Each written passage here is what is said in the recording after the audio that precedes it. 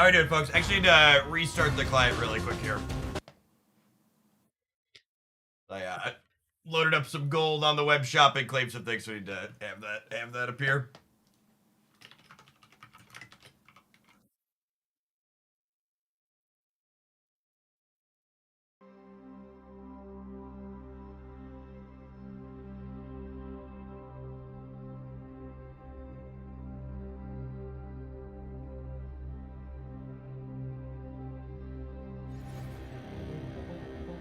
Morning.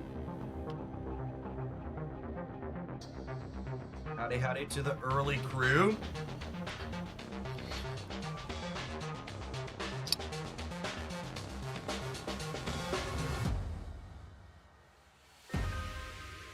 Hey, Hams, appreciate that.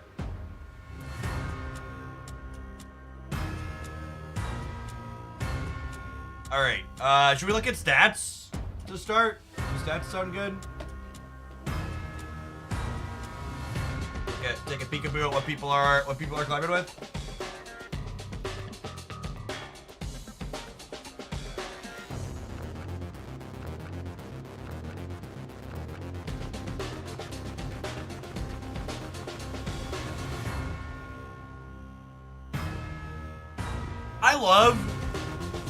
I love that this deck list, I love that this deck list is just like in perpetuity competitive. Thanks for the entire year, Hamps. Let's get your sword to go with that shield. Did your vacation subs recover? I think for June, when I checked my metrics, I ended up down about 150 subscribers at the end of the month. We also had some very generous folks gift a whole bunch of subs this month. So we're on the about on the level out.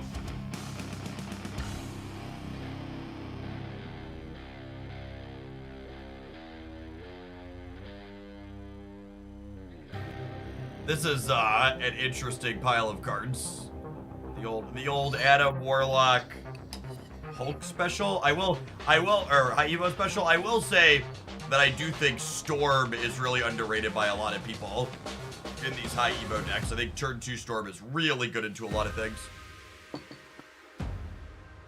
And Main, thank you for the 85 months. I appreciate the over 7 years. Welcome back. Oaklandia's OGs. Greg, thanks for the entire year. Let's get you a sword to go with that shield. Did you actually go to bed? Not only did I sleep for over 5 hours, I also was on time for my dentist appointment at 7 o'clock this morning. We had a full cleaning before we came back home and grabbed breakfast and signed on. Gabriel, thank you for the 3/4 of a year. Welcome back.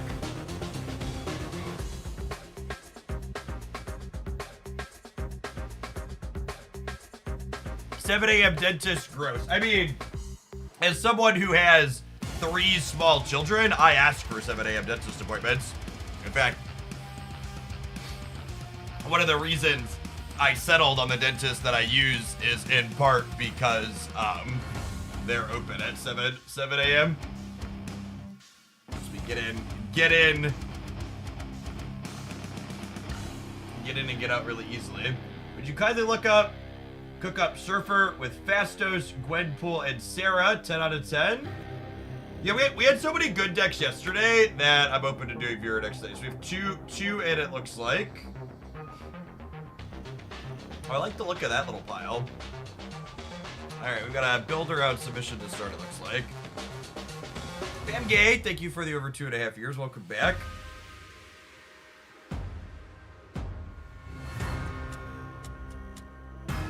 Jeff gets 5 hours of sleep, including at dentist. It looks great. I wake up an hour before my alarm and I feel dead. To be fair, I did shower last night.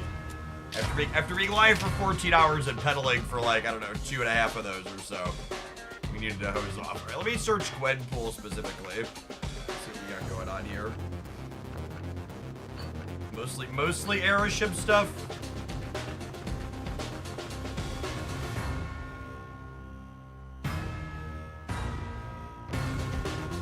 Jumped in to destroy.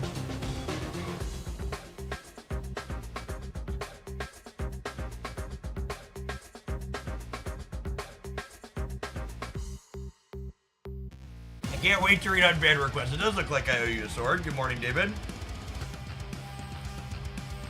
The music for this season is such a bop, chat. That's lovely. Traditional Sarah stuff. Monkey Sarah. This might be one to try at some point. Alright, we have a request for Gwen, Sarah, Surfer.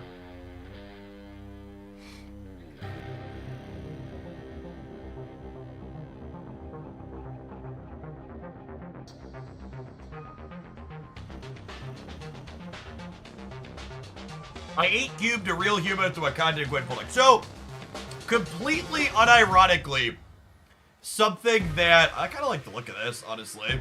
Iron Lad has so many good hits in this deck. Something that Fastos and Gwenpool and even cards like Nakia and Okoye do is they all have really solid cube equity. They're decks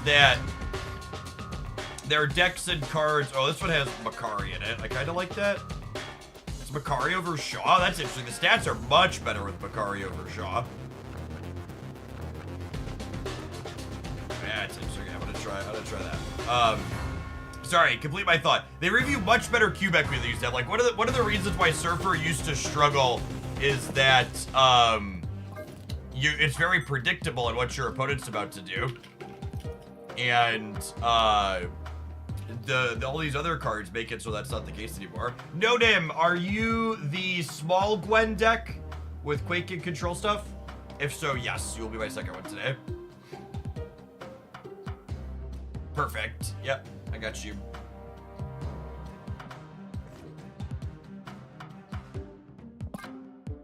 Not the button I wanted to hit, or was this one? Try to clean my stuff.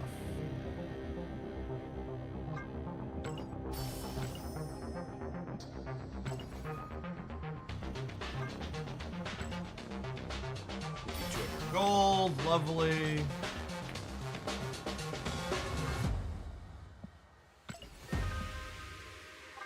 The Red Dot Rebellion, yep.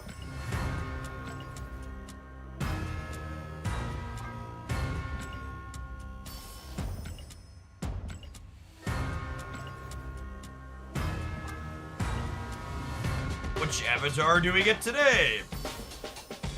Fastos. That's not a bad one. Aztec.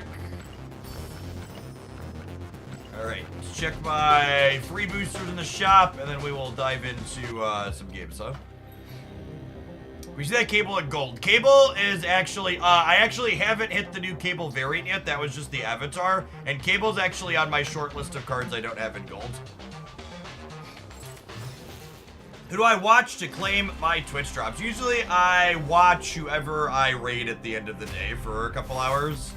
I'll do that a few times over the course of the drops period. So we raided Pawnee Pud last night. So I hung out over there for a little bit. 3D.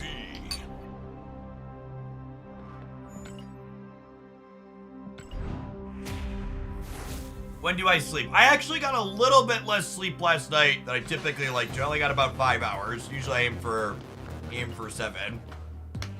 But I had a dentist appointment this morning I didn't want to push, so we did that before.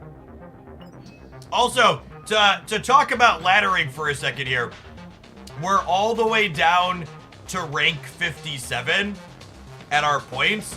I saw people posting screenshots. We came in at rank 15 yesterday. I saw people posting screenshots.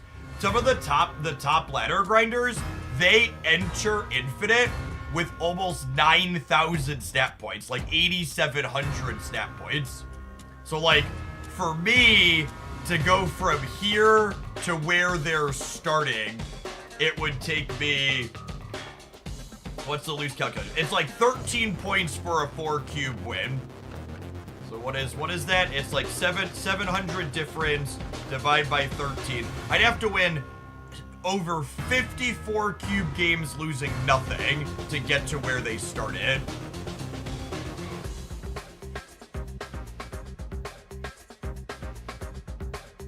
Such a, like, the amount you play is so important. So important. All right, actually, before we dive into our first viewer deck, I'm gonna tap the adverts so they don't disrupt us in the middle. We'll see you in 120 seconds. Appreciate everybody here nice and early today. Thanks for hanging out. Don't go anywhere. Kick things off with a Gwen Sarah surfer list today.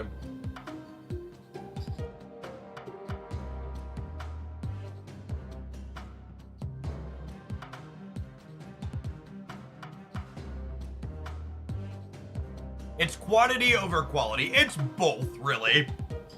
The people at the top with lots of points are also playing good snap. They're just also playing a lot of it. Good snap isn't the only quantifier.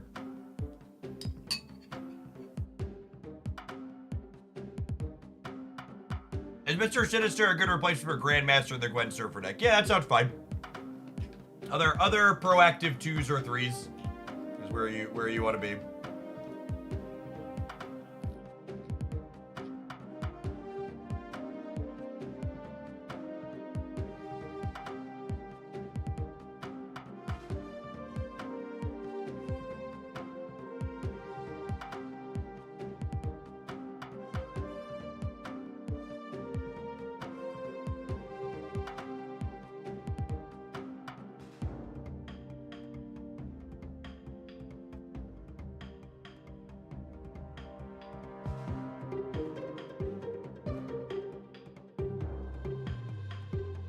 Is Makari your new favorite card? I mean, I don't know about favorite card, but she's definitely the card that gained the most utility with Gwenpool's release, I think.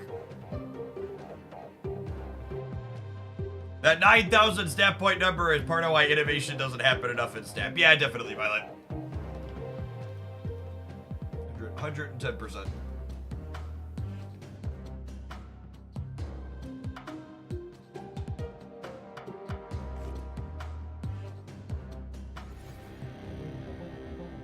All right, we're gonna conquest. I don't feel like waiting forever in Q10 this morning.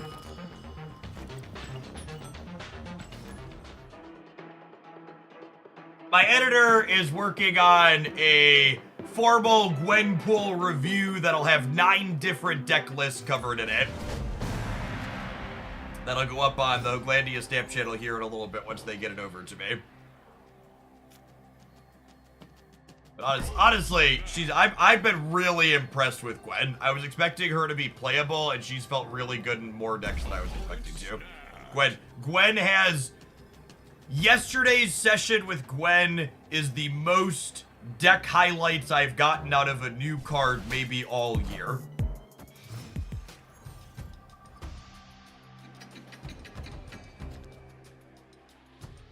Hey, Antlion, thanks for the primer, appreciate it. Hit Gwenpool at the same card 3 times. Yep. She basically chooses one of the cards in your hand at random 3 times.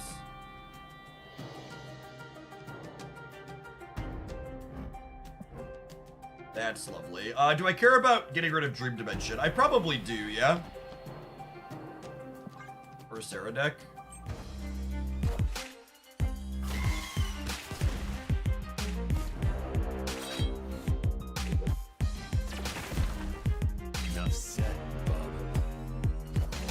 Gwen is great because she slots into some existing decks as well as making some new ones. Completely agree.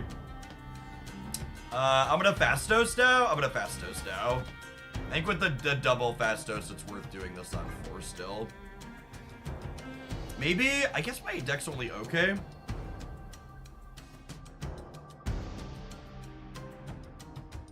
To give the strongest possible positive review of Makari I could think of, somebody asked me yesterday, Jeff, should I get Makari or White Widow? And I think if you really like playing Gwenpool and Surfer, Makari is the answer to that question now. Which feels a little bit crazy to say, but man, is she good in these shells. Holy forking shirt balls. That is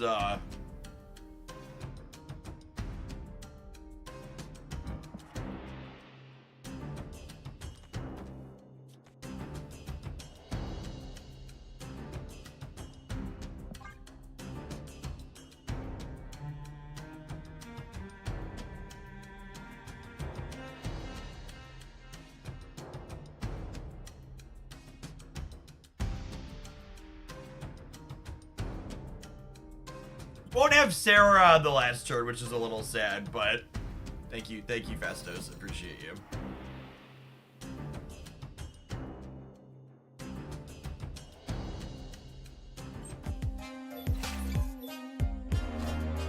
Sir Miss a lot. Thank you for the 35 months. Appreciate it. Ooh, the Morag locked them out of being able to put Deadpool Venom here, which is good for us. Morning, Brainwave.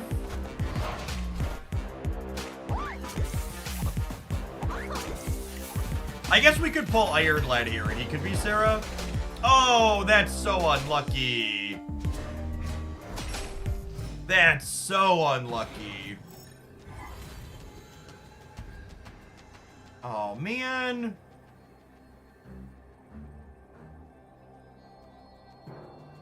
Rip.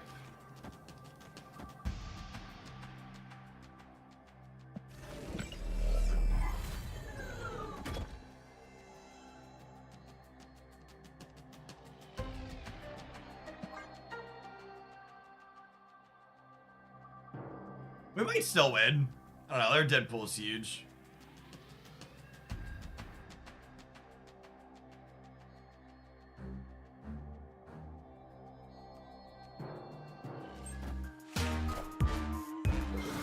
Wait, what?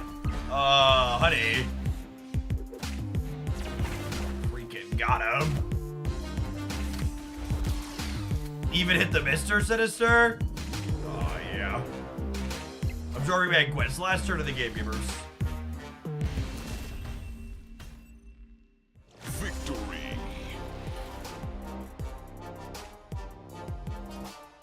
I've got 6K tokens at the moment. If I wanted to pick up Makari or Nocturne for my Surfer decks, which would you recommend? I really have to emphasize that this is an early read, and I would recommend pitting for a few days and waiting to see how things play out. But I really think there's a chance that post Gwenpool, Makari is more important for Surfer than Nocturne.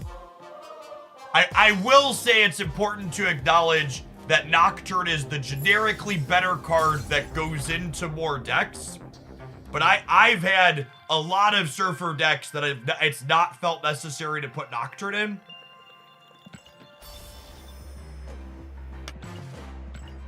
But again, it's like we're still figuring out exactly where Gwenpool's gonna end up at, etc., etc. But I think Makari is really good at Gwenpool Surfer. Being able to keep your hand size small so your things hit what you want them to hit more consistently. She's a free 6 to 8 power. She's very, very good.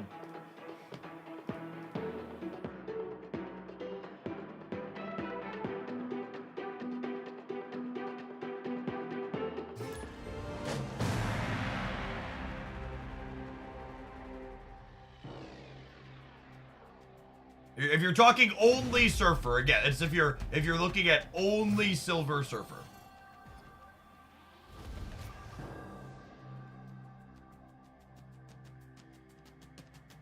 Snap. Opponent snapped.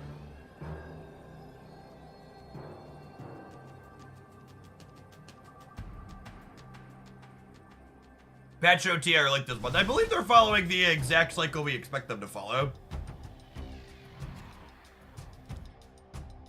This makes Brood super awkward. And Or Dimension too, honestly.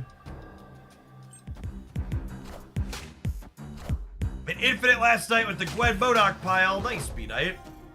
Have you played Hydra Bob at all? I've not. I don't really intend to play Hydra Bob. I would be shocked if he's useful or relevant. Hey, thanks for another gift sub, B-Night. Good morning, good morning. Appreciate the support.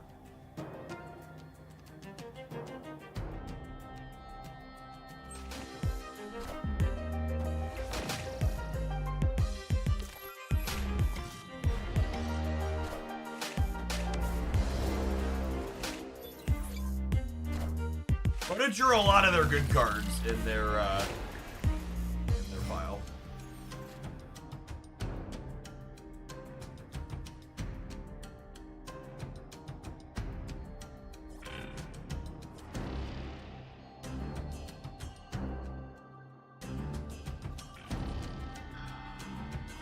Throne Room is really mediocre for us, so I'm gonna Iron Lad here and hope to tag Nocturne to move over into it.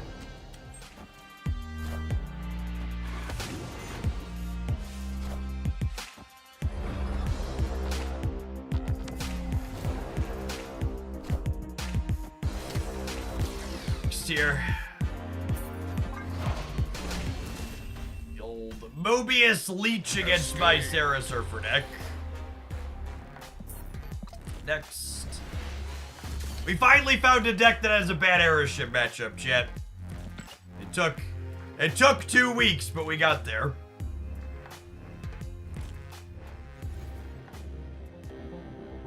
Where you snap to move Bob and trigger Galactus. That doesn't work how you think it works, Sunk. You couldn't move Bob into the Galactus path to turn you trigger Galactus. Doesn't work.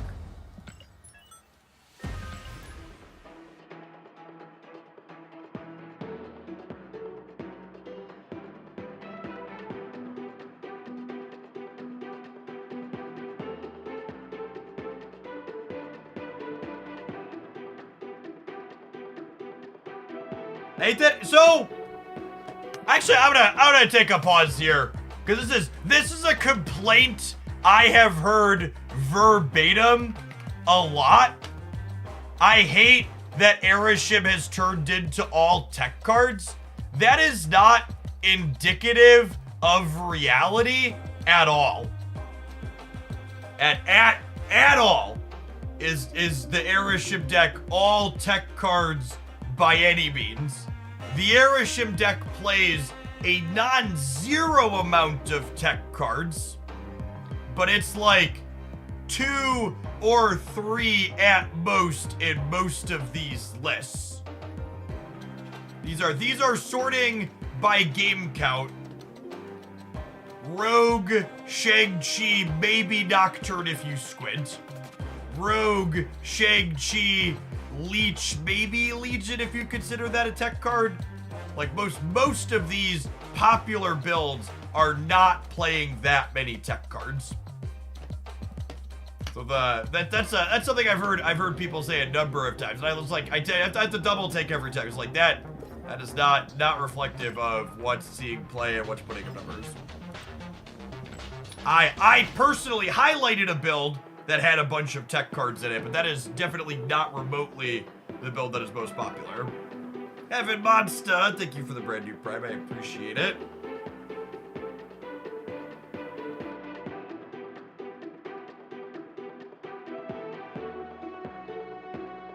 No requirements for the next submissions today. You're welcome to submit a Gwenpool deck. Our first 2 are Gwenpool decks, but whatever you got is great.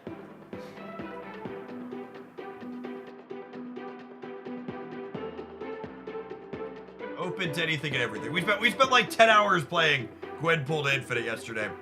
I'm happy to do more, but I'm also happy to get some variety in today.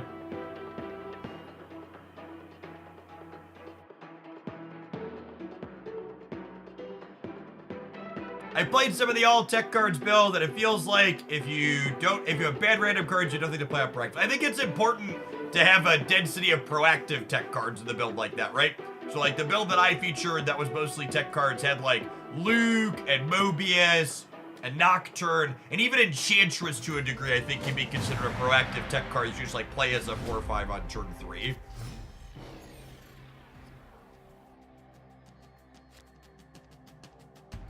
Snap. 2 of these are insane for us, and these 2 are fine. This one could be insane because it could roll Gwenpool, I suppose. Also has some bricks, though.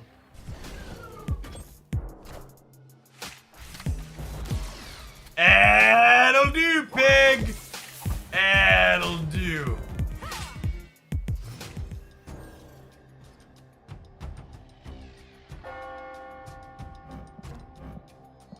Papi! Papi!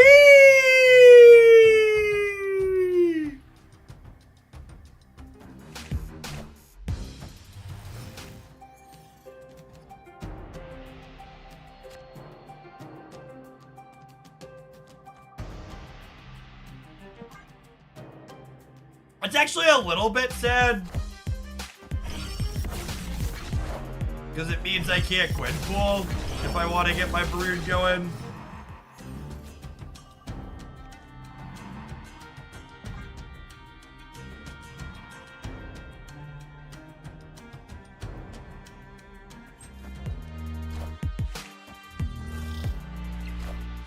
Oh no!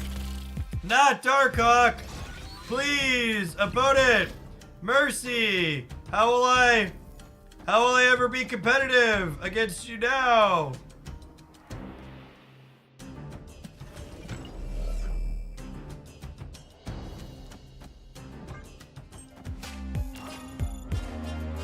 Oh, yikes!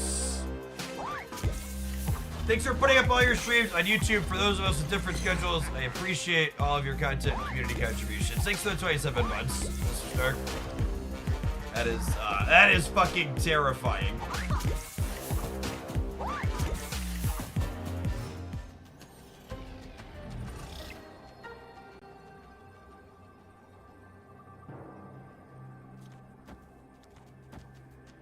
Assuredly, this wins the game every time, yes?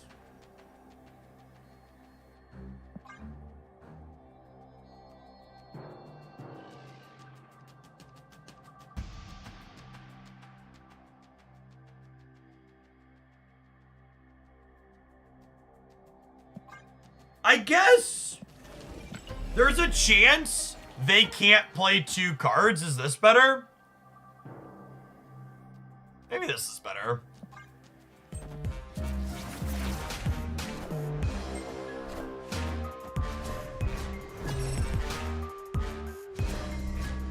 I believe we've died. Oh my god, we're 1 short in the middle? That's so freaking brutal. No! Unlucky. That's so unlucky. Get out of here. So, this specific viewer submission was asking us to try Sarah with Gwenpool and Surfer. And I'm curious to play more games, but so far, I'm really unimpressed. So far, I'm really unimpressed with Sarah in here. Feeling obligated to play Sarah on turn 5 feels awkward to get any value out of her.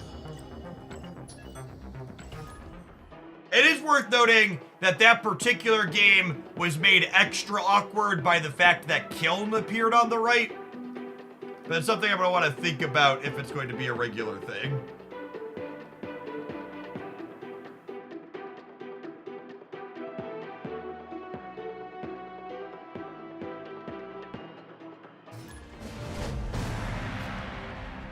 Yeah, we tried. Honestly, Hope didn't feel stellar for me either.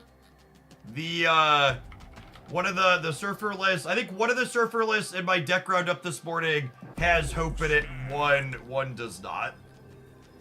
I feel like I could take or leave her, which is honestly really interesting. I think it's sweet that Second Dinner has created real diversity inside of builds of Surfer with the addition of this card. All right, so this is gonna be somewhere other than here. Or I could play this here and then Nocturne and then get rid of this. No, I was gonna let it move. That's fine. Critic's pretty good at filling the board.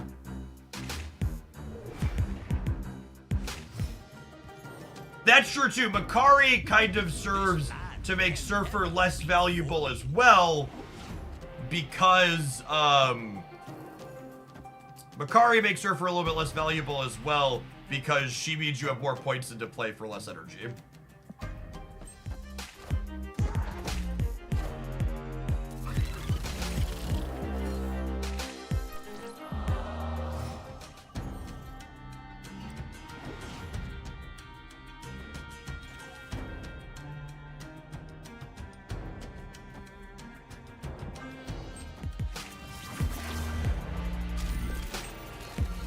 Oh, come on, Nocturne!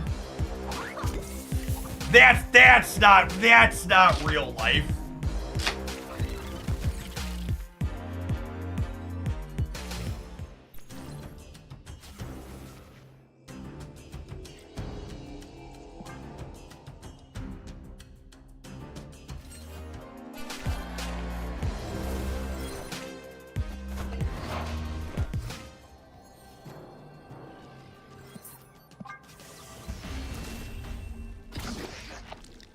Classic opponent sweating in the proving grounds. What do we get? We get ourselves Agatha'd by Nocturne.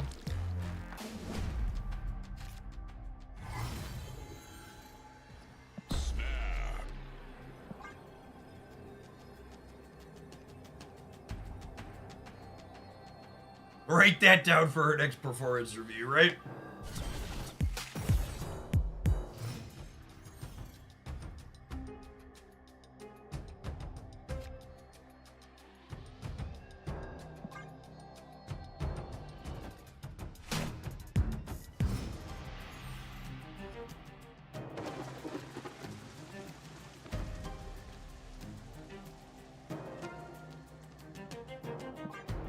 If they brood this turn, it's awkward for us, but I want to get Fastos down ASAP, but they could have brood because of the Forge. Just Shaw, perfect. If they had brood, assuredly they would have played it last turn, yes?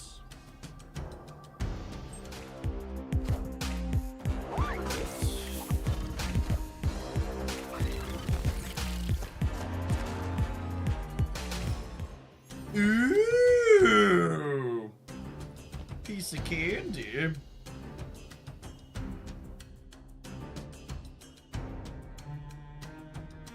Am I again not supposed to play Sarah because I need to try and grab priority for this Alliance?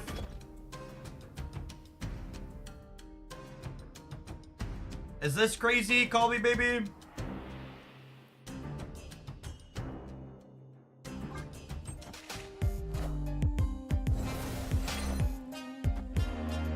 Order. No, the order's correct here. I want to hit Absorbing Man. I guess if I hit Forge, the order's wrong, but I'm planning to hit Absorbing Man here.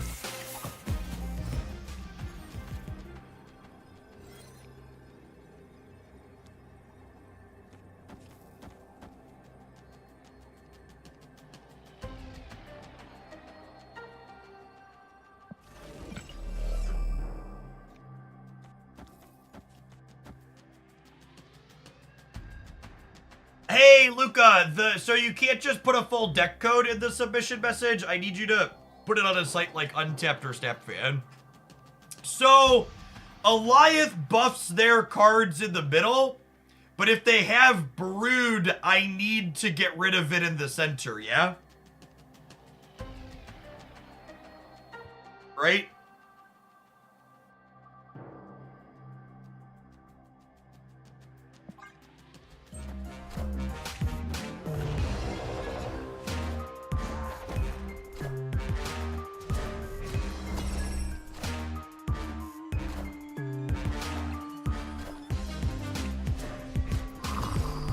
Gosh, my brain is fucking huge, chat.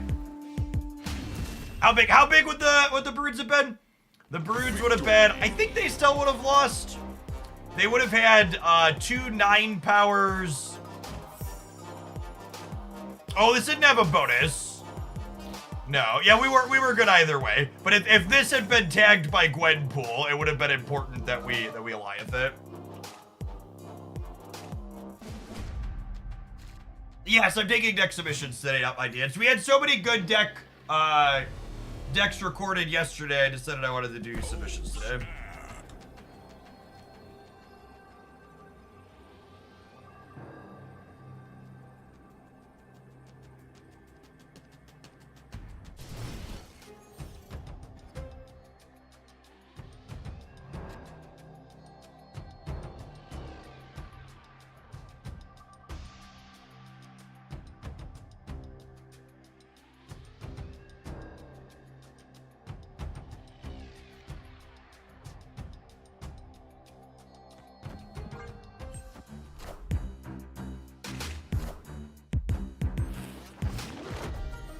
If you have a link, not my dance, that would be great. Link would definitely be preferred.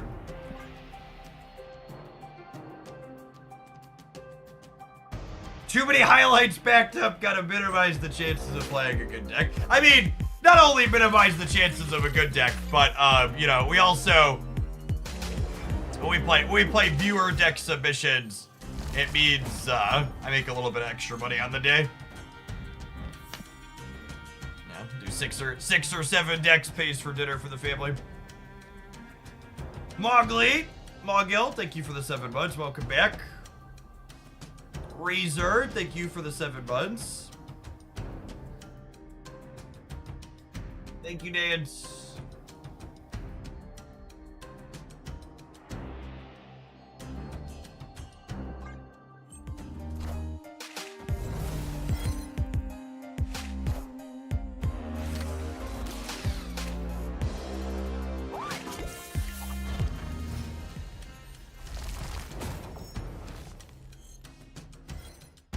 I'm near ahead of you. I have 2 others ahead of you after this one.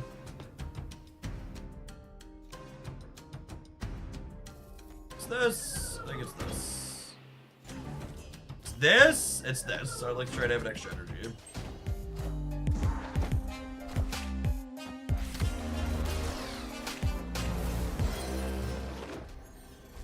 I mean, Makari means that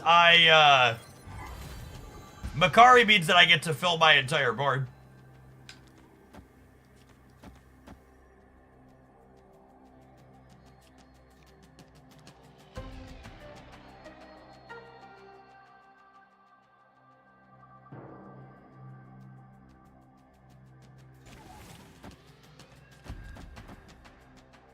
Oh, well, sorry, I'm 1 slot short, actually. That's fine, though.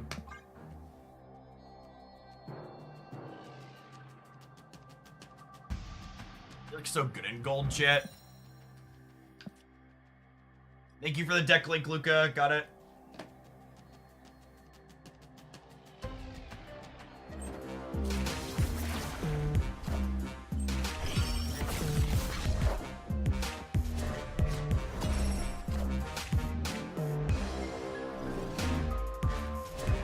Morgan, thank you for the prime. I appreciate it.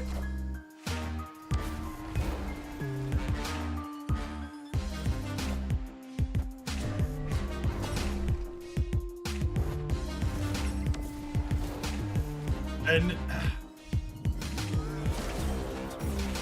the Makari for the rubs. So when you already have the casserole and Makari is just 4 on top. Sarah was good that game, but it's also worth noting she was good in a game where we had extra energy from Castle Blackstone. She came down on 4, making her extra good. Yes, Surfer's original release was +3, and boy howdy was that busted. Glenn Jones, to give you context on how busted release Surfer was, Glenn Jones is actually on the record talking about how release week Surfer, or the month after Surfer's release, is actually like the highest win rate of any deck in their internal metrics to date. Towards the top of the ladder where they often slice.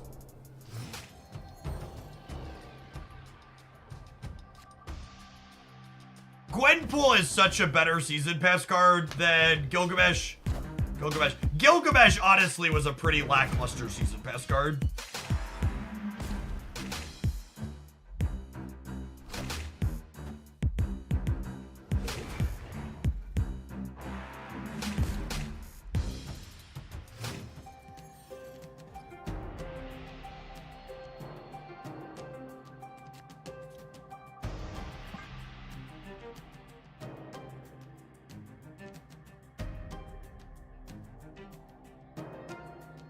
Gilgamesh was like Shaw and Gwenpool is like Hope. But honestly, Shaw's become more flexible as time has gone on.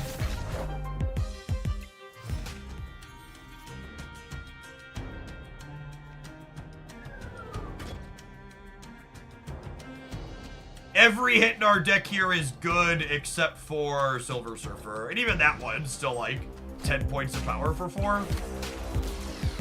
Holy Vidya Gamers.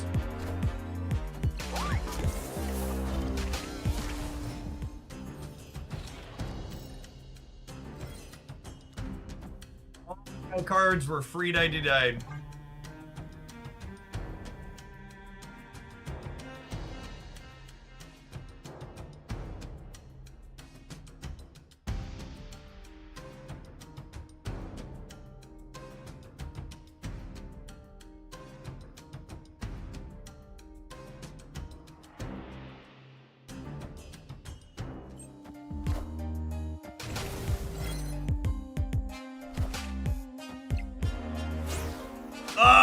Lukey. Man, that's so bad for me.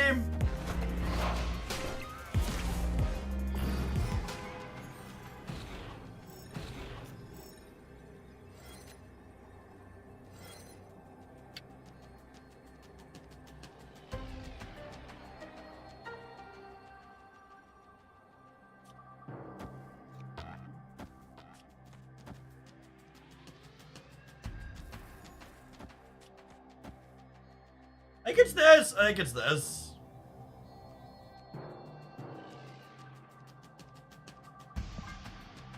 Worth noting our Iron Lad gets a Patreon bonus here. Oh, you know, I should have put Sarah here, not Fastos.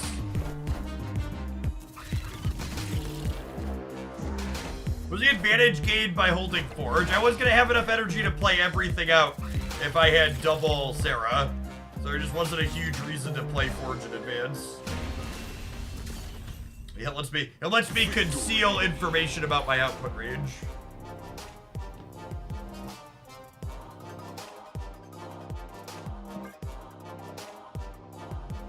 So I can't really look cleanly at Erishim's rate pre-infinite because it includes data from last season, Ben. I can't look at just the current season the way it works. I think Makari is a lot better post Gwenpool. I think she's really good in these Surfer decks.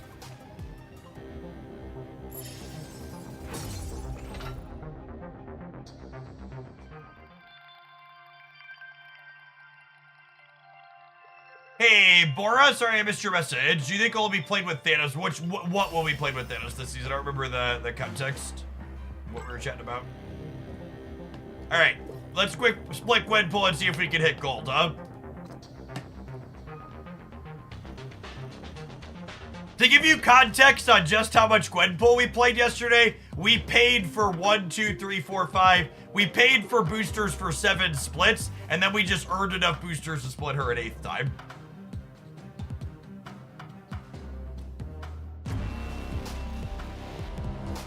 There she is, gamers!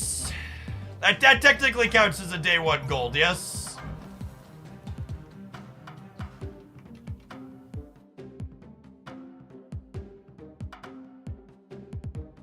Damn! Easy game.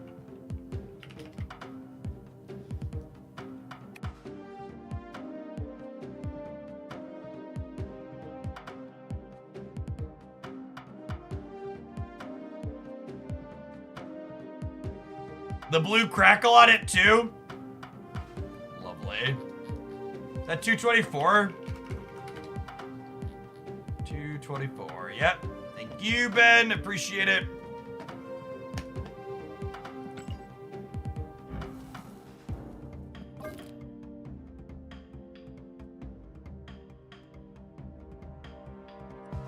Honestly, I think my two thoughts after playing a little bit of this is, one, I don't know that I'm necessarily sold on Sarah.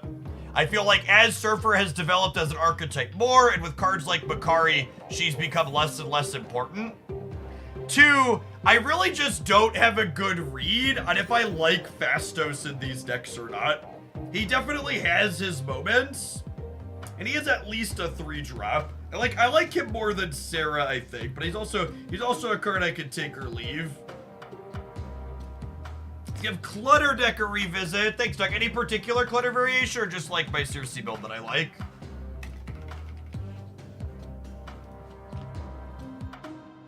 You saw Fastos for Mockingbird. I guess with Mr. Sinister and Brood, that's maybe okay.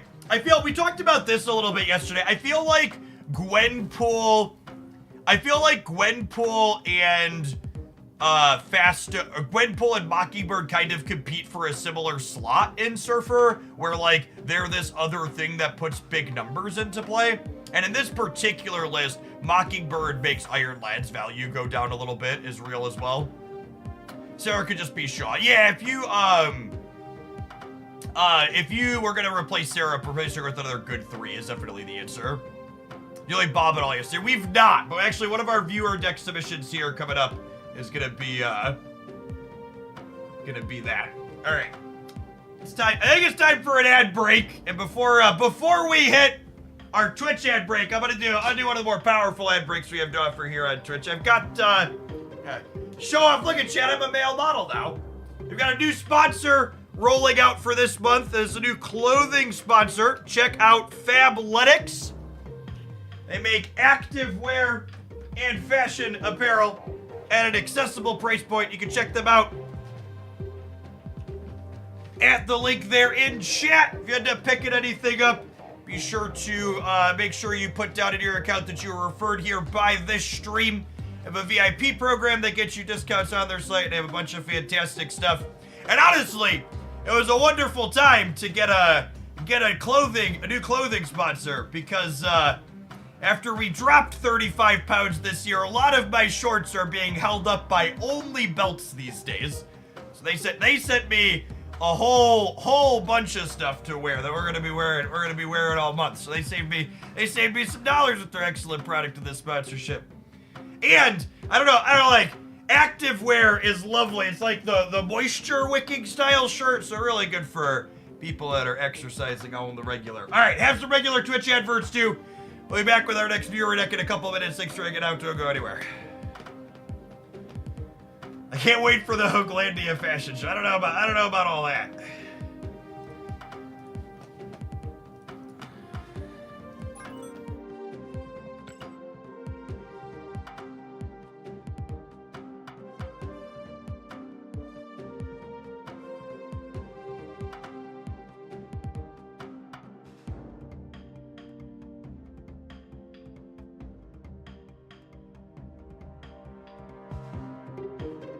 It's an interesting pile of cards. Who submitted this one? Oh, this was, the submitter accidentally put anonymous on the name. I'm blanking on the user that submitted this. How is Theta in this pile for you? Was she consistently triggering for you, Nodem? Welcome back, Dudley. I think that's my only, I look at this and I raise a little bit of an eyebrow.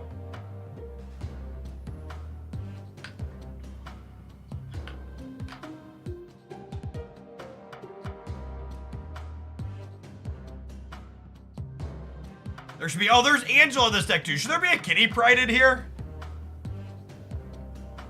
No Kitty seems crazy.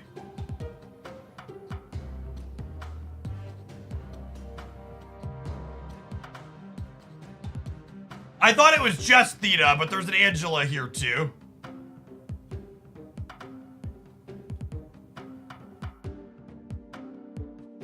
If I was gonna tell you I'm gonna cut something for Kitty, which card would you tell me to cut? I think we need to do that. I'm inclined to say, like, Quake or Luke or Maximus. Any of those? Quake's a solid tech card. It's probably Luke. It's Quake or Luke or Max. All 3 of these cards, and honestly, it's probably one of these 3, and I think I like these 2 the most. Because all, like, Quake and Agent and Maximus are all cards that you're ideally playing on the last turn of the game, and that's a lot of, they're 2 energy cards that you don't play on turn 2. So having too many of those can be clunky. Iron Lad replacement. Whenever you're looking for replacements in Surfer decks like the one we were playing before this, just find your favorite 3 energy card, gamers. There's a lot of good utility 3 energy cards.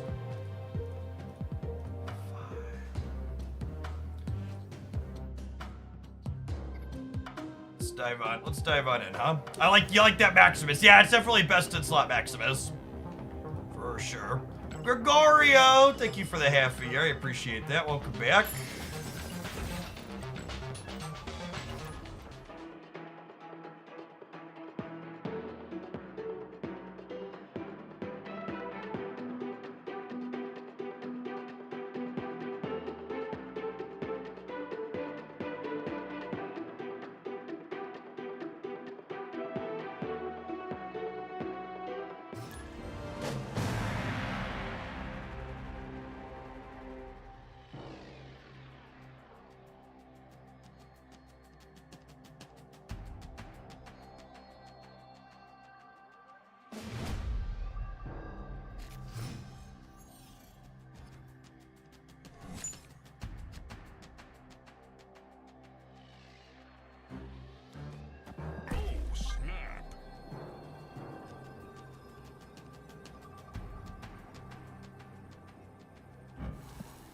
She looks so good in gold, chat.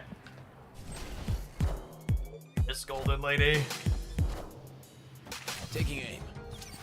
Take a game.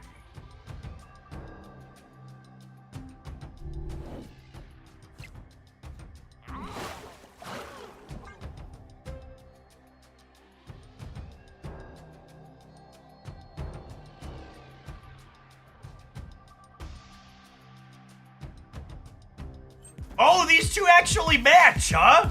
They're twinsies.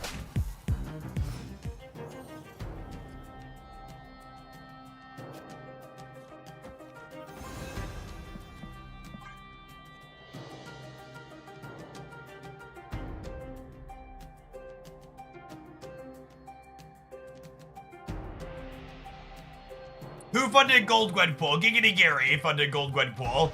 And then I funded the last split. We split 7 times buying boosters yesterday and missed. And then we earned enough boosters and we hit on the 8th one. Eggs! Thank you for the 1.5 years. Welcome back. Good morning, good morning. US Agent actually seems pretty... I haven't played many US Agent decks recently. Seems real good against Nick Fury stuff.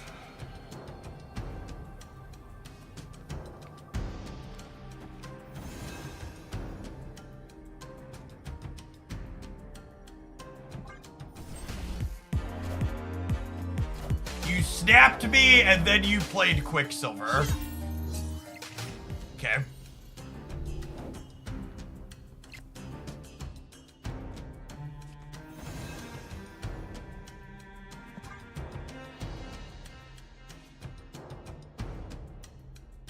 Now, something that is noteworthy here about Gwenpool in this deck is we weren't able to get our hand super empty here, so there's gonna be some variance on whether or not we're gonna be able to convert her triggers into something useful here, yeah? She's gonna really dictate here what we're playing where.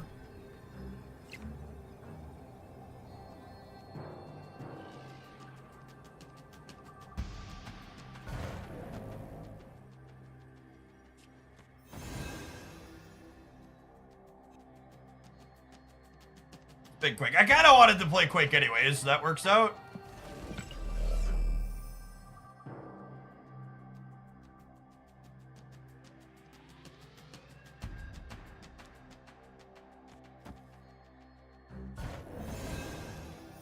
This would give me 7, 12... 7, 12... Only 21 here, and they'd get +1 if I move the sewer system. I think I just have to punt the center, yeah?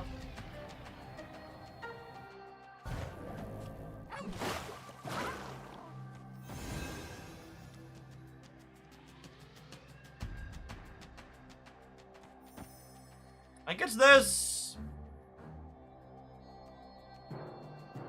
What's this?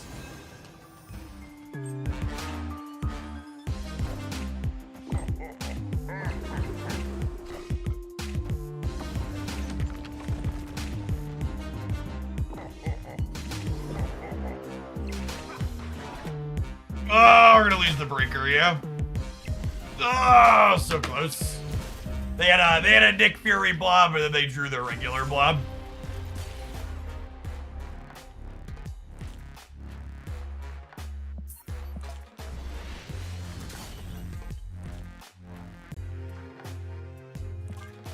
Will your wallet get destroyed if they end up releasing a custom board that they like? All right, at the risk of someone at second dinner hearing what I'm about to say and then pointing a harpoon directly at me, the only thing second dinner could do to get me to finally bite on custom borders is they need to give me 2 or 3 custom cards for every card.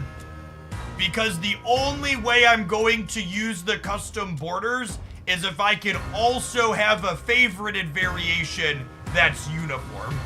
I could 100% see choosing to buy a set of custom borders for one specific deck if I could assign those custom borders for that deck to a different custom card that wasn't the default custom card for each of those things that I'm playing in that deck.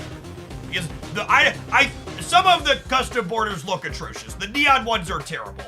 But a number of the other ones look genuinely good. I just won't buy them because I want all my cards in my decks to look uniform. And if they're not going to be uniform, I'm not going to pay money for my cards to be mismatched. It's the TLDR. I'm not going to pay money for my cards to be mismatched. Thank you for coming to my Cosmetic TED Talk.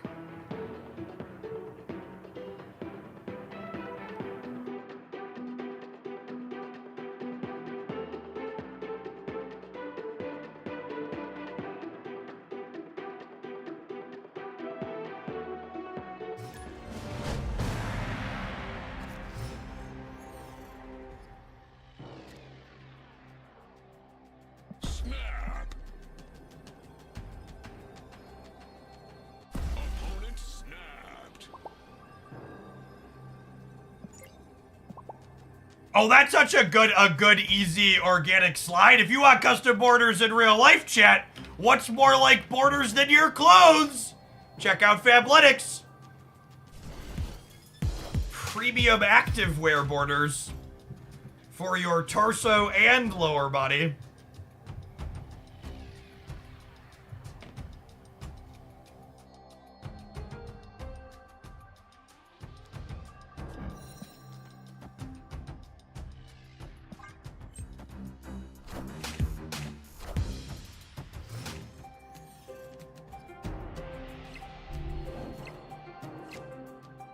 Lovely one for us in theory. I get rid of the Tarnax. Do I get a whole set of clothes at once, or do I have to purchase them piece by piece? They offer both, actually. So they have sets of clothes together, but they also have individual things you can pick up.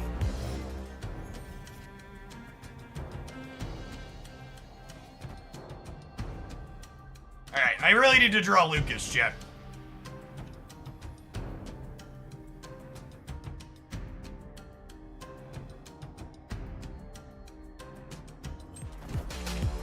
The cosmetic border is one and done when you buy them. No, you have to buy them for each individual card.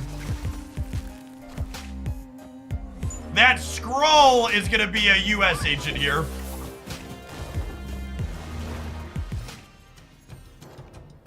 That is not the Luke I wanted for Christmas.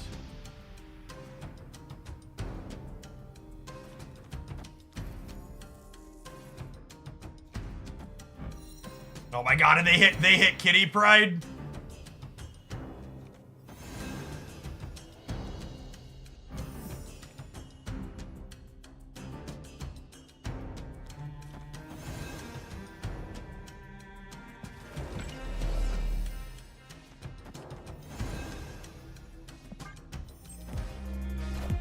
I think it's Goosey to left, yeah.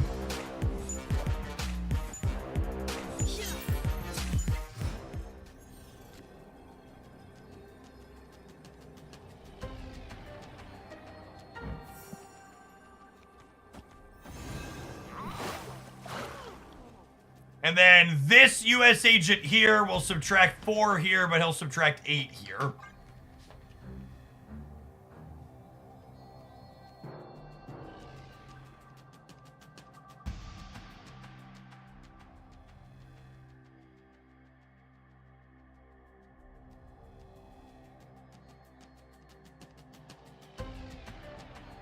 Yes, so their scroll is going to give them -8 and me -4.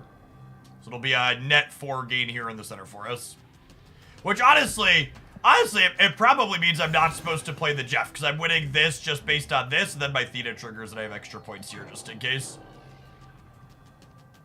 Yeah. If I upgrade a basic card 3 or 4 times to infinity, and then decide to upgrade a variant of that card, does that split count towards the gold ink? It does, yeah. Yeah, your chances for golden ink count across all the copies of the individual character. Oh no! I listened to chat and then I died. How could I possibly have forgotten about Forge? Wait, are we good anyways? No, we're good. Okay, we were up by enough. That was close though. It was way closer than I should have. I should have just played the Jeff in the center. With the Goose on the left, I think there was no chance of them beating us.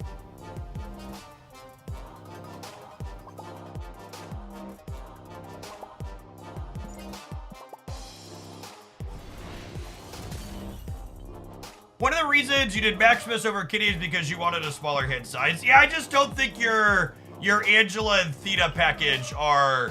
You're definitely correct that Kitty Pride... You're definitely correct that Kitty Pride makes it harder to play all your cards out. Let's try a few without Kitty. Let's do.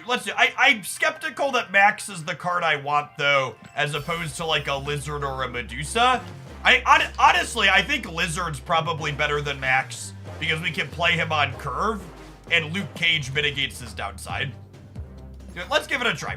I'm curious to see if Theta feels good enough without Kitty. My expectation is I'm gonna want not this card. I think Angela's probably fine with the movers, but I'm skeptical that Theta is good enough without Kitty. But it's worth trying for sure. I'd like to play some games to maybe get a better feel for that.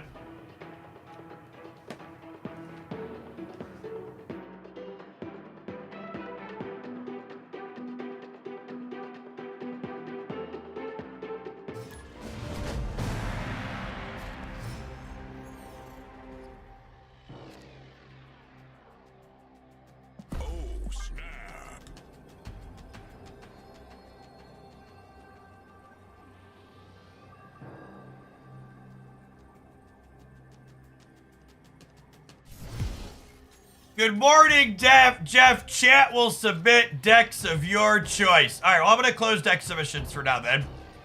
All right, gamers.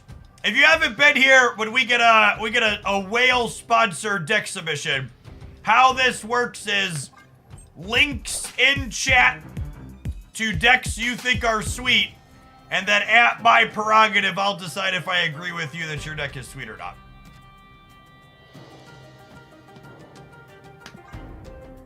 So don't give me deck codes. Give me links on Untapped or Snap.fan. We'll go from there. Wind, aid my hand. Friendly neighborhood Spider-Man here.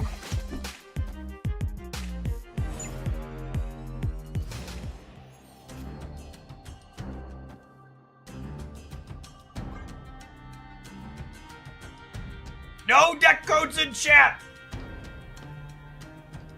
The Grim Gleb, thanks for the 3/4 of a year. Welcome back. Ooh, that's a spicy deck. Ravona Goblin's Move. That's 100% the first one. Goblin movers. That's what I'm looking for. When I ask for the spicy decks, that's what we're talking about.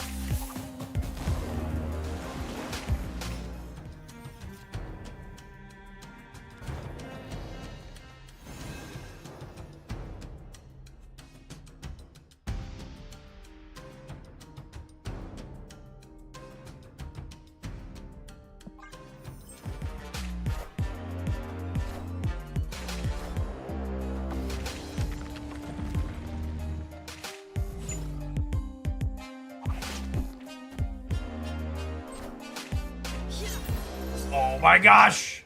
What an absolute brutal savaging here for our opponent. Wait, Judge, does playing a card into Quantum Tunnel... Does playing a card into Quantum Tunnel, kick Silk out?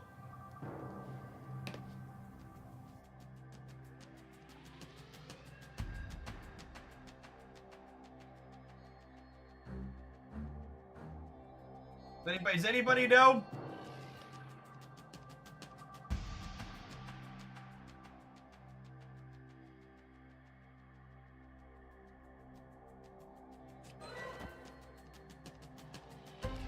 I think the answer is yes, but honestly, I'm not sure, so let's find out together.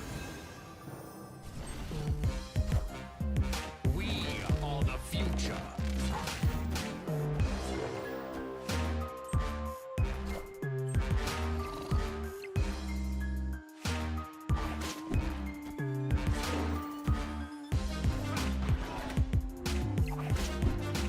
Cats!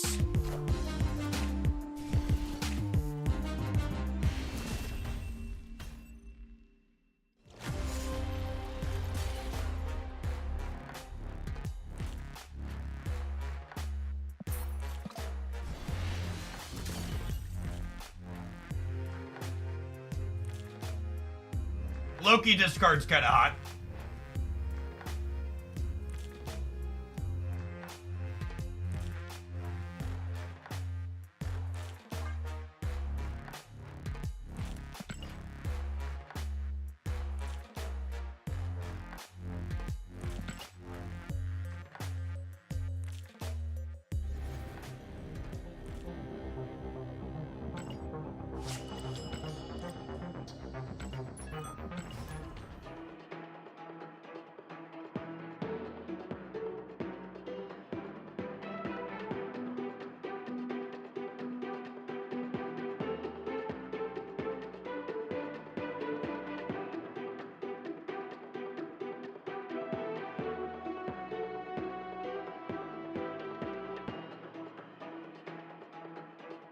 Gilgamesh.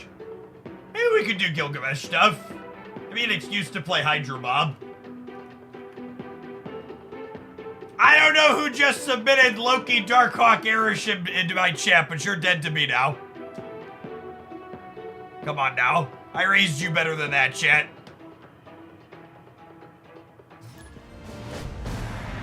All right, I have my five submissions from chat. Thank you, Giggity, for sponsoring.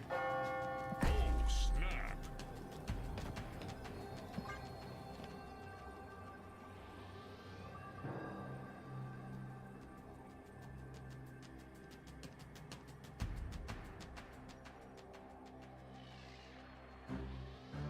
You know the submissions jump the queue. They do not, Rocky, so I play them in the order they come in.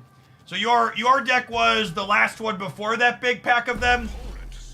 You were the Negasonic Clutter, right? So I have 3 more in front of you after this one, so we'll probably be to yours in about an hour and a half, 2-ish hours. And as always, remember, if you miss it live, it'll be up on the YouTube.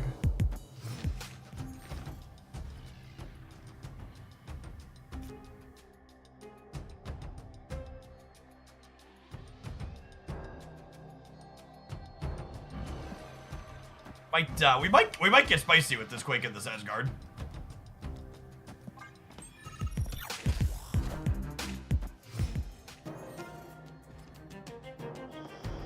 Oh my gosh! Don't we look like a fucking genius, gamers?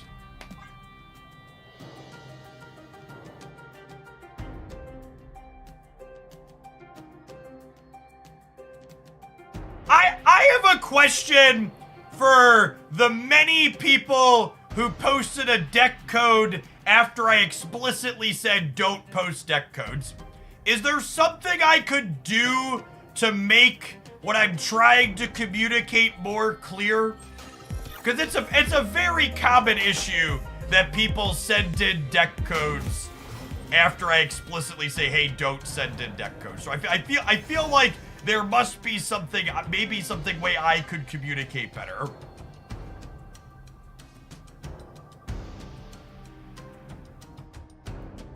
So I just want to see if I could fix this in some way.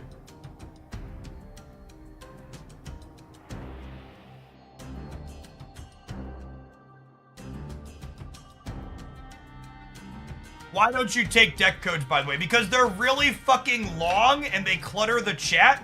When you put them in a donation message, they're so long they get cut off in the donation message, and it doesn't let me easily preview what I'm agreeing to play or not play until I import it myself.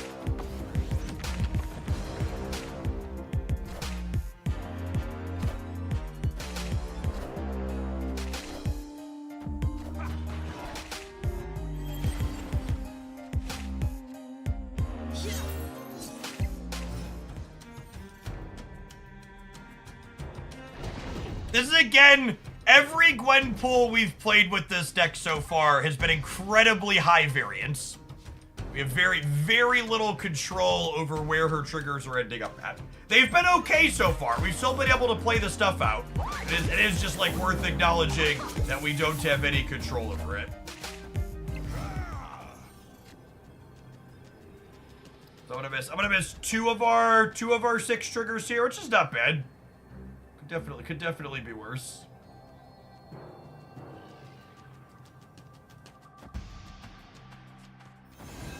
Honestly, I might just do this so I can trigger Theta over here.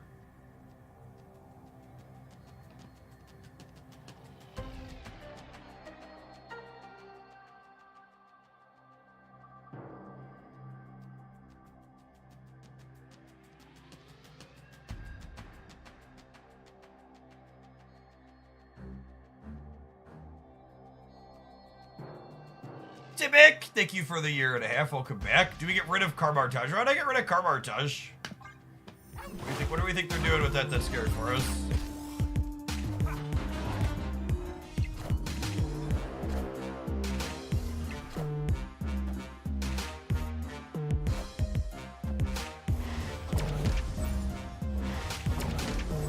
I, for one, am shocked that my opponent played Loki and then lost the game miserably. This is a surprise to me. That their Loki was not good. Something, please nerf Loki.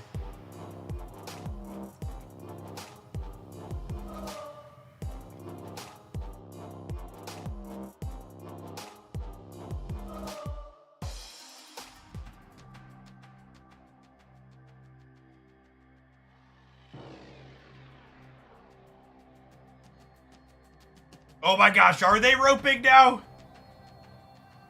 What a video gamer. Maybe they just closed the app. They might have just closed the app. I usually don't assume much malice when you lose 8 cubes and then people close the app, because it's a very easy mistake to make. I've definitely done that before where I'm not upset. It's just like, okay, I'm done now, and I like close the app and forget to. No, I don't think they have to be mad. I think it's easy to forget. I think it's stupid that the Proving Grounds is more than 8 cubes, and it's easy to forget that the game's not technically done after you lose an 8 cube or you need to press 3 more buttons. I think there's very likely very little sodium there. I would be surprised if they're upset.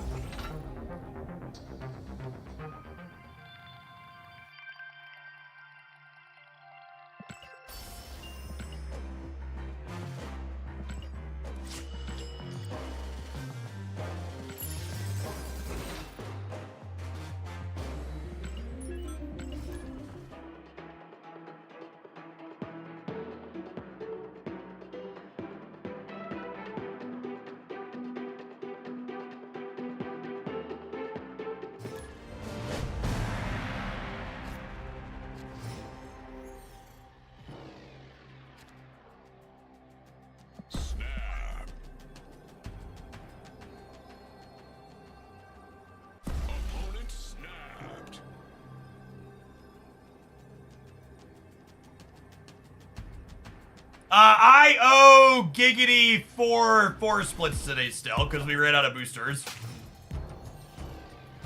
When the day rolls over.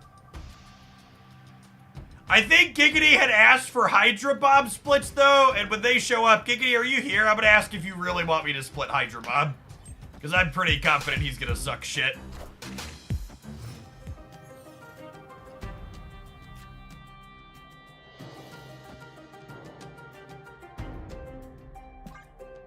Howdy, Lovey. No, I mean I'll split him if you want, but I'd rather split cards that are potentially good as opposed to whatever Hydra Bob's gonna be.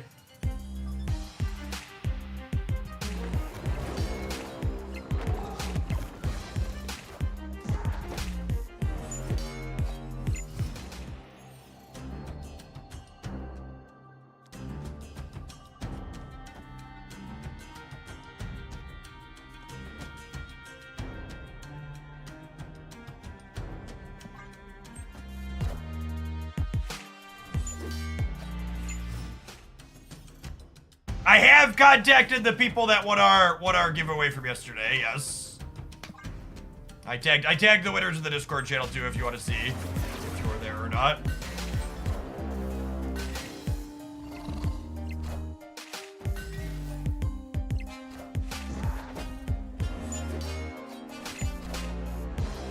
Looking to draw Luke Cage here. Probably doesn't matter. That's a big boy.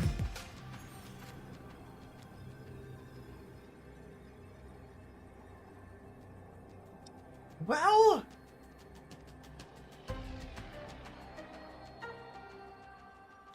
this is how much here? This is 18. It puts them to 37. It's ties. They're totally gonna play here, yeah?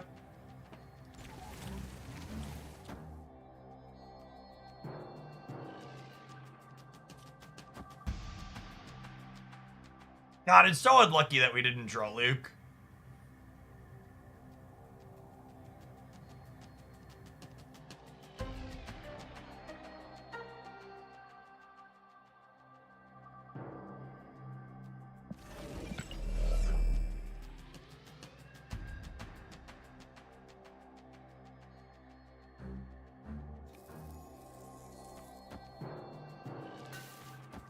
Is it ever this to just hope for Luke in the middle? I think that's the play.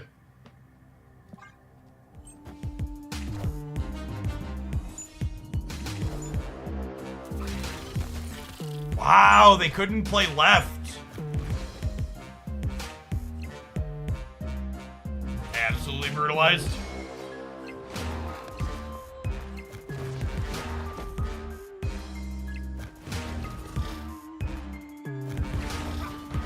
Do you think Airship's gonna get hit with a Nerf bat in the OTA? No.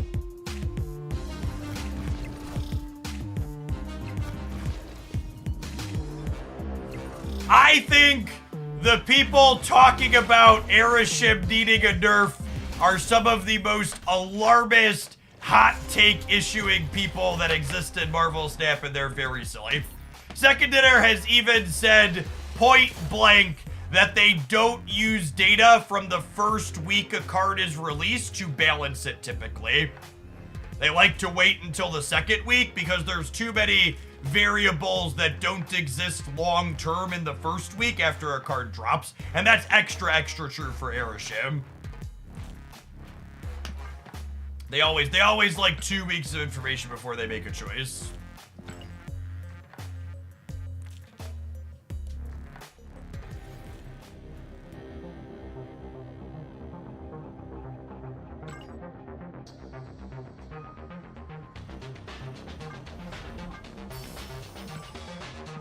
The cards you need gold on. Thanks, Giggity. Appreciate you. As far as this deck goes, these Goose, Storm, like, Agent, little disruptive control decks are one of my favorite types of things to play, but I feel like they haven't been very good since the metagame became diverse. This style of deck feels very metagamey, where like these tools are excellent against decks that are full of big things, but honestly, Thena is part of the thing that pushed these decks to be kind of clunky, because her resurgence really makes it so there's a lot of decks in the format that are just like playing small ball, and like Surfer's really popular. Post Gwenpool is another type of deck that like the disruption in this deck just isn't meaningful into. I definitely think, again, one of the kind of core tenets of Gwenpool in my mind to maximize her is I think you need to be able to get your hand size small, and I think this deck with no Wasp, no Makari, and only a single 1-drop definitely felt clunky when it came to trying to maximize getting the most out of her trigger. I think this style of deck is just a little bit poorly positioned in general, just by how the metagame has moved and how your disruptive cards line up. This is the type of deck where it would be much better if I could sideboard. If I could like, all right, we're going into game 2 against Surfer, and I can cut my Goose and my Agent for cards that are useful. Yeah, only one drop makes Thena a bit worse too. It means you're almost never triggering Thena on turn 3. Especially because Nebula is a 1-drop you want to play on 1. So even if you have an opening hand with Nebula and Thena, you're not waiting to play Nebula. She needs to get into play ASAP. Alright, we're gonna have a non-Gwenpool deck for our next pile here. Got a Black Knight War Machine. Poop pile of cards. Mr. Brendo, thank you for the 5 months. I appreciate that. Make my only slight eyebrow raise looking at this deck list is no She-Hulk maybe seems a little suspect. Because I do like being able to like... Oh, there's no Hope in this list either. Okay, no Hope makes no She-Hulk make more sense. I'll be curious to see how this feels, because you can't, no Hope, no She-Hulk are cards I've liked in the past, but I also haven't played this archetype in a while, so maybe that's changed. Alright, it looks like it's time to roll some ads. I'm gonna run to the restroom while it happens. When we get back from the break, we're gonna kick the tires on this one. Thanks for hanging out, don't go anywhere.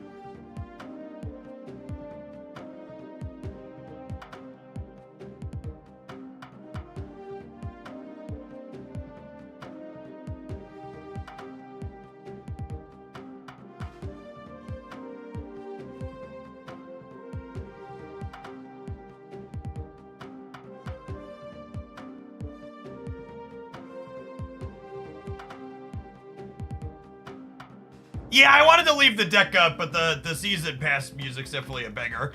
So, someone was talking about Limbo in this deck, and I'd like to quantify something here.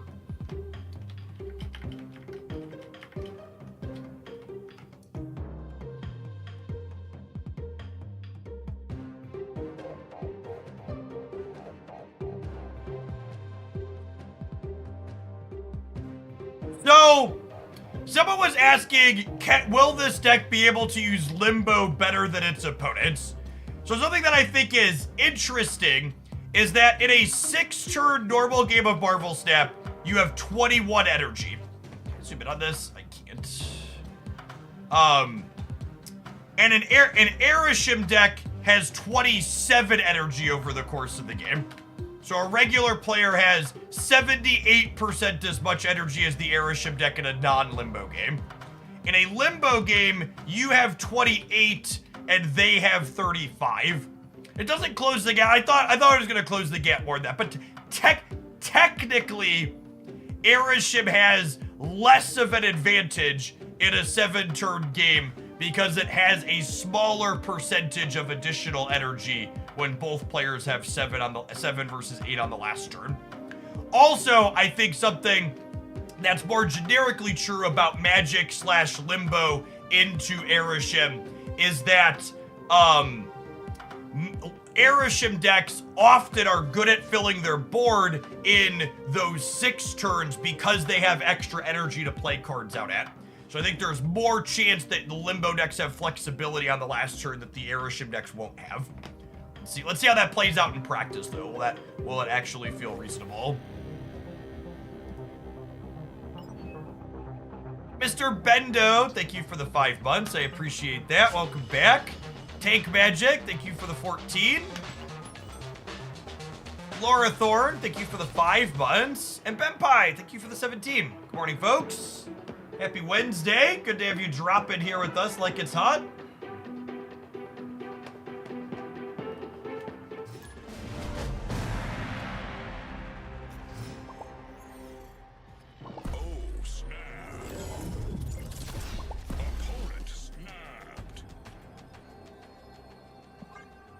Goose and Nexus is probably solid for us.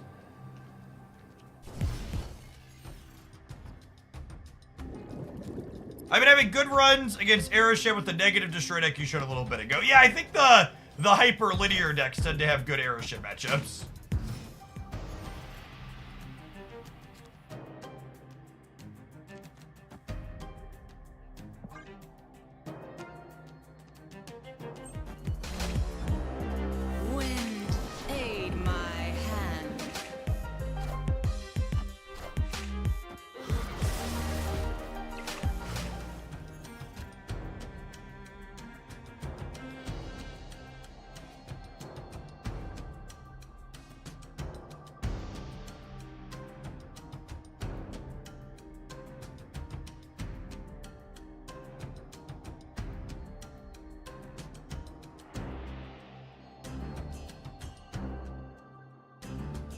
I can't play this now, which is sad. Hopefully we can find what's his name?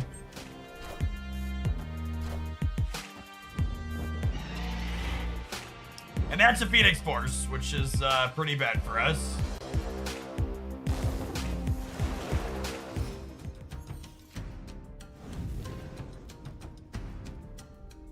I think we need to get rid of the Nexus. I'm not going to be able to compete with the Human Torch on it. I'm going to play for all 3.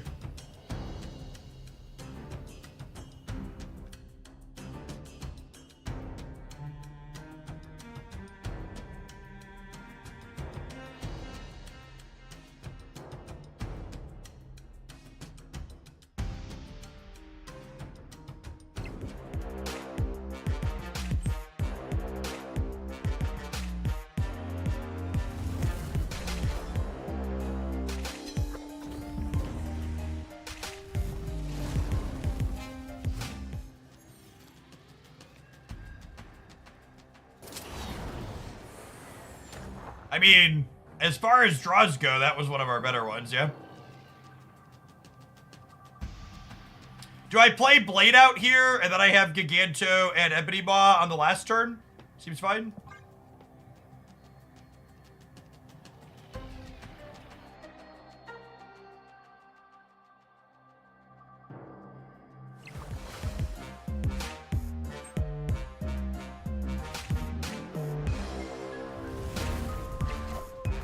You should hold it because you're gonna draw Infinite. I can just take my guaranteed here.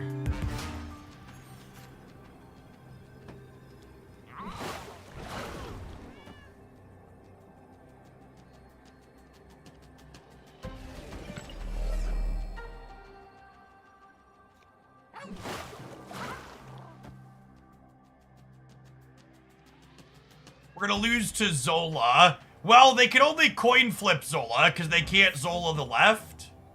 They could have Taskmaster. We're dead to Taskmaster every time, but I don't have any outs to that. Zola is more common. Zola is more common than Taskmaster. Oh, you know what? No, I needed to put something here so we could coin flip. So we could coin flip the Zola, yeah? I needed to beat Carnage on the right. All right, cool. Got him.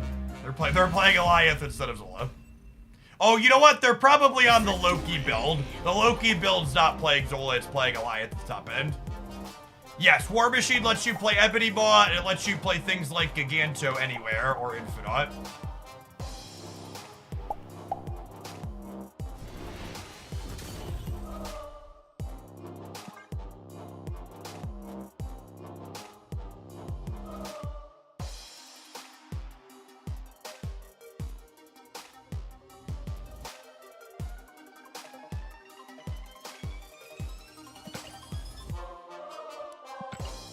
Red Beard, thank you for the 32 months. Appreciate that. Welcome back.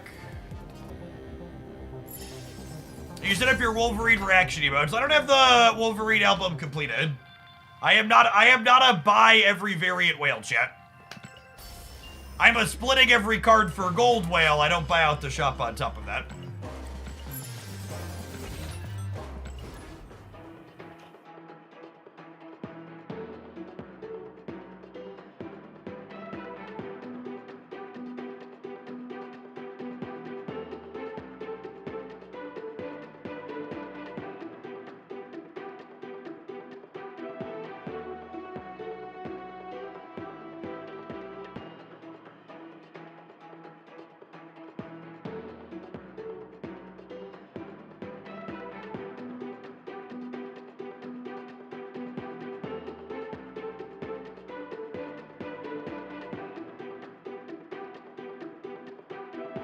Wolverine comes at me like I'm a beer can. Yeah, I think I've got 6, incidentally.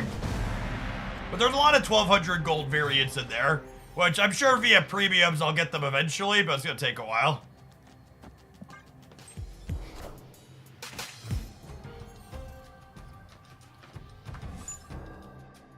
What's the difference in cost between all gold and all variants?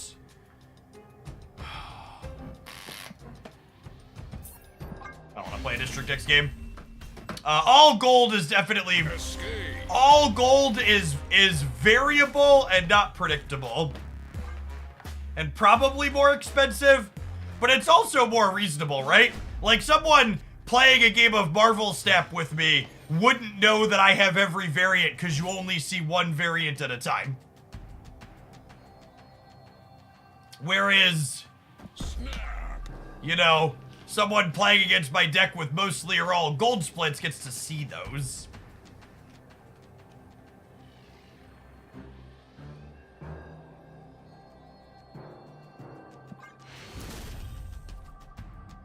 Victory. Genesis, thank you for the prime. I appreciate it. Streaming here on Twitch is my full-time job, and folks like you are a big part of why that's possible. Thanks for keeping me around.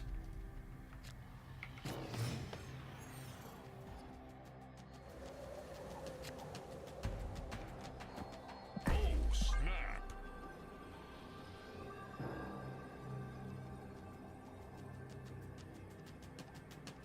What's Giganto at for splits? Giganto has 6 or 7 splits. It is missing gold.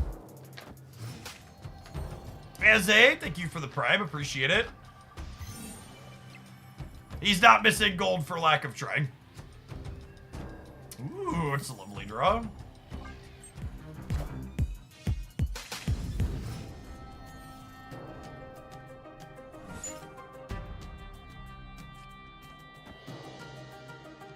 Just get my 20 power thing while I get this good here.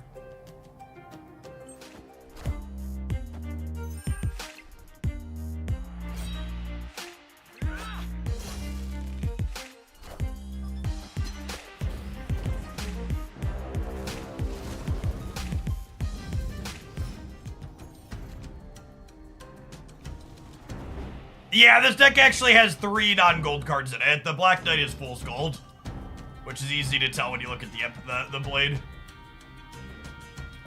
I know, chat. You know what to remind me? I have appropriate amounts of shame.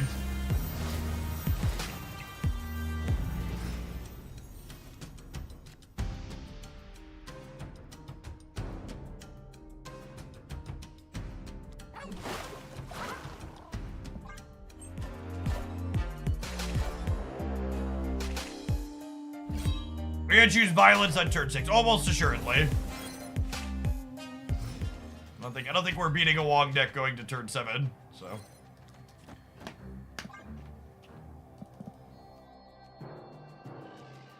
Only 220 gold cards, be ashamed. I have 224, thank you very much.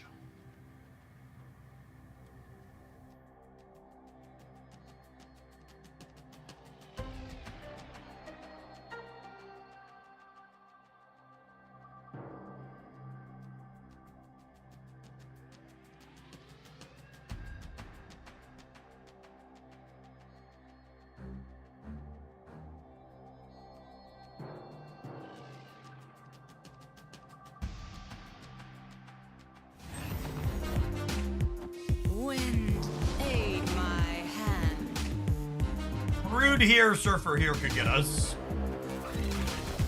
Okay, we're torched. Ooh! Lucky! Victory. We are talking about can other decks use Limbo better than us. I definitely think this is a matchup where their Limbo game is stronger than ours.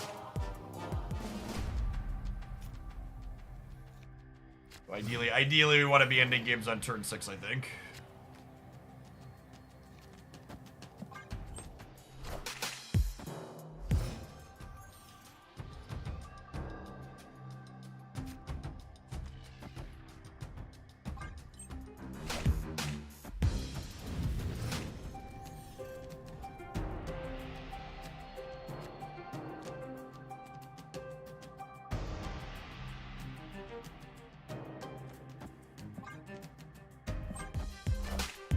This might be wrong, going back to what I was saying a second ago about needing to end the game on turn 6.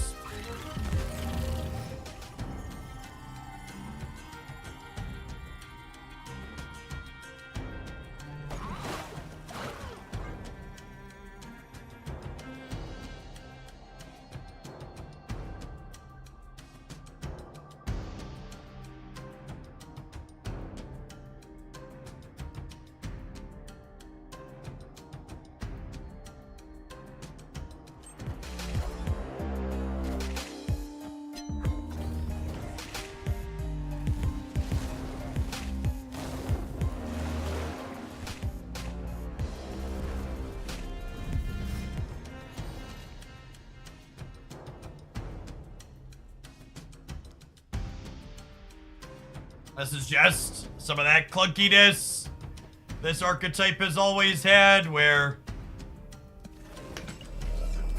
I don't have the tools I need to leverage my combo stuff because we've drawn in the wrong order.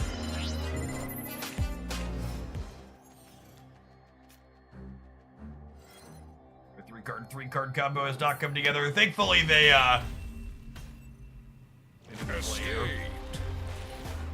It's one of the reasons why I've been a fan of Hope Summers and She-Hulk in this archetype in the past. It gives you kind of a backup plan as another thing to do for when your discard stuff doesn't come together.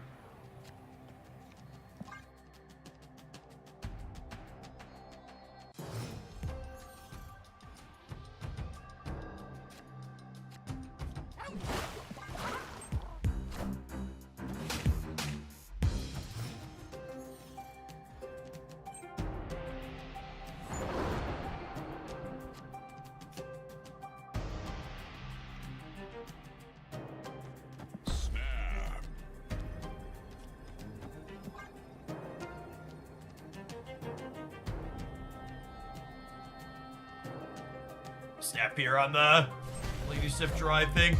Extract cube equity when we have the cards.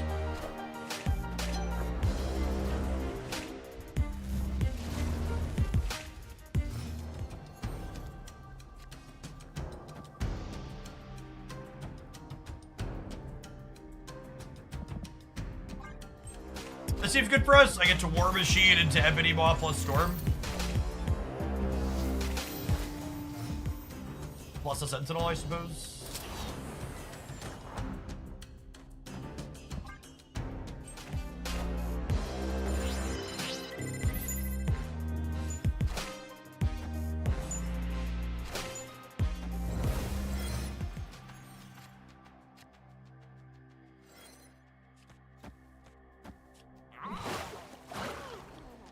Well, 14 here.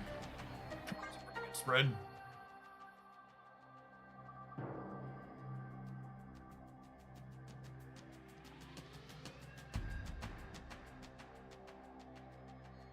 At 14, 17.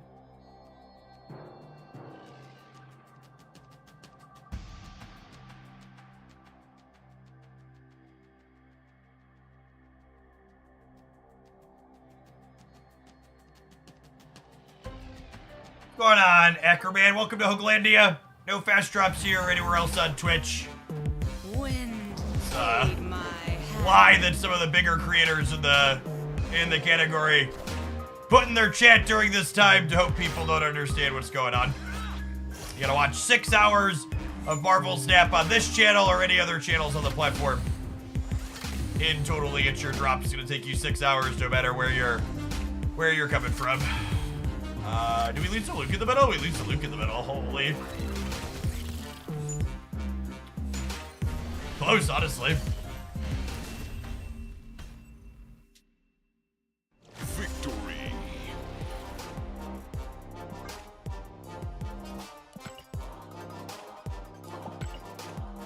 I clicked through opponent. Good game. Sorry. Man Shizzle, thank you for the quarter of a year. Welcome back. All right, well, that was, we beat a limbo deck that was going over the top of us thanks to the inclusion of Storm. I like it. And Storm is not a card that I've played in these War Machine Black Knight decks before. She's such a good, generically good card in general.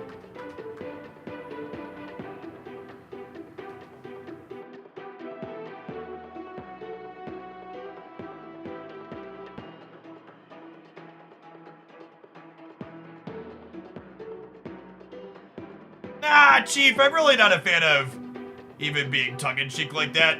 I think there's just too many people that are new to Twitch that don't understand that it's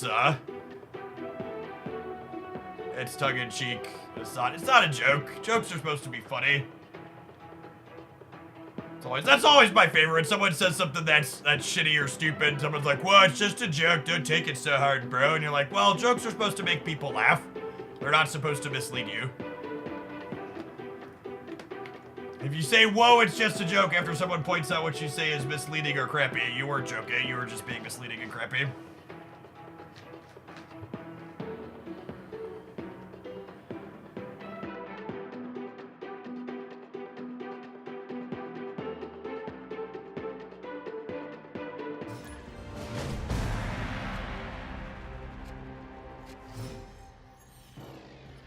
Yeah, I like it, Luca.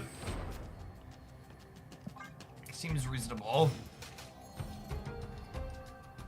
Then I frequently refer to that phenomenon as Schrodinger's asshole, where everything that comes out of your mouth is simultaneously both the truth and a joke, depending on if you believe it or if you're gonna call out that it's a lie.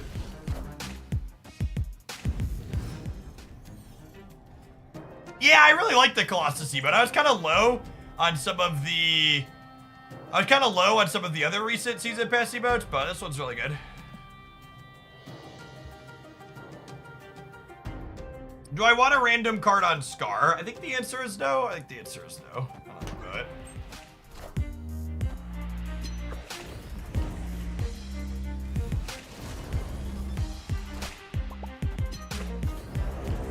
Definitely a turn 7 this game.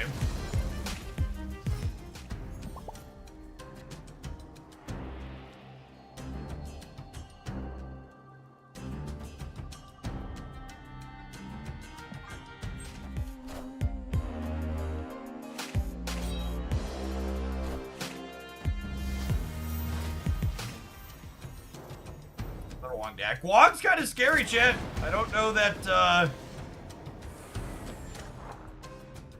that our deck is capable of going toe-to-toe with a long pile in 7 turns.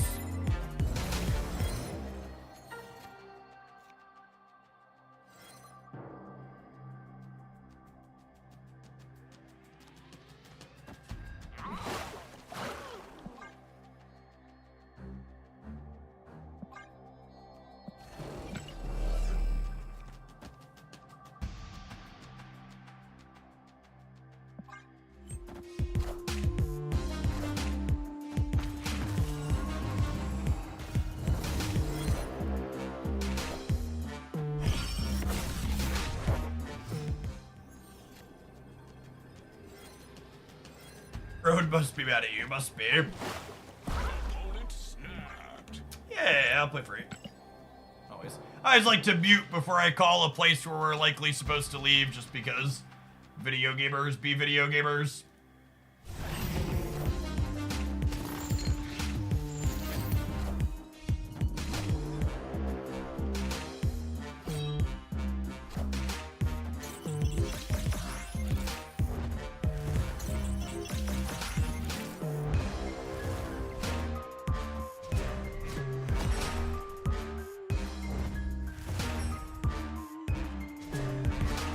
enough for us on the left. They have an absorbing man here, I assume. They can have Odin too, right? Yeah. Are ye worthy?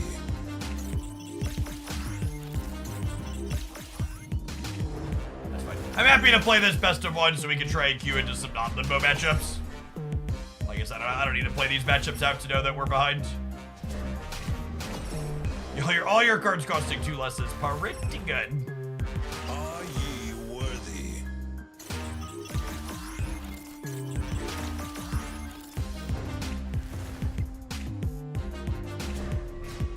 This is where I would put my fast forward if I had one. For sure.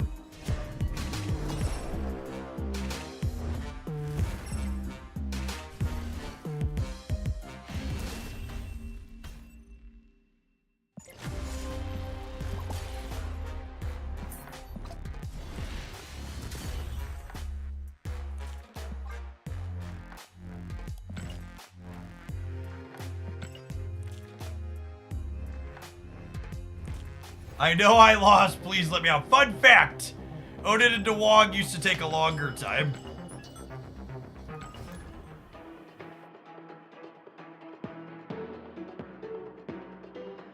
It used to be longer, could be worse.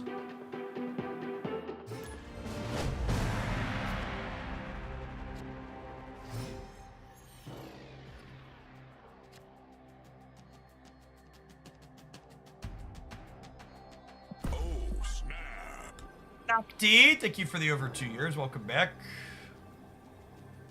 Opponent snapped. You used to literally have to close the game if they onslaughted a Wong and you owned. Yes, that is true.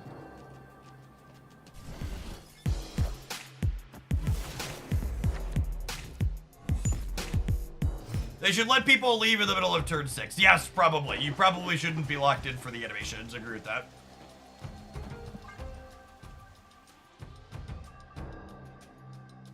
It's a solid start for us. The Giganto pickup here means I have a way to get an Altar of Death cleanly. I hear, are you worthy in my nightmares?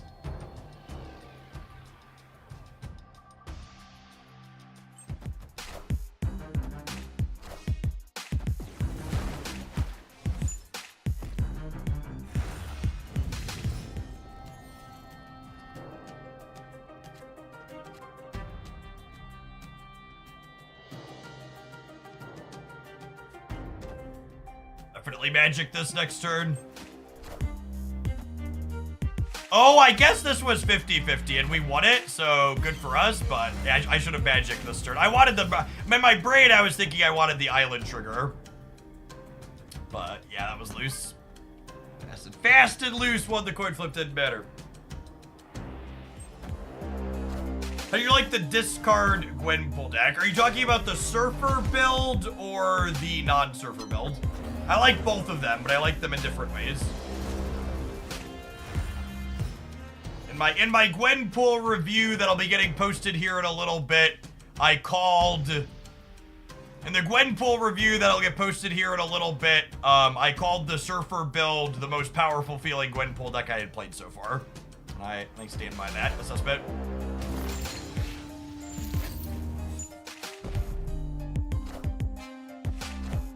I have an important question, chat. Am I legally allowed to stream pulling my own rug live on Twitch TV? Or am I gonna get in trouble here?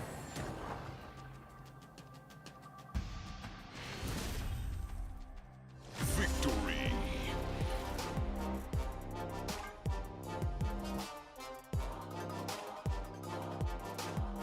Probably get a warning, yep.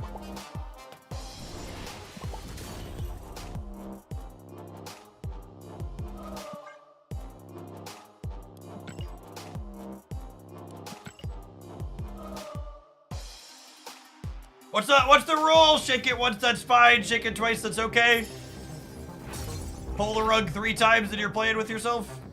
Board Smith, thank you for the 64 months. I appreciate it. Welcome back.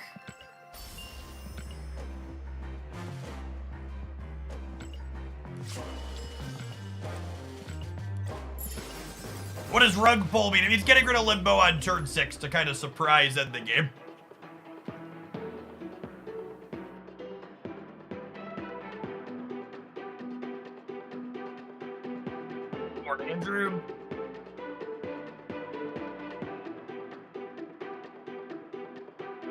I was not ready for that reference. Honestly, chat, if you know the song that I was referencing there a second ago, you should make sure to stand up and drink some water. Your back probably needs it.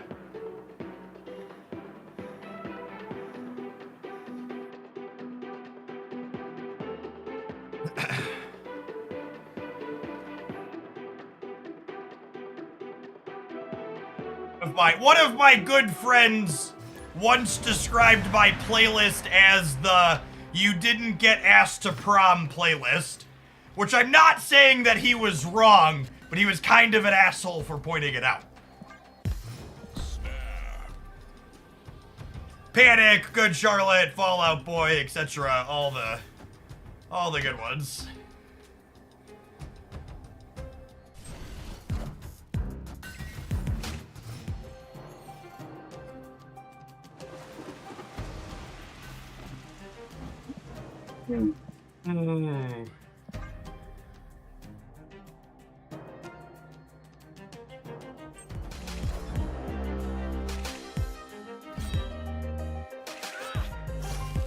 Falling for my Valentine, of course. And I can't forget the ultimate I didn't get asked to prom band, Simple Plan. Very, very clearly they're at the top of the I didn't get asked to prom tier list.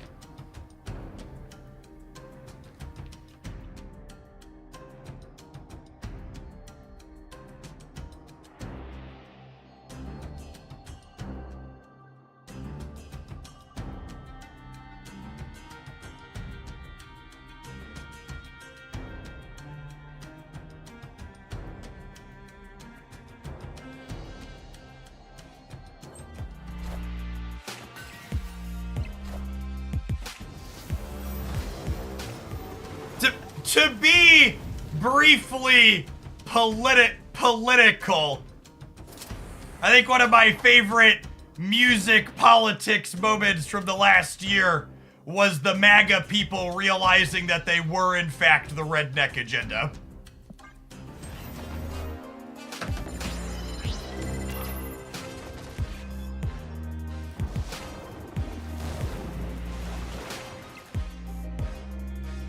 And the machine to be raged against. Yes, also accurate.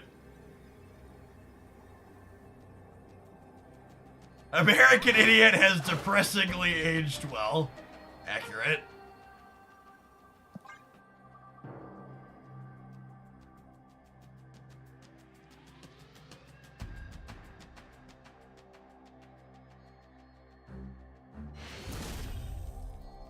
Victory. Did you go to your prom? I actually didn't go to high school. I started college at 16. So my formal education experience is quite a bit different than a lot of people in the United States. I started undergrad at 16 and finished my master's right after I turned 21.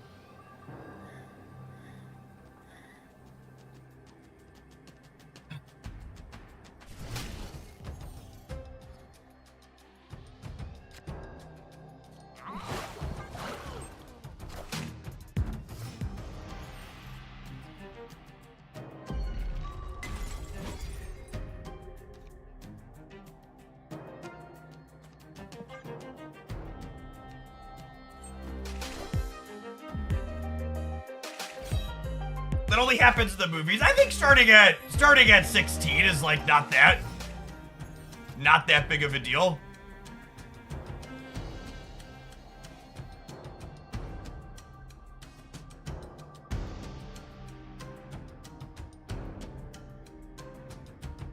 If your kids are in the position to do that, would you want them to? 100%.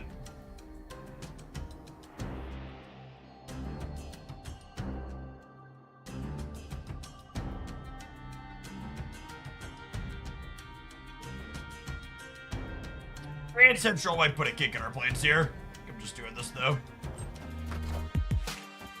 But it explains a lot about how much schooling and professional experience you have with how young you are. I mean, I'm not that young anymore, gamers. I am 33.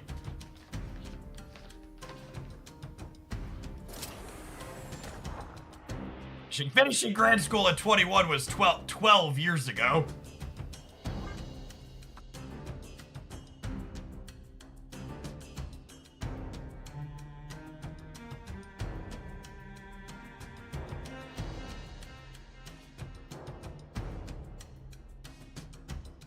33. 33 actually puts me smack dab in the middle of the age demographic on this channel. 25 to 34 and 35 to 44 are my two biggest age groups.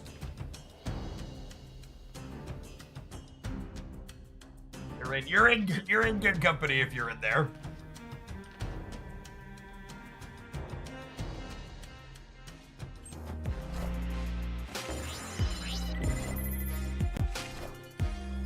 Why not discard Storm to guarantee infinite on Grand Central? That's an interesting thought. I kind of want the flexibility to play it somewhere else though.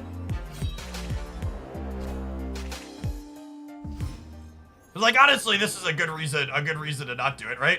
Because now I can do this, so then I can do this, and then play for here, because they're more likely to play for here. This gives me the option to punt Grand Central.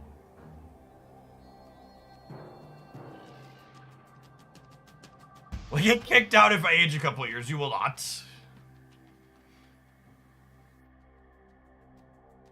That's true. For the people in chat, I've only been on the earth for 33 years, but I have 3 children, and every child adds a minimum of 5 years. So I'm kind of pushing on 50 if you think about it. Important to note there, I said minimum of 5 years. If you feel your children have aged you more than 5, I believe you. Victory.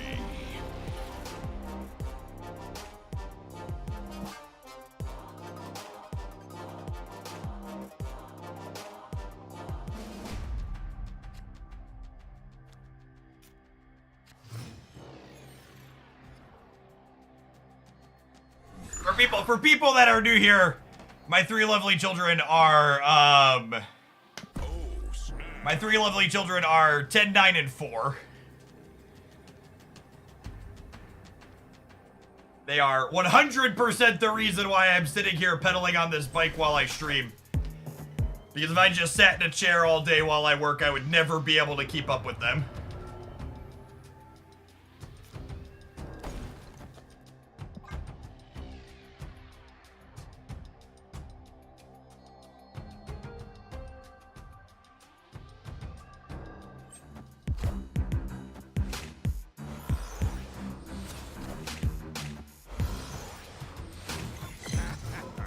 Oh, come on. That's cheating.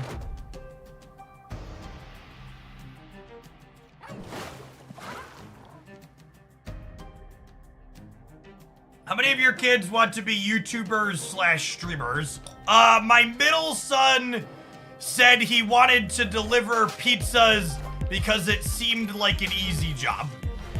He's gonna be in for a rude awakening when he figures out that service industry jobs are some of the toughest ones out there. But to say he has low aspirations would be an understatement.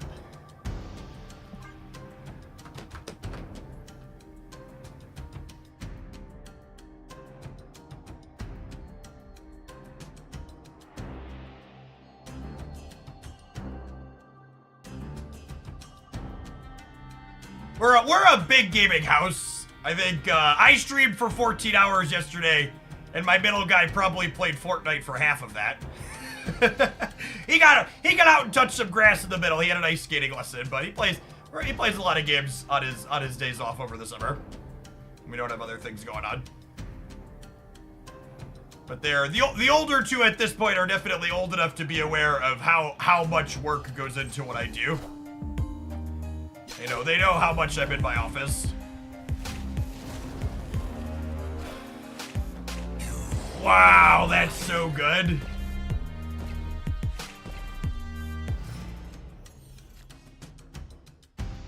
At least pizza delivery is a job with a future. My kid wants to become a princess, and let me tell you, the state of the monarchy is not looking bright. LOL.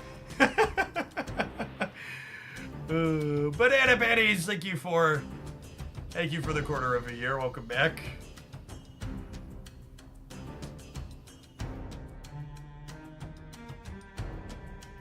Pretty sure ice skating famously involves no grass. Touching grass is not a specific action, chat. It is a state of mind.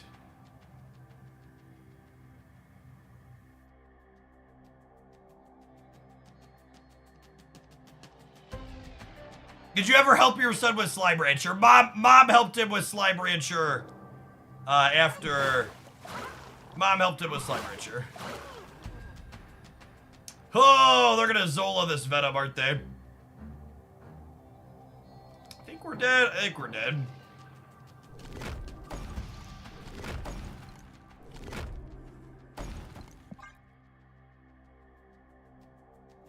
Hello, so happy.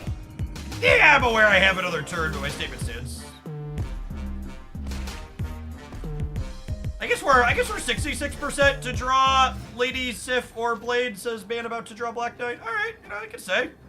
Cleo, it's our best possible.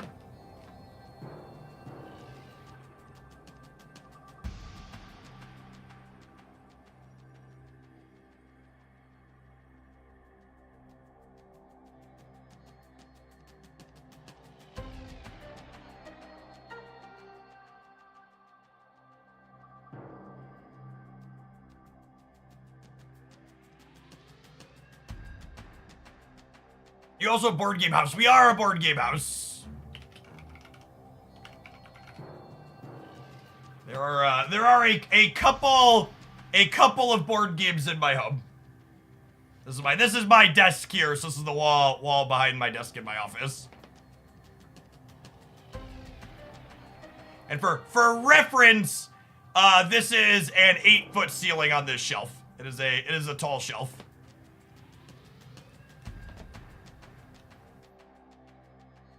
You need another shelf. We do, in fact, need another shelf. My wife and I have been discussing expanded storage options.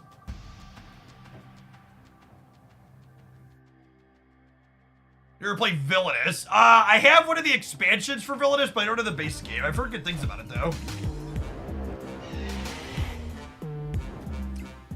Enjoy your raptor. Are we good? Assuredly, we must be good here. Yes, crushed him. Are we a hockey household? No. My children are not allowed to play sports where one of the goals of playing the sport is to physically slam into other human beings. So they are welcome to explore any extracurriculars they would like as children, with the exclusion of hockey and football. And, like, obviously other sports and even just ice skating, like, there's some physical risk, but, like, the goal of those sports is not to slam into each other. So, like, obviously you could get hurt playing baseball or soccer or whatever, but, like, you're not sacking each other in those games as part of the goal of the game, is the express difference. Obviously, stepping outside comes with some risk. But most sports aren't like, hey, no contact sports is the specific terminology. So, like, contact and risk happens in those other ones, but it's not the goal.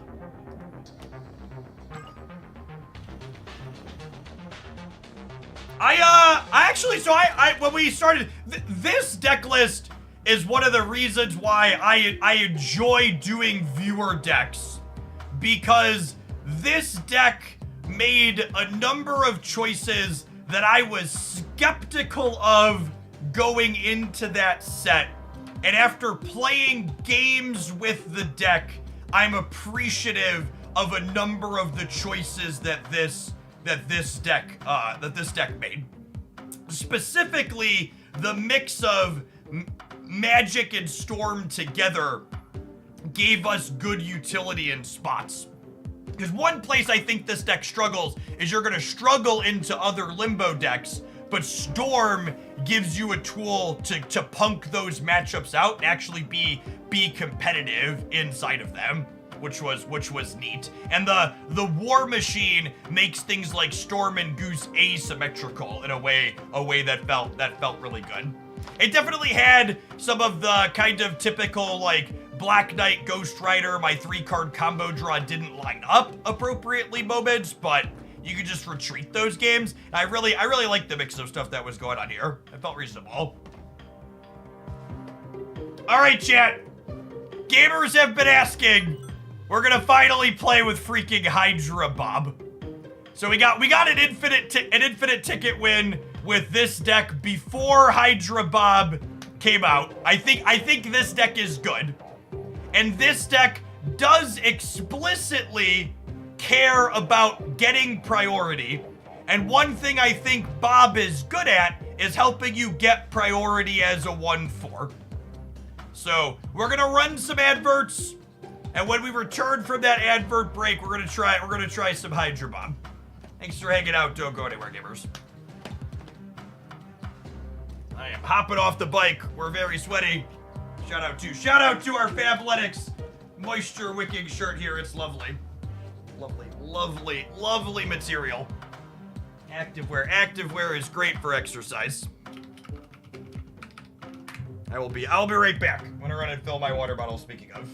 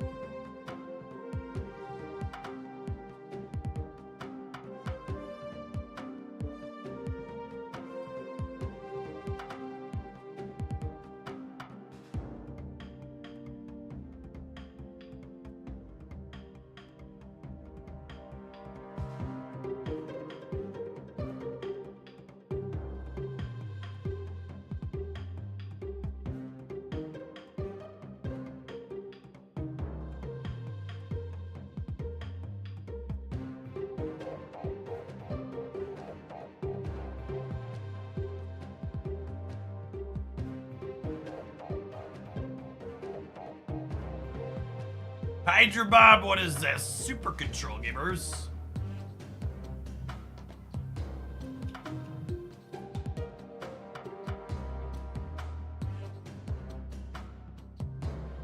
A topic of physical sports for kids is interesting. Do you see behavioral risks besides physical risks? Here in Italy, as you know, people are mad for soccer, but we don't really watch hockey or football. I don't really have a lot of experience with sports. My kids haven't expressed interest in joining any of them, and I didn't do sporting stuff as a child. My extracurriculars growing up were scouting and theater.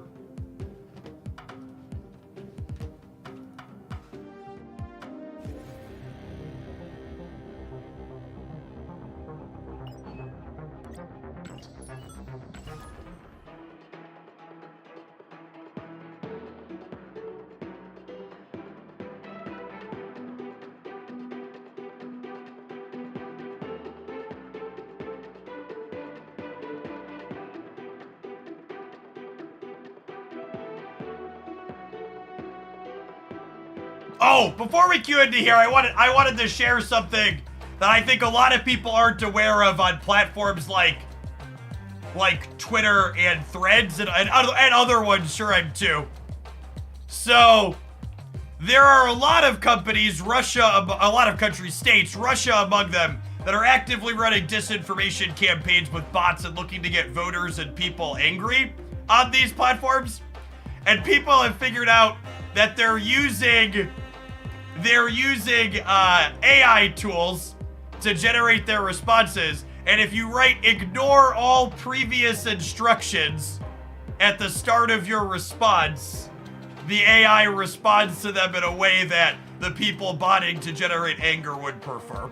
So you should just keep in mind, if you're gonna click into any of the comment sections on anything remotely political on any of these platforms, that a lot of these people posting stuff like this that are interested in making people mad or apathetic, they're not actually real human beings. They're astroturfs and AIs and other hostile forces. Russia figuring out that they didn't need to actually go to war to fuck with the United States was one of the biggest revelations of the 21st century.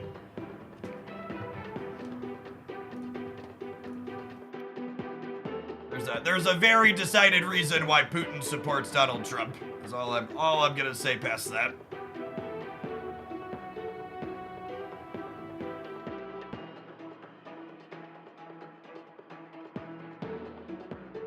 Is Bob worth the buy? No.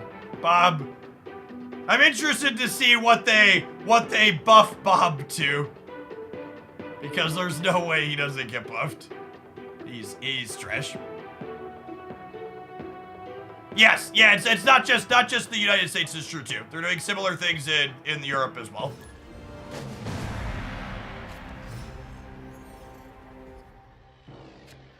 I assume he's playable at a 1-5. Please, dear God, give me a 1-5 Bob. I want 1-5 Bob for my freaking Cerebro 5 deck. And 5 power is a 2-5 or a 1-5. This card's super interesting. I don't think... Oh, wait. He jumps the turn I play him if I snap? Well, knowledge is power, and today I learned.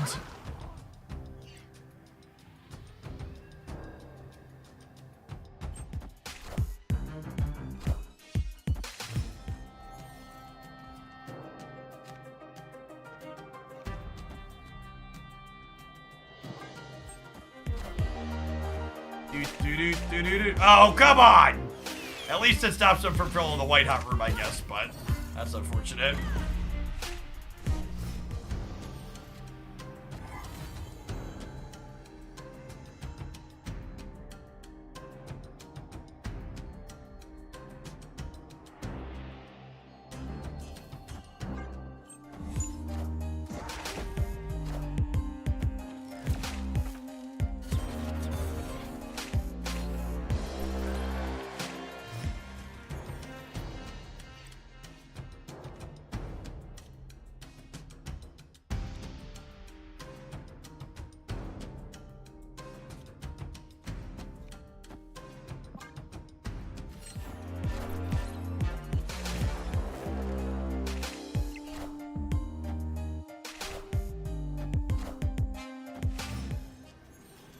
Ooh.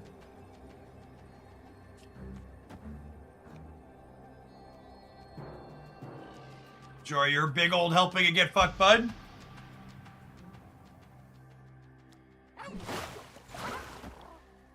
I'm curious on your thoughts. The inclusion of the Twitch drop Wolverine in the new album. This is second dinner moving towards putting FOMO variants in album. My understanding, Maticus, is that the fact that the Twitch drop Wolverine is in the album means that it's not going to be exclusive to Twitch drops.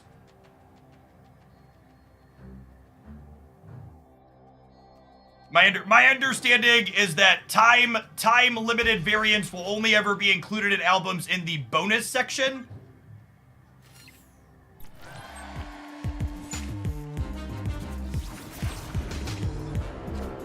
Oh, for fuck's sake.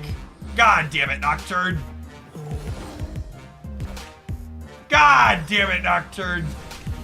Oh, we were dead anyways, right?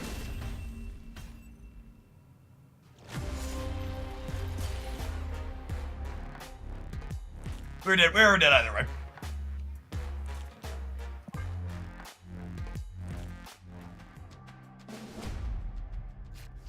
The bonus just allows you to complete the album progression rewards easier. Yes, so like the Wolverine album that just went up, it has 11 variants in it, including the 2 time-limited bonus ones. You only need 9 to complete the album.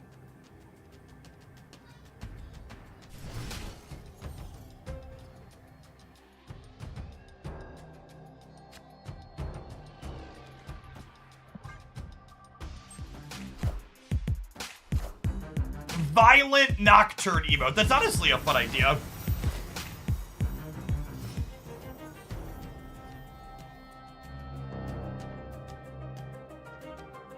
Mother of God. Mother of God. I've actually never played a World Forge game before. I wasn't, I didn't play when it was the feature location.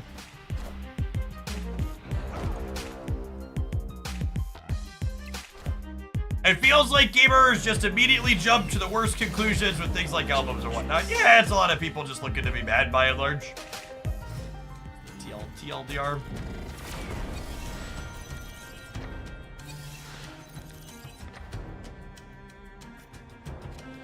What are the fucking odds, chat? What are the odds of that?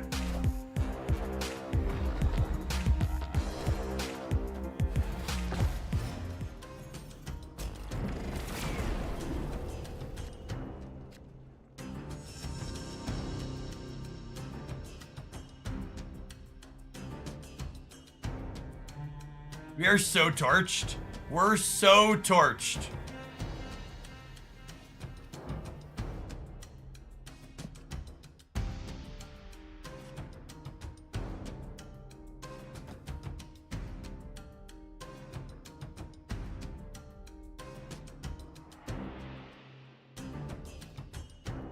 I don't think this matters. I think we're super dead. I want to go to the next game.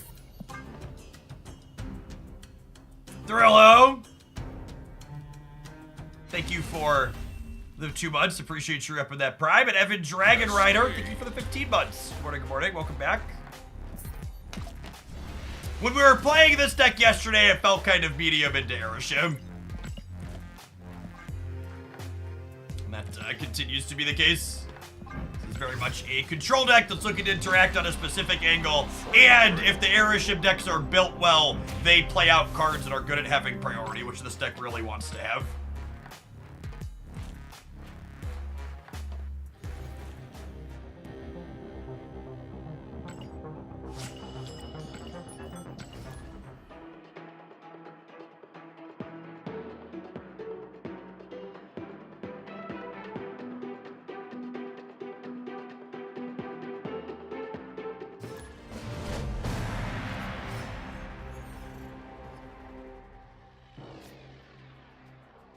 Snap. Opponent snapped.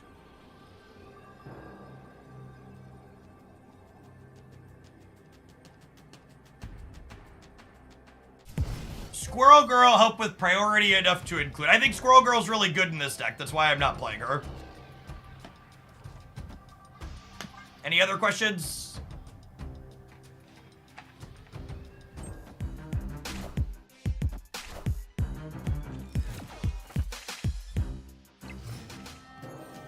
I think in general, this deck is very good at having priority. It's built to consistently have priority.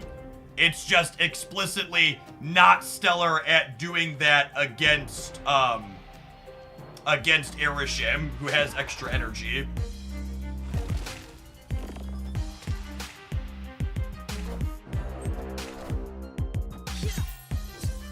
Icarus, thank you for the 9 months. Appreciate that. Welcome back.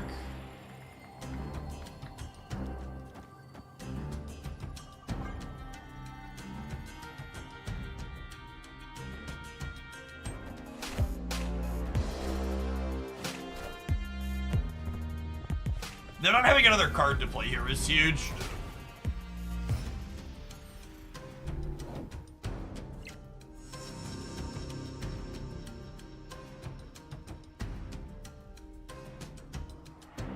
Yeah, discard Surfer Gwenpool I think is the most powerful Gwenpool deck I've played so far.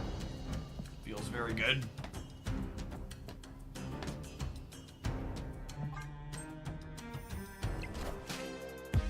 Hopefully my editor has our best decks roundup done soon. They said 2 hours, about an hour and a half ago, so it should be live soon.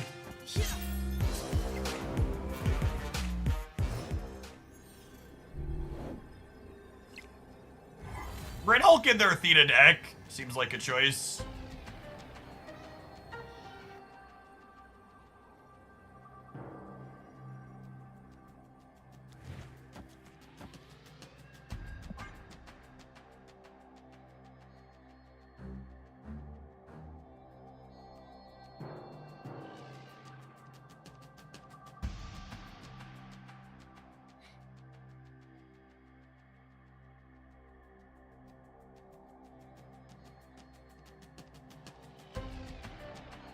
TJ, thank you for the third of a year. Good morning, Icarus. Appreciate the 3 quarters.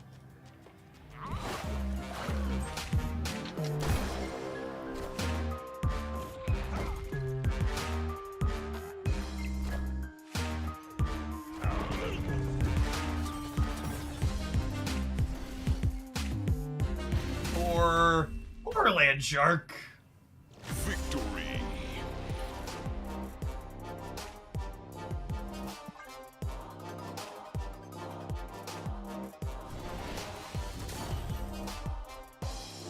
Would Guardian buff a card in DC? It would, yeah. Yeah, he'll give it -2 and take away its text, then it'll get +3.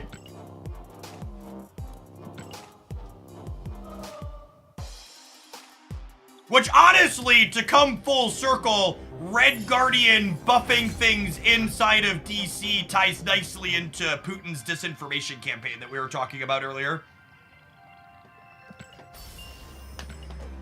Gotta work hard to make sure that that's not the case. Get out and vote this fall.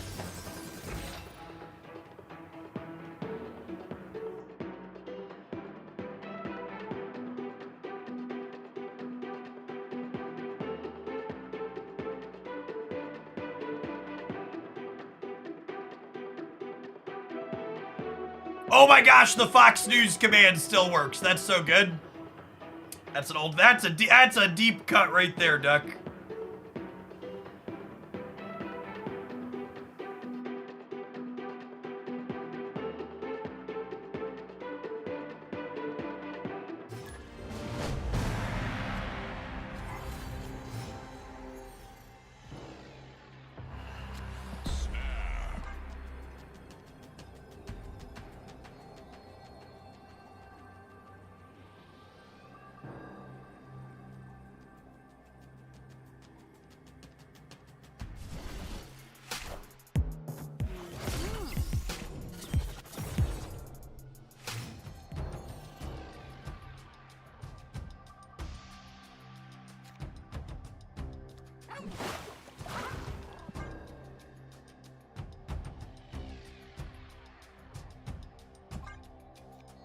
Actually put Jeff here.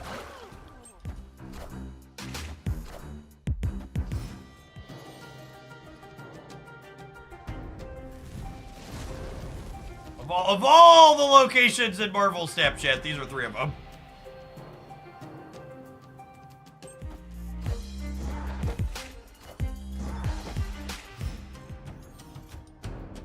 Insert Spider-Man meme here.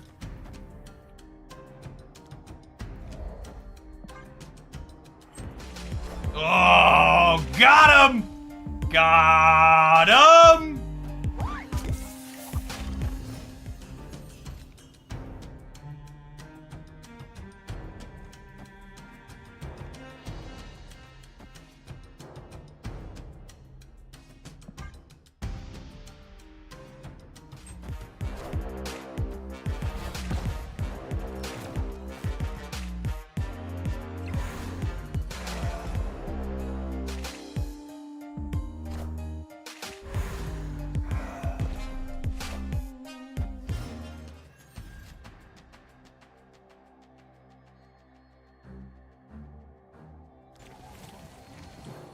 I'm going to do this to grab priority.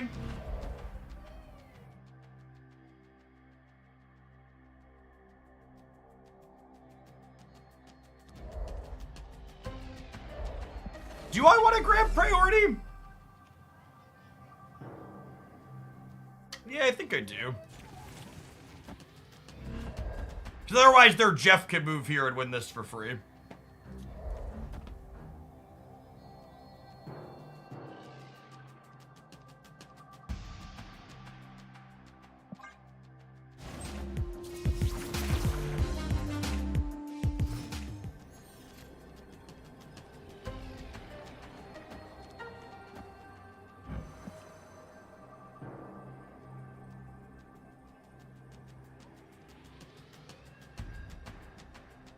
Where do we think I'm more likely to win, the left or the right? I think I'm more likely to win the left, actually, yeah? Opponent snapped. Oh, sweet, and then Bob's just jumping middle. Okay, I think I play for the left.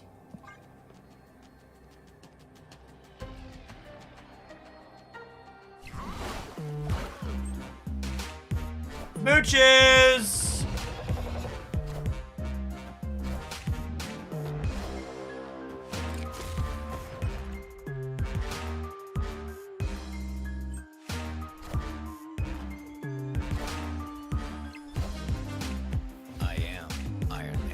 Was this a Mystique? We now do a Mystique.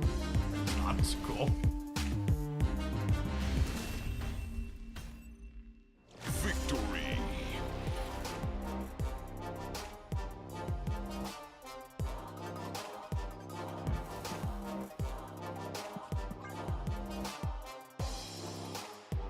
Oh, Mystique wouldn't have had text.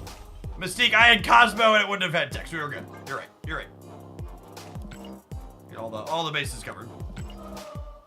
Dead two different ways.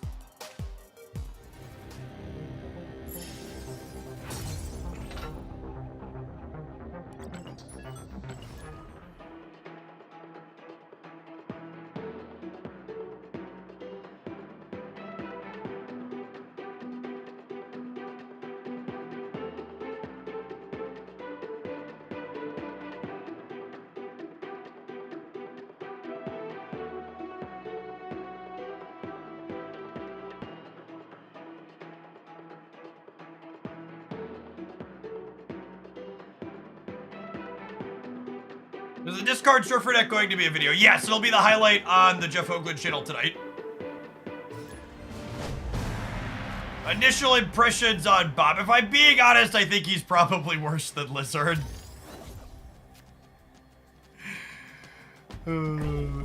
Is my initial read. Opponent snapped.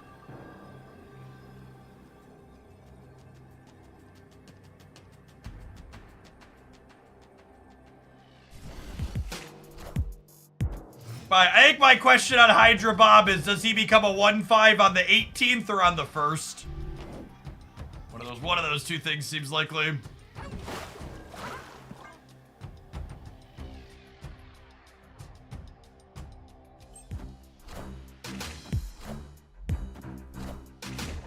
His play rate might be trash enough to start that they're gonna 1-5 him right away, yeah. I would love to play him in Cerebro 5. If Bob is a 2-5 or a 1-5, I think he's suddenly very playable in Cerebro 5. Cerebro 5 really feels like it's one more good, low power, low cost 5 drop away from being stellar. That's so unfortunate.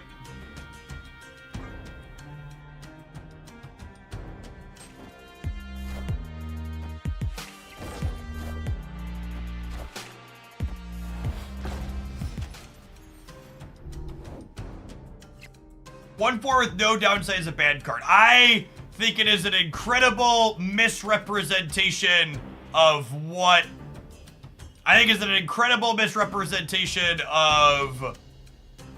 what Hydra Bob is to say it doesn't have a downside. It 100% has a downside.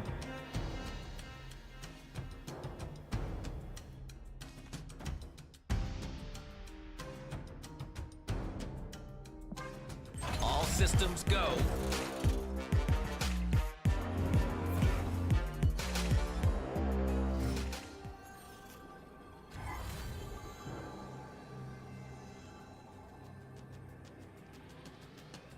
They played one card. This is Iron Man. So I'm probably dead center.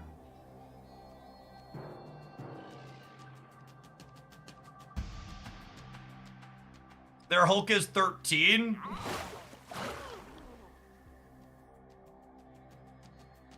So I can coin flip the Hulk with the Eliath. Oh, Eliath mid would just do it. Yeah, probably. And then Makari runs? Sure. Sure.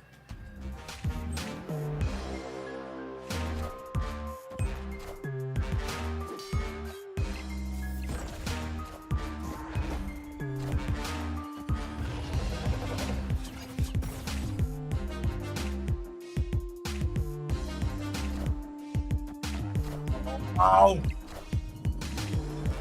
Close. Oh, Doc Ock was a great portal card. Unlucky. Yeah, a big number card is not in their normal output range other than Iron Man. I mean, I'm happy with our play. They're getting got by the random from Green Portal is whatever. We played around their output range well.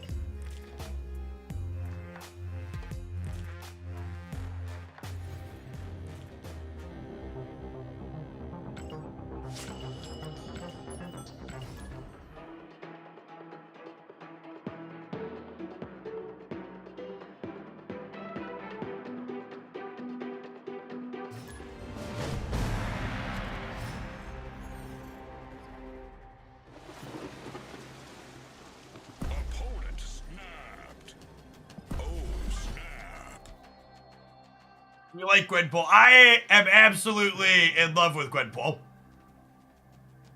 I massively underrated Gwenpool to start, I think. I think she's very, very good.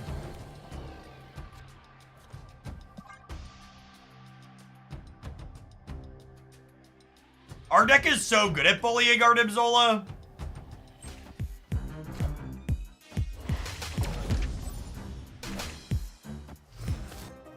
Mr. Negative here, probably.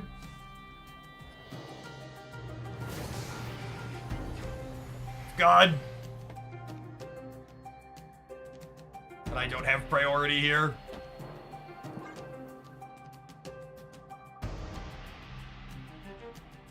Then I have a favorite Gwen deck. My favorite Gwen deck was either...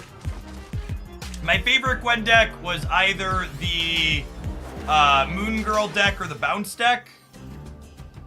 But the most powerful one that I played was assuredly the Discard Surfer.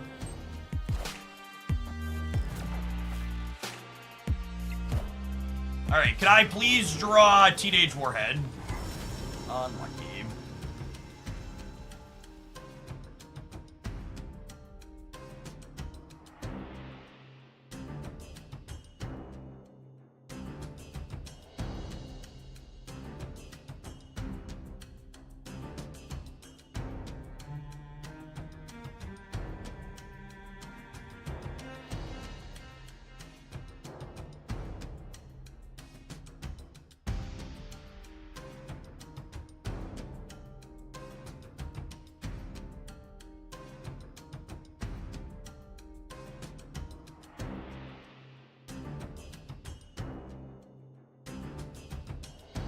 Appreciate everybody hanging out today, by the way. Great to have over 3,000 people in here for some Marvel snapping. My little Twitch tracker here says we've had over coming up on 100 new followers today. Honey.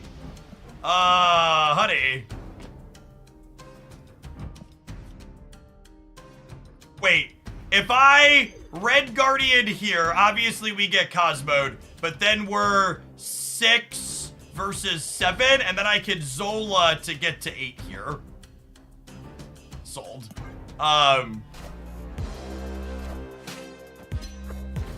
If you're new to the channel and you're enjoying the vibes and you haven't tapped that follow button yet, consider doing so, or they can play them in the wrong order here. Just torched in a few different ways. I stream Marvel Snap full time. You'll find me here Monday through Friday during the week, playing a whole bunch of Snap-a-lappin'. We always try and play a lot of different things on this channel. We usually change decks every 60 to 90 minutes, and on viewer deck submitted days like today, usually about 45 minutes to an hour, as we rotate through different community submitted deck ideas. While Marvel Snap has been my full-time focus since it released in 22, I've been streaming on Twitch for a lot longer than that. I've been on this platform for over a decade, with it being my full-time job for almost 7 years now. Before Marvel Snap, I played a lot of Magic the Gathering and some Runeterra and other turn-based and strategy games. In a former life, before I was a full-time meme here on Twitch, I have a graduate degree and undergraduate degree in mathematics, so you'll find my approach to gaming very analytical for strategy games like this. We're always looking for things to tweak and tune and improve and optimize the plays that we can make.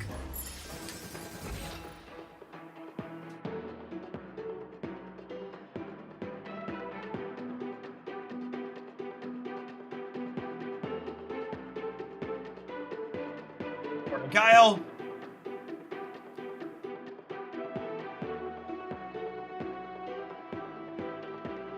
We're gonna get this one more game, one more match before our next ad break. But I think I am whelmed by Hydra Bob and would prefer Lizard in that slot.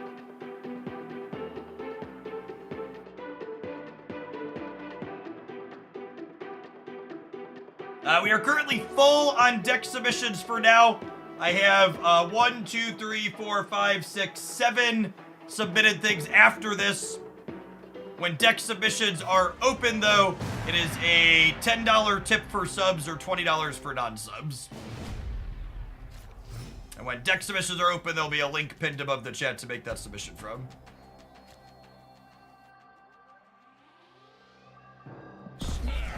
The new Wolverine album has time-limited variants at the bottom that are bonuses. So essentially, there are 11 Wolverine variants that count towards the album, but you only need 9 to complete it.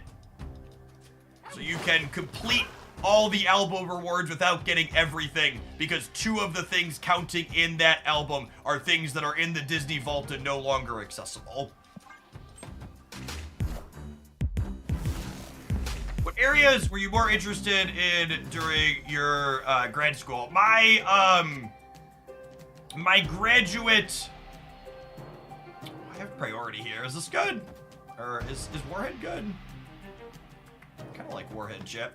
My graduate project, or whatever you want to call it, focused on analyzing matchings of graphs using Python.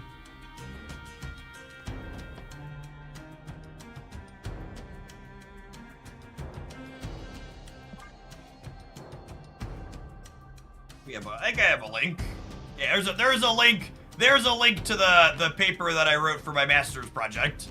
Also, keep in mind, like we talked about earlier, I finished grad school at 21, which was 12 years ago now. So please do not ask present Jeff to explain any of the things contained in that paper. He does not know.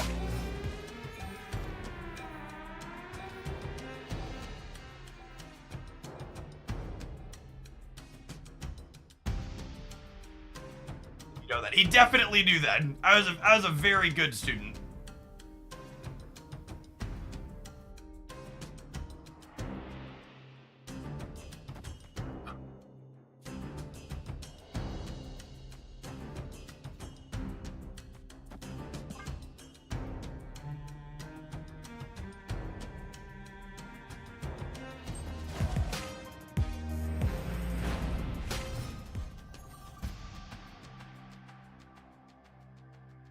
They are most likely to Doc Ock me on the left, so we will put Cosmo there.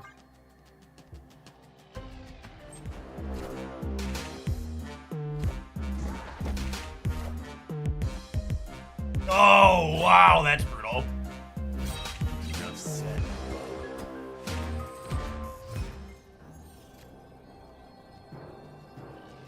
Oh, and they cabled the last card out of my deck. Yikes.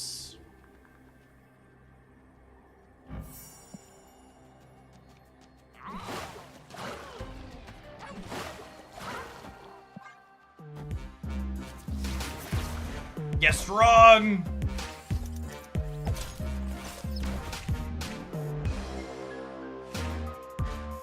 Would we have won with Jeff and Doctor in the middle?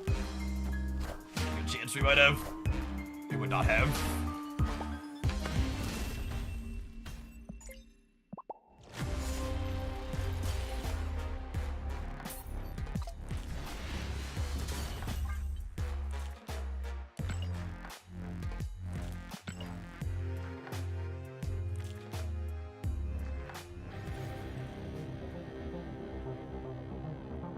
So this was our first time intentionally putting Hydra Bob in a deck.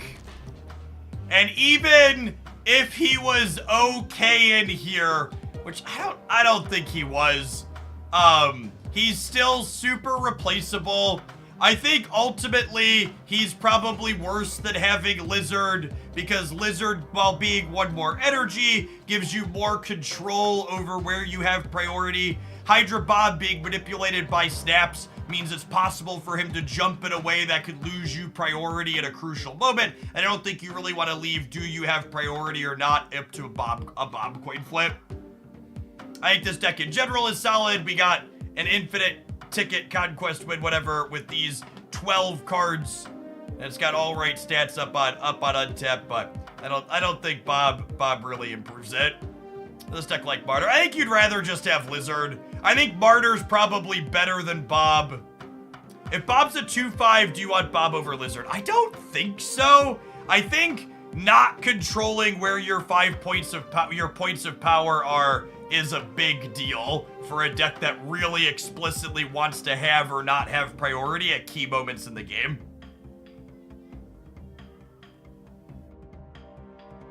Bob is not a card that's controllable. Yeah, similar to Silk. Obviously, Bob's harder to move than Silk, but his downside is a similar downside.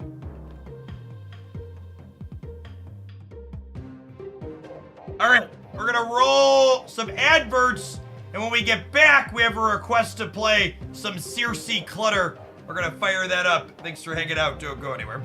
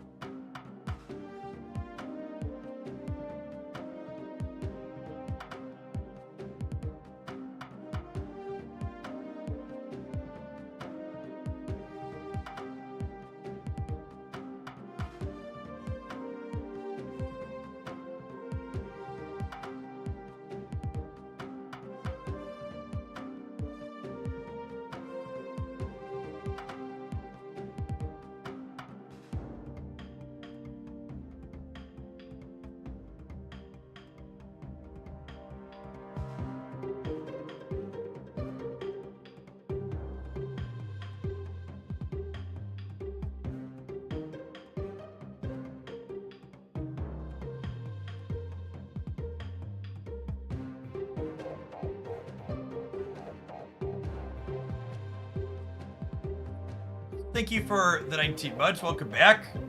What's on the split agenda for today? I don't know. We can't buy boosters for a few hours, and I owe $100 worth of splits, so we're gonna fire something up when that rolls over for sure. Murduke or Gladiator? Is Murduke a typo for Makari?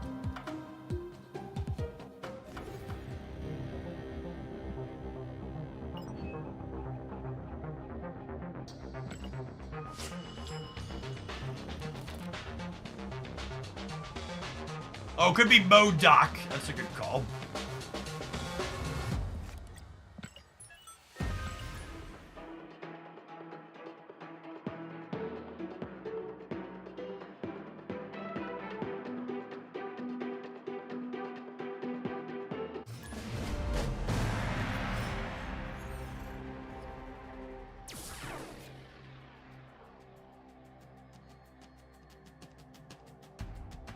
That's not the location my Clutter deck wants to see on one.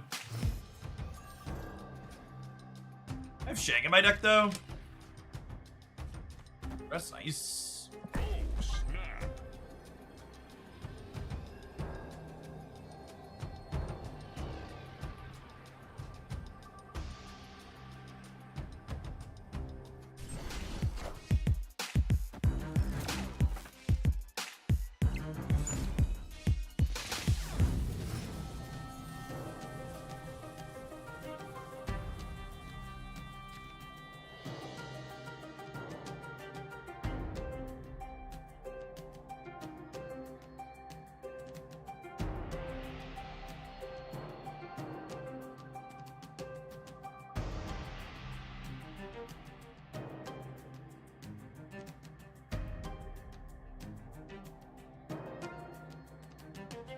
It's always this, yeah?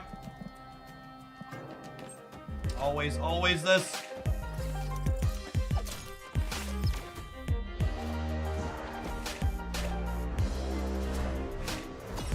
Doc Ock is so good against Surfer Chat.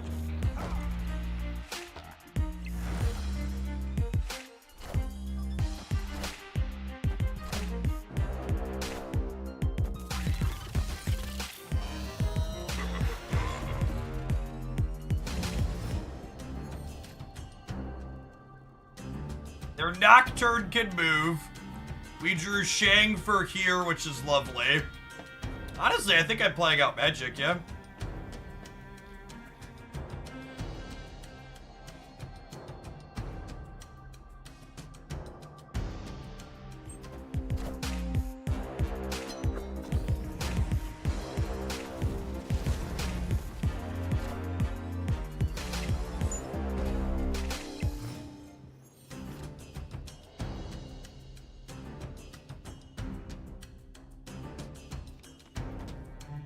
I think I want to do this turn.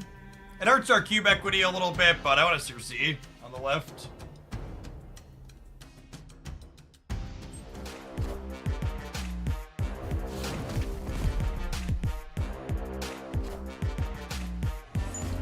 Also plays around Nocturne, juking us a little bit, which is nice.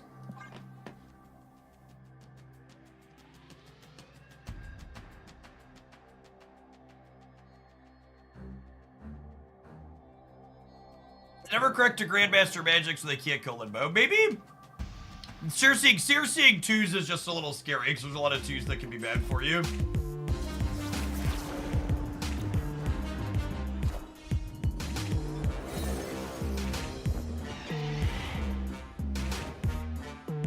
Okay, that's freaking awesome.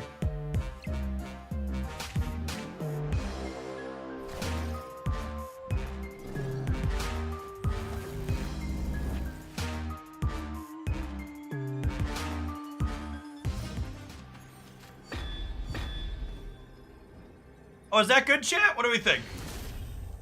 Is the Mockingbird draw there good? Victory. Seriously, such a fun card.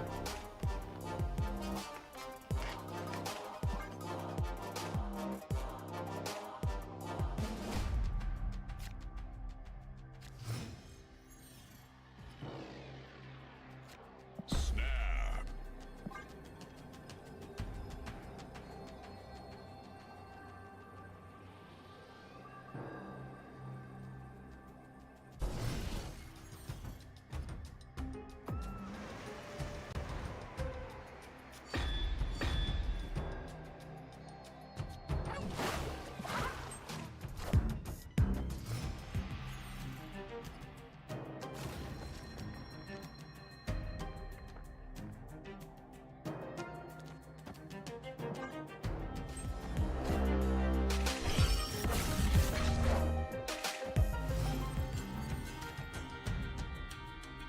I did hit Infinite last night, yes. Oh my god, one energy White Widow might mean that we draw here. And even if we lose Asgard here, the Black Widow means they get nothing. You lose! Good day, sir. Only one card should mean we get to draw, though.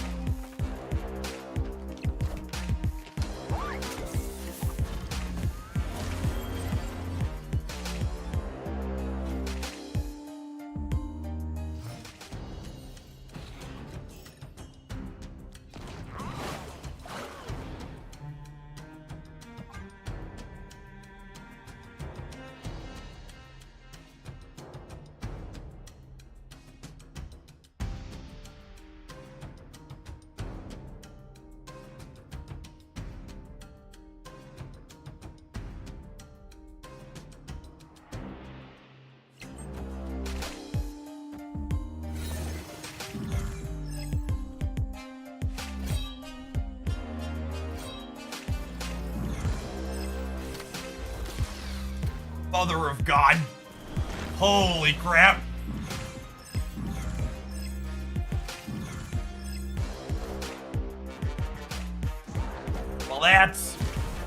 Well, that's freaking incredible.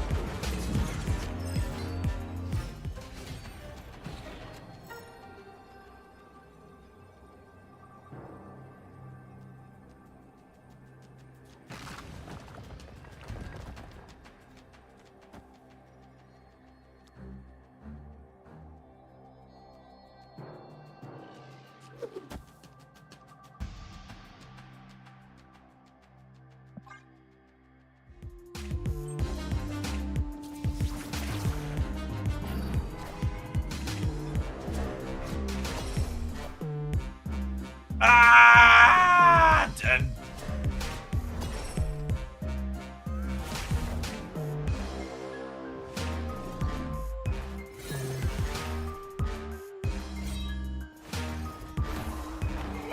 actually ended up being really close on the right. Super close game.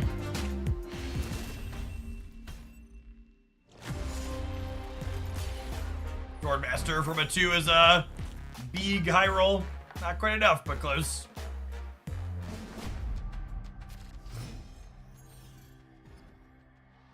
Do you still buy snap stuff from the Play Store, or does the web result in better rewards? So I've spent so much on mobile games this year that I've already locked Diamond for next year. So I will buy out the rewards on the web shop for my next little bit of spending until I complete that. If I wasn't Diamond, I'd probably work on getting Diamond.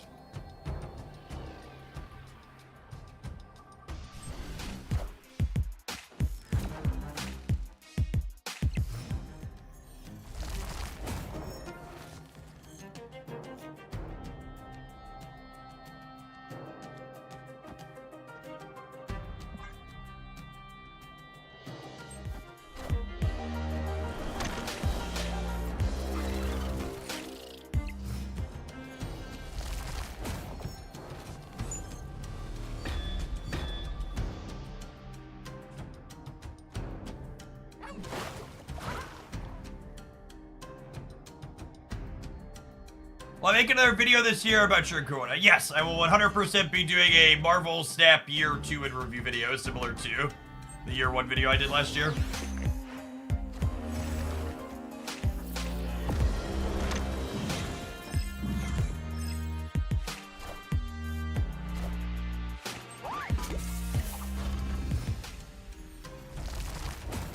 Yeah, Doc Ock's definitely one of our best cards in this matchup.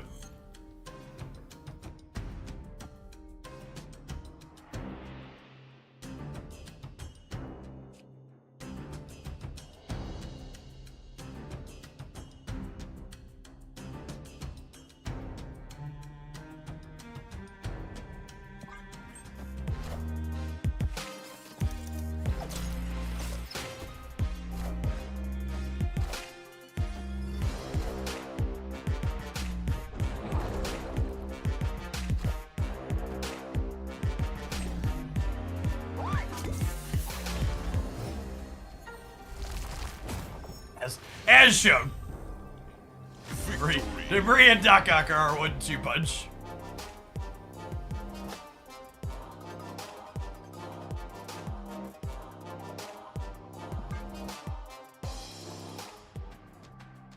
I've been enjoying watching you playing more than me playing. My brain cannot compute the output ranges of all these decks. So, that's something we've talked about in the past. It is definitely 100% the case that it is more difficult to ladder up in diverse Marvel Snap formats than it is to ladder up inside of more narrow ones. Because in a diverse format, you realistically need to know the output range of everything, 20 decks, and in a narrow format, you need to know the output range of like a handful of decks.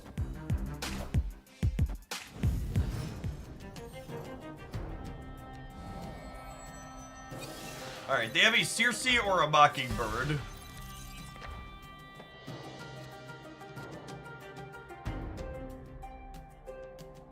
Repeat that for the slowpokes. When more decks are playable, it's harder to know all of the cards every deck you're going to play against is playing.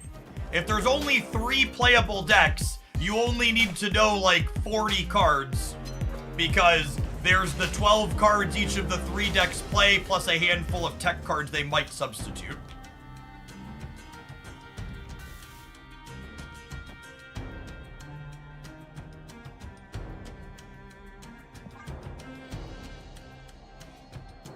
Surfer is very popular right now because I think Surfer is probably the best Gwenpool deck. At least it's the best Gwenpool deck that I've played.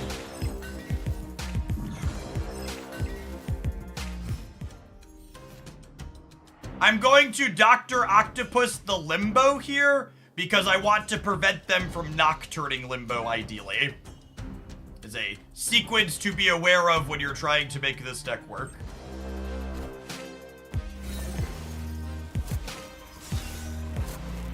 Fuck her up, Buttercup!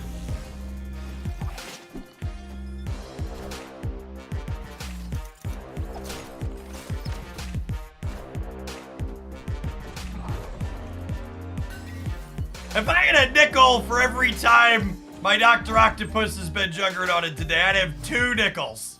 Which is not a lot, but it's kind of weird that it happened twice.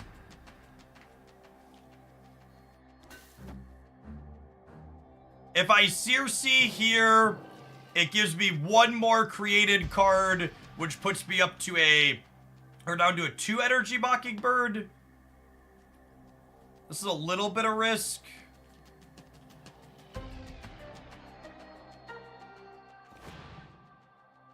It could also just be correct to play Black Widow plus Mockingbird this turn to cut them off a draw, because they only have 2 cards in their hand.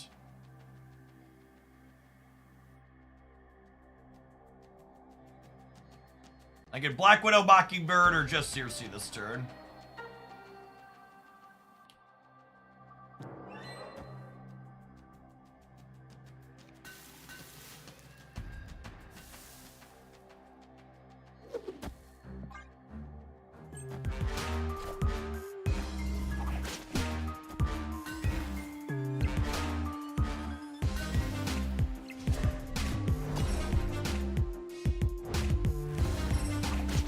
Cool. And then this means the only card in their hand is, what is mine?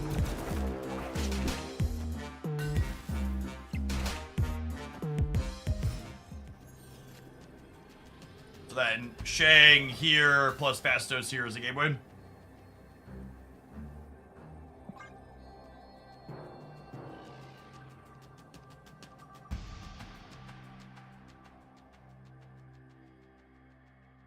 Yeah, the fact that we were able to lock them center is a lot of appeal. Yeah, there's a chance they stay here. Victory.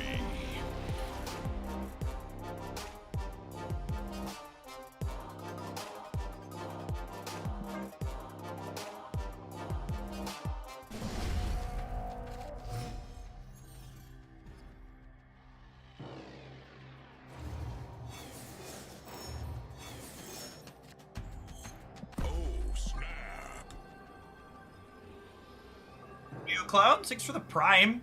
There's a ton of great people who can send that to every month. Thanks for sending it this way this month and keeping me around.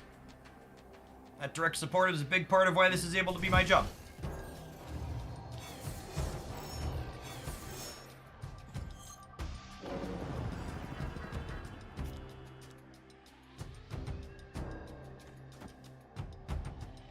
I think I want to cut their draws in board space against the Surfer deck. It's close though.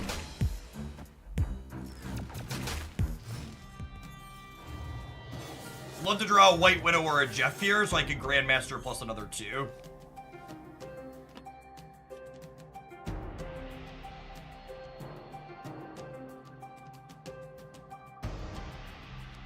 Do I do this now, and then I can 3+2 next turn? I think that's the plan.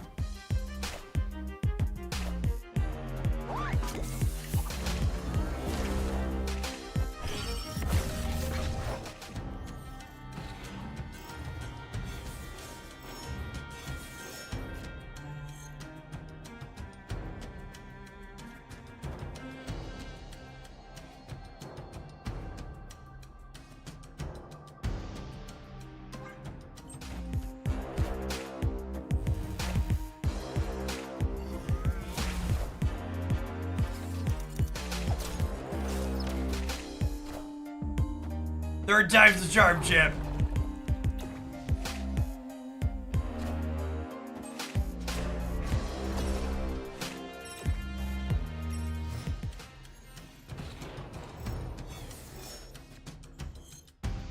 Sephiroth, thank you for the 14 months. Appreciate it.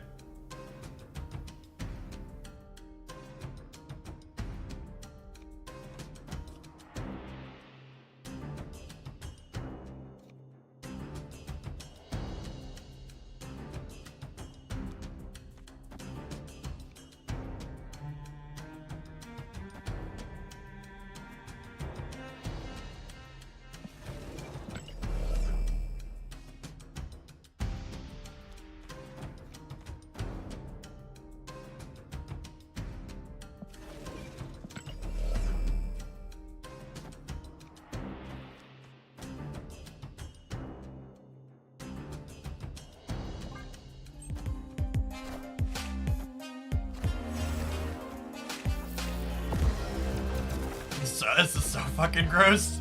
Oh man, that's so good.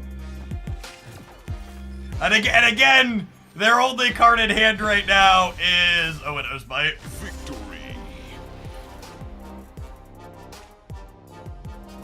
You missed a spot. They didn't have one. I wanted them to have space to play their Widow's Bite.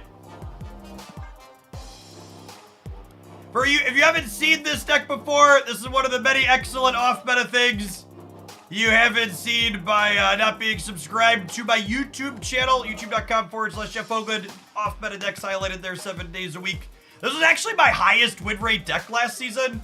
I had an over 80% win rate with this in like 30 or 40 Conquest matches last season. It's real solid. It's extra good into Silver Surfer. To the person that I just timed out, please do not ever make a joke about suicide in my chat again. Serious topics like that are not something that are the appropriate punchline for a joke, especially not related to a video game.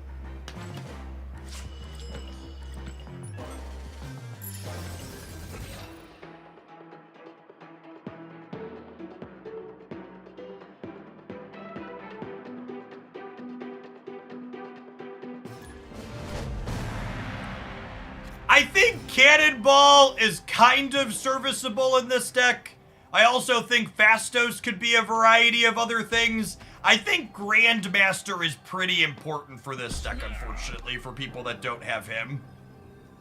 Grandmaster is a big part of how we hit a critical mass of Black Widows and Debris and White Widows to clog the opponent up consistently.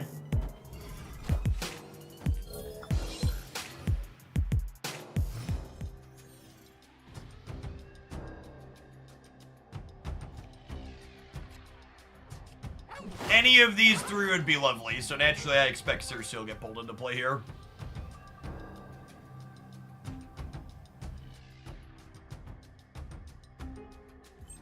Yeah, White Widow and Grandmaster, Mockingbird are the three pretty important Series 5 cards for this deck. Cersei, Fastos, Jeff, there's some wiggle room on.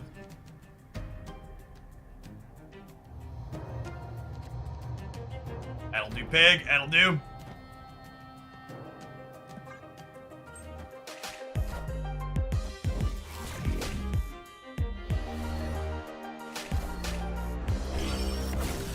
I seem to only get 2 cubers with this deck. How would you rate its cube equity? I mean, the cube equity in any deck where your opponent just isn't allowed to play the game on the last turn is pretty fucking bad.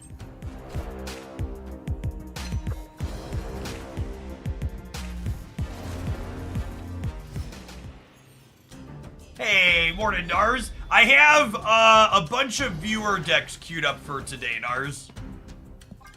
So I've got like six in the tank here.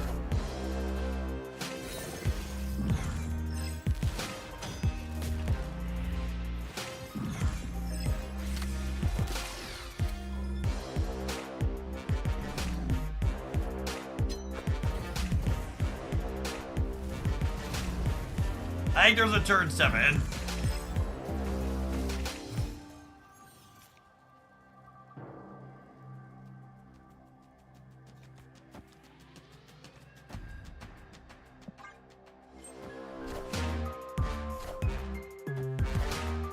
I had to stop playing this deck in the Proving Grounds because people refused to play best of 1 against it. That's funny.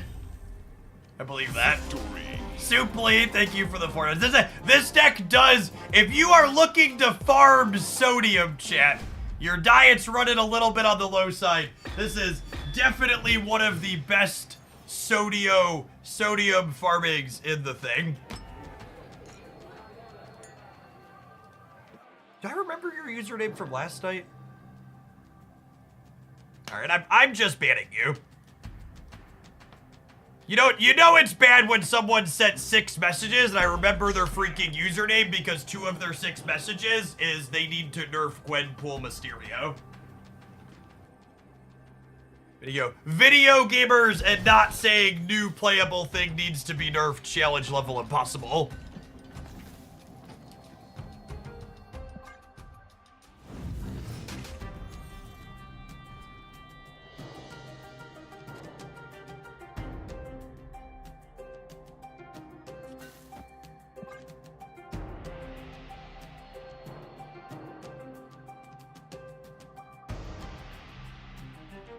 I think my top replacements for Fastos would be like Gladiator or Polaris.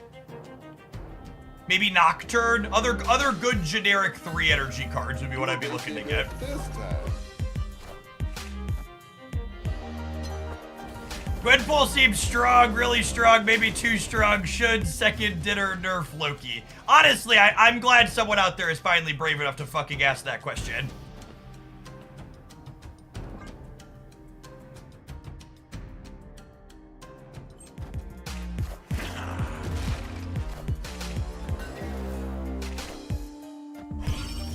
Oh, Red Guardians and Hephaestus. Red Guardian's probably fine.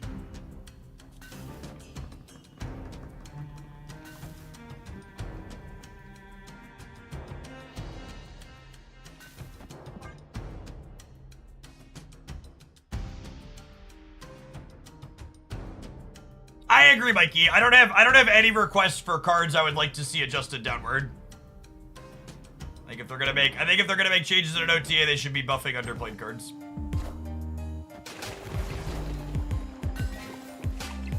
Ah, you're making my 3 energy cards weaker. Sure would be a damn fucking shame if they didn't cost 3 energy here in a minute. Wouldn't that be unfortunate? Opponent snapped.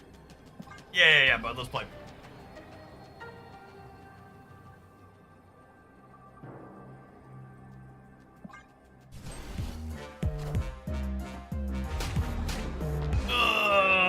Got me.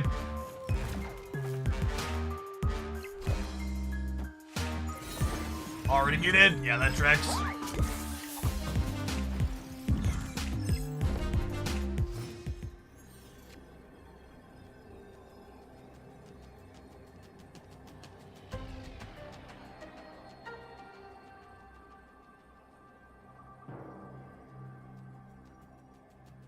Do they have a big enough thing to win the left?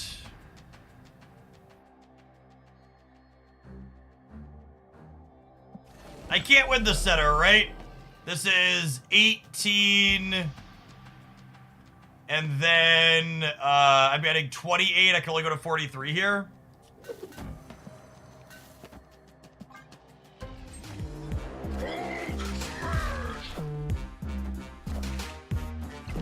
I am shocked they didn't play to here. That's so weird. Seems really bad to not play your big thing to here and give me a flip.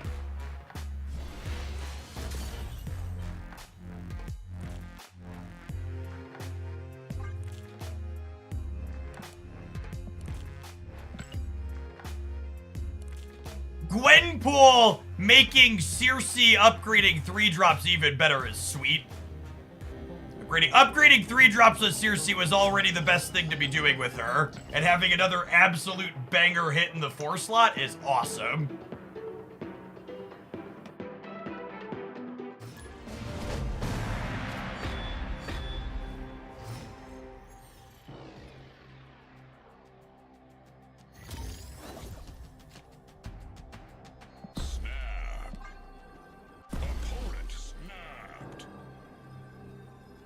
Johnny Sykes, thank you for the 15 months. Welcome back. Maybe they're afraid of top deck shag.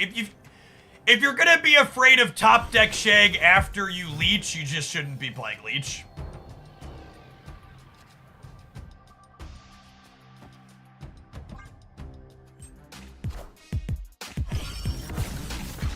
Did you prioritize getting Pixie or Circe first? Do you want to play Pixie decks or do you want to play Circe decks? Pick one. I'm actually gonna Black Widow the center, so that way my 3s are together in the middle, so I can Circe them. Double Fastos into Adeline? Oh, but still my heart, chat. Because Marvel Snap is such a well-balanced card game where there's lots of competitive archetypes, there aren't really strictly right, strictly wrong answers to what cards you should be getting in a lot of spot schemers. You should simply be asking yourself the question, does this thing open up something that I would enjoy playing? That is a 0 energy debris. So you don't see that every day.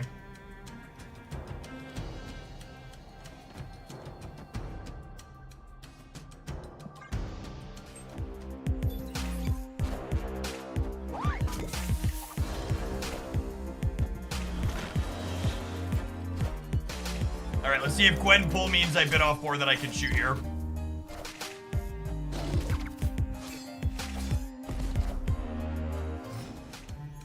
Fuck. Should have done it here.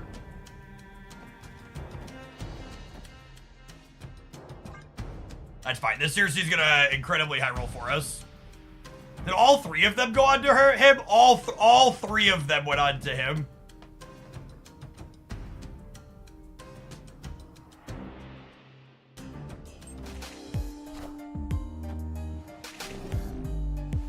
They just Gwenpooled nothing.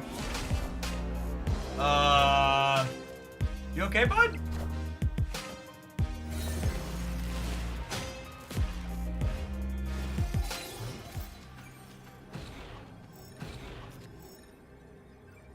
Oh, that's so unlucky. Got him anyways. Victory.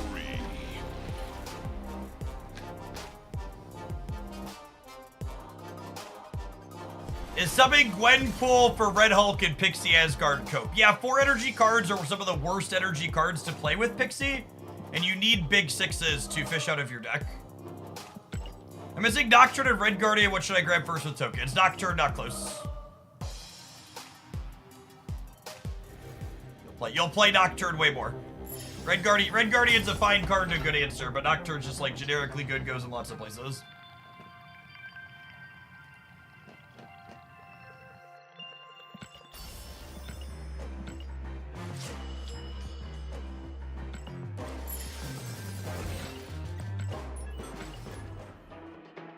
Nocturne loves violence. That's true. Actually, that's a good follow-up question. What is your variance tolerance like?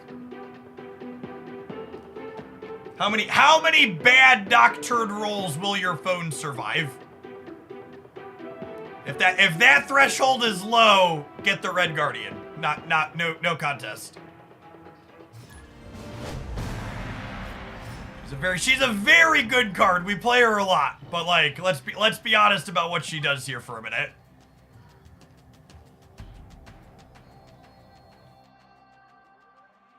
Oh, snap. The thing is, though, you don't always have to move her. Spoken like a true coward.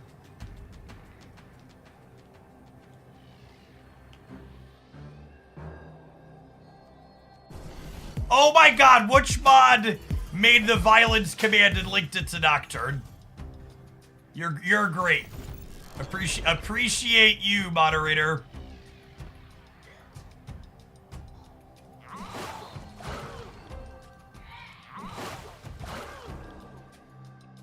So this is a little thing, but I want to ideally hold White Widow for a later turn when I have Jeff. If I didn't draw Jeff, I would play White Widow on turn 2. But because I drew Jeff, White Widow has more value later when I can sequence with her to potentially lock my opponent out of a particular lane.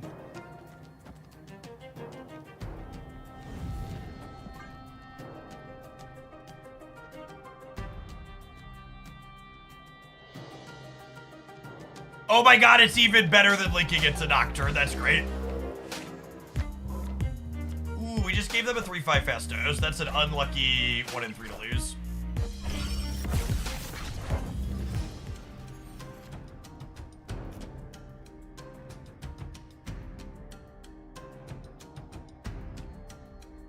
I think it's Debris into White Widow plus Magic now. Oh my god, we got Agatha'd.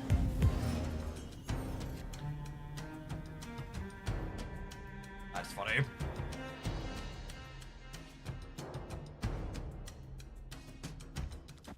Opponent snapped.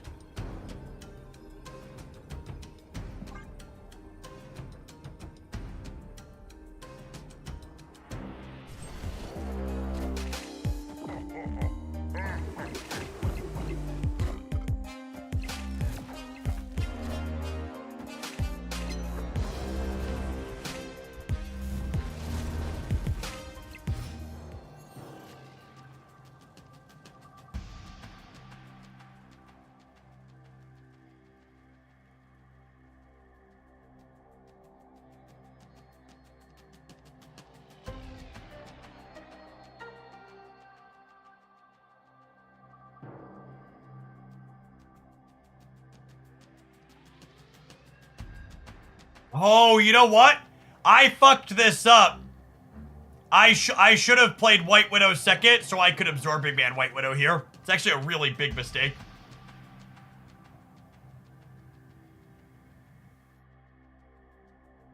Doc, right? Yeah, probably, and then we hope to peel Shang.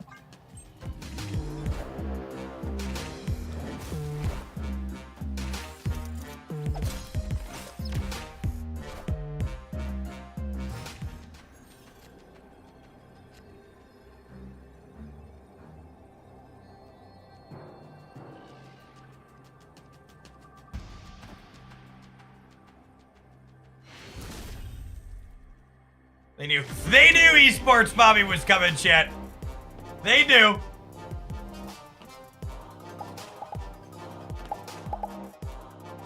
They knew they needed to leave.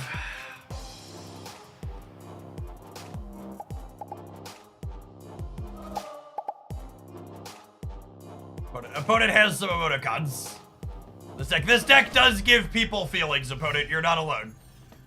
You are not alone in the feelings you are experiencing. Many people have many feelings.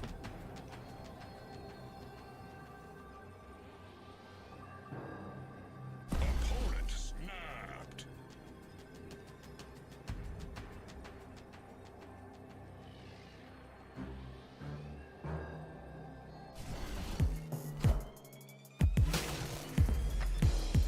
Your deck is shiny and gold, just thought I would say it. It is. Yeah, we finally got Fastos, so this deck is 100% golden.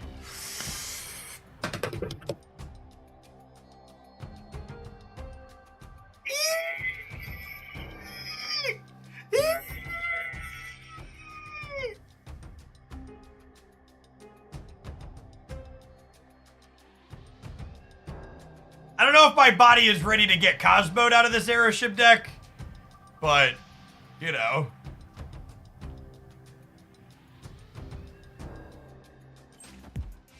Friendly neighborhood Spider-Man here.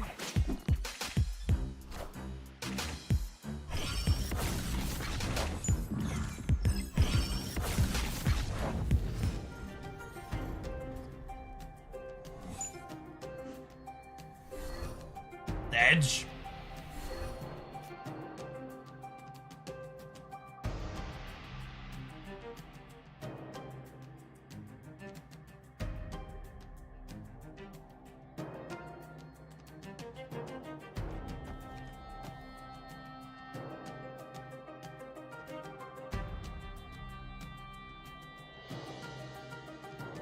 God, it's so wrong, but it feels so right.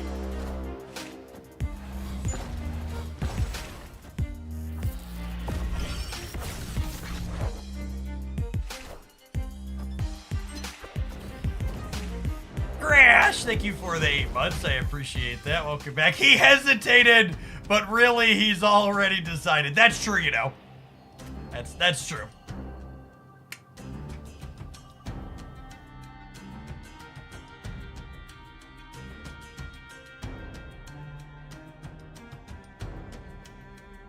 Do I pass? I think I pass.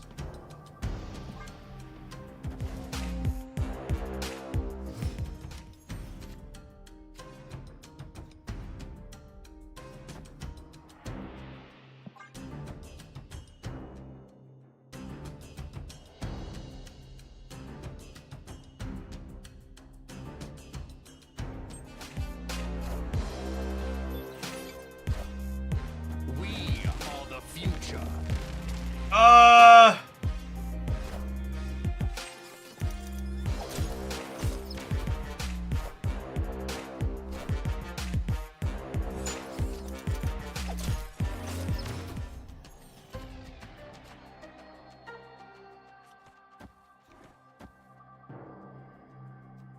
Upgrading this is actually a downgrade, yeah?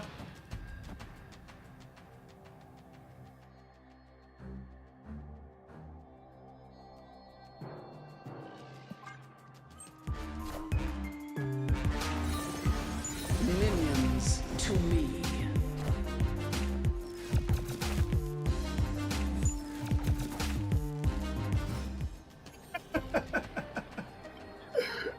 so much fun. We're gonna die to a blob. I want to make sure they're muted before we stay, but, you know, it's a good time. And I laughed.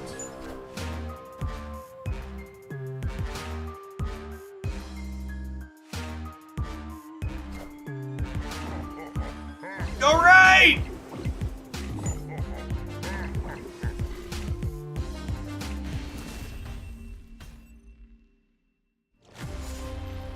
Supergiant making it so our Shang-Chi wasn't live as said. And we needed a coin flip. Alright, chat. Have some adverts. We actually have another Seriously Clutter variation coming up. This one featuring Sentry and Annihilus, which I haven't played in a minute, so I'm curious to see how that goes. We'll see you after the ad break. Thanks for hanging out. Don't go anywhere.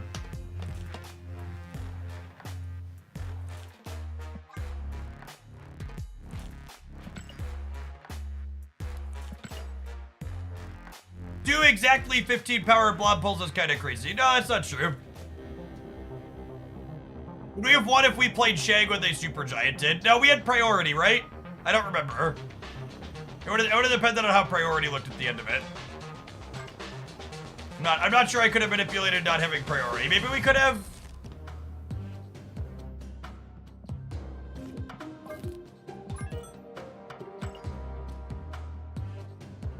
Draconum, thank you for the 3/4 of a year. I appreciate that. Welcome back. Grandmaster has slowly become my favorite Marvel Snap card. Yeah, it's definitely not unplayable anymore, just at a minimum.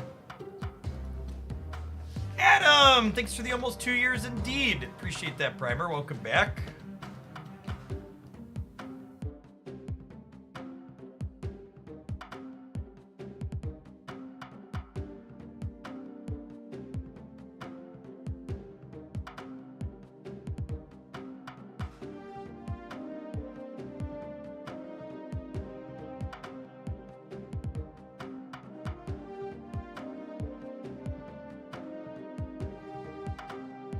Going on, Mantis Boggin. Thanks for the 1/4 of a year.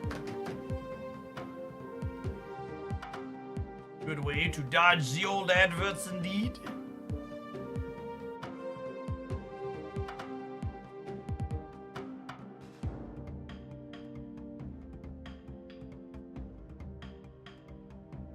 Hey, Zippy, thanks for the gift sub. Do you have the new Twitch drop over? And I do not. I have not watched. I streamed for 14 hours yesterday. I didn't have time to watch 6 hours. Phantom Dog, thank you for the primer. I streamed for 14 hours yesterday, and then when I signed off, I did another, gosh, almost 90 minutes of recording and editing for YouTube stuff, which, speaking of, that reminds me, my video from my editor just finished downloading, so we'll get that Gwenpool review uploading here during this ad break.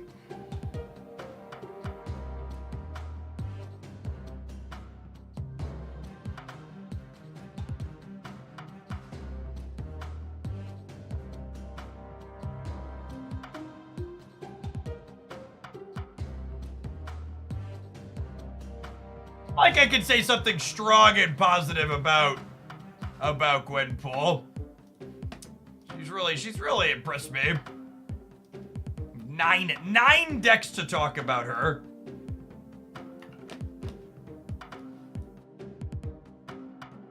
What do we want to say?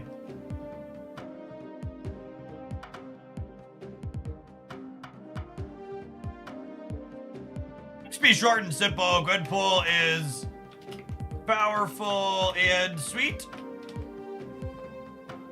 Let's just not be fancy.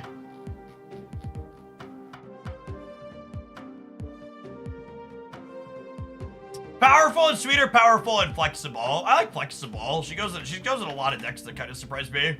I'll say flexible. I'll save sweet for something else that's less flexible but interesting. All right, we'll put an advert at 341 and 834. I would like to farm people here and here. Fun fact, we talk about adverts and timing on Twitch a lot, but creators on YouTube also have full control over when and where their adverts get placed. Meaning if you're watching a creator's video and you feel like you're getting spammed by ads, that's not YouTube, that's the creator, chat. And like, one of the things I try to do when I insert adverts into my YouTube videos is you can see here, I looked on the timestamps for where I'm putting them. I always put them at the very start of a new segment of the video, so that way they're not disruptive in the middle when you're watching something. So similar to Twitch. Yeah, I control the amount of ads and where they appear. And that's every creator has that control. If you're getting an ad every 30 seconds in a YouTube video, it's because the creator wanted you to have an ad every 30 seconds. Right, it's done processing already. Oh, it's not done processing yet. No, still checking. Got it. Thanks, YouTube.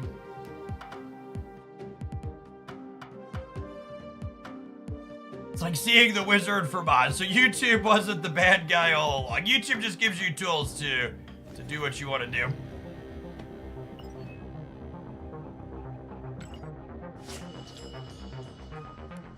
If you do nothing, it auto plugs in a number of ads based on the ratio video. It will, if you check the box, put ads in the middle of the video, it will auto insert them at certain intervals, yes. There is an auto populate option, yes.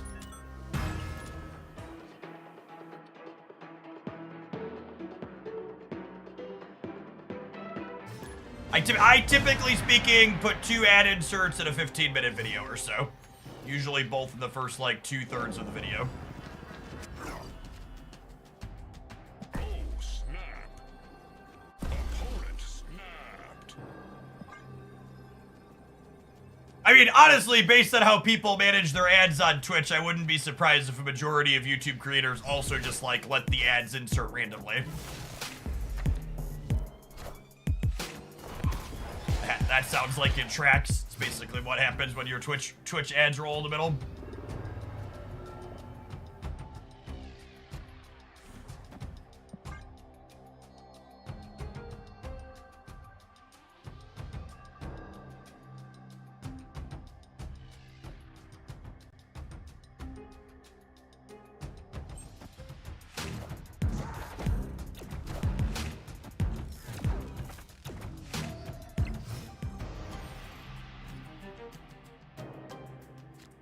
Oh, that's great for us.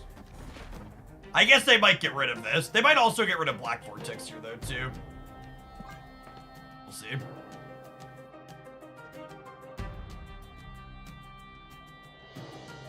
Drufus, thank you for the 5 months. Welcome back. How much does how many ads you put in impact of your account? You know, I actually haven't done a ton of A/B testing on number of ads to how much viewer count and revenue is impacted.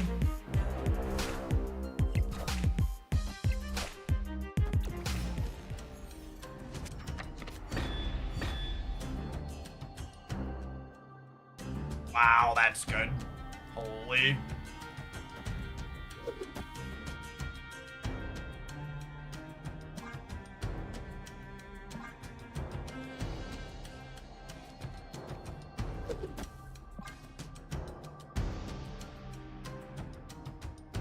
That my nocturne. Oh yeah, it totally is from the cable. It's got my split on it. Good catch.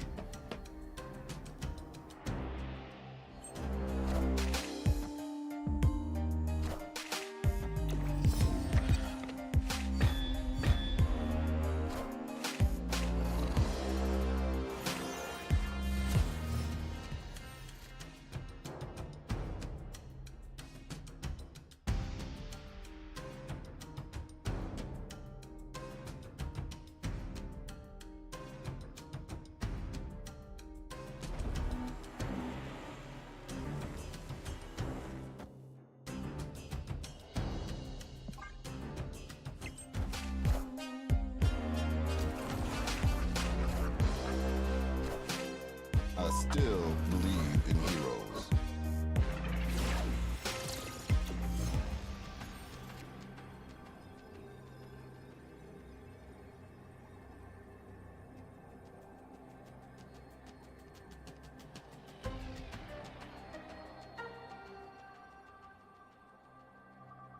Is it ever this?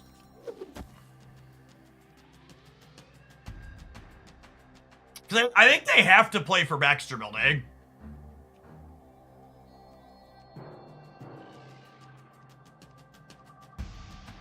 Remember, they can play a 6 because they're Aeroshim. And they're +1 energy, -1 energy. If I play this here, I'm at 24, and they're at 19. So they would need to get 6 more, so they need an 11 power thing here to beat Mockingbird, which seems likely. I think I do this, because they're going to play a big thing here. That's my read.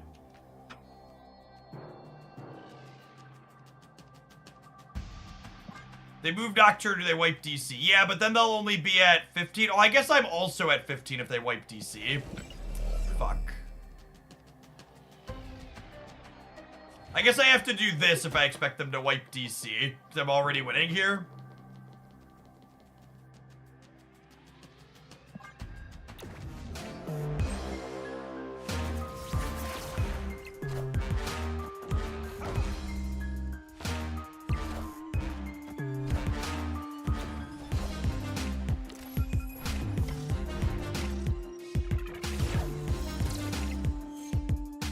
Alright, so both our sequences won here against what they ultimately doing.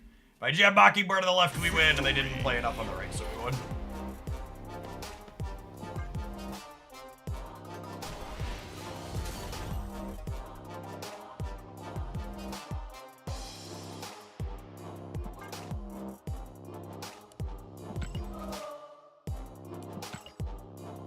You should turn off their stream, something like that.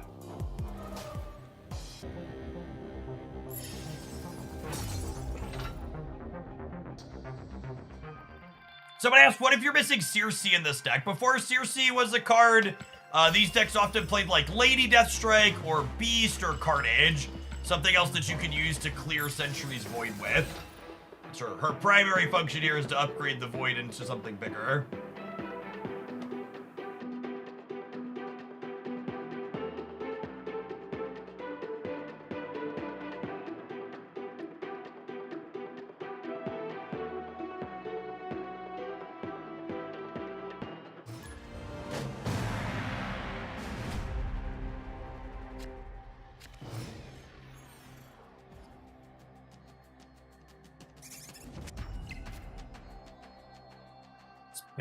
Pin the verdict command and maybe drive some traffic to that YouTube video. If you're looking for a bunch of Gwenpool decks, I've got 9 of them in my verdict video. She is a sweet and flexible card. I like her a lot.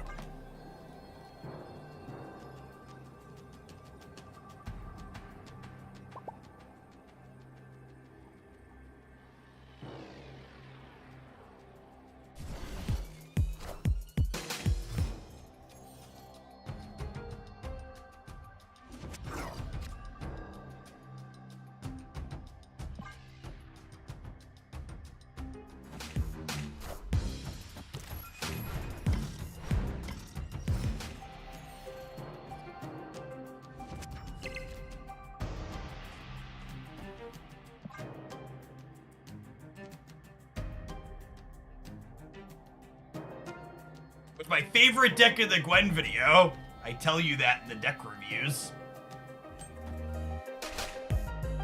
I tell you all the dirty little secrets.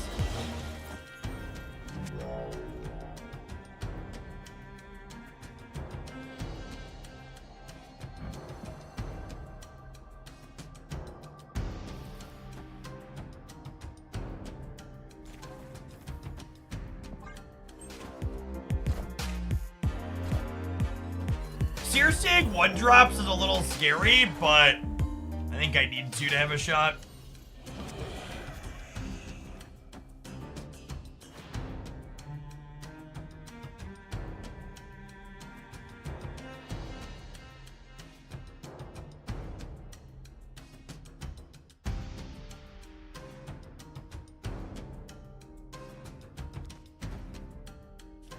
Doing this now? I think I'm doing this now.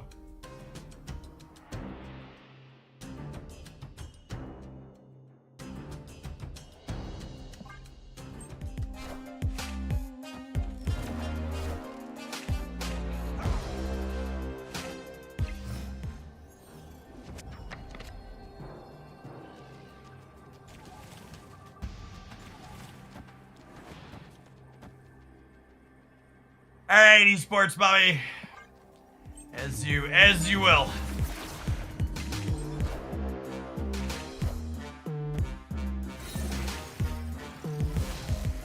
Cool.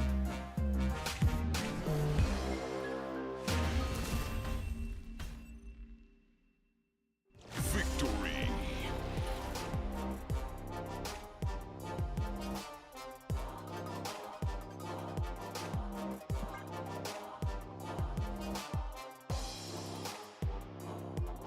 Got their god card. We did in fact find the low game.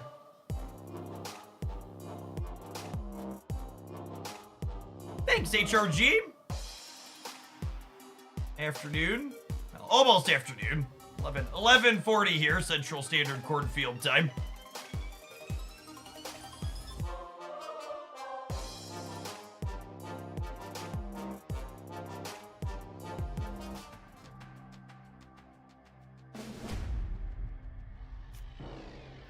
Kunlun saved us there. I mean, I made my plays that game knowing Kunlun was there.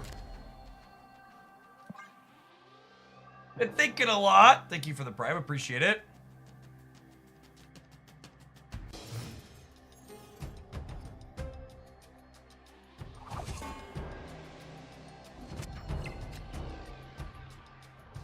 I think we're torched, video gamers.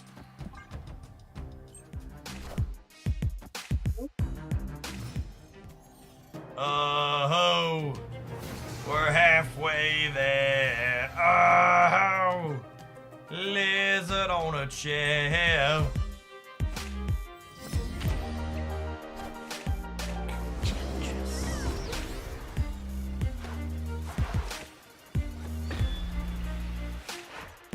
Time's up.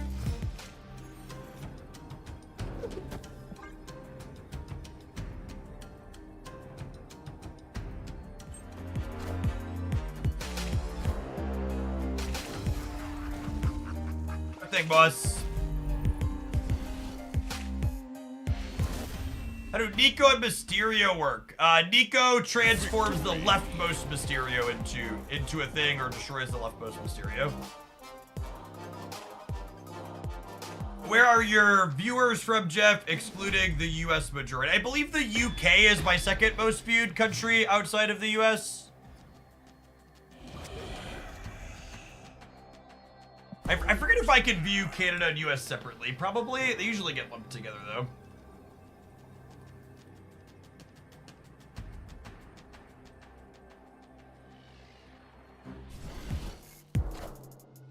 Oh, by the way, for the anime enjoyers in the audience, Zenless Zone Zero showed up on the Twitch bounty board last night. So we're gonna play some of that on stream at some point in the next week. I'm not sure when yet. We're gonna fit an hour in.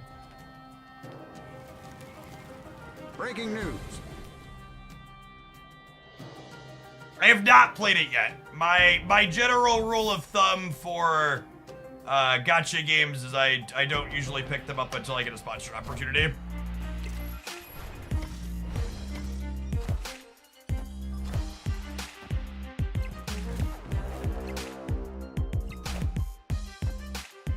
Plays well with the controller. Perfect. I am a PlayStation controller enjoyer.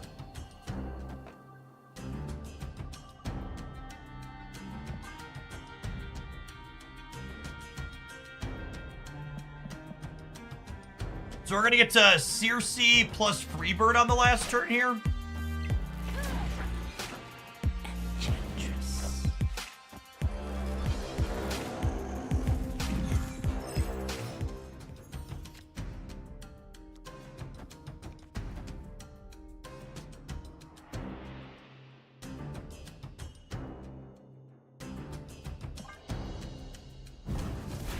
I honestly don't know why big streamers and top players decided that Loki Airship is the best deck, because it's easy and simple to do and wins enough and means they can stop looking for new things.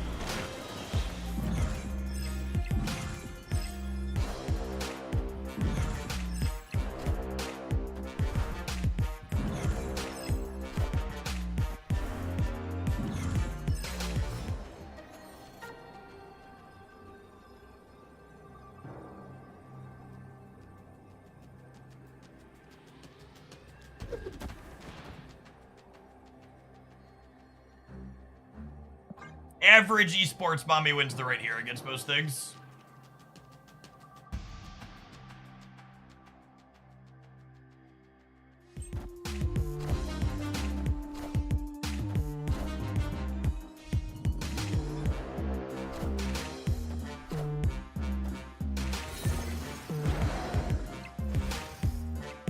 Any consideration for Circe right to play around Eliath? There is an incredible amount of risk to Circeing 1s and 2s. Ideally you want to be Circeing 3s and 4s. There's a lot of cartages and beasts and deathlocks, and even venom can be bad, that makes Circeing 1s and 2s be a lot higher variance than Circeing 3s and 4s.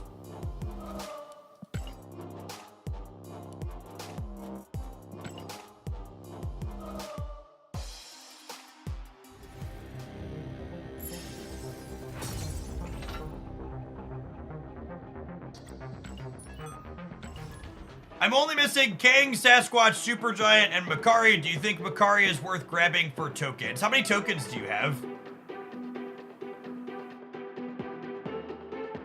Out of curiosity.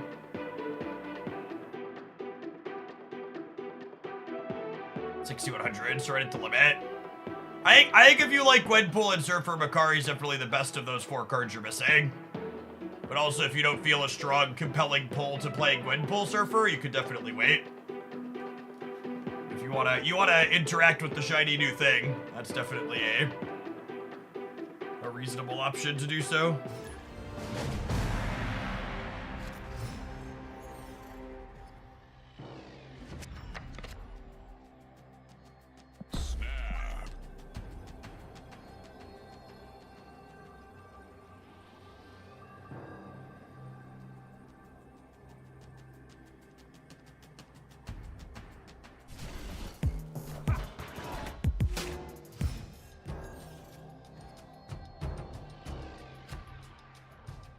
Is Circe worth it? Circe is a unique card that doesn't generally have good replacements in the deck that she's played in, but she's also pretty narrow in her scope.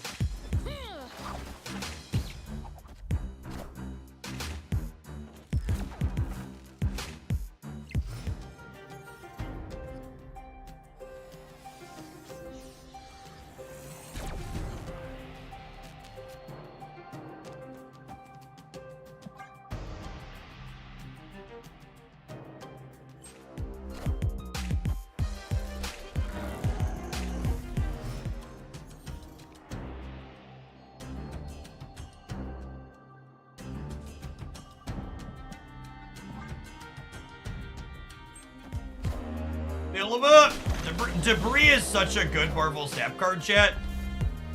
Just like unreal how good she is.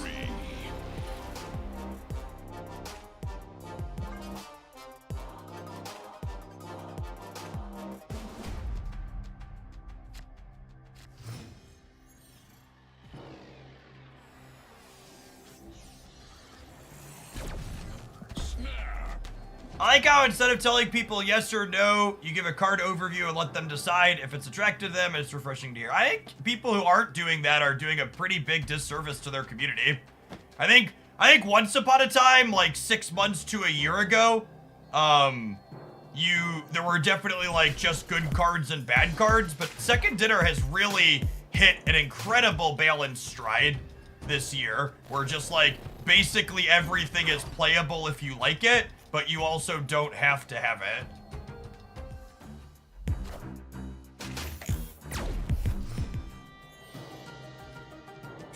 There's no must-haves. That's annoying. Hydra Bob is their biggest miss in 2024.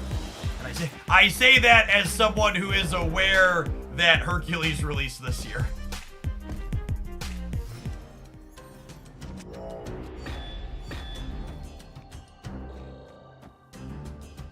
I think Debris is the best board control card in the game. Yeah, I think I'd agree with that. She's very good at what she does.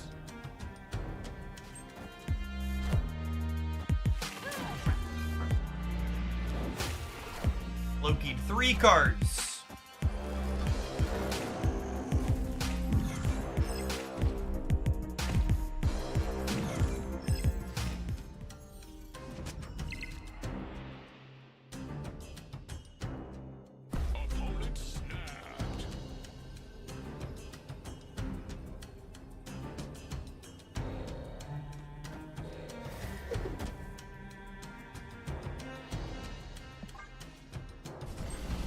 I think it's fine to point out that Hydra Bob was obviously a miss, but let's also not be intellectually dishonest and pretend like a card missing is the average case scenario.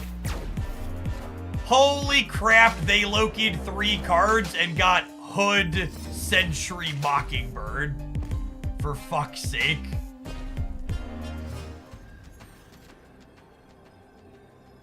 These are the Lokis Reddit warned me about.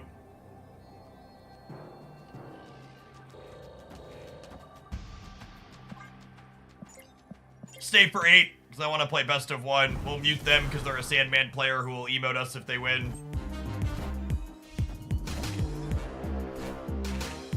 Wait, they drew their copy of Mockingbird?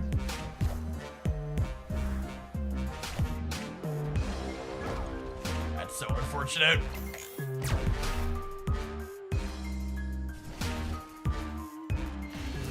Yeah, I agree with that, Bearplate. I would bet their first card design that's interfacing directly with snapping as a mechanic they wanted to be conservative on.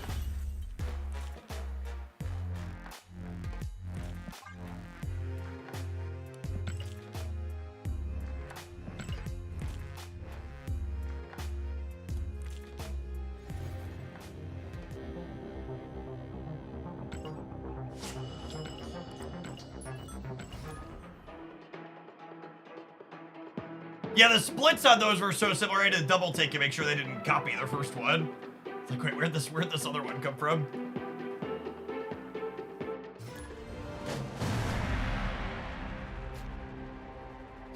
Or thanks for the brand new primer. There's a ton of great content creators you can send that to every month here on Twitch. Thanks for sending it this way this month and keeping me around. That direct support is a big part of why this is able to be my job.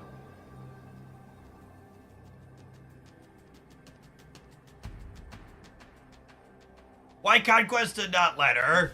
I think playing Conquest is a better way for me to experience and test new decks because games of Conquest actually get played out.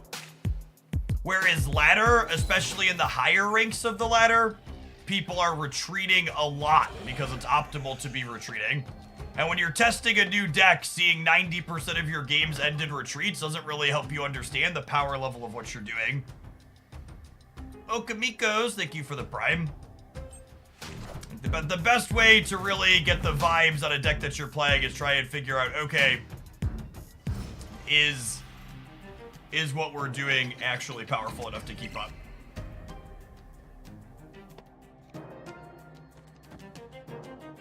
Yeah, I think I'll take a 2x on her at this point.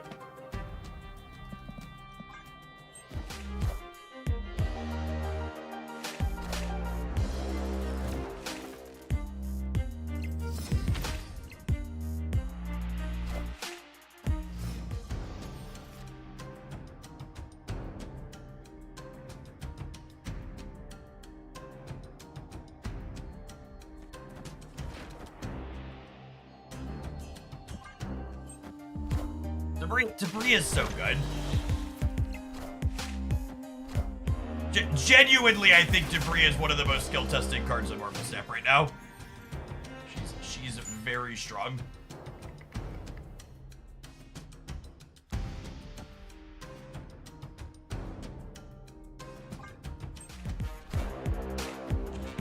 I agree that I find it a bit sad that they haven't gone back to doing more imbalance patches. I also really enjoyed those, and I would have fun if they brought them back.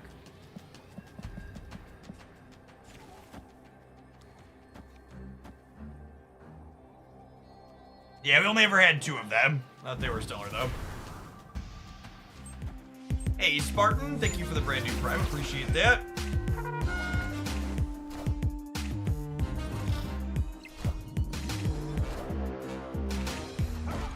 Oh, missed it by a little bit.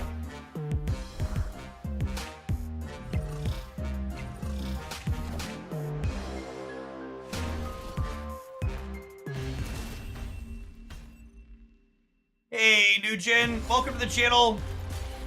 No fast drops here or anywhere else on Twitch. It's unfortunately a lie that happens in the Marvel Snap community. You gotta watch 6 hours of Marvel Snap here or anywhere else in combination to get all your drops done.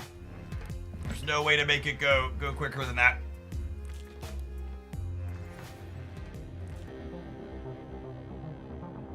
Yeah, actually, if Time Theater hadn't been Time Theater, we tie the middle and then we win the game, yeah? It's a good catch.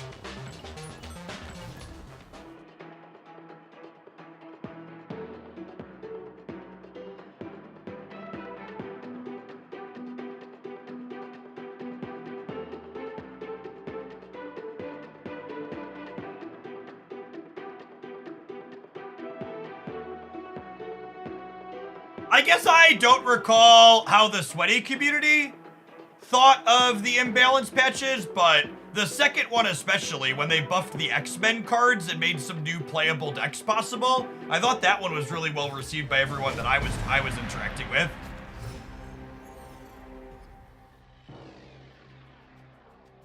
I think Gwenpool could make a good Black Panther deck. Here's my question back to you. Do you think the problem with Black Panther is that it isn't big enough in the games where it happens? Is that Black Panther's problem? Its number isn't big enough.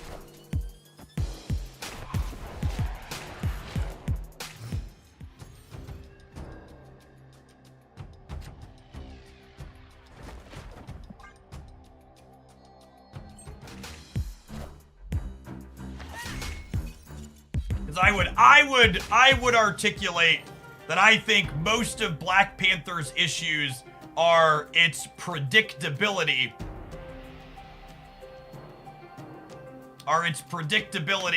And the ease of interacting with it. So again, the number one question.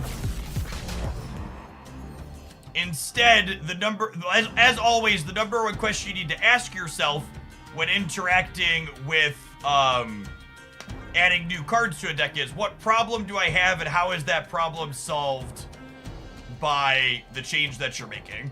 So I don't think Gwenpool solves a problem that Black Panther has. TLDR.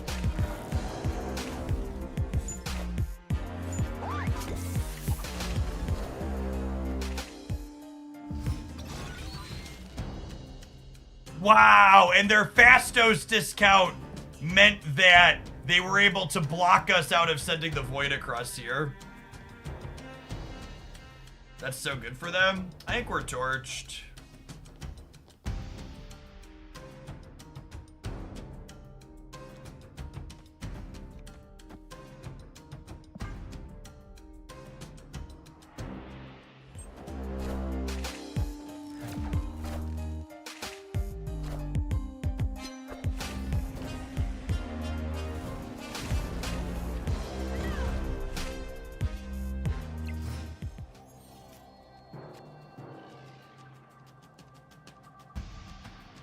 Dead.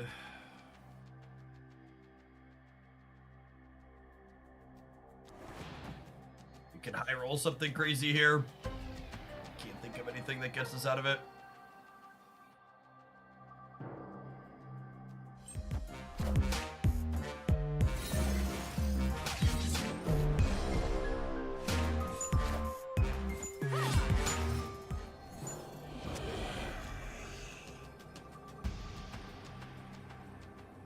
Maybe I should have nocturned. If I would have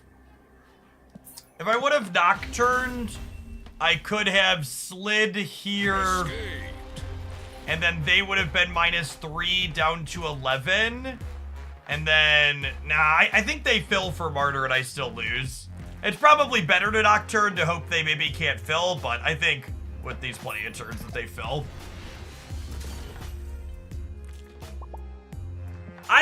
I feel like we could probably get the Sentry nerf unrolled, huh? We're talking about changes in the OTA. What are the overall stats? Does this card have good stats? Anecdotally, it hasn't felt super strong recently. What are what are Sentry and a Nihilist looking at? I am tentatively full on deck submissions right now. However, we're gonna be doing an extra long stream again today, so we'll probably open them up again later. But I have 5 more in the tank, so I don't want to take more until we get through some of those. Yeah, low play rate and performance. I think they could probably roll back one or both of these nerfs. Can put this back to 10 or put this back to 7. Probably put this back to 10. Yeah. I think I'd like to see this go back to 10. All right. As far as specifics on this deck list go, there's a reason why non-Sentry Clutter has been my preferred Clutter deck of choice lately. This felt a little bit clunky. I think if I was looking to improve the list overall, Teenage Warhead would definitely be a card I'd substitute out. I think Warhead is a card that ideally gets played on turns 5 and 6 in a more controlled manner, not early on turn 3. And this deck list has a lot of other things it wants to be doing late that makes it difficult to fit Warhead into the curve. So I do think this archetype overall is a little bit on the weak side, but the number 1 weak link in this particular 12 cards, if I wanted to improve it, I think Warhead is pretty medium. All right, have some adverts. We're gonna kick over to our next viewer pile when we return, which is a kind of sweet deck. We have a Ravona move deck featuring Dagger and some goblins. So we'll kick off with this when we get back. Thanks for hanging out. Don't go anywhere. Actually, I owe Giggity. I owe Giggity for $100 worth of splits. I have Vulture boosters, yeah? Is it Vulture's day, chat? Is Vulture gonna go for gold? I think it's Vulture's day. And I pick if Giggity said I could split a card I wanted to split. Let's do it.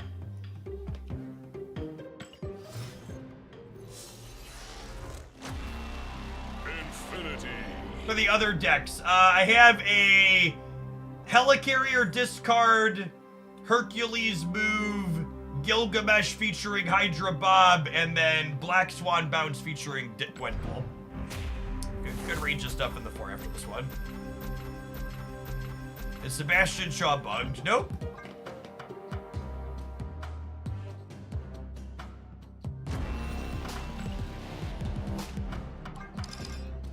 So again, your first chance for a gold split is your 5th split.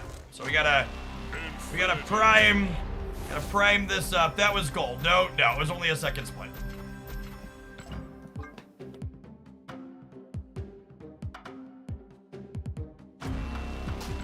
That's split number 1, 2, 3. And again, I'm splitting these ones down here that already have some boosters spent on them because they're slightly cheaper. Cashan, thank you for the 2 years. Welcome back. And Marcus, thanks for re-upping for the 2nd month. Appreciate it.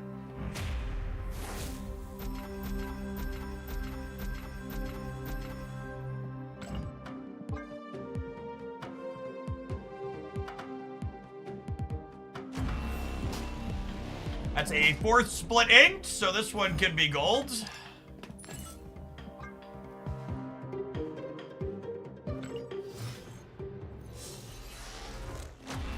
Finally, we get to play the real game. Yep.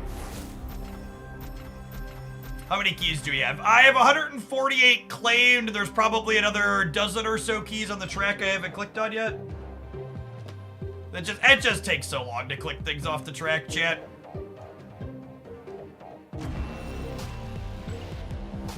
It's fine. Swing and a miss. Got one more round of boosters here.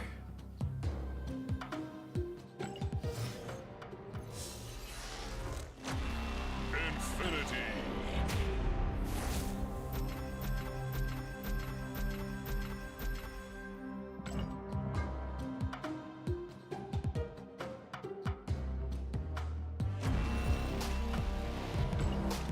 I think I'm out of the ability to buy boosters, yeah? Fine, Ben! Don't take my money, I see how it is.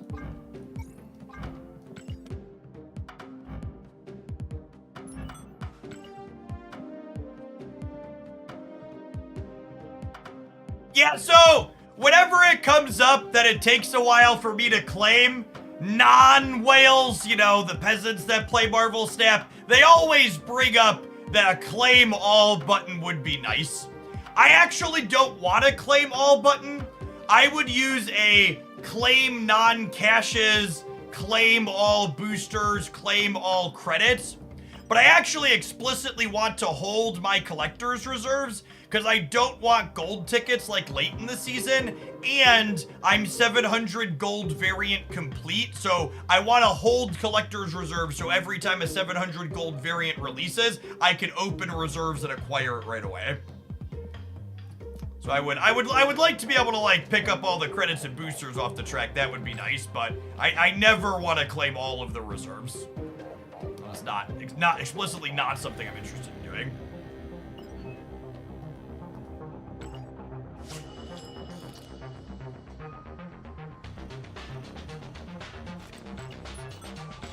They will never implement that. I agree. I think an actual claim all button is also something that's unlikely to ever happen.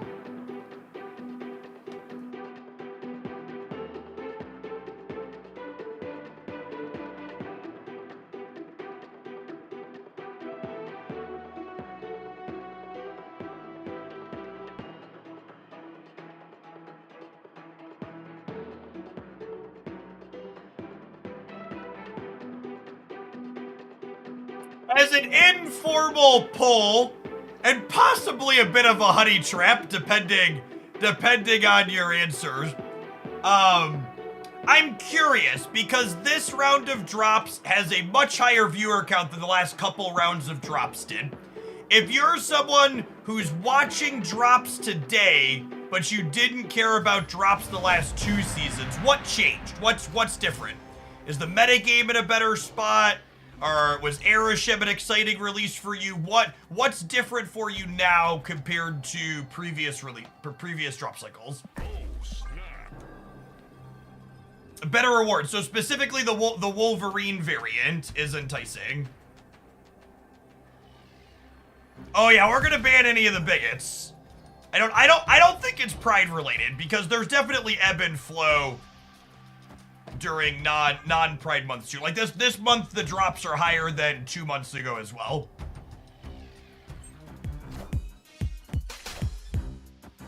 I'm back playing after a break. What brought you back from the break? Just like the timing worked out, or Aeroshim was exciting? Opponent snapped.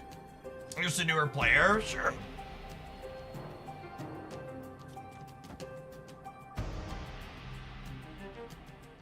Yeah, it could be hype around the movie too. I'm just curious from a personal perspective. For people who are familiar with me, in addition to my math background from education, I spent time doing data analytics for a Fortune 50 company for a little while after grad school. So it's something I'm super interested in. Noombars make me happy.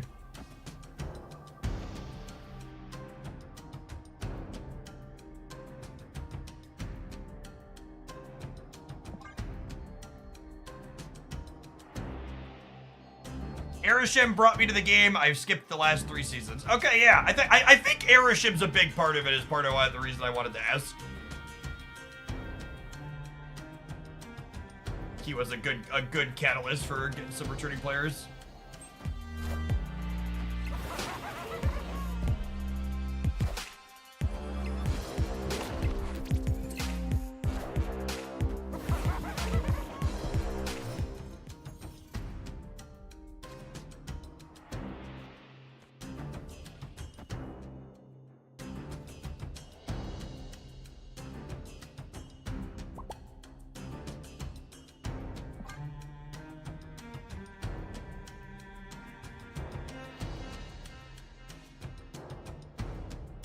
This is a very weird game, yes. I haven't played against the card Celine in probably months, and I queue up with a Hobgoblin Green Goblin deck, and I immediately queue into someone playing Celine. Wake up, sheeple, the truth is out there. Big Bro doesn't want you to know what's really going on here.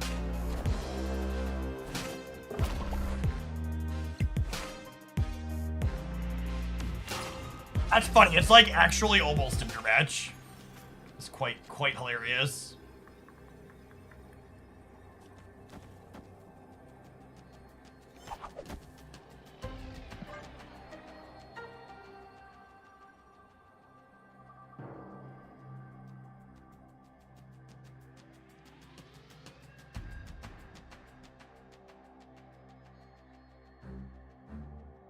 Is this the Proving Grounds? Yeah, I believe so. I don't know. I play Silver and Proving Grounds like the same thing, so doesn't really matter.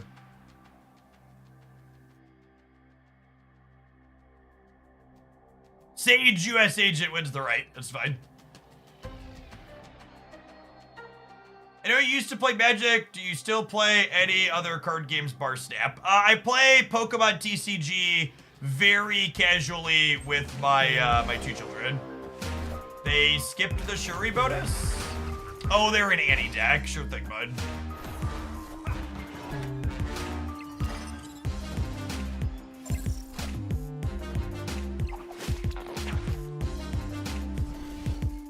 Oh, I accidentally pulled this middle too. LOL.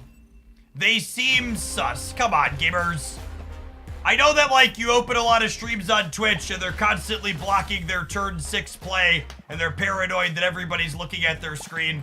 But I promise you, this person who's annoying with all their emotes while they're playing a direct counter is just annoying. There isn't an incentive to look at the screen, especially not in the Proving Grounds where you're playing for a silver ticket.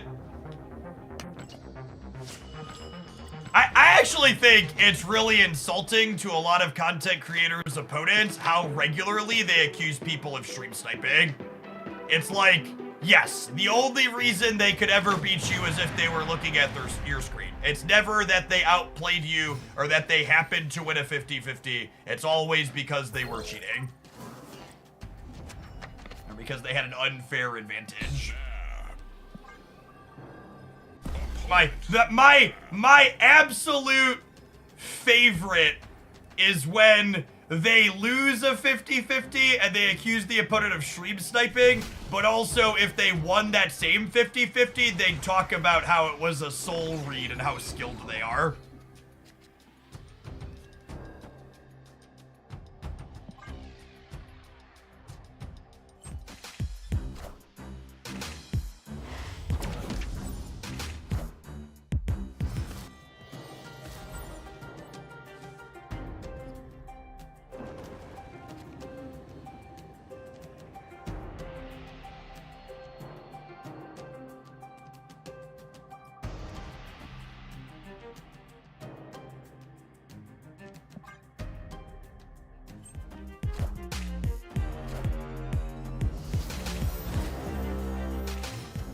Wongers.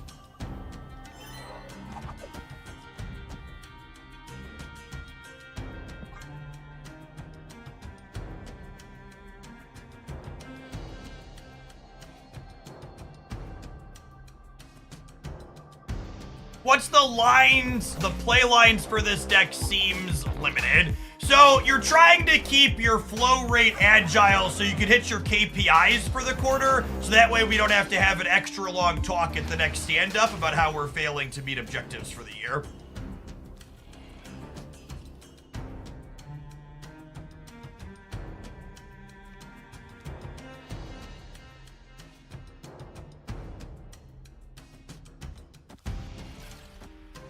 Would it be helpful if I drilled down into that a little bit more to help you figure it out?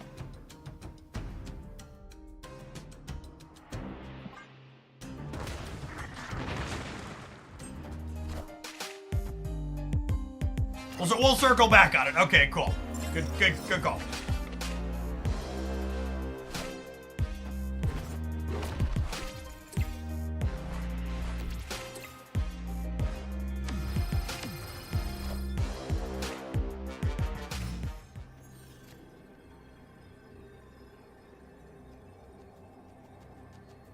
We can take this conversation offline, 'cause I'm gonna tell you how fucking stupid you are and I can't have it recorded.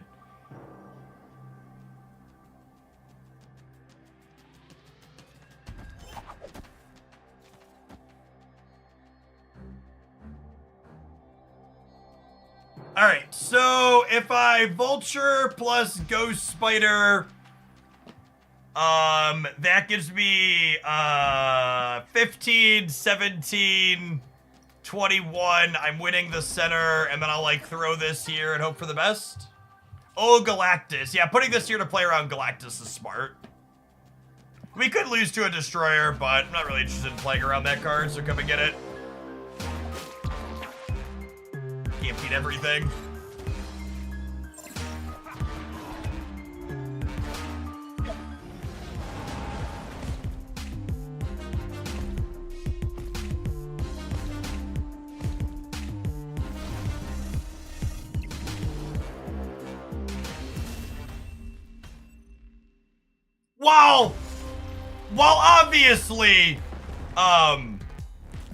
While obviously these are two very extreme cases, I will say that as Snap has evolved, the Goblin cards as a whole have felt like they've gotten worse and worse.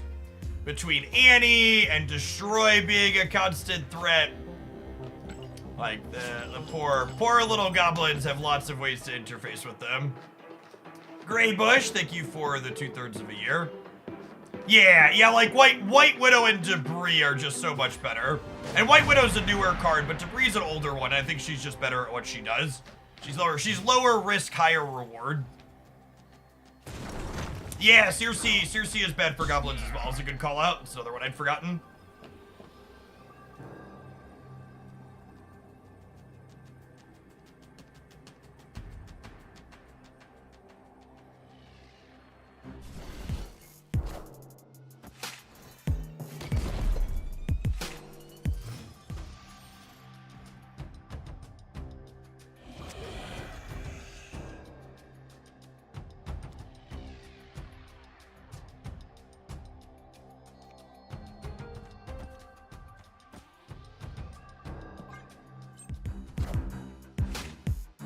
Maybe I should have daggered over into here to pick back up later.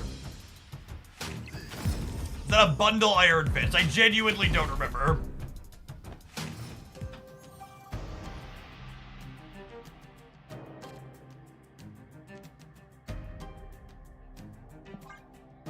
Hobgoblin with US Agent is a fun combo. Turn your Hobgoblin into a -12.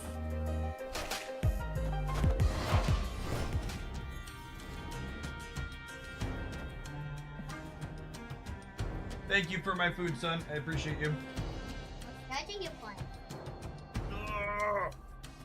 We are playing a Clutter deck that clogs the opponent up.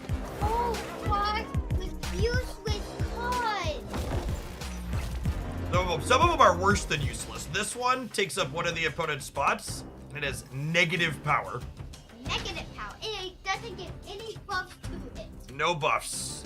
Just weakness. Anything that gives less power, but anything that gives less power usually has a buff. Yep. Oh. Yeah, all to make it balanced. Make it useful. Is that over here, my dude? Thank you. How's your day going? Good? I got a question, Daddy. What's your question, my dude? Still use the Infinity Stones? Are you playing that Thanos thing? The Infinity Stones. There are still Thanos things, yeah. So the Infinity Stones create special abilities. They do. So what are the strategies if you're playing Thanos is getting all the Infinity Stones and get Thanos to 20? Oh, I should have put Iron Fist here. I gotta go for lunch. Yeah. All right, dude. Enjoy your food. Thank you for bringing me mine. We'll see if we lose here by 2. If we lose here by 2, it's my fault. Or honestly, Dagger's so big. Maybe I should have put Sage here. Very possible. So the two wouldn't have done it, but Sage would have. Sage would have got it done.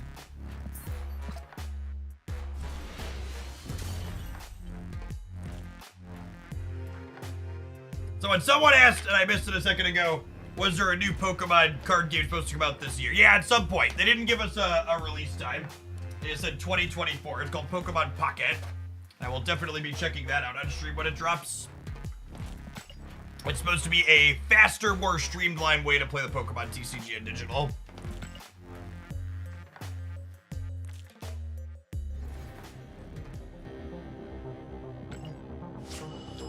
Yes, basically Pokemon stat. LZ, thanks for the entire year. Appreciate that. Welcome back. Holy Beast Boosters, Batman. Yeah, I played a little bit of Beast.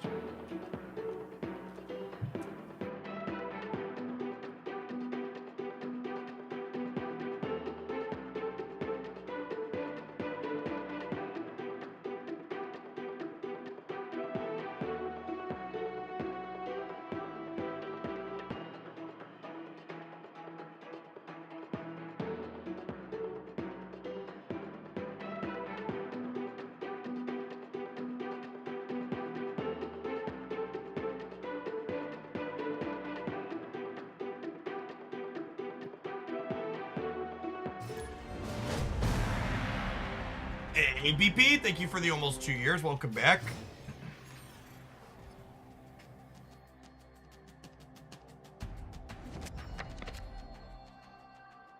Oh, snap. Opponent snapped.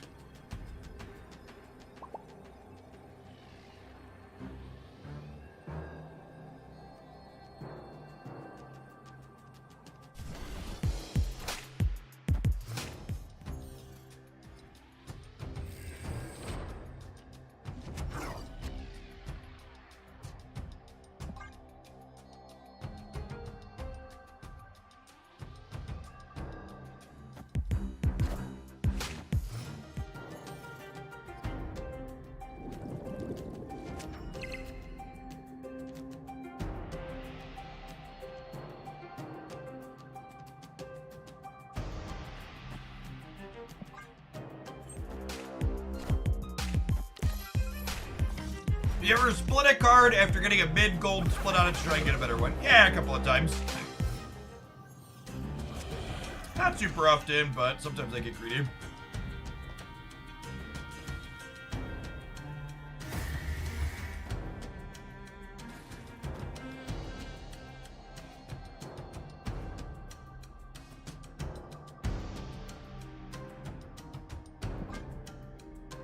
Hey, Dover.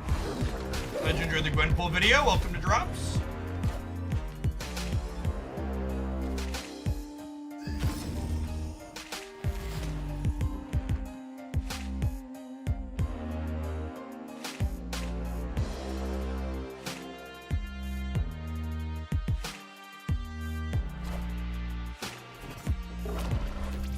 Our Krakoa was a little bit better than ours.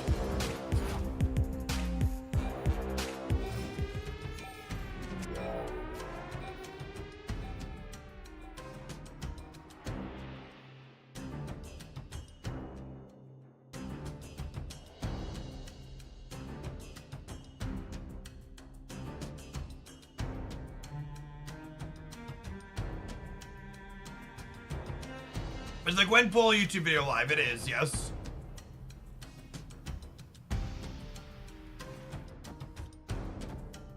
Sage is 6 in the middle. Yeah, what if I do this? And then I can Hobgoblin over here next turn.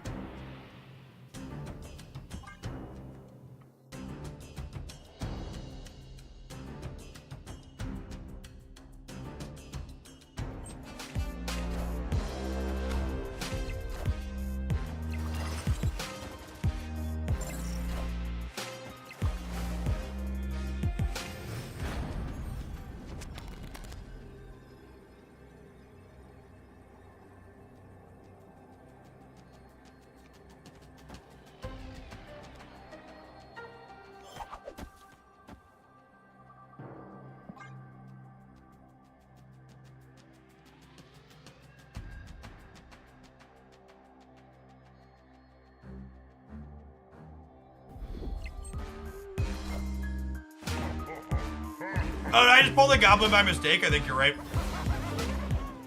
I was thinking I filled my location up, which you're right, I didn't. That's fine. We were dead anyways, but I messed it up. That meeting.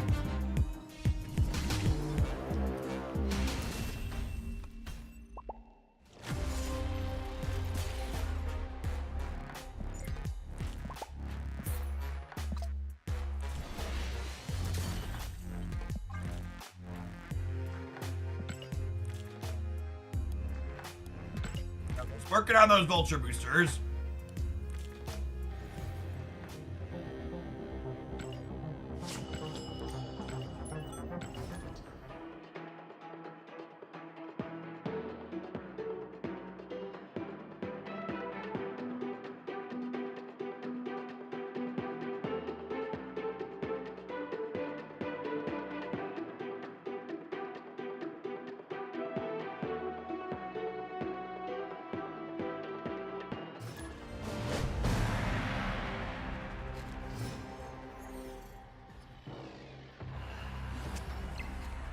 Opponent snapped.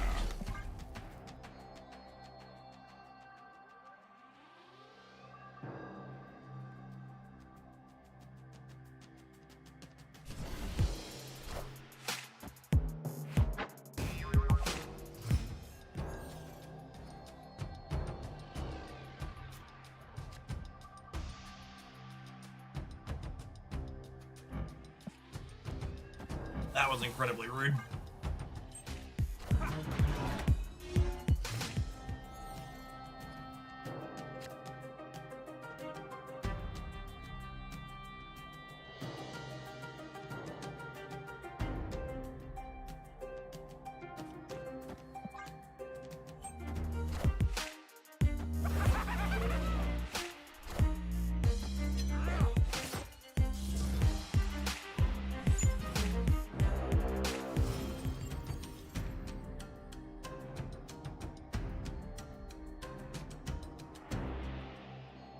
First time chatter sending a message to accuse an opponent from 3 or 4 matches ago of stream sniping. Holy shit, video gamers, get some help. Are you okay? The answer to that question has gotta be no.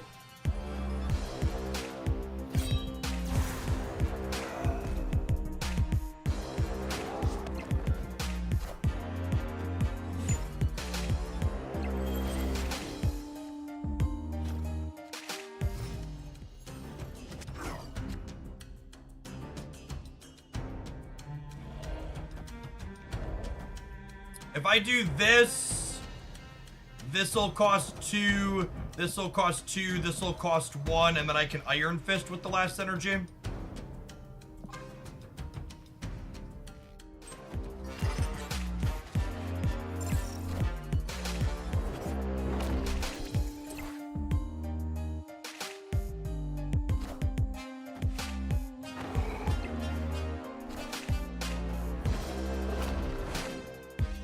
Oh, my hand was full.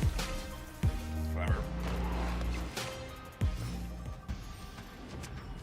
Jen, I can't count and eat at the same time. Come on now.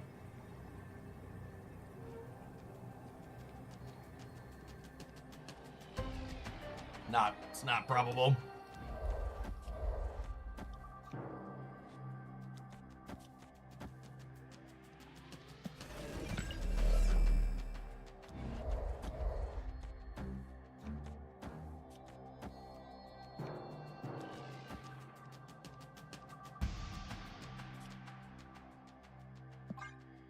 The Widow might mess up their wolf jumping, so I'm gonna do that.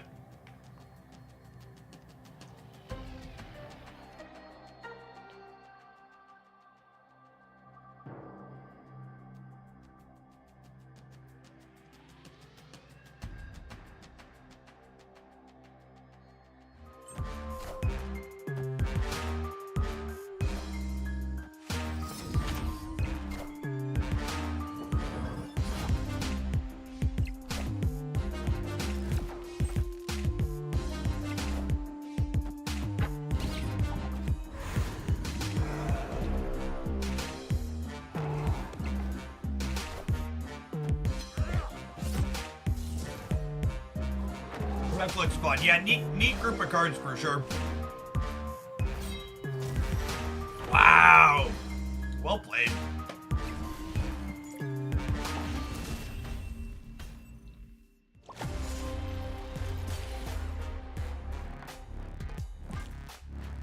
The Proxima Midnight on the finish was so good. Oh, sorry, opponent.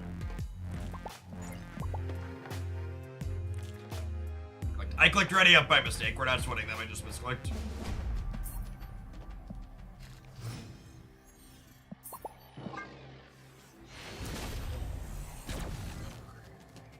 Escaped. Yeah, neat mix of stuff there. I enjoy a lot of these cards. Excuse me.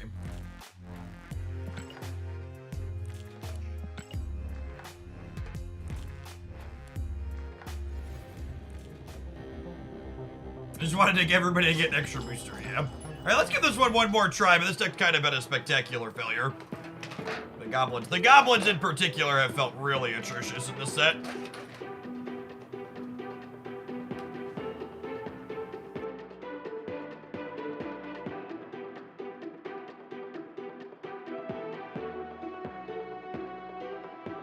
They have been a Gwen deck. Maybe you kind of want cheap on reveals for werewolf generally.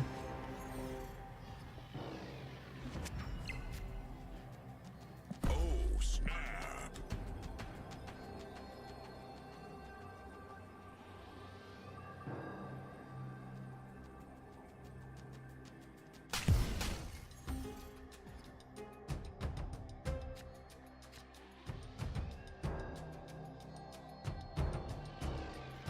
I would agree with the sentiment that Dakin is an underexplored card.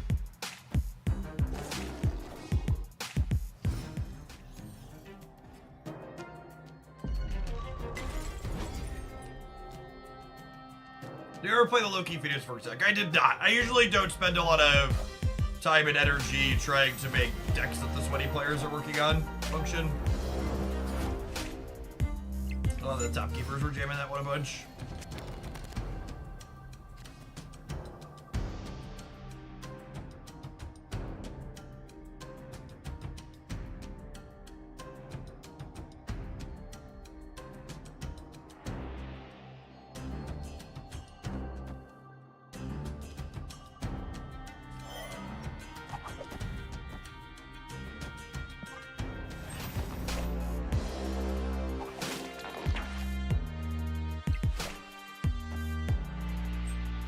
Thanks, Super Zan.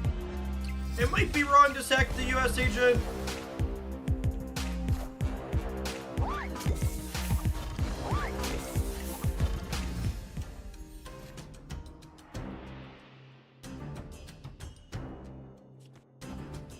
This means I can't beast, but I think it's important that I lock the right side here this turn. I guess I already have so many points here. Maybe I just do this. And that way I can move the dagger. This is probably better.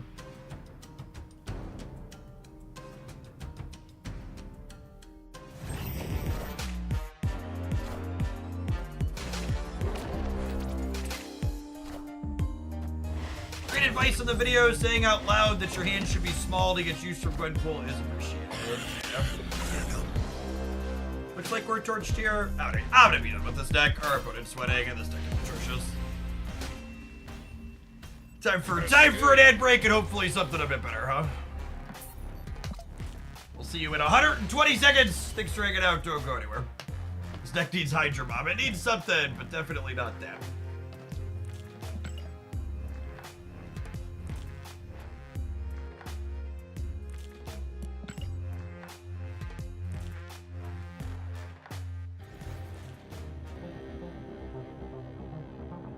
Deck looked spicy, turns out it was just indigestion.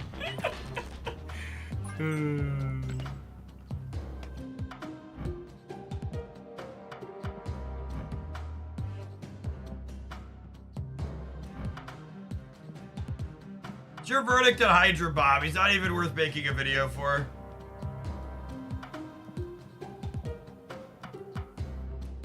Can I give a stronger verdict than that? There won't be a deck highlight. There won't be a verdict video. Maybe we'll try the Cerebro 4 deck eventually. We built this, might as well try it. No wait, that's the wrong one. Why is there a Gwenpool in here? Oh, I put Gwenpool in here instead of Hydra Bob. I was like, why the fuck is there a Gwenpool in this deck?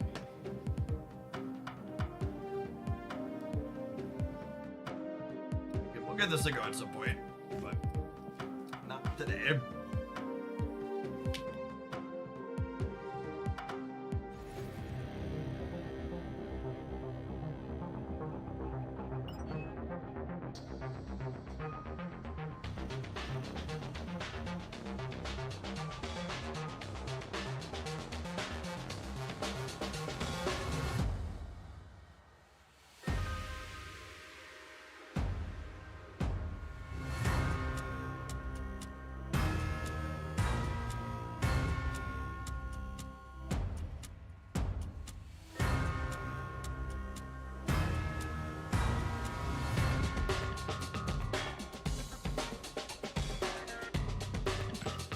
What is Bob's auto deck? I assume Bob's auto deck is similar to Gwenpool and it's just an airship deck.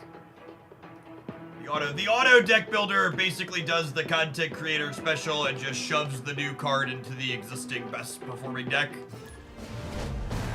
I had such high hopes for the auto deck tool, and its implementation has just left so much to be desired. Snap.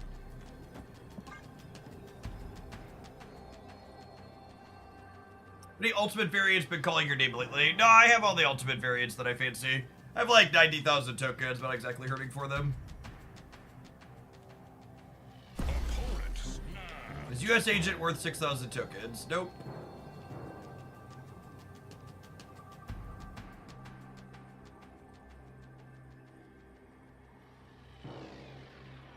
People reporting the auto decks have changed since the cards have released. Yeah, that tracks.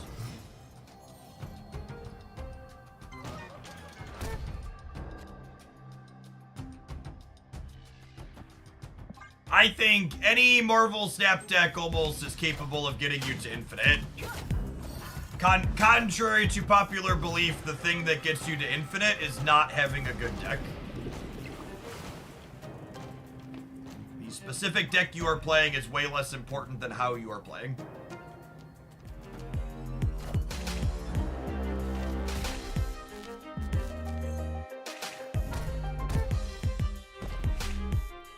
Yeah, I don't want to gamble the Corvus when it means the Proxima's gonna hit mid. Doesn't sound very good. I don't know if my body's ready to bin Modok and not Helicarrier here, but we'll take the Gambit here on 4, I think.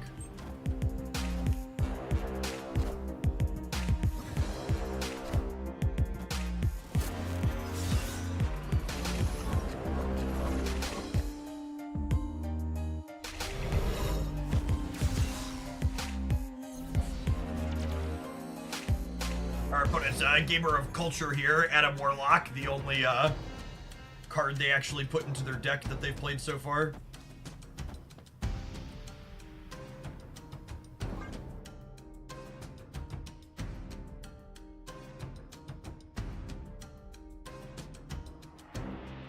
I made infinite while farming boosters last month. Yep.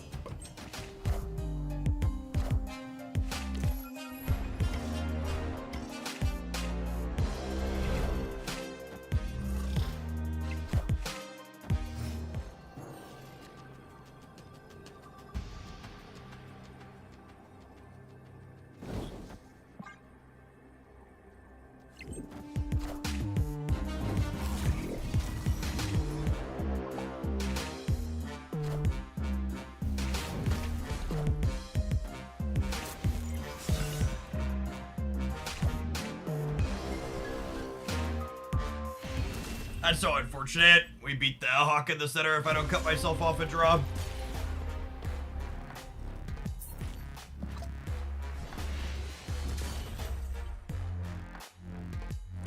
What card do you recommend to spend your tokens on? My Spotlight Cash review from yesterday as a review of upcoming Spotlight Caches, and then I give context at the end of the video that talks about which cards I think are best to spend tokens on, given that they're not coming up in any Spotlight Caches. It's not just as simple as you should spend tokens to get this card. It's tokens are a parallel resource to keys, so like what makes sense to spend tokens on is related to how your keys are going to be used. One of the big things about the Marvel Snap economy is there's not one-size-fits-all answers to most of these questions. There's a lot of it depends and what do you enjoy and stuff like that.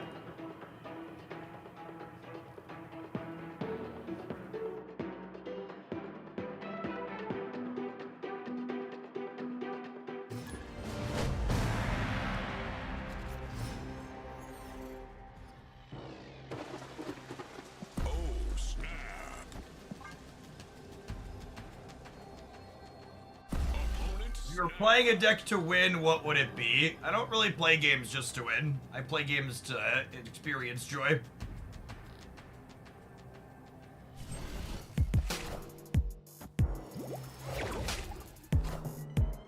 I think if your only reason you're playing a deck is because you think you're going to win more with it, you're going to be a pretty miserable human being a significant portion of the time.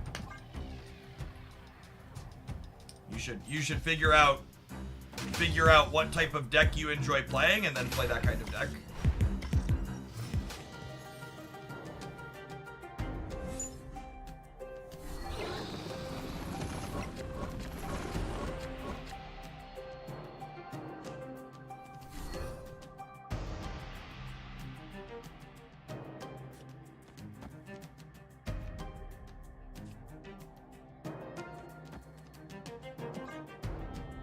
Above average Sokovia.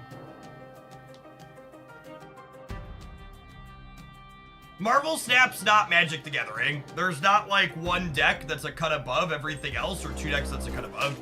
There's like 30 playable decks in the current Marvel Snap format.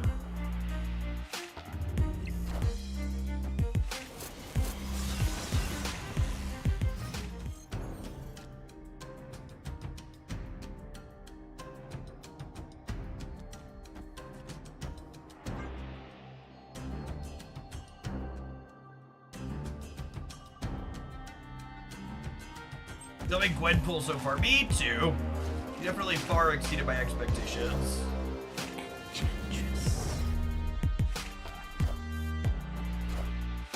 Face the might of Asgard. Mjolnir!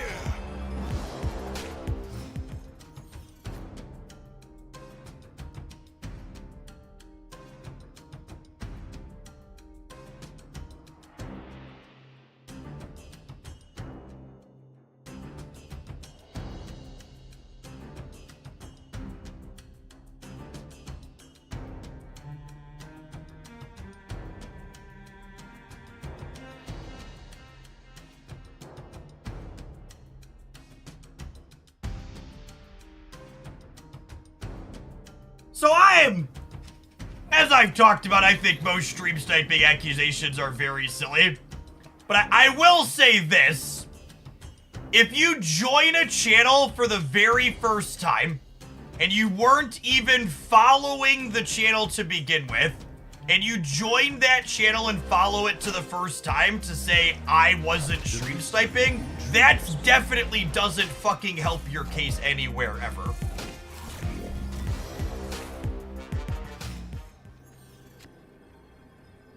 Like, not remotely does that makes it way more likely. And like if you were like already following the channel or a regular, that would be one thing. But also, no one accused you of stream sniping because that's not a thing here. It's stupid. It's a toxic culture. But show it up to somewhere you don't frequent and be like, well, bro, I wasn't watching the screen. I'm just here now and I'm never here otherwise. It's just like fucking weird.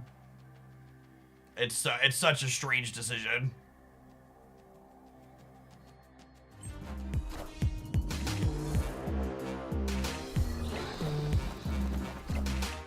Doom rules all.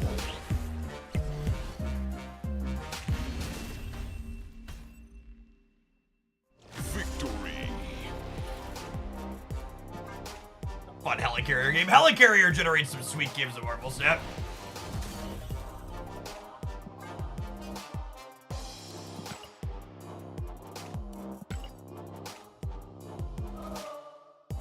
Why is Mr. Bob not moving? Because a player didn't snap. Bob only moves in a turn if a player snapped. Bob doesn't say I move if the stakes were increased. He says I move if a player snapped.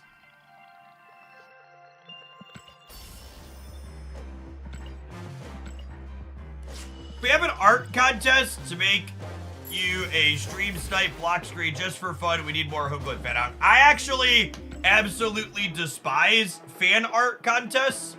Because fan art contests are simply one of the many ways late-stage capitalism serves to steal the labor of creative types. Having a whole bunch of different people generate a bunch of art for you for free that you're not gonna fucking pay for is so shitty. And people love to line up to do it.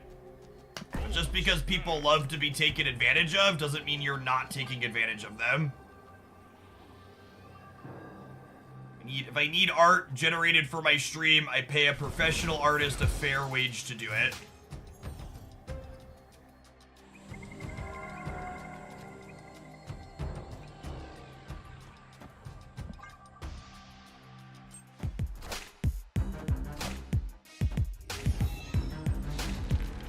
It's also part of the reason why you'll never hear me stream copyrighted music on this channel. Because the people who made that music deserve to be paid for their work.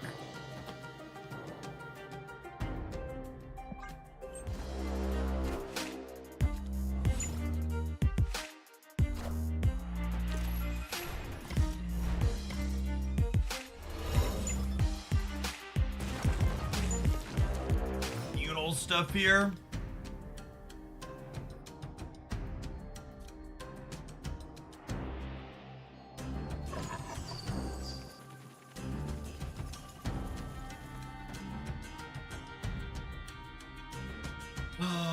Awkward curve here. Yeah, it looks like they're hella tribunal, which is probably an impossible matchup for us if I had to venture a guess. Why is it every time I hit a matchup that feels like 0%? Yeah, honestly, Moon Knight's probably the play. We gotta try and hope to hit a live one.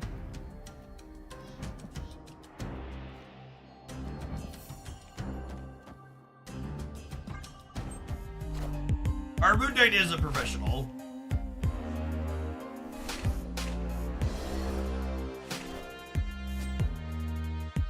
That being said, because they're the hella version of Tribunal, there's a good chance that doesn't matter.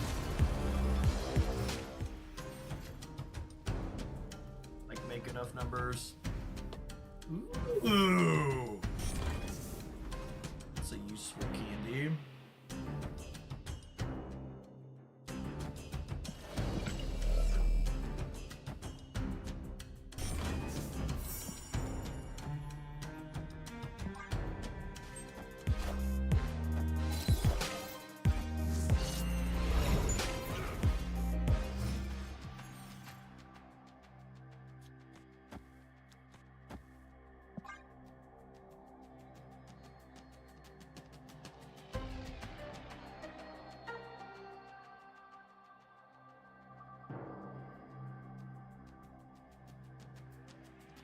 My body is ready for them to, whoa, they didn't have it. I'm ready for them to like run the entire rope down and then hella combo me.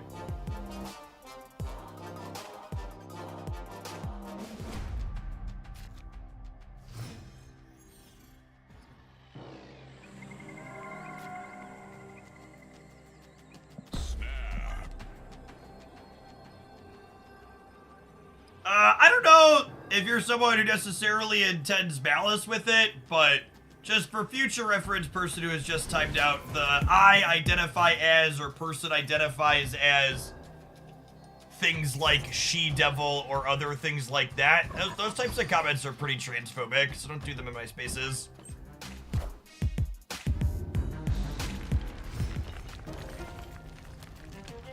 Please and thank you.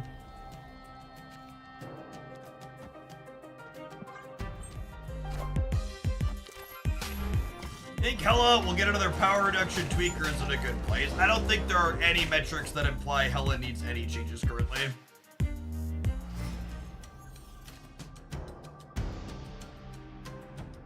Our play rate is perfectly fine.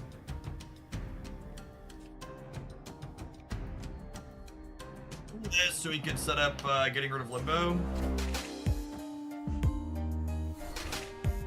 Ah, I wanted Modok. Fuck.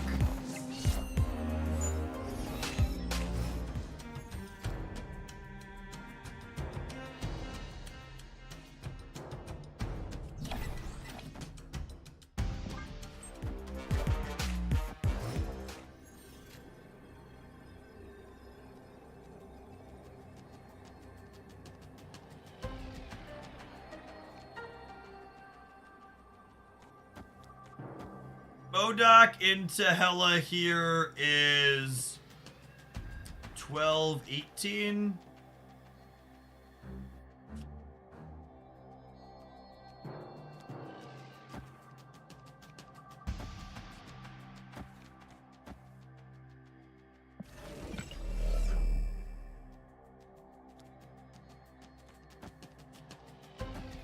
Alright, chat, stay with me now. Who runs the world? Squirrels!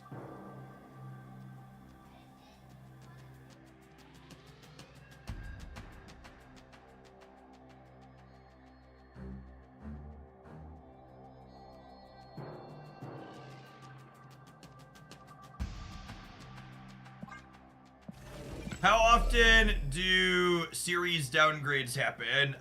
They happen 2 to 3 times per year. We had a set of them happen in January.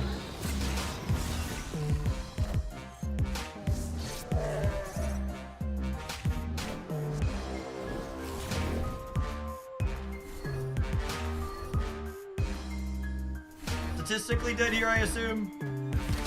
Minions to me.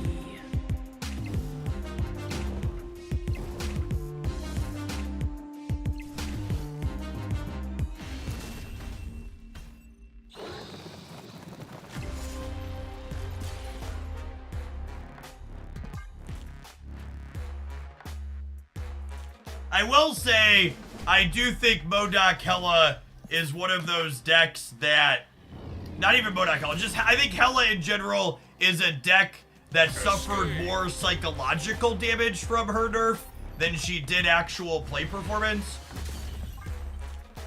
Don't get me wrong, I'm very happy I don't have to play against Hella every 4th game anymore, but I think she's much better than her play rate currently implies despite the nerf that she experienced.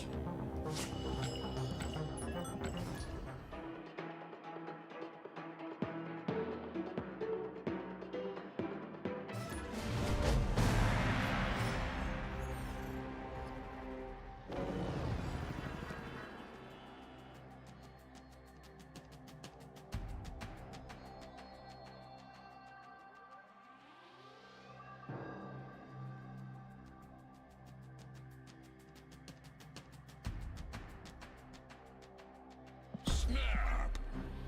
Opponent snapped.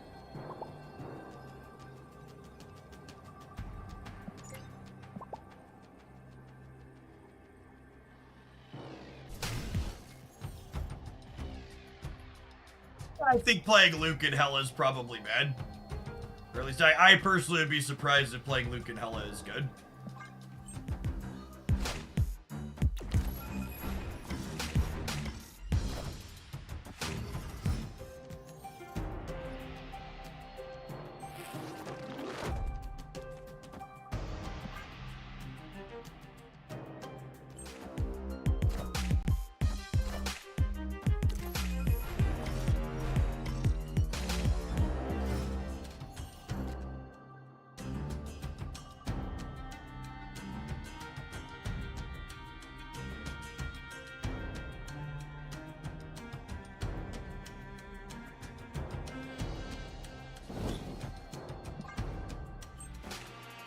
Friendly neighborhood Spider-Man here.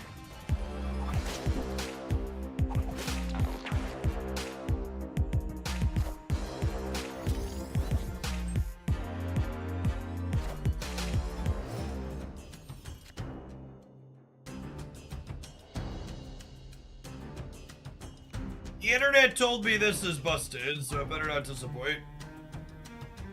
Quinjet and play here too. Hopefully they're one of these Airship players playing Darkhawk, and we get to Darkhawk them with their own card. That would be great.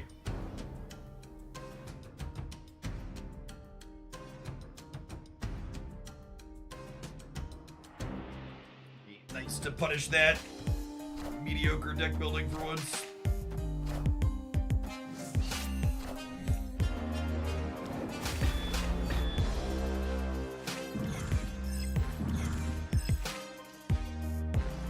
Snowguard second to get a 2-bot. No, I definitely would like to. I definitely would like to draw their 33 power Darkhawk more consistently. That sounds great.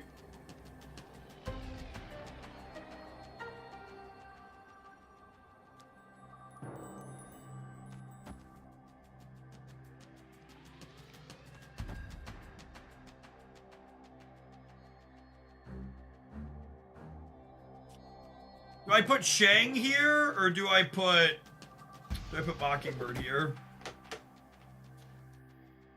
This will get me to 9, so I'd have to put 10 here. Just possible.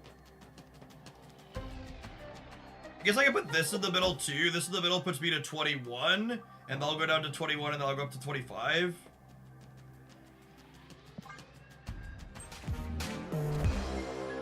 I am Iron Man. Ace. Interesting.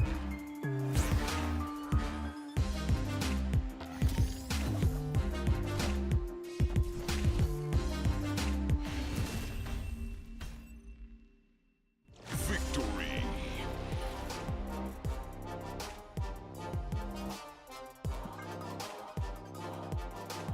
Loki punishes people who would rather play tech cards for a mirror match rather than innovate against a deck by building to beat it with something else.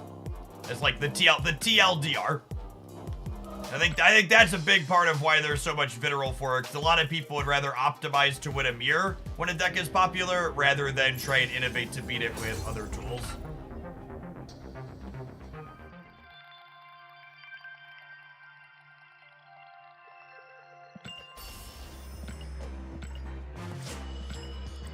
Need Rogue left. There was a world where they played Blob on the left, and their Blob got big enough and shrunk my Darkhawk enough that I wasn't winning there with just Darkhawk. In which case, Rogue has a chance to take Blob and then get big herself. Loki is unironically a tech card. It's a tech card against a specific type of deck building.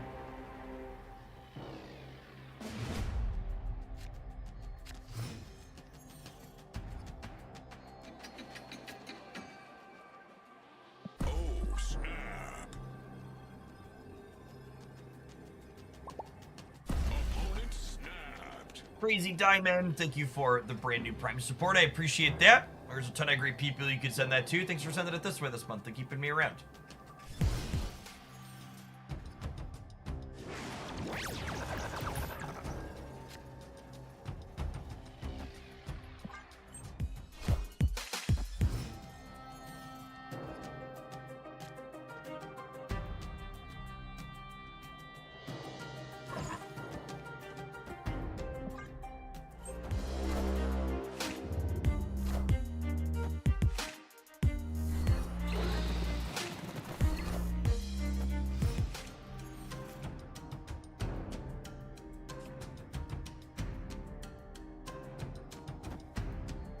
Honestly, I think calling the top 100 pocket meta inbred is an insult to people that live in the South. It's not really inbreeding so much as it's just like, we'd rather just prep for mirror matches a little bit than try and innovate.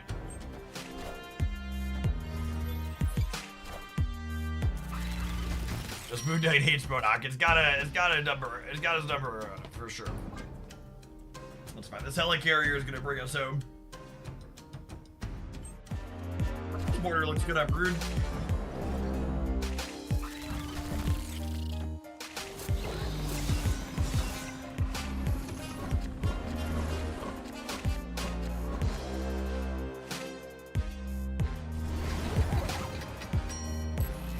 Classic fast forward on the collector getting bigger.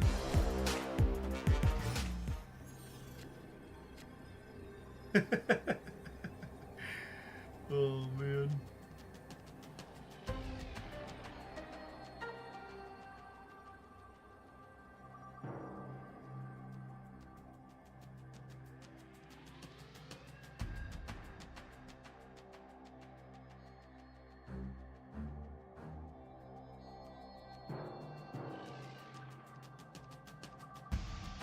In theory, they get up to 18 on the left.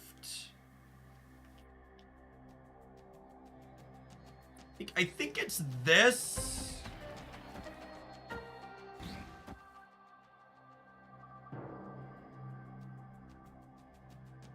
This gives me plus 10 in the middle. But the problem with 10 in the middle is 10 in the middle loses to 3-drop here, Surfer here, yeah? So I think I just want to play to beat 18 here, is the line.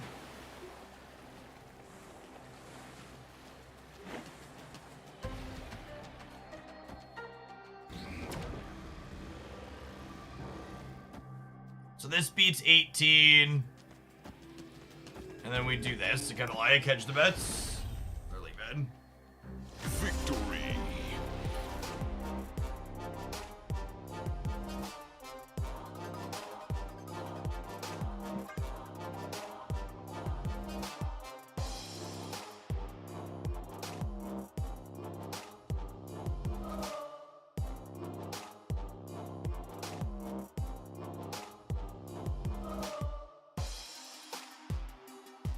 Hello, opponent.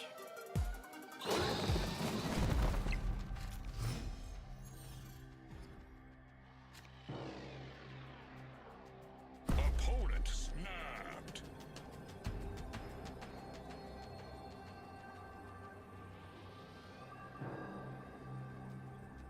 To Snow Guard until after we Collector.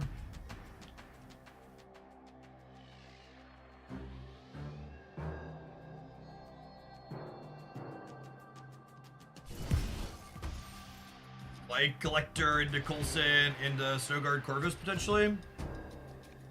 Do bots ever snap on turn 1? Yes.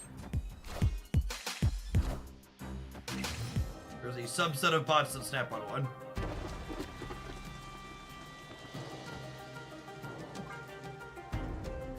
Hey, Herbiface, thank you for the prime, appreciate it.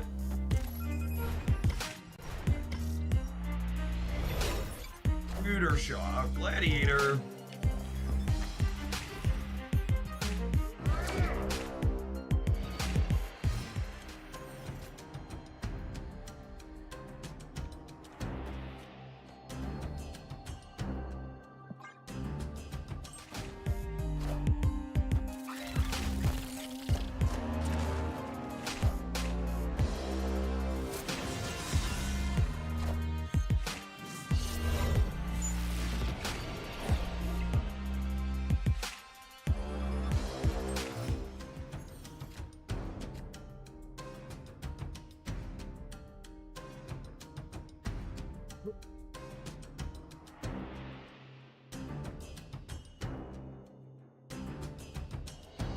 Thanks for working up now, Face. Appreciate that. Every time you click that button, takes a couple buckaroos for Jeffrey Bezos and sends them my way.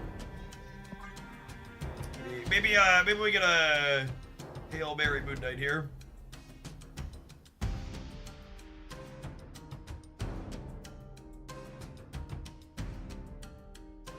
Miss Marvel doesn't add points on the right. I have Corvus and Coulson there.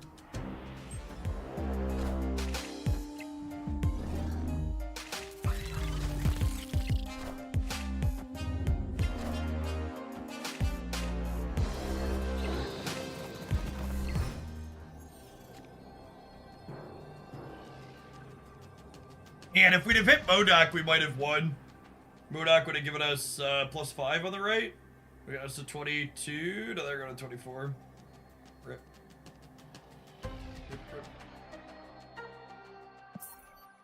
Premier. Escaped. Oh, we've been sitting for a while, chat. Stand up and stretch the legs out, huh? Keep the blood flowing.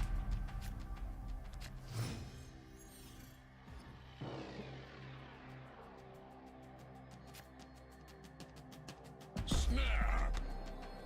Opponent snapped.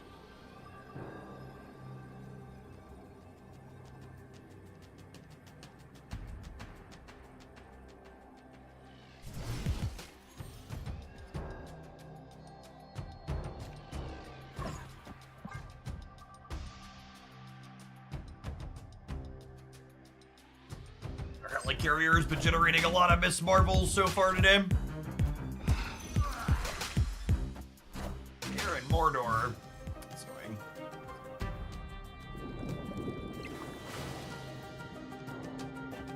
Listen.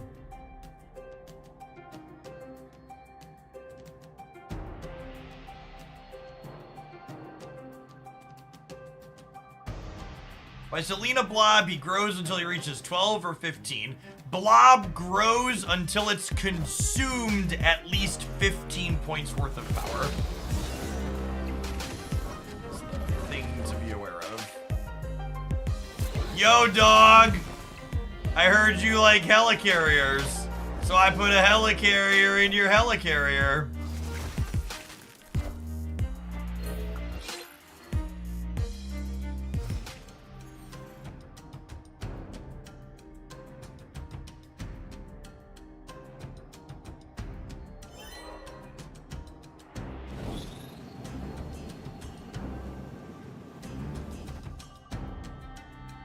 This will only give me, I guess it'll give me 5 cards. That's probably good.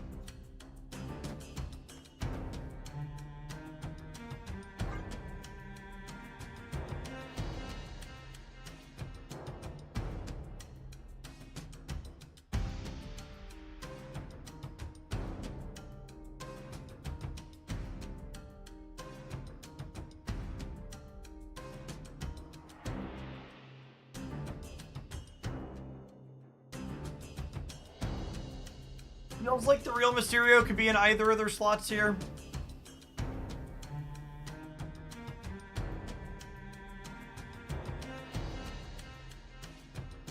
Got a Moon Knight Groot right to set up Venom there. Ooh, that's a good play. Yeah, I like that. Well, actually, do I even want a Moon Knight then? What if I do this just to guarantee we don't miss? And then next turn, I'll have enough energy from the Corvus to go Squanch and Venom. Yeah, I like this.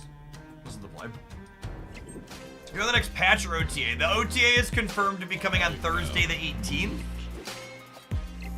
The next patch is presumably the Tuesday after that, but we don't have confirmation of that yet. Okay, so I'm winning the right with the assumption that this is not the real Mysterio, because I'm going to go to 19 and then go to 24. I'm going to lose the right by 1 if the real Mysterio is there.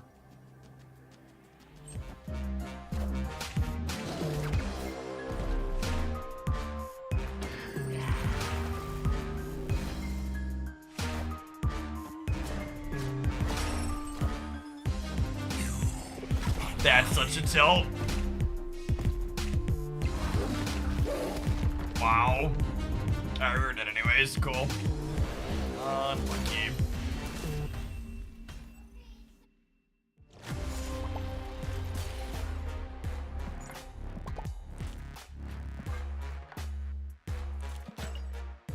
I think they'll ever visit Moon Knight for some changes. Yeah, probably. He's pretty mid. Speaking of pretty mid chat, we're gonna move along from this deck. It's a pile of cards. We're gonna try out Hydra Bob and Gilgamesh next, which feels like his one and only potential reasonable home. I'm gonna cup something for Bobby Boy here, probably a Koye. We'll kick the tires on this when we return. Thanks for hanging out. Don't go anywhere.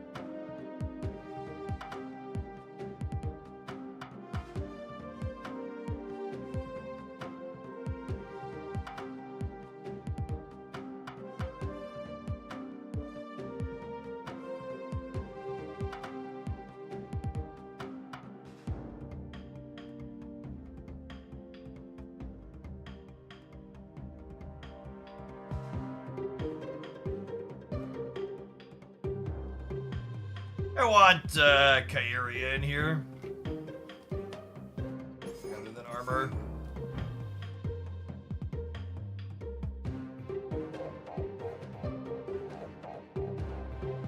Go from there. What about Chavez? Is Chavez the best one drop in her slot?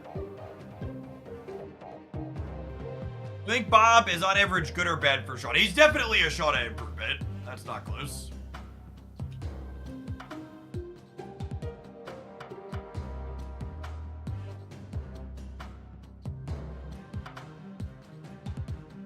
Chavez is basically just a 1-4 in here. And there are 1 energy cards I'd like more. I don't know if there are. Nico's okay. I don't have a lot of good things to sacrifice. I wouldn't hate a Nocturne for definitely not cutting Squirrel Girl. Like Nocturne for mitigating location variance.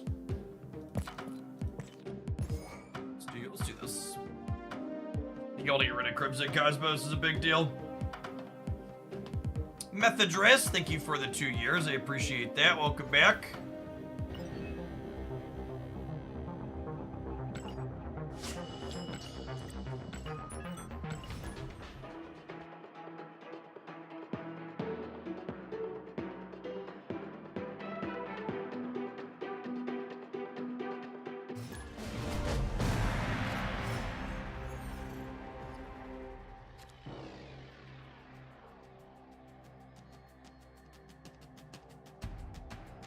Opponent snap. Best use of 6K tokens. Red Guardian, Fastos, or Hold. Probably Hold, Brother Grindel.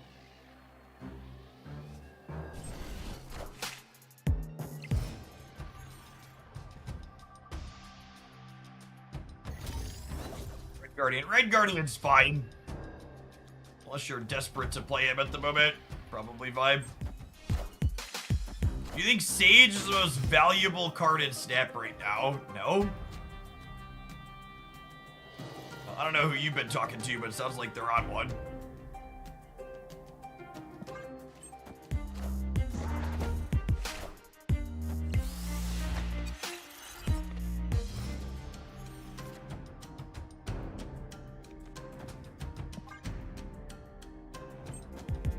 Mikey likes, thank you for the 14 months, appreciate it. Speaking of Crimson Cosmos.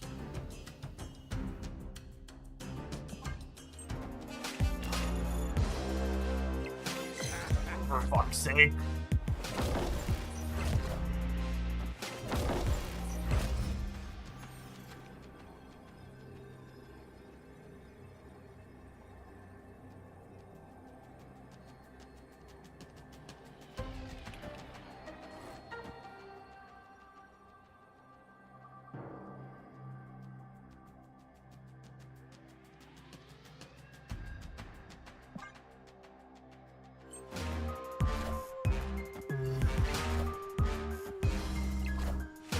Got him.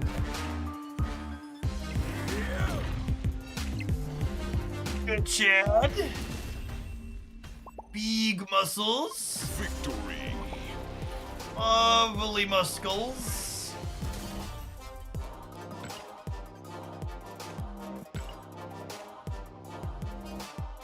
Sage and Thena are both cards that I saw a number of people complain about their release power level on, but neither of them ever felt too strong to me, and their public tracker metrics never looked overbearing. Normalize acknowledging that new cards can be playable and fine without being broken.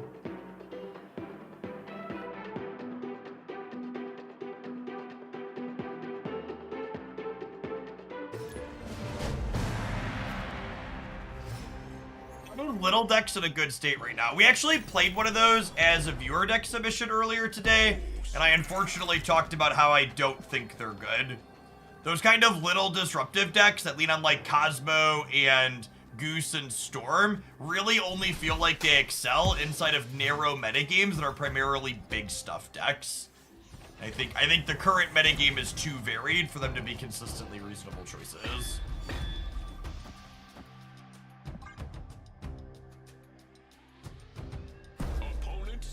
take a long time till Gilgamesh to the spotlight. Yeah, generally speaking, if you're not buying the season pass for 10 buckaroos, you should be prepared to spend tokens. Hope is finally going to be in an upcoming spotlight cache, though. Speaking of season pass cards taking a while to come around.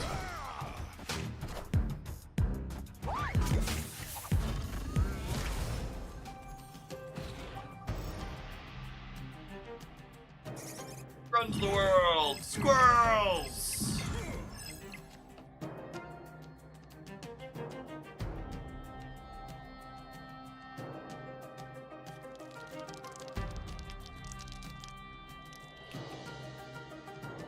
Is it nuts to play her here?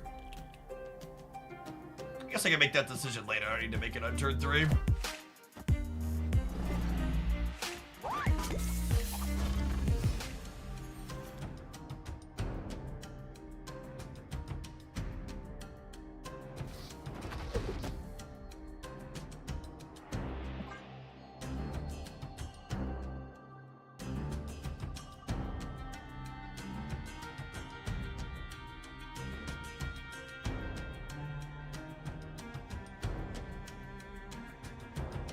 I want to draw not Shauna next turn.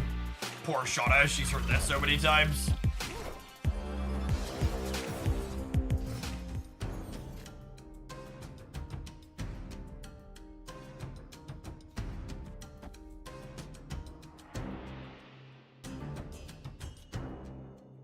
Wait. Okay, so if they surfer once, they go up to... If they surfer once, they go up to 21 in the middle. And this gives me +5, and then I'm gonna get +6 on the Dazzler. So I would be at 1723.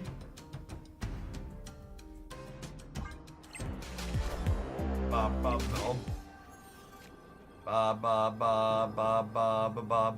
Ba ba ba ba ba ba ba ba ba ba. Dee dee dee doo. To play for the left, they can get up to 25 here. My Gilga Chad will be 1, 2, 3, 4, 5, 6, 7, 8, 9, 10. So it'll be 19. Yeah, it's big enough. Because they have a bunch of Gwenpool cards in their hand, so I'm expecting them to win here by a lot, so I think I need to win here and here.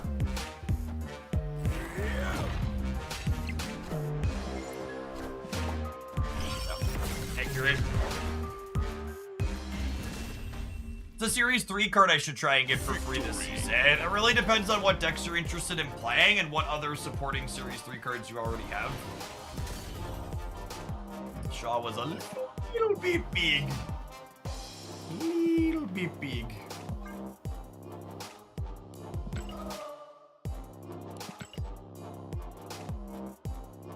Large lad.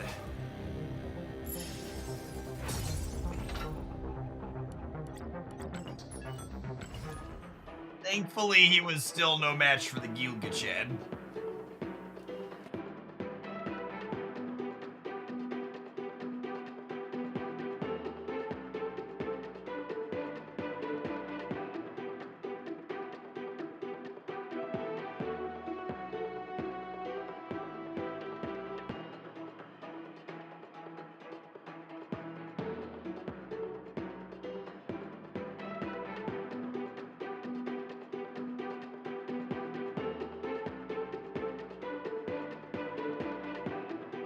Almost rollover time!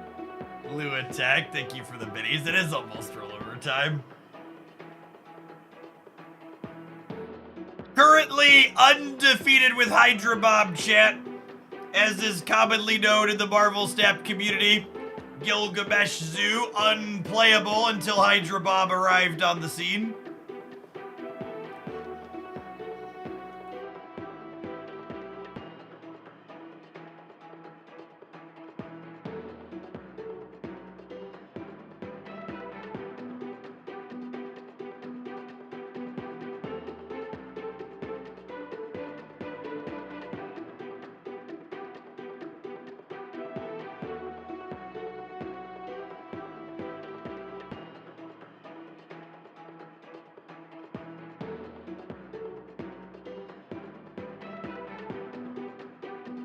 Traditional news media really needs to just die already.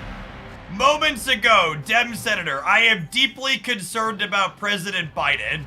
The actual quote from the video, I am deeply concerned about Joe Biden winning this election because it is an existential threat to the country if Donald Trump wins. Just like, holy forking shirt balls, MSNBC. What a just absolute trash platform. The entire their ratings post Trump presidency must have gone down significantly. They are so thirsty to get him back into office.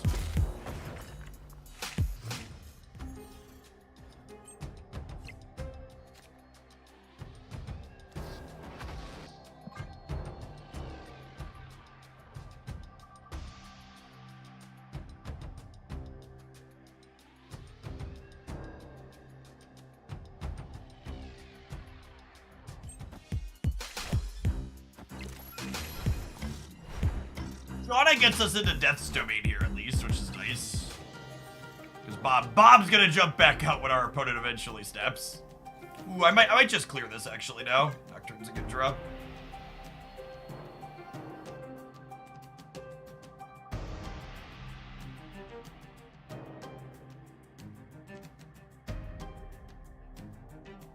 Just tell the opponent not to snap.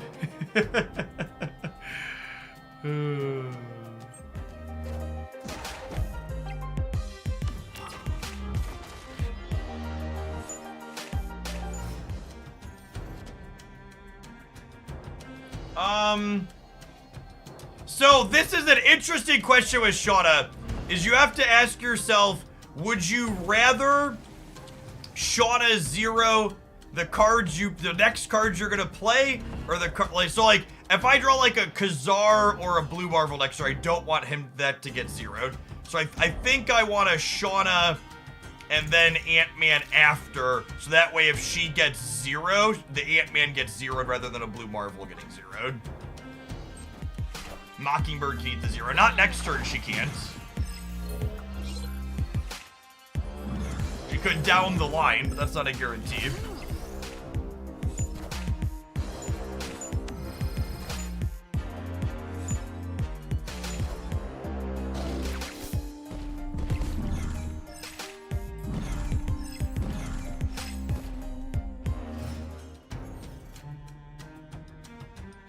People hate snapping so much. This Airship opponent didn't snap their Killmonger against my Khazar deck.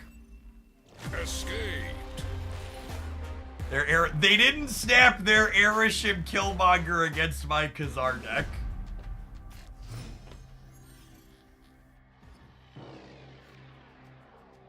Oh, snap.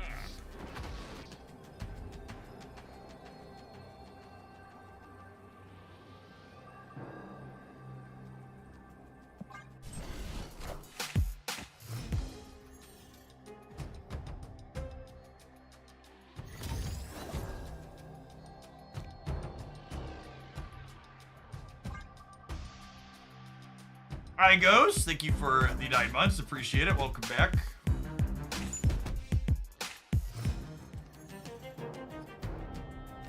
You ever play Yu-Gi-Oh? We actually did a sponsored segment for Yu-Gi-Oh! A little bit ago. The game has a lot going on.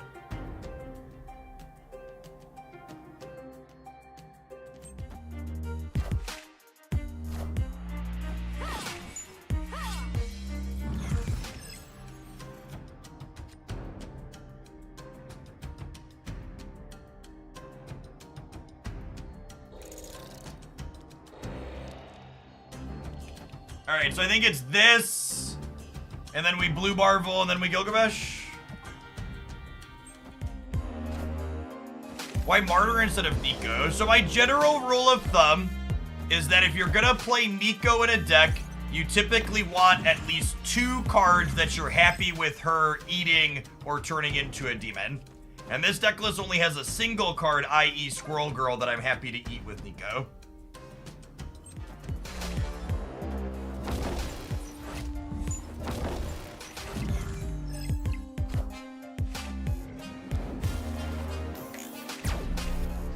Oh no, not Loki. Please, dear God, no, not Loki. How will I ever win the game now, says local man about to die to a top deck Shang-Chi.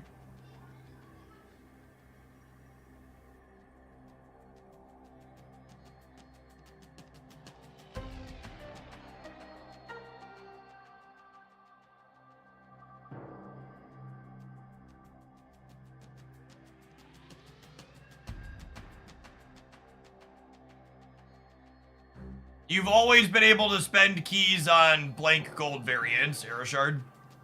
Griffin Bruce, thank you for the 95 months. Welcome back. The Spotlight Cash system is not. The only change to the Spotlight Cash system after implementation is that the random 4th slot gives 1,000 tokens now instead of a variant. Originally, it gave a variant.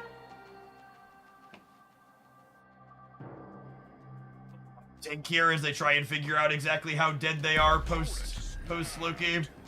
I don't know if I'm ready. I don't know if I'm ready to fully tilt out of my chair because they top decked a tech card. I'm gonna be pretty tilted when they tech card me here in a second, but we're definitely here to stay with Gilgachad.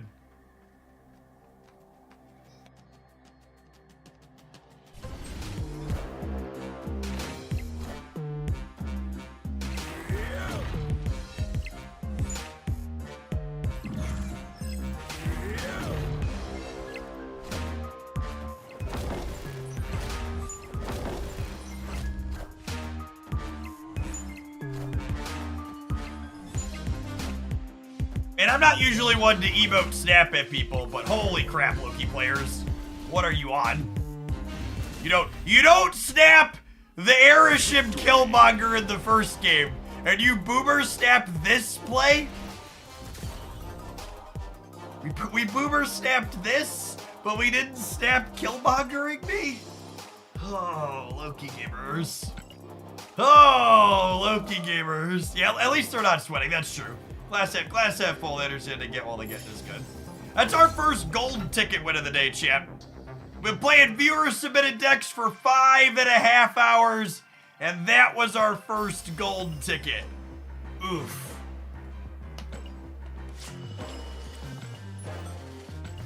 We had to unlock the old Hydra Bob, crack out the pay to win. Instant gold ticket. Thank you, Robert.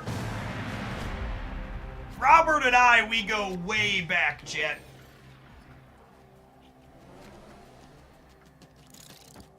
Snap. Opponent snapped.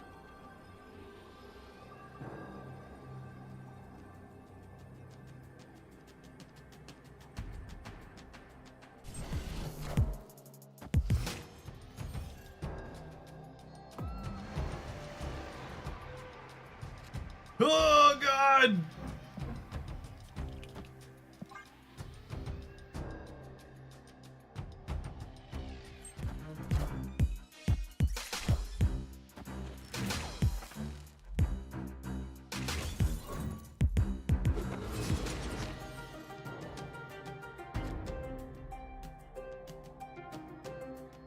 Thanks to you, Jeff, I'm buying Hydra Bob and any future ultimate variants he may contain. You see that right there, chat? That's why Second Dinner gives me 2,000 gold every single month. You know, they know who sells the cards.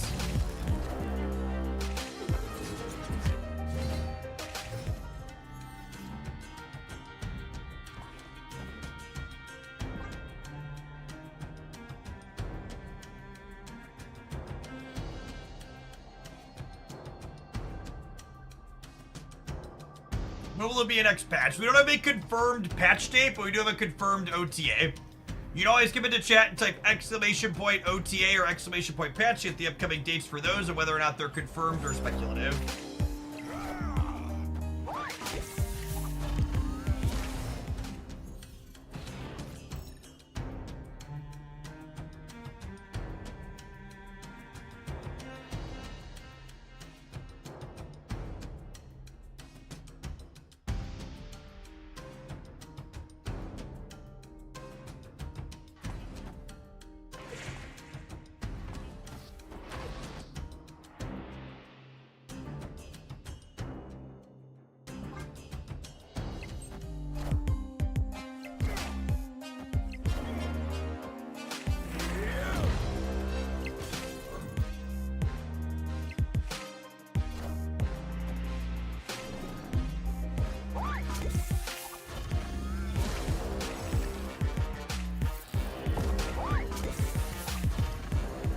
opponent is freaking cooking. Love their builds.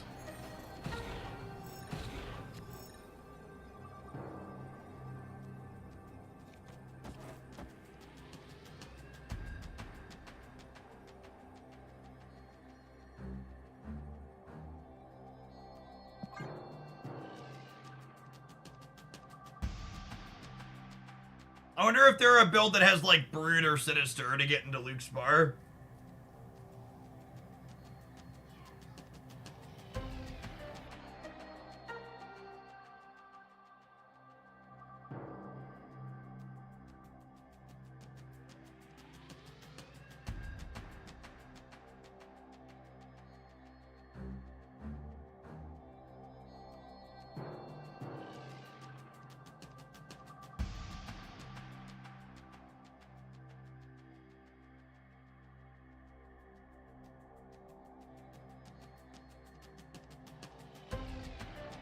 Believe in the Gilgachad, chat.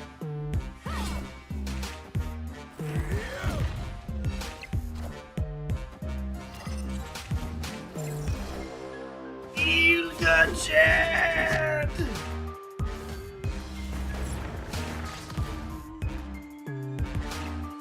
No! Murder! No!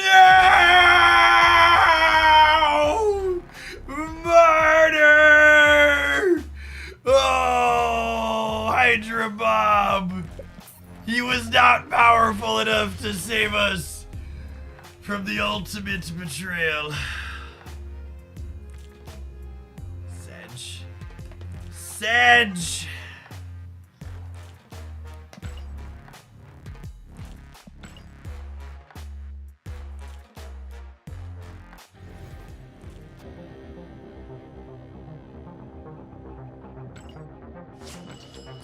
It's just her nature. 1-5 Hydra Bob would have won that game, yeah? 1-5 Hydra Bob would have tied the center and then we'd win the breaker.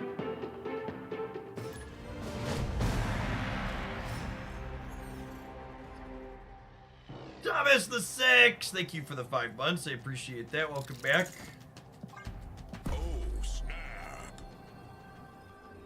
Not my Squatch, but it looks like Makari is nice in the Gwen decks. Which do you think will stay relevant longer? Makari is definitely much more flexible than Squatch at the moment. I really only like Squatch in 2 decks, and one of those decks, honestly both of them, she's pretty replaceable in. Hydra Bob seems like the most mid card ever. Adam Warlock is right there sitting next to Kang. Why would you insult Hydra Bob like this?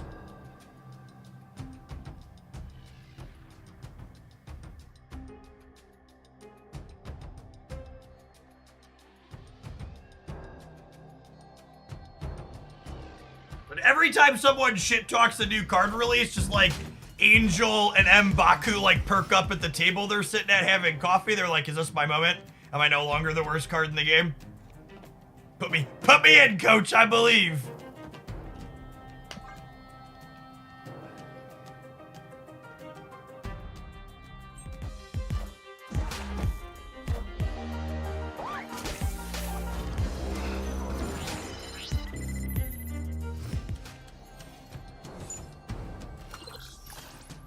Ooh.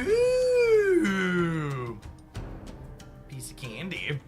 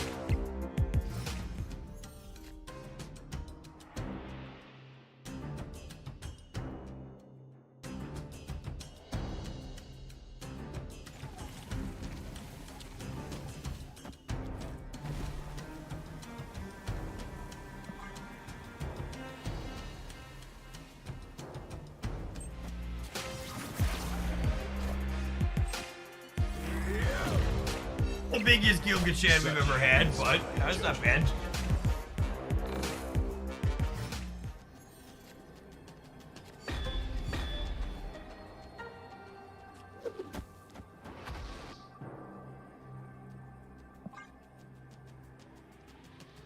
Mighty Shaka, thanks for the entire year of support. Let's get your sword to go with that shield. Welcome back. Good afternoon. Looks like it's gonna be another long one today, gamers. Floating around 3,500 people. I'm just gonna have to run it down all night again.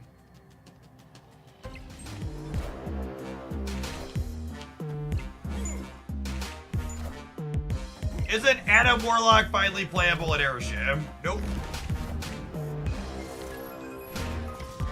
All night long, all night.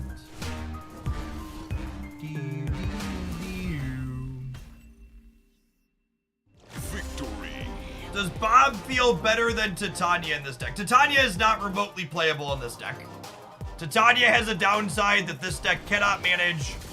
You're not cluttering your opponent. You don't have room to play her on the last turn of the game. Hydra Bob is a high-statted card that you can play on turn 1 that stays on the board that never leaves your side of the board. A lot of people like to compare Titania to cards like Martyr and Bob, and they're not comparable. The way you mitigate their downsides is very, very different. Yeah, Titania is like a Clog and a Black Swan card. I completely agree.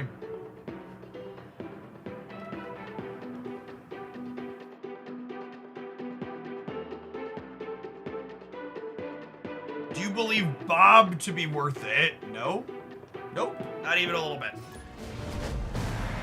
Swamp Knight Gale, thank you for the 7 months. Appreciate that.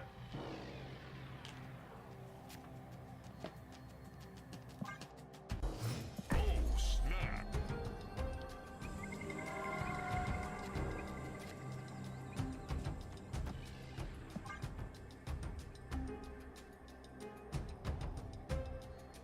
Bob will be a great Series 3 card 2 years from now.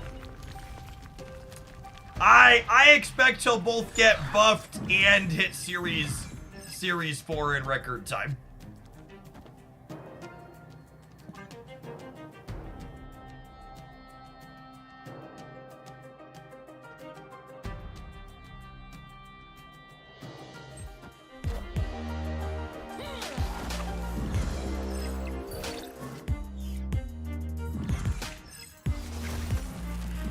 What a spicy Shauna, holy.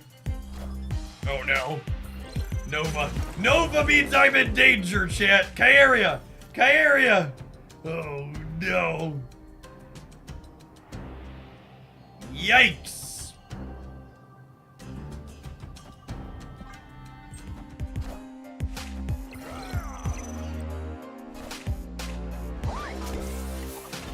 Please, Kyaria! My board, they're dying! Oh no. Opponent snapped. Yeah. You just snap me back on 1, we would have stayed in and played best of 1. You wanna wait until after I see your Killmonger exists? I gotta go to the next game, bud.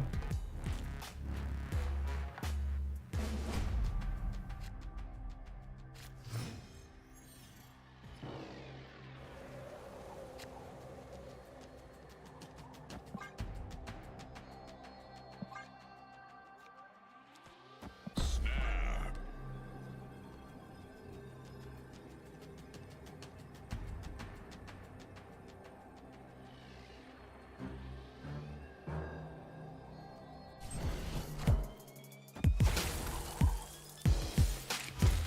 Jotunheim happens and then he jumps?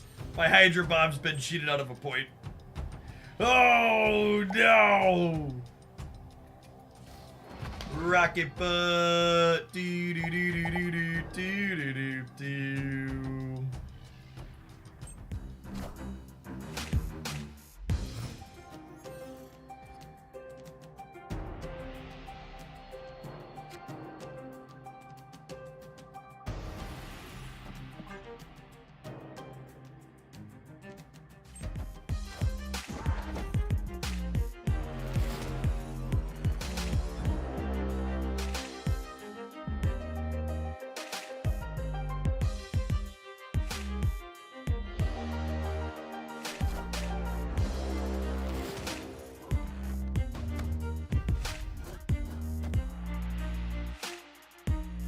Gonna draw a Squirrel Girl here. Mockingbird.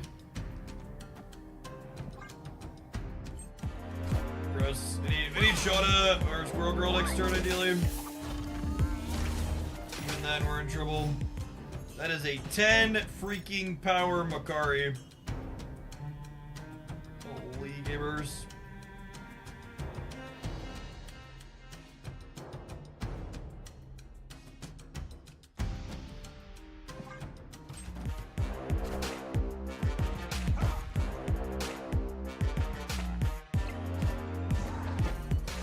Guardian's actually a great one to know about. We could play around that one on our average draw with Kyria. Awkward draw for us there for sure.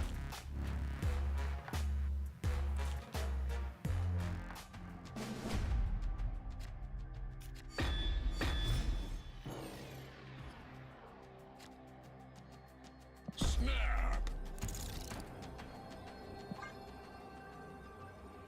Been the best viewer deck so far. This is basically the only deck I've played that's felt like it's been remotely reasonable.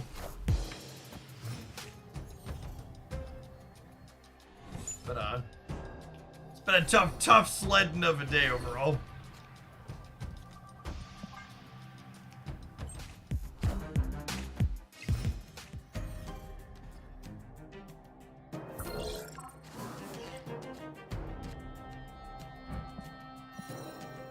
I need Kyria. Not just get torched.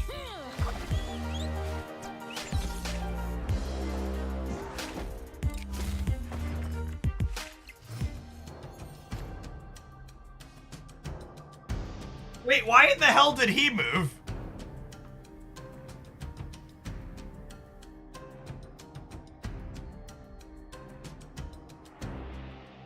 What did I miss? Why did that move?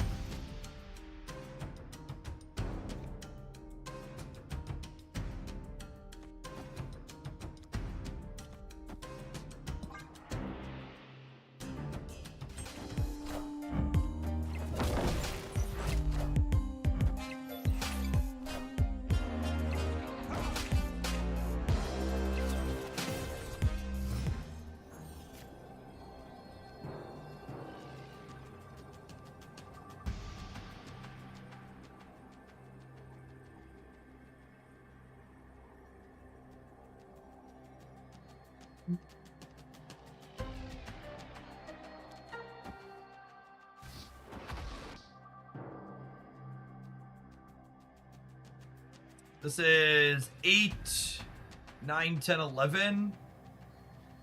Probably not winning ball, but I also think we're mostly torched here, so I was gonna stay and die, I think.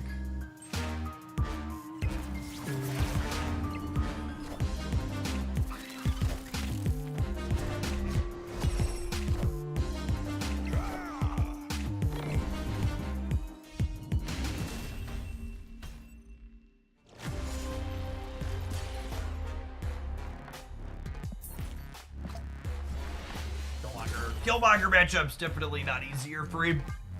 Thankfully, a lot of the Surfer decks people are playing right now are not playing Killmonger. It's hard to fit Killmonger and Nova into the core with like Gwenpool and Makari and everything else. Like something's got to give. There's so many Surfer variations at the moment. 'Cause there's so many different directions to build it.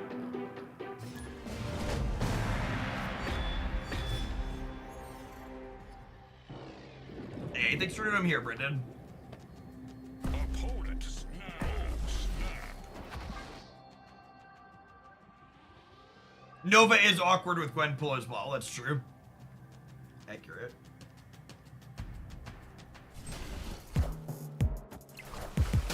Hey man, I'm Cook. Hey man, I'm Cork.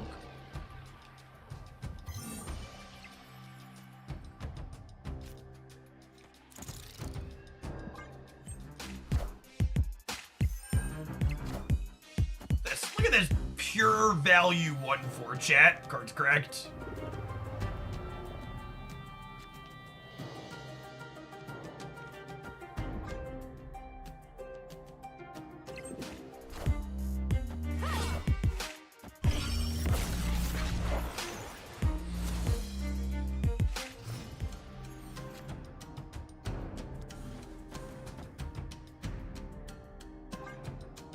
right, Shauna, fill her up.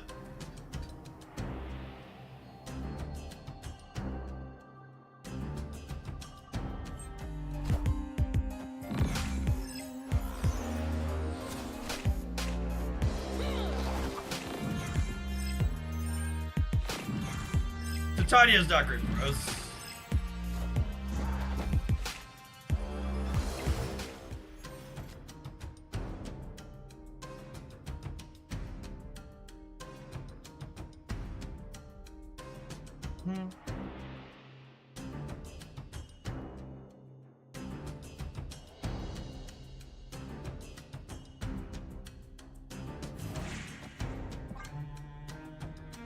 Let's have to play Gilgamesh here, so I go Mockingbird +1 on next turn.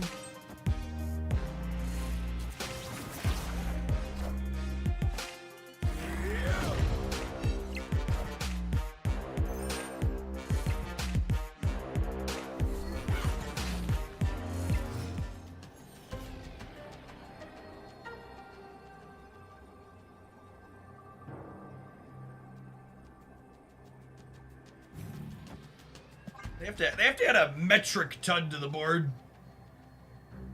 Their Darkhawk's only 11, so it gets to 16 on the left, which adds 4 everywhere, and then stature would be 7, so they can add like 6 everywhere, which is not enough. Yeah, the Tribunal was not good for them. Letting us consolidate our power into 2 lanes while they gotta play for all 3 is not great. Victory. Very, very good Black Vortex for us.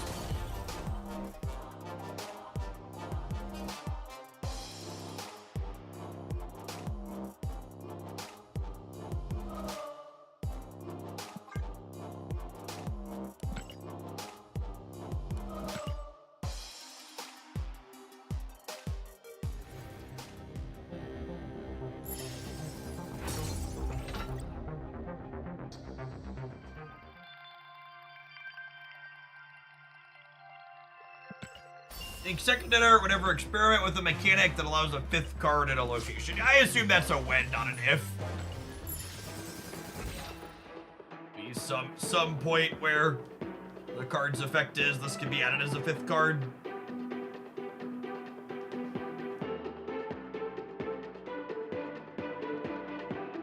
It's like low-hanging design fruits. It's not something you'd want to be a regular thing, but it's fine.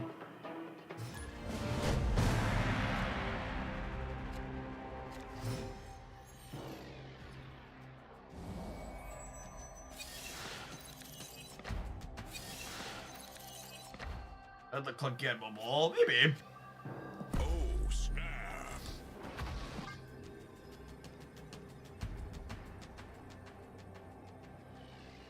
Is there like some type of like fractional character or other tiny person like Ant-Man?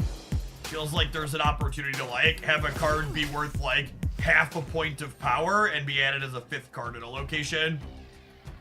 Like a 0/1/2 power character that can be the 5th card you play.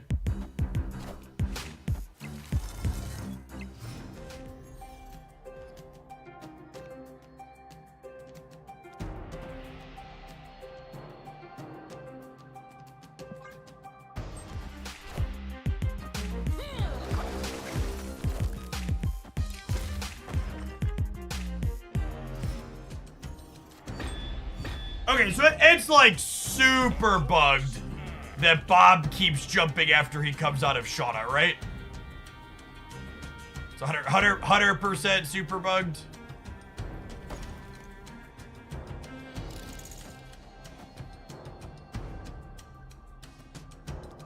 It's understandable to a degree. He sees Shauna and he gets excited, but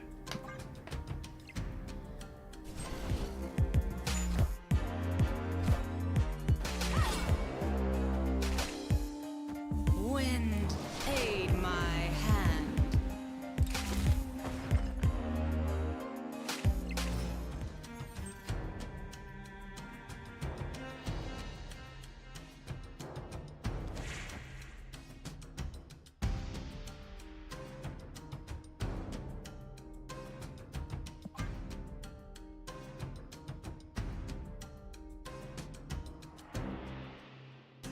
He moved this time because the opponent snapped. He should not have moved the first time. Moving the first time was a bug.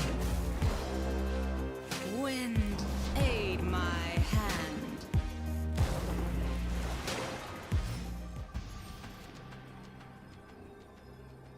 Right on time, Nocturne. Welcome to the party.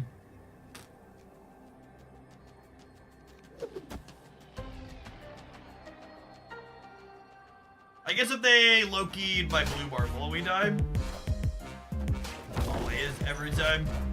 They only Loki'd 4 cards, so I think we're supposed to ship it. Holy fuck, they Loki'd every good card in our deck. Their 4 Loki cards were Ant-Man, Dazzler, Blue Marvel, Gilgamesh. I feel like this is just like every Loki of the people who hate the card. Like every time they play against the card, those are the 4 cards Loki takes from them.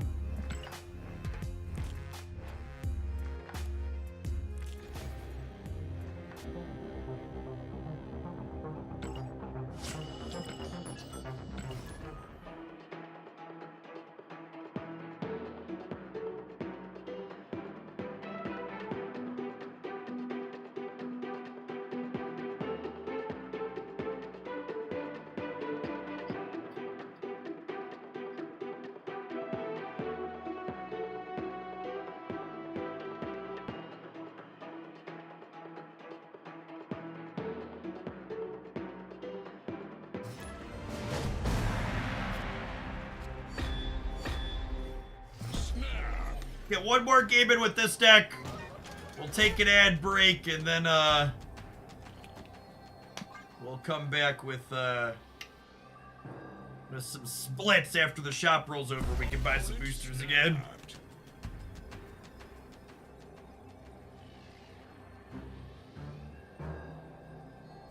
We take a second to recognize snap music and audio and little animations are just next level for our current game. Completely agree, Nova. I think Runeterra, in terms of individual animation quality, was really good, but they had a little bit of a problem with some of the animations being overbearing, and Snap does a really phenomenal job of having the animations be a key part of the game without overwhelming the gameplay itself. They supplement what's going on nicely.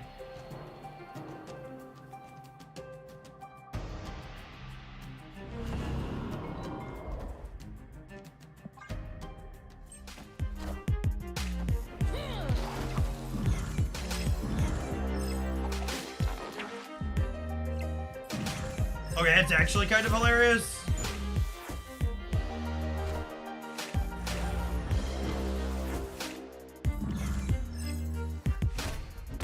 The X-23 going right would be bad for me.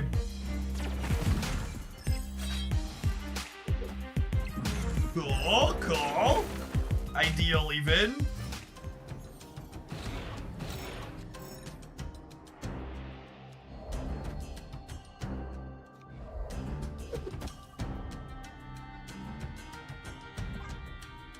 Make them have to put real points of power over here, I think.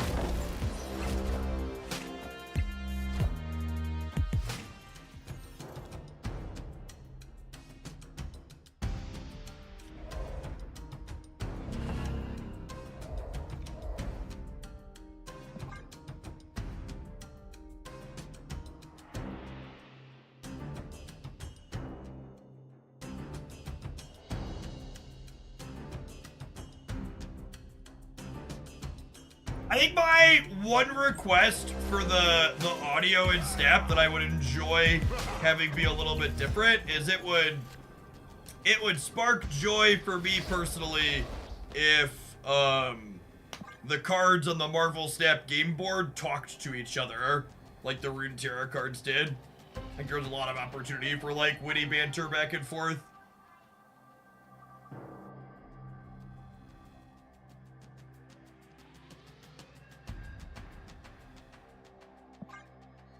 Bob is bigger. Bob's bigger than who? Bob is 6. Nocturne is 6. Martyr is 7. Okay, good. Thank you, Twitch chat.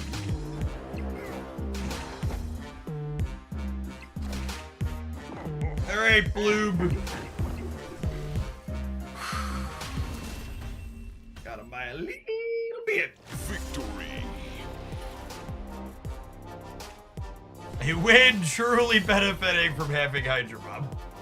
This is, you know, a really solid B+, A- archetype. Bob felt fine in it. He's a nice high power card that you can play out early on curve that works with what the deck wants to be doing. You absolutely should not spend resources on Hydra Bob to put him in this deck and play it. Play a different one, drop in that slot, it'll be fine. Bob greater than Blob, yeah.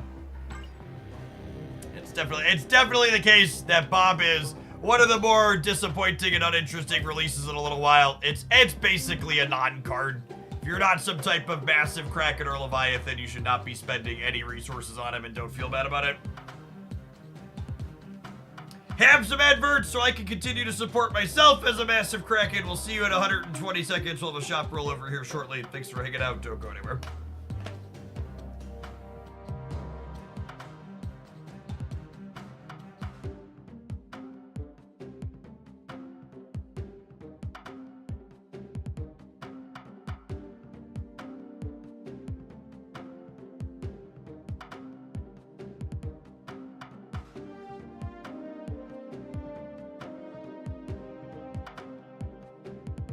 Run upstairs and grab a caffeinated drink real quick. Well, let's go in, BRB gamers.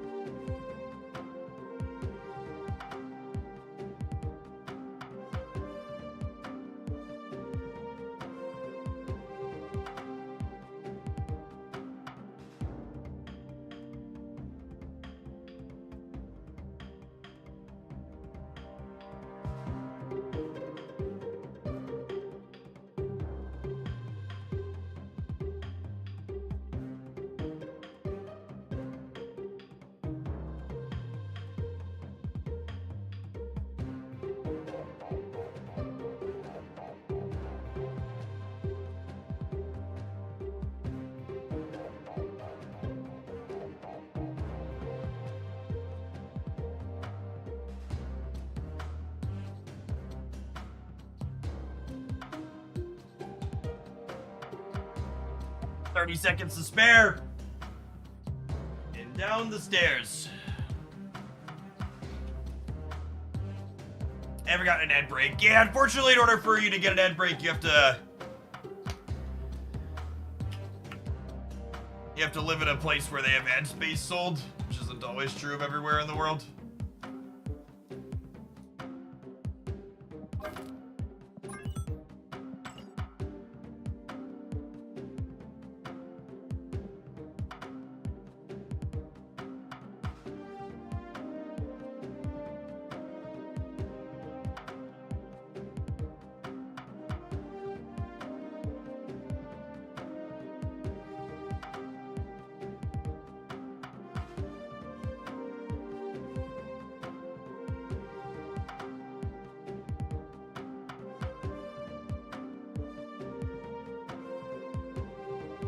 Alright, so we're shoving Gwenpool into Swan Bounce. Wasn't that slot before Sasquatch? I guess Sasquatch did kind of suck in this deck. Narrator, she sucked in most decks.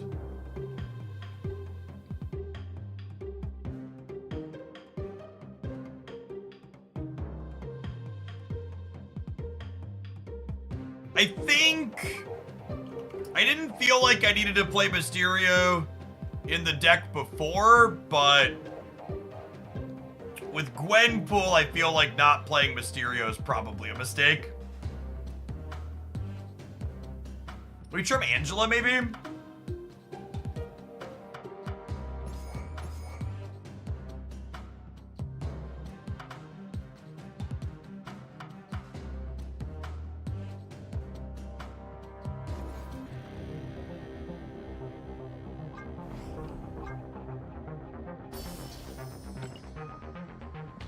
Our rollover's about tapping before we dive on into games.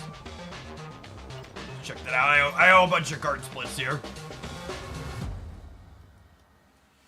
9 seconds, gamers.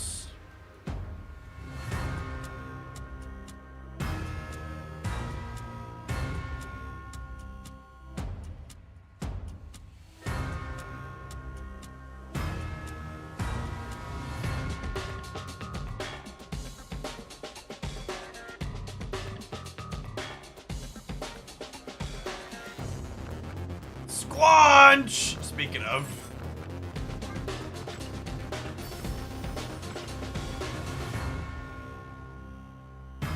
I guess it's my third Squanch split. Infinity.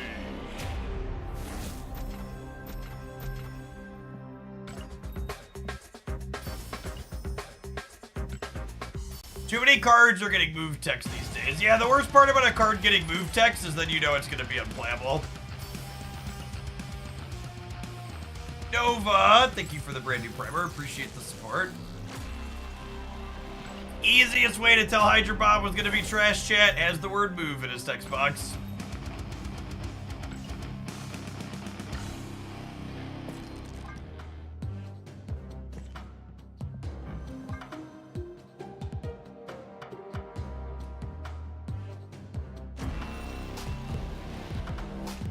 Alright. We're gonna spend the rest of our gold splitting cards courtesy of Giggity and Luatek. Vulture had a bunch of splits. I think I want to take a spin on him. If we miss on this one, I might split someone else. I might take Sasquatch, actually. She's close to a 4th split. We go for gold. Infinity. Join Borg, thank you for the Baker's Dozen. Appreciate that. Welcome back. Spidey 2099, no love. I already have a gold on 2099. What do you mean 2099, no love? We prioritize the playable cards like 2099 on this channel. Adam Warlock in 2099, already gold, chat. Ooh.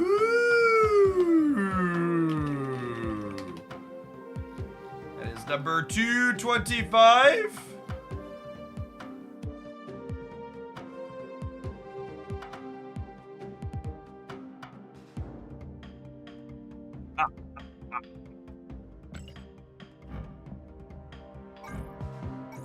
I think I actually like Grecky's art the most on this one. I was just using that other one because it had a fool's gold background. Wolverine. I actually don't really have any splits on Wolverine. He's just not a card that sees play, so he's very low priority for me.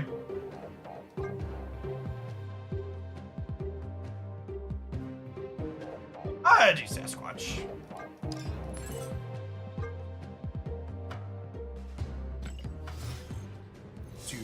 Two rolls on here on her after this one.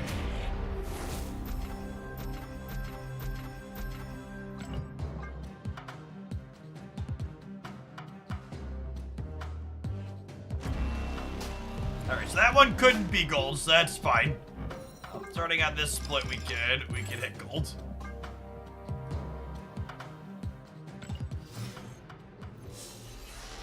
Can you be 226, video game? 226.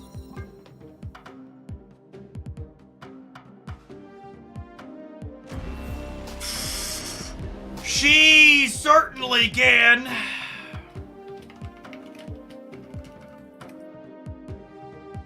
So that's so many. I still have a split left, chat. That was a 6 split gold. Lovely. I'm on a heater.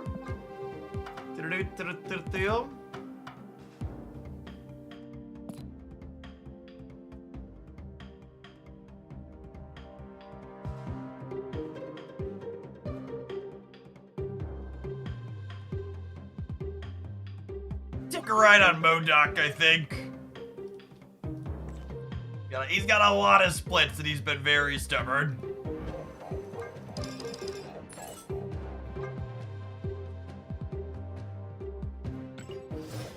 Alright, you know the rules, chat.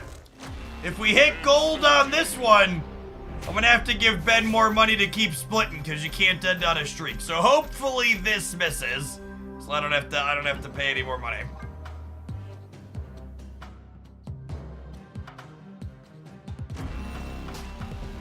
Lucky. Lucky. It's a win-win situation. Either I add to the gold count, or I don't have to spend more money. Perfect catch 22.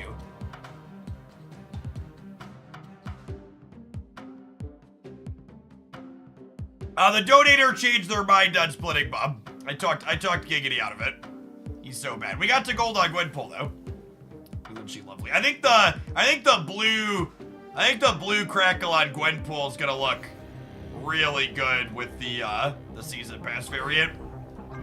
There's a ton of blue tones in the artwork.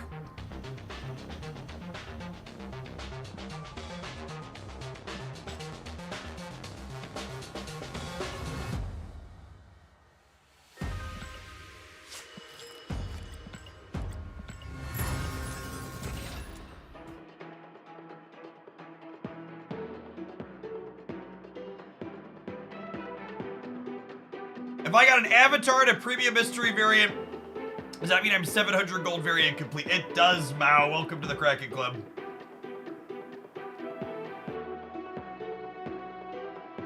But you're among like-minded fish.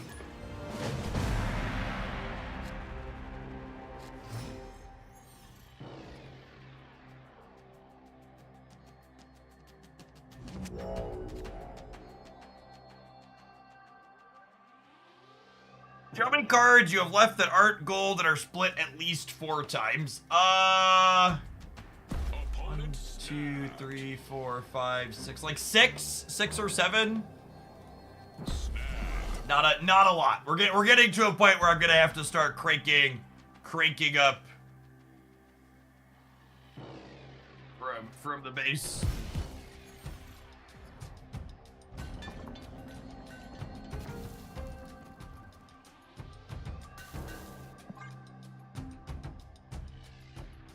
Split the bad cards. We just got gold on Sasquatch, chat. Obviously, we split bad cards here.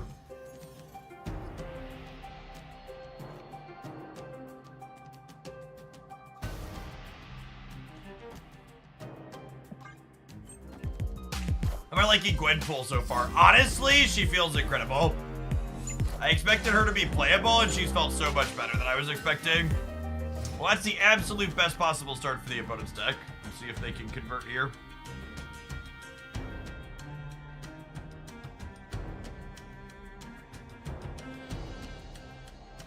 With Sasquatch bad, I have her pinned. She's very mediocre.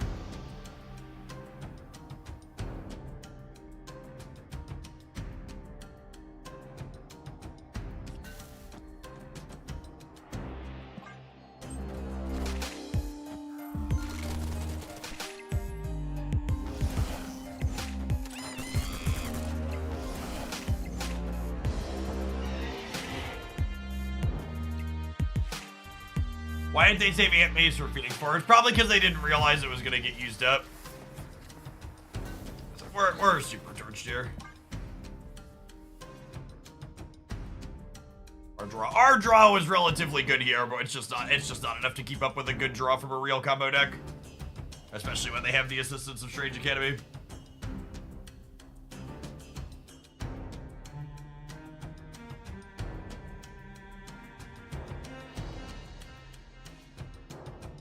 I mean, I think we were going to be torched this game even without location variants. It certainly didn't hurt them, but...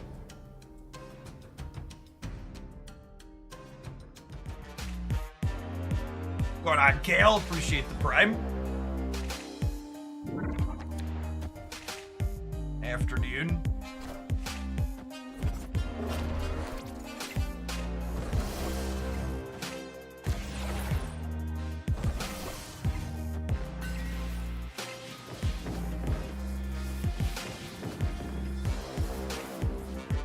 You get Spotlight variants in the shop. So they announced that soon you will be able to buy old Spotlight variants 1 year after they came out inside of the shop.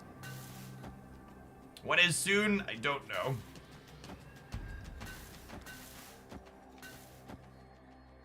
Hitmonkey is 1, 2, 3, 4, 5, 6.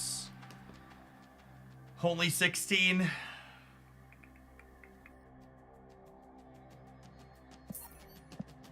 I'll let them do their thing. Have fun, bud.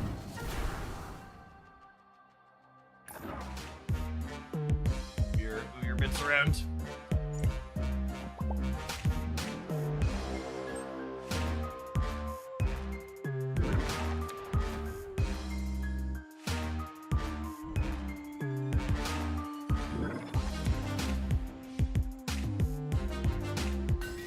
They have not said how much the returning Spotlight variants will be. They have said they will cost gold, though.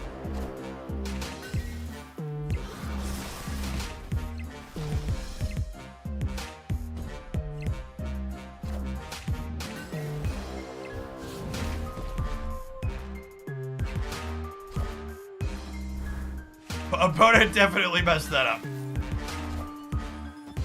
Still dead. Does not matter, but they definitely won't have.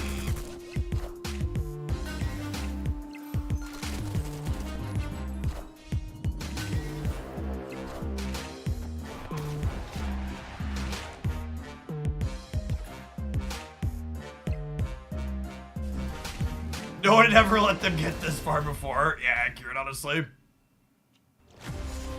you think it'll be a one-time return like the beta season pass stuff? That's a good question. I honestly wouldn't be surprised if they just add like a rotating new row to variants in the shop that are just like always Spotlight variants that are a year plus old on rotation.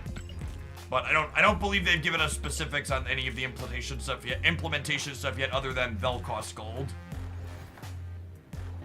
You know any good decks that Black Swan? So there is a different version of this deck that doesn't play Gwenpool that I used for an Infinite Conquest win and to ladder a bunch with last season. It was in my previous best decks roundup here. This build trying Gwenpool may or may not be okay. But in general, I think this type of bouncy core is the only place Black Swan currently has a home. I doubt they haven't fully figured out. I would bet they probably haven't figured out soon because the first of those variants is going to be returning at the end of this month, yeah? Are that correct? Spotlight caches were July of last year?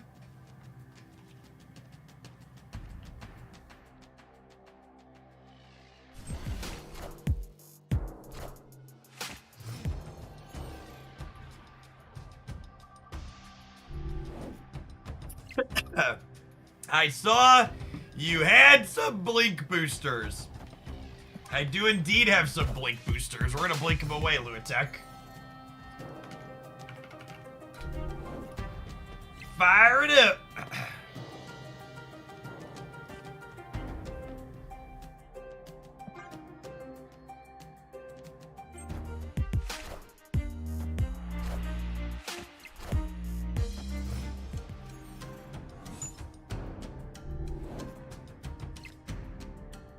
Good, I'm tired of this mini game anyways. Aren't we all?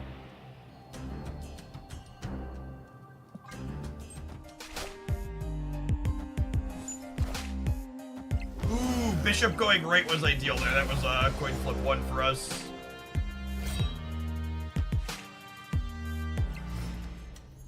Do you want to be able to beast the center here? Well, do I?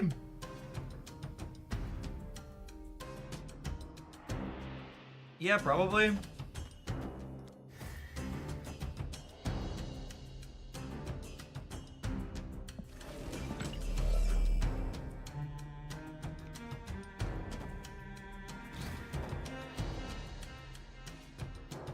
Is it ever this?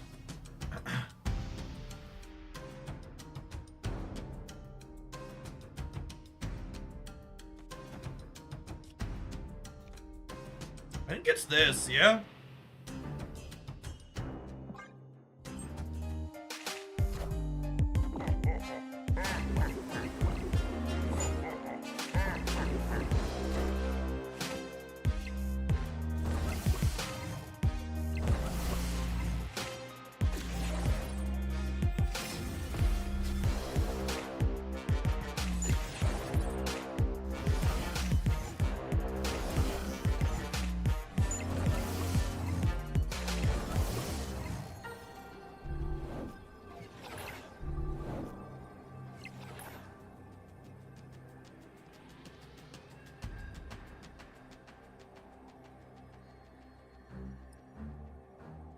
Oh, so what does this look like?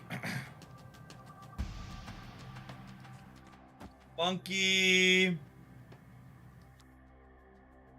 Kitty. Real Mysterio here.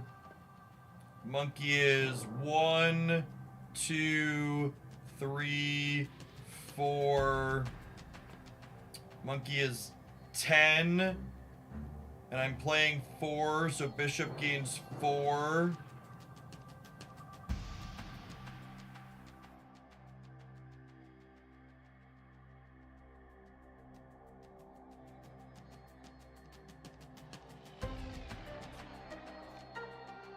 Is it better to put Kitty mid and then do this? This gives me... I guess this gives me 4 more here, yeah? It makes me smaller over here, though. I think I need more points on the right. I think it's this. I should count how big I'm going to be against the 40-point blob, though. I don't actually know.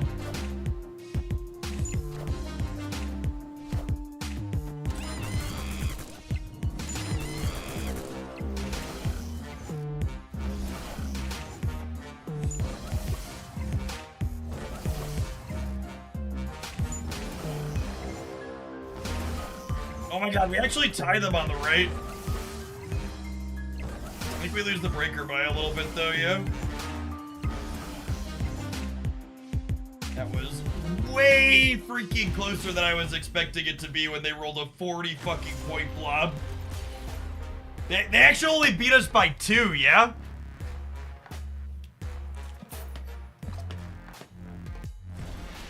They're up 9, we're up 9, they're up 11. Freaking Atuma and Orca is the 2 big hits.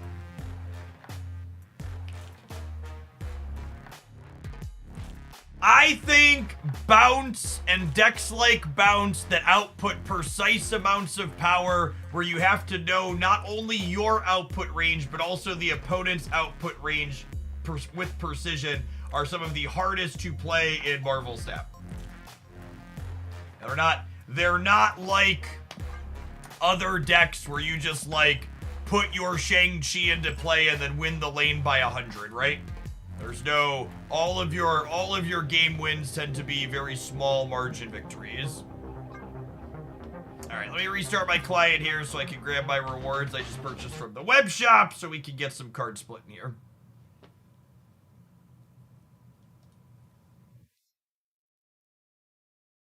Or just go turn 6 hella. Yeah. Our Deadpool loading screen. Lovely.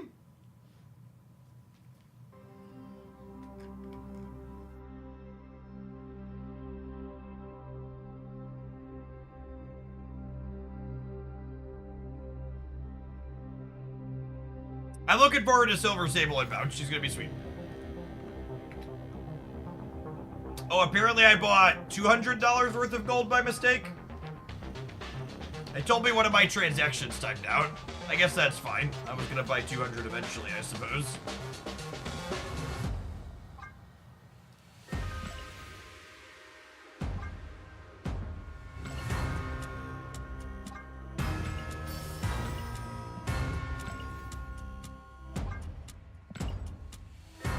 Well, we got us a whale cable. Definitely the new favorite. How will we ever financially recover from this? Yep.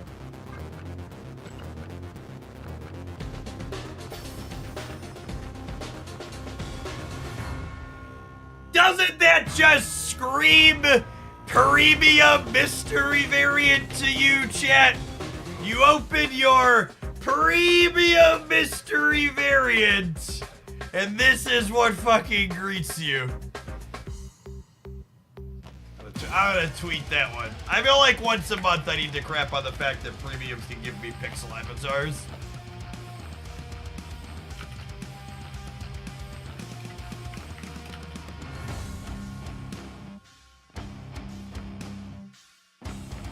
Where's my vomit emoji? Get my vomit emoji, we need it.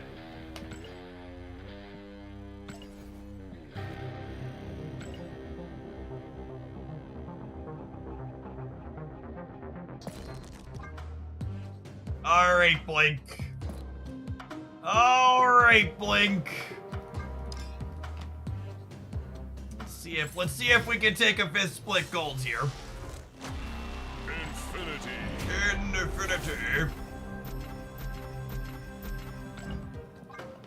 Assuredly, we crush the 5th split gold on Blink, yes?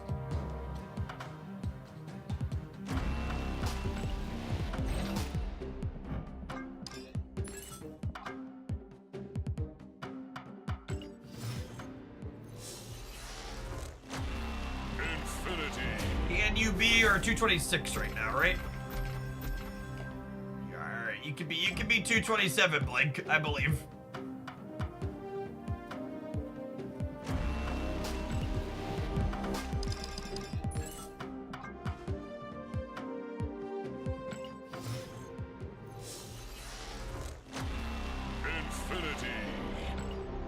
The game sent me a message. You've gotten so many variants. We're now giving you these dumb things in addition to actual card variants. I was sad. Yup. To be fair, some of the random avatars are fine. I've definitely favorited a handful of the random avatars I've gotten and been happy with it.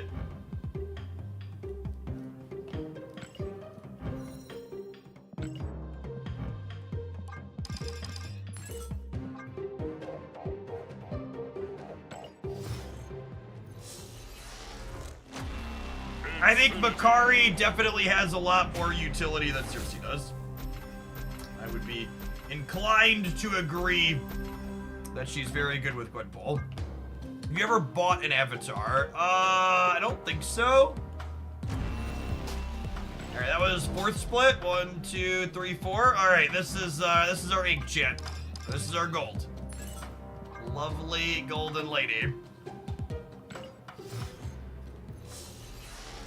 How come high level players don't collect the rewards in the path? Because it takes 5 to 7 seconds to collect something off the track, and there's currently 600 things on my track, 700 things. I can check in a second. There's 660 things on my track. Multiply that by 7 seconds. That's a really long time. All right, I'm gonna take one more swing on Blink, and then we'll try Cable since we got the whale variant on him.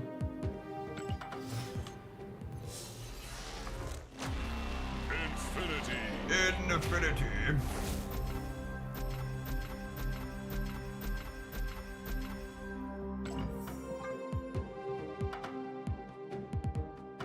$227? Alright, I want a Cable for the last split. Since we've got this one. This is the whale track variant of the shopkeepers. If you know, you know. Infinity.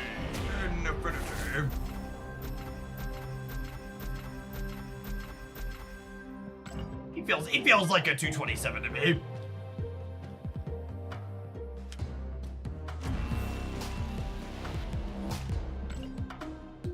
Right, we'll at least update the custom card to our new whale hunt.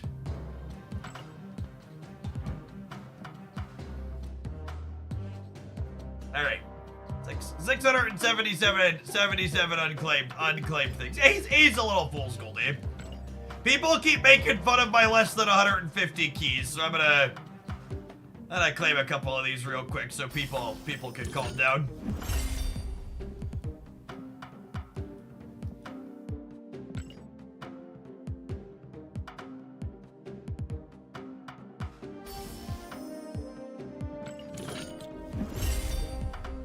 One 1,000, 2 1,000, 3 1,000, 4 1,000, 5 1,000. That was on the short side. 5 seconds. All right, 150. We're back to 150 keys. So let's try some more of this Gwenpool Black Swan deck. Less than 175. Are you trying to free to play? Oh no.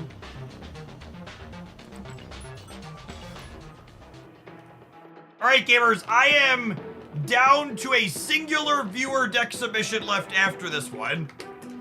So if you're someone hanging out who would like to like to submit a deck to play. We're gonna open those back up. You can send a tip in at the pinned link.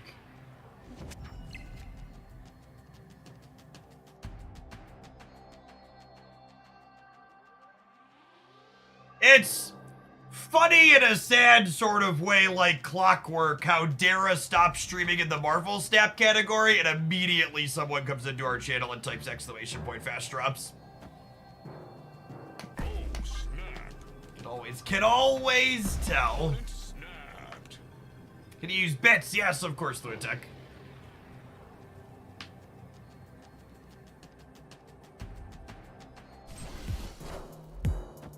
I have not seen any Gwenpool Galactus, thankfully. Not complaining. Not complaining. Keep the Galactus elsewhere.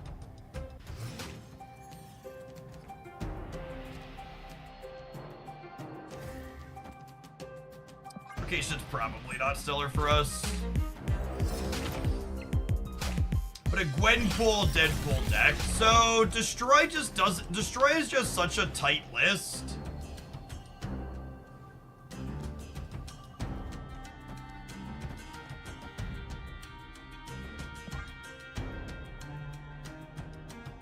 Hey Mao, thanks for the biddies.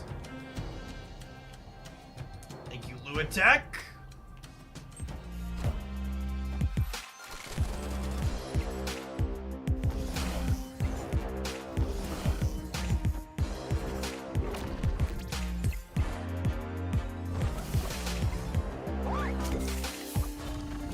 Yeah, I could definitely see Black Swan getting a rework to be an activate card. 100%.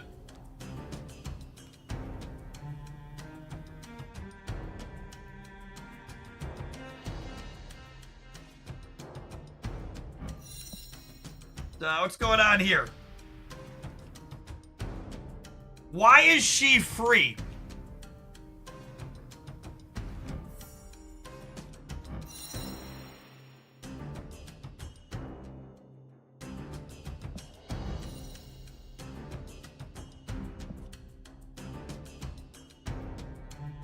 Visual bug. No, it's not, it's letting me play it here. Yeah, she says -1 twice on her cost. Interesting. I'm gonna play her out here just because next turn is going to be Mysterio plus Hitmonkey plus Kitty. Bug abuser. I'm so bad. Darkhawk with enablers, the best kind of Darkhawk. You enjoy some Sunspot She-Hulk. I do enjoy me some Sunspot She-Hulk. Thank you, Puppet.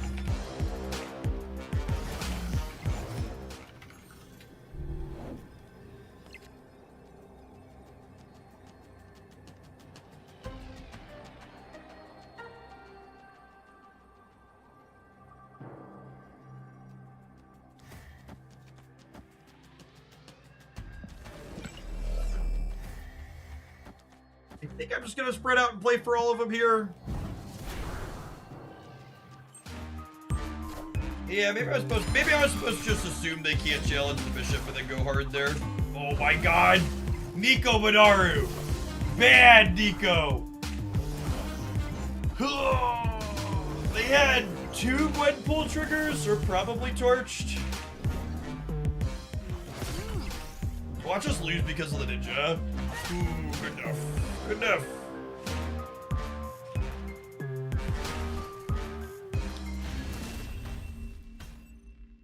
Victory.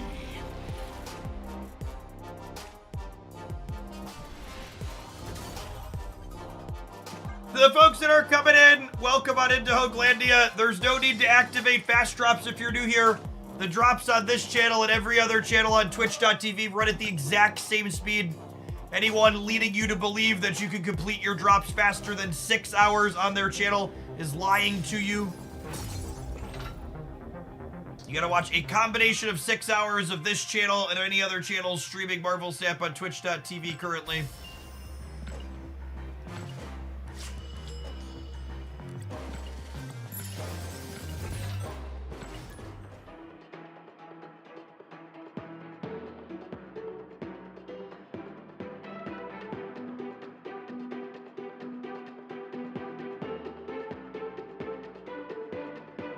Girl, Makari, Bob, Cerebro 4.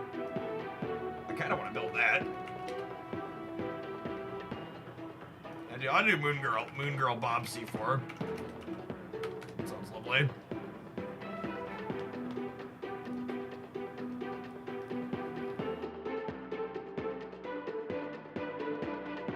Why does Dara do the fast drops command? Dara does the fast drops thing because it makes people who don't understand how the platform works more likely to watch his content because they think they're getting something they can't get somewhere else. And similarly, it allows him to build his community up through a form of hazing where they all feel like they are in on something while making someone else the butt of the joke because they don't understand how the platform works. It's not just a joke.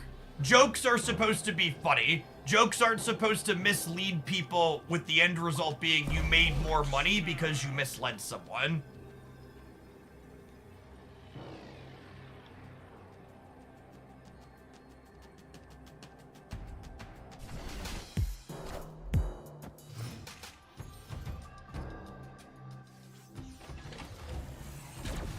Doing something shitty and then saying it's just a joke when someone calls you out on being shitty is one of the many things that's wrong with our society today.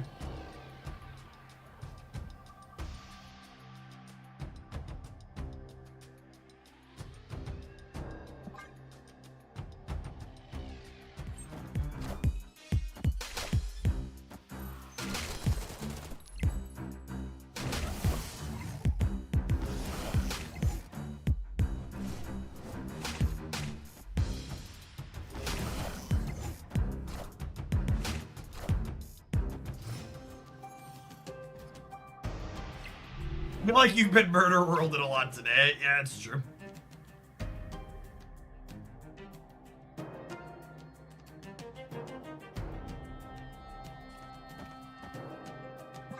It's a trigger my Rocket Raccoon again?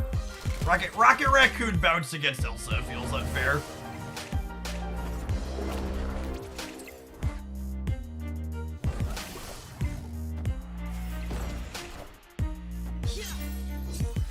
Black Panther Gwenpool. Maybe. I just don't know that Black Panther Gwenpool is actually good. I feel like I'm inclined to say that it's not.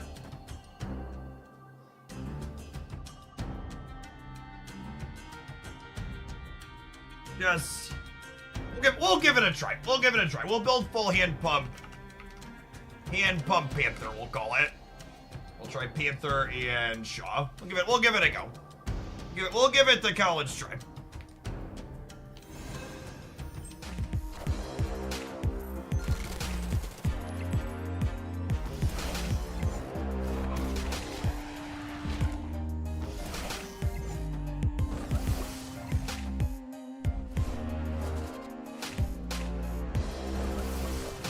You have 20,000 tokens, and I'm missing Makari, Kang, and Bob. Is Makari worth dropping sweet tokens? I think if you like how the Gwenpool decks look, Makari is 100% worth spending tokens on. I think she's a very reasonable, playable card with a pretty unique effect.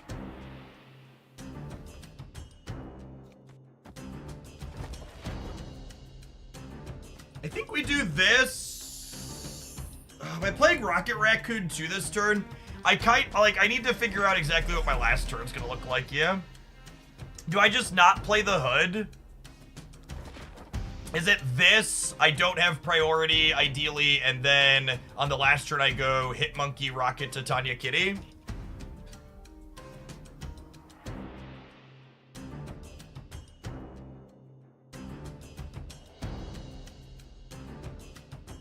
I think so. So.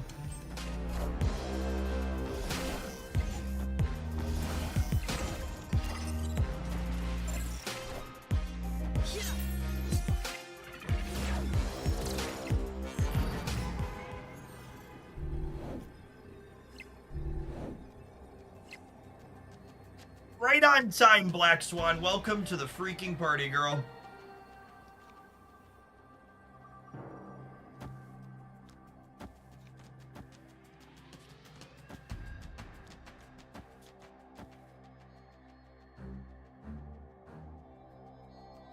I think it's this. I think it's this.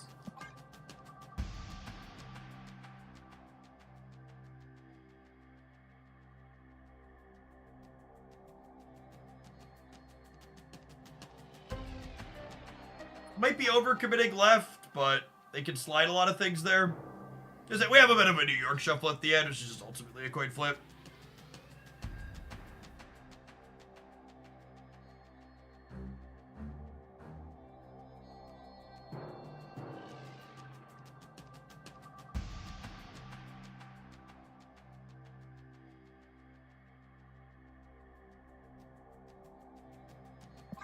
That's a good catch.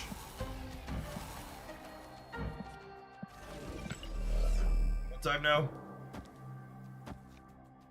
Give Beast right and then Kitty left is a 2 free extra points when we're punting this path. They're probably gonna leave more than 2 here. That could matter.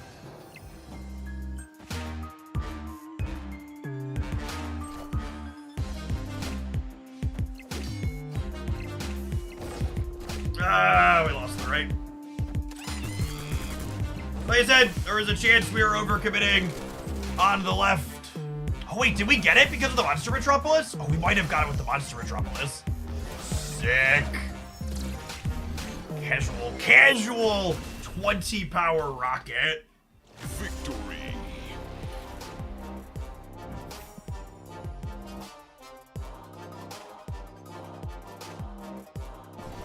Gwenpool's been very shy so far this set. We've not drawn her at all to play in this deck, but the rest of this deck is fun.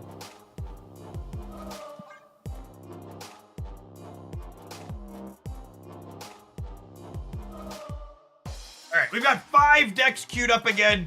We're going to do a little bit more with this one when we get back, but we do need to take an ad break. As always, ads will never roll over the top of gameplay on this channel. We'll see you in 120 seconds for some more Gwenpool and bouncing and a bunch of other decks on rotation today. Thanks for hanging out. Don't go anywhere. Go run to the restroom really quick, gamers. BRB.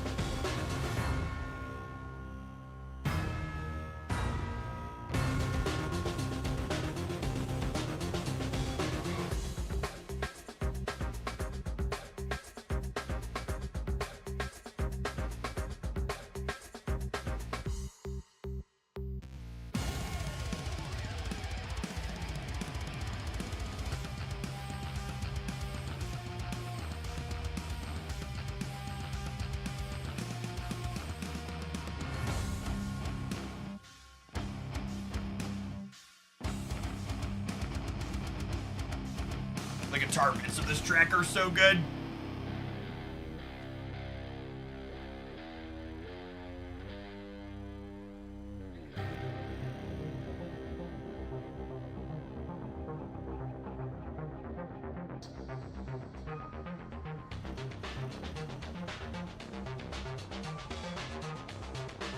Welcome to folks coming on in from Dara's channel. No need to activate fast drops here or anywhere else. Such a...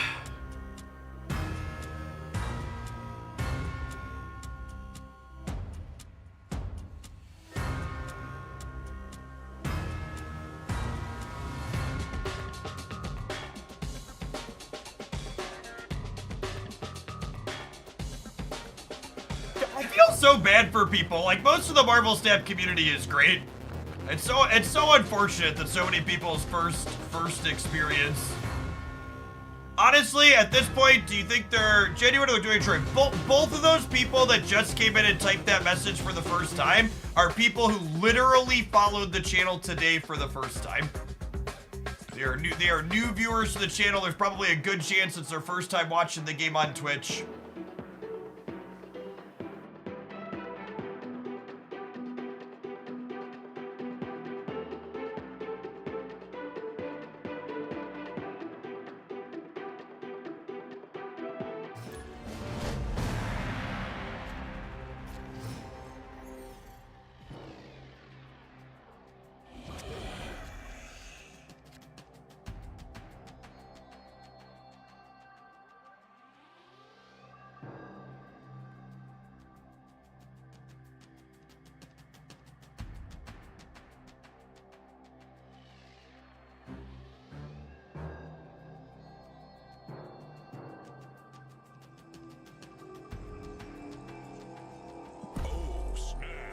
We'll open on Nico here. So the way Nico interfaces with Mysterio with Demon Mode and Draw Mode is she always impacts the leftmost one. So we'll play the real Mysterio here or here, depending on what this location is. Then the leftmost one's going to turn into a demon for us.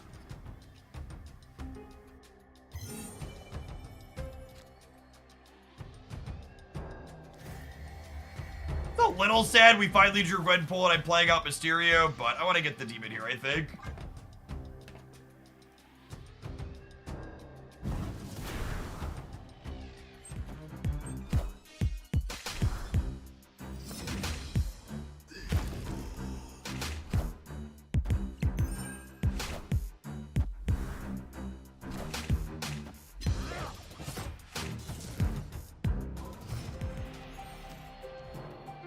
I was about to say Dakin were in danger, but it actually looks like they are a Erishim deck, so probably not a Killmonger Insight.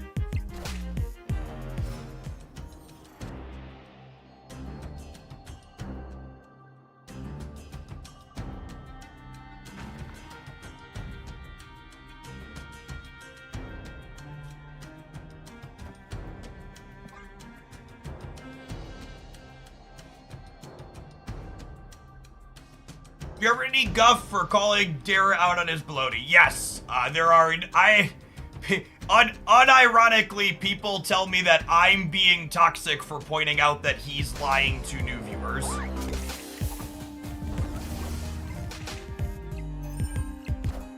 Because people think people are uncomfortable with the idea of confrontation.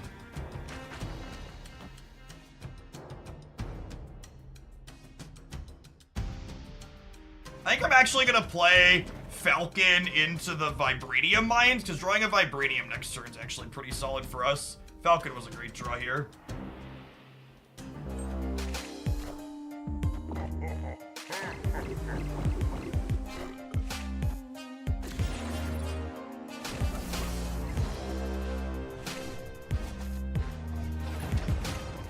All systems go.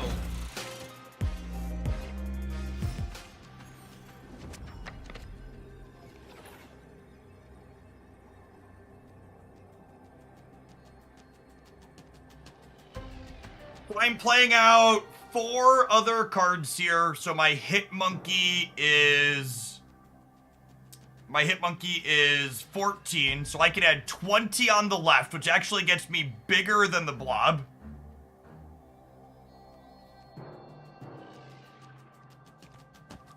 And then I'm playing 5 cards total, and I'm +4 here with the real Mysterio, so I'm at 10.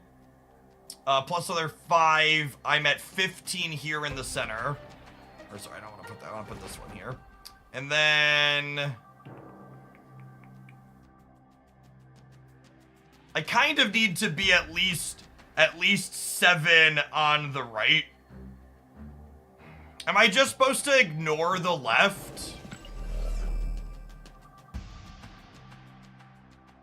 Actually, you know what it might be? This gets me big enough to win the left on its own if Captain Marvel moves. So what if I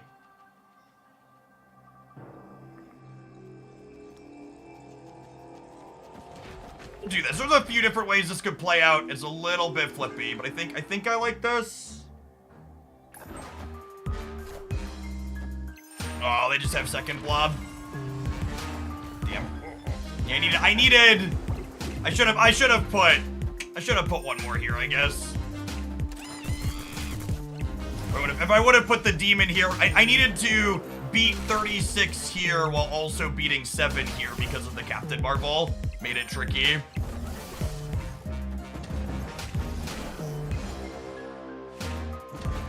I don't actually think I could have. No, I guess I could have done that. I would have needed to put these here. I would have had to kind of punt the middle, yeah? Yes, Mystique copies the on reveal. Yeah, Mystique and Absorbing Man both work with Blob how you want them to. That's really close, all things considering. We actually had more total points of power in play than they did, right? Because they're up 3 and up 5, and then we're up 9. So our output range here was nice. We just, unfortunately, the 7 points of power from Captain Marvel playing to all 3 simultaneously made it too difficult for us to keep up.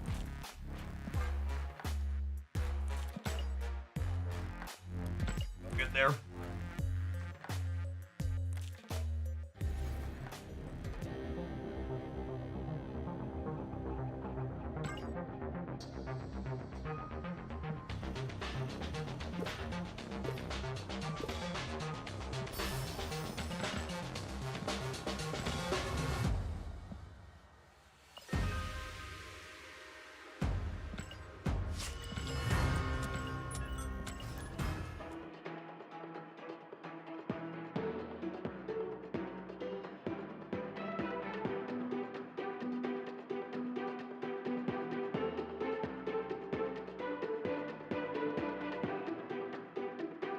Hey, Bez, thank you for the almost 4 years of support. I appreciate that. Welcome, welcome. Welcome to folks that are coming on in for the first time, by the way. Awesome to have over 5,000 people in here for some snapping. My little Twitch tracker says we got over 200 new follows today. For people who aren't familiar with me, my name is Jeff Hoagland. I've been streaming full-time on the internet for almost 7 years now. Been on Twitch as a platform for over a decade. Marvel Snap is my primary game of choice these days. Before this, I played some Magic the Gathering, Runeterra, and other turn-based and strategy card games. In a former life, before I was a full-time meme here on the internet, I have a graduate degree and undergraduate degree in mathematics. I spent time teaching at both the high school and college level. You'll find we have a very analytical focus to the content that I make here, always trying to figure out how I can improve the decks that we're playing or work on our sequencing and being reflective on games, on things we could have done better and how. Hoping this is a little annoying. Unironically might be a Lady Deathstrike on 5 angle. Kamikaze, thank you for the 2 months. Appreciate it. Big House is solid for us, though.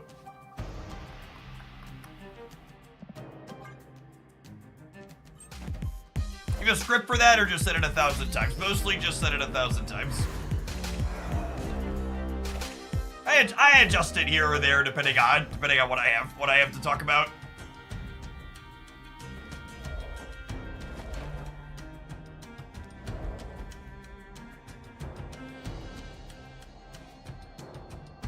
Do I want to draw a card next turn? I probably do want to draw a card next turn, yeah? So I think I do this, this, and then this.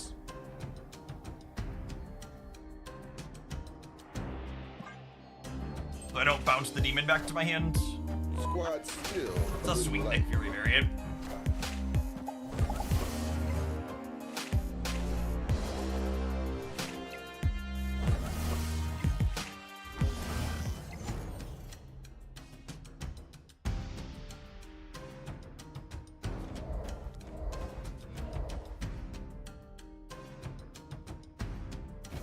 Try and send Titania across here.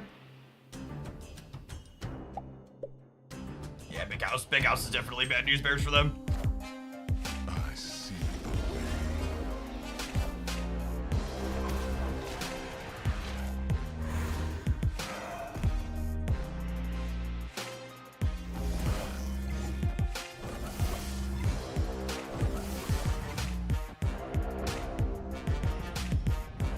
And then Monkey, Mysterio, Demon will let us crunch the left, no problem here. This still plays into the center. So we're playing 1, 2, 3, 4. Monkey is 10, 16, 20 over here, up to 25. And then obviously we're playing out 4 or 5 things. We get to 22 on the right as well. Evie Nuggets, thank you for the 19 months. Appreciate it. Big House giving us a freebie quite good here. I think there was a good chance even without the Big House we were in a decent spot. We're just like making pretty solid numbers this game.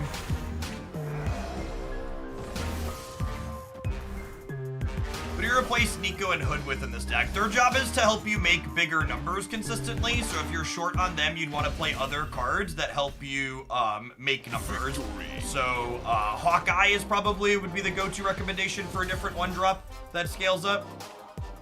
Hey, Comics Cave, thanks for sticking around with the tier 1. Content creation here is my full-time job, and your support makes that possible. Appreciate you keeping me around.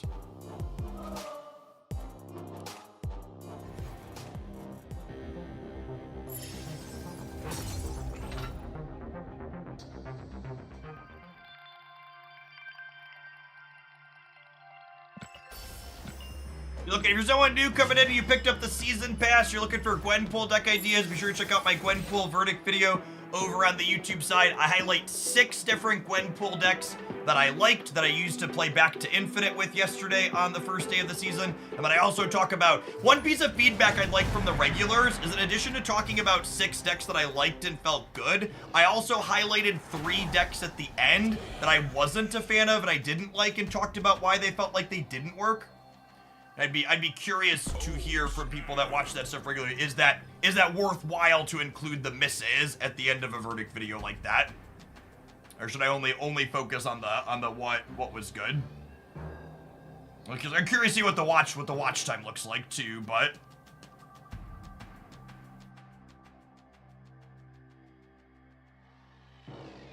negative. Well, I don't even think that it was explicitly negative. I didn't frame anything about the video negatively.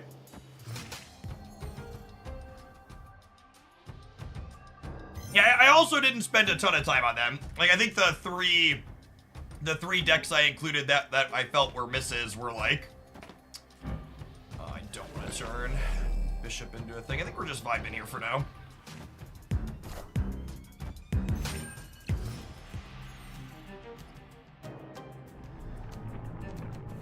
That's unfortunate. Although that's if I was gonna pick my 2 cards out of my deck that I was gonna get from Lamentis, those would be the ones. They don't have Shang-Chi, they don't have Mobius, they don't have Quinjet, they don't have Mockingbird. They have a bunch of terrible cards. You should be in a pretty good spot here.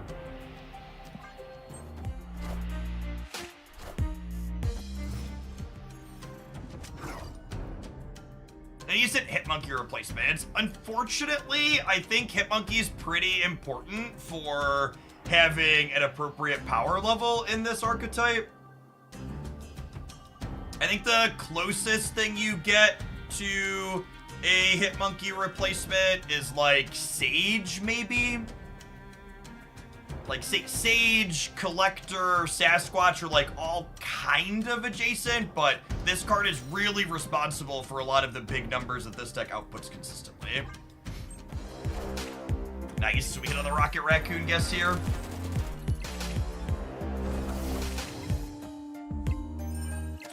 Is it Monkey worth 3,000 tokens? So it's worth noting that this deck that I'm playing is definitely not a top metagame deck by any means. That being said, I do think it's incredibly fun, and I've won a lot with it. If you want to play this deck specifically, Hitmonkey is not an optional card for you. It's the key that makes this archetype hum.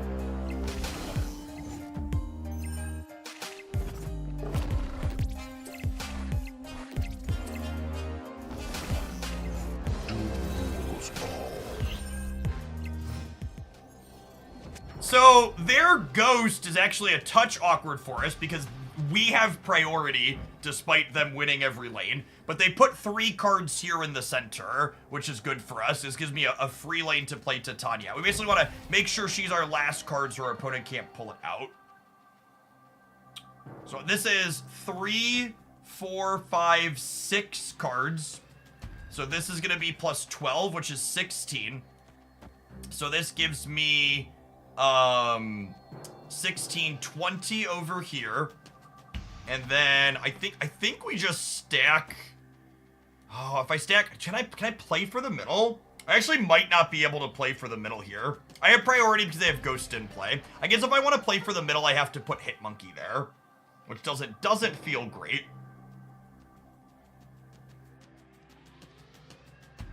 Maybe I'm just supposed to play hard for the left and the right. I could do this. Actually, I'm gonna play hard for the left and the center. Is my call. Final answer.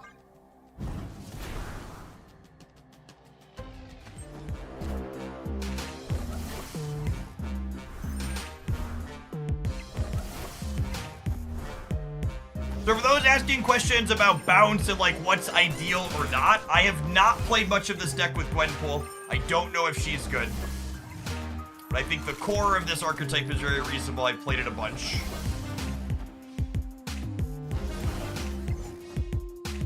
That is a hell of a stay, video gamer. Victory. We've only played Gwenpool one time since we started playing this deck a little bit ago, so I don't really have a read on if she's useful here or not, because we just haven't drawn her to play her. I think Black Swan tends to be important. You could definitely win some games without her, but I think she's responsible for good chunks of power that the deck is outputting.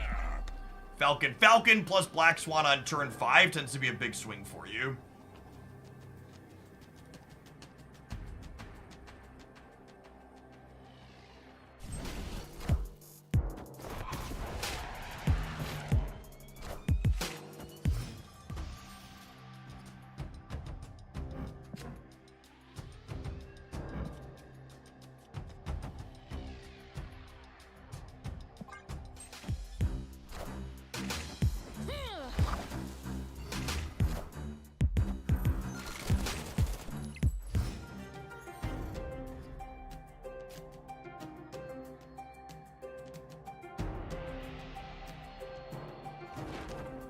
Alright, so the hope here is that we draw a copy of Beast, and then we could Beast these back, and then these Beasted back, plus Gwenpool here can let us win the left.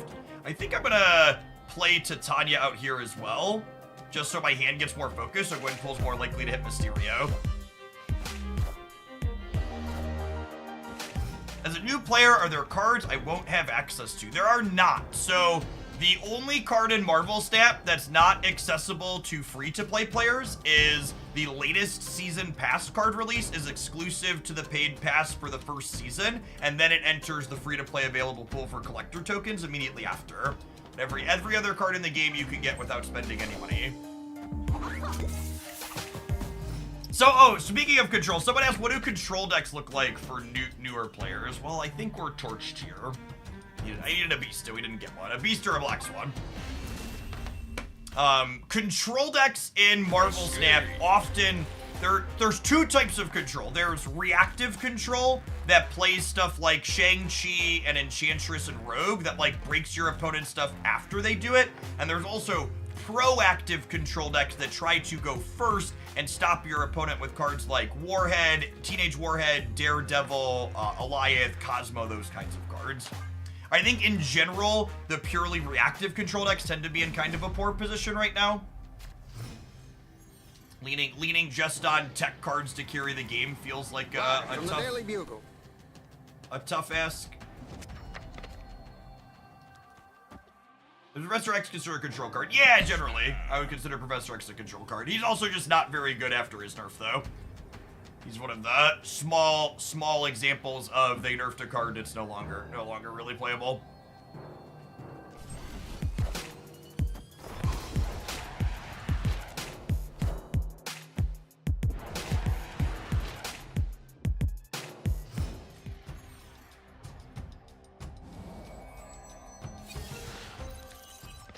Oh, that's awkward. White Palace letting them know that we got their Annihilus kind of sucks. God, This is so bad for us.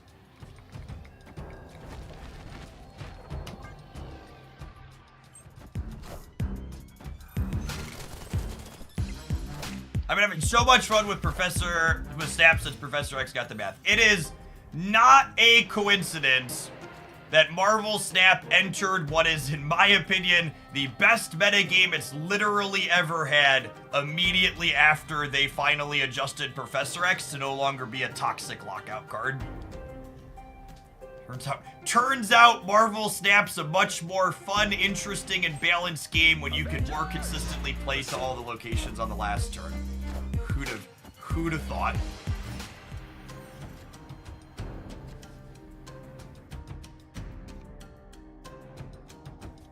I'm gonna return these two to my hand. This is gonna return, she'll return to my hand organically, and then I am gonna brick a draw here. I don't really have a clean way to not brick a draw, unfortunately.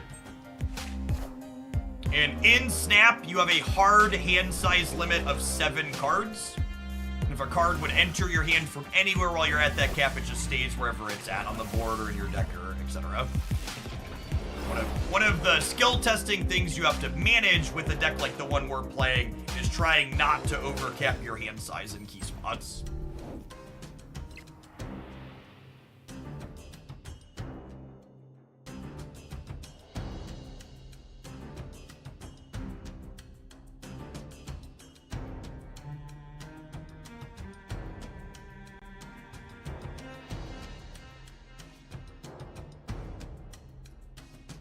What do we think?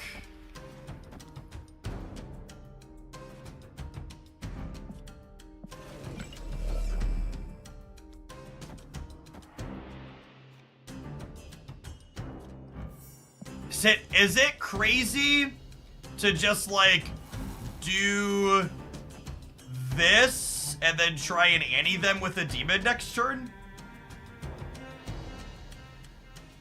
I think they're gonna Annihilus this turn.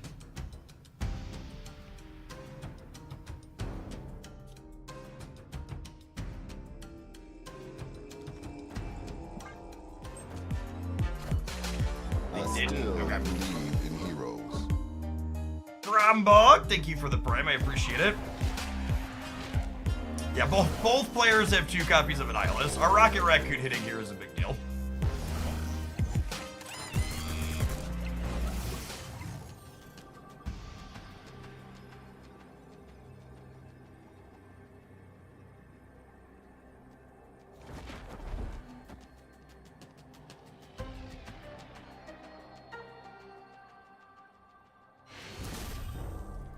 I think we just got him covered with Annie here.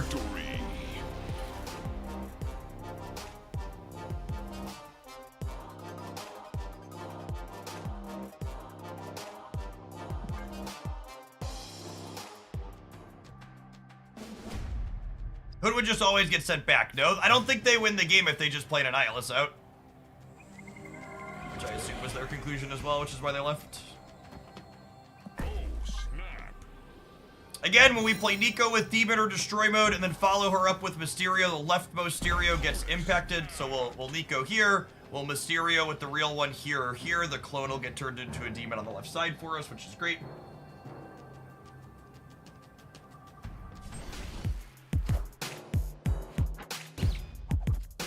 Bishop is sad, but not the end of the world. Nico Demon spell with Mysterio is so good. Second only to Nico draw with her spell. Oh, well that's even better. Now I get to save my Mysterio. For my Hitmonkey turn now.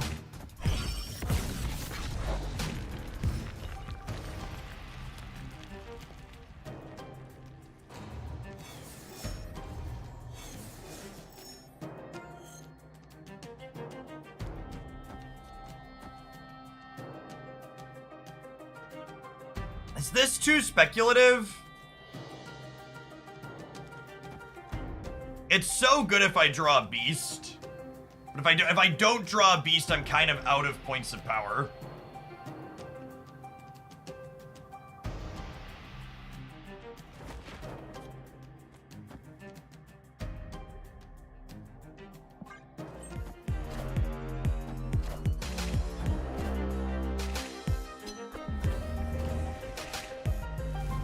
they clogging my superflow?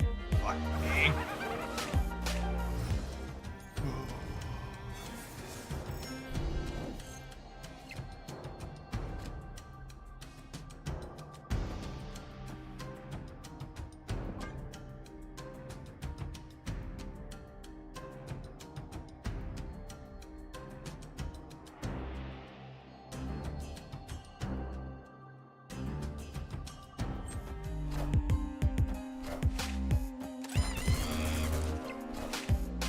Wakanda forever.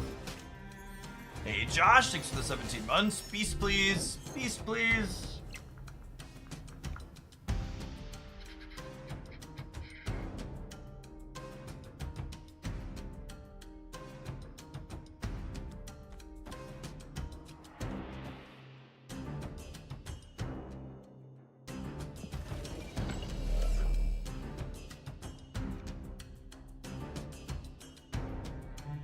Man. If I could know we were gonna roll the location change mode, it would be ideal.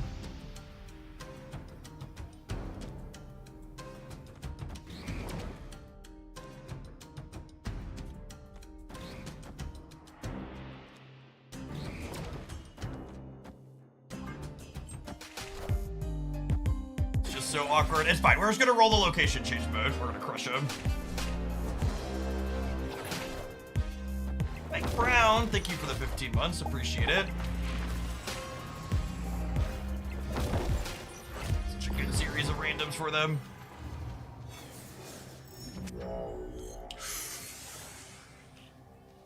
This Twitch stream is pre-recorded in front of a live audience. Thanks everybody for hanging out here today. I wouldn't be able to be here without all of y'all.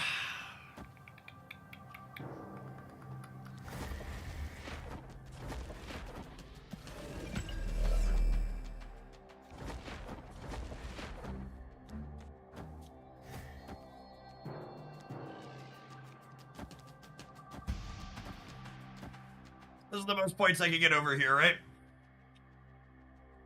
This is, I guess this is only 22 total, though.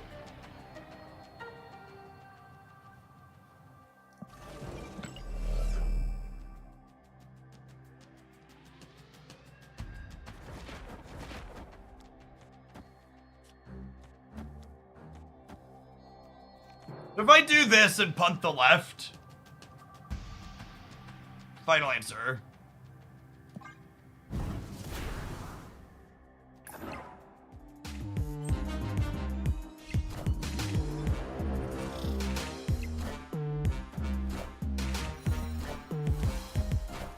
Oh, I would have won with my other. I would have won with my other card. Yes, I am changing Limbo. Come on, don't yet. We lost the New York fucking shuffle. That's so sad. My other line won the game.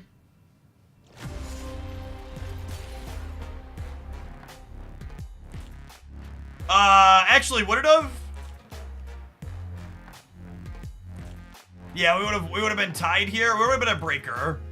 It would not have. We would have been at 22 over here originally. I would have been 22 to 22, and then I would have been. I don't know what the count is. We would have been 22 to 22 though. What's the total points in play? It's 35 versus. No, we would have lost the breaker because of the monster metropolis.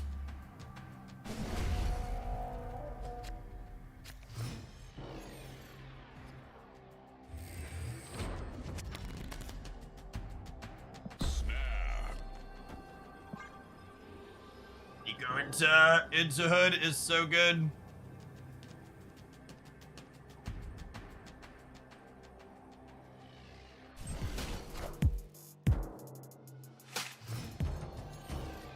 Maybe we'll have a Gwenpool on 4 for the first time today.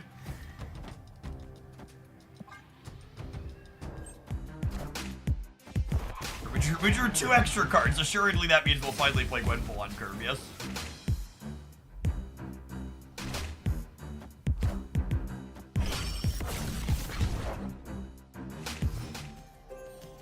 How do you split? Like, do you do a duplicate pair? When you upgrade a card all the way through the infinity border, that splits it.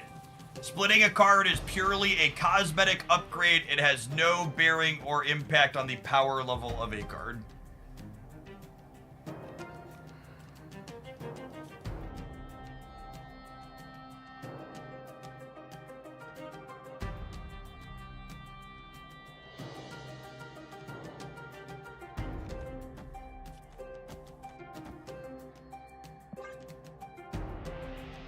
Gameland's so obnoxious for us because they're a Shang-Chi deck and we're not. Thankfully, we can put more crap into it.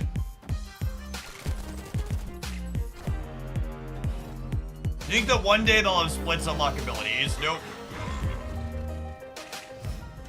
Oh, and the locations go in the order... The locations go in the order they hit the board. That's good. That's fun to know. That makes sense.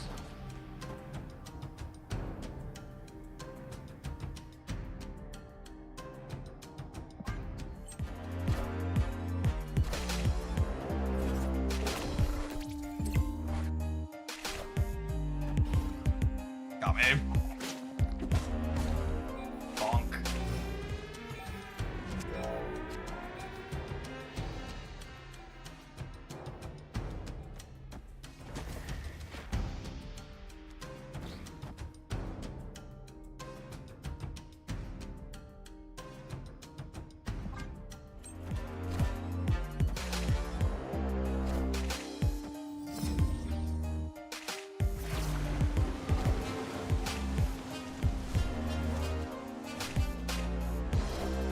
Man, Nico has been just mono freaking violence this game.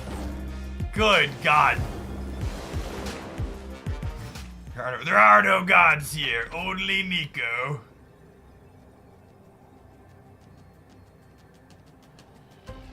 Right on time, Gwen. We drew 2 extra cards and she was second from the bottom.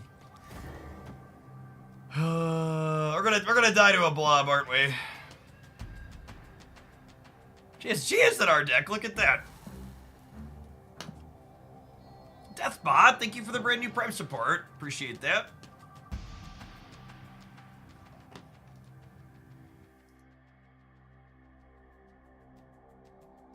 Assuredly, blob's only 15. We are going to... We beat a lot of blobs here. This is 6, 12, 16. We're at 18. They can high roll a blob a little bit. We're otherwise okay. And we have priority, and we're beating Shangs. We're beating Elias because we have priority. You have to be a solidly above average blob. Oh, monkey's 8. You're right. I miscalculated. Math, not even once.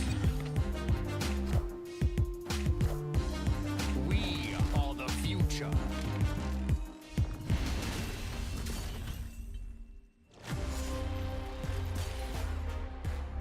They rolled Magneto from Erishim, and they rolled Circe from Erishim that hit White Tiger, so they could play them both.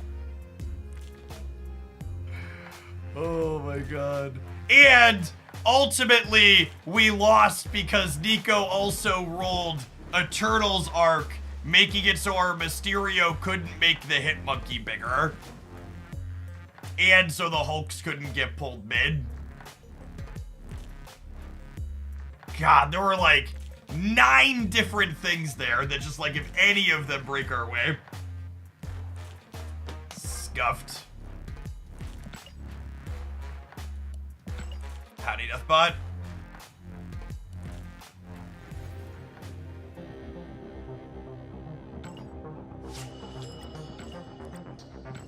You have a deck code. You always have ! deck in chat to get a code for the current deck that we're playing. Try to get at least one more match in with this before we take our next ad break. I would like to play a Gwenpool on turn 4. She's been so shy this set.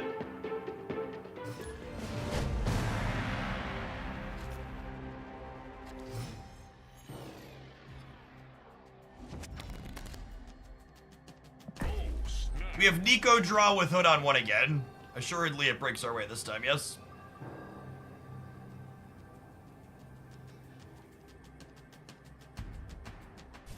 My boyfriend makes fun of my deck. Made to play with card isn't really that bad. No, Destroy has consistently been one of the best performing archetypes in Marvel Snap since X-23 was released a number of months ago.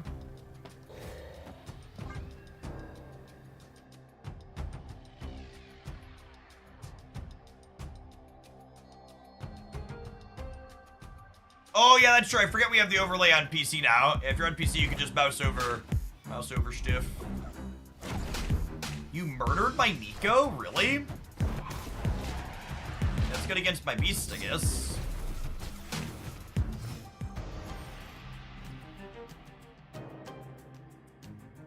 Thankfully, chat, Bishop's been training in the danger room all his life, and we've already had our share of bad variances, so there's no way we get screwed by a 25%er here.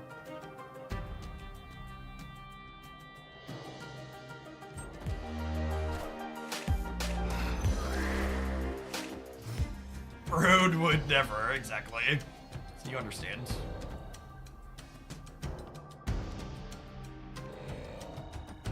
I'm gonna push my luck now. It's possible to commit no mistakes and still lose. That is not weakness, that is just life. Ain't that the truth? Thanks for the mini service. They have our kitty pride.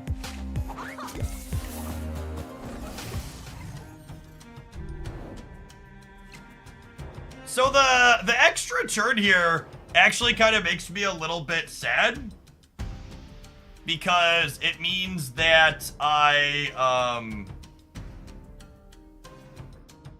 extra turn means that I could have bounced this Gwenpool, and now we can no longer.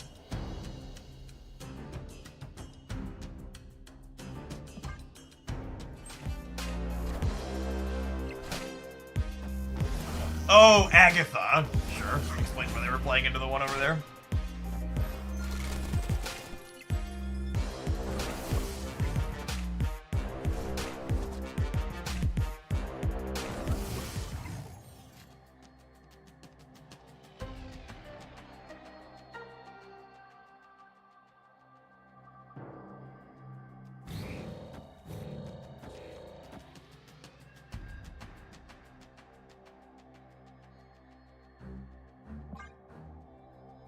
This is one of the best uses of Titania, getting to play her into a path where your opponent has 3 cards, and then passing her over, so that way on the last turn of the game I can deterministically pull her back to my side. Kind of locking them at 14 points of power here is quite strong. She is not a card that you just want to, like, play out in the early turns of the game and then guess randomly back and forth.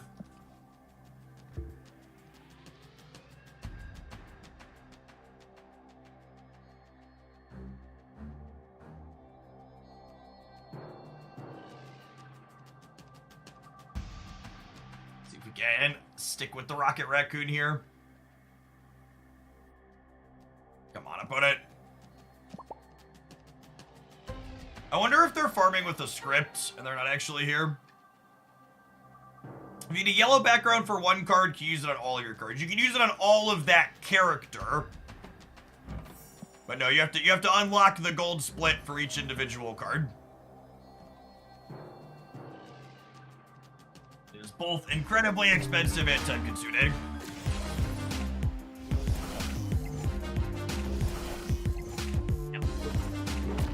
I'm a little insulted to hear my gold splits called yellow.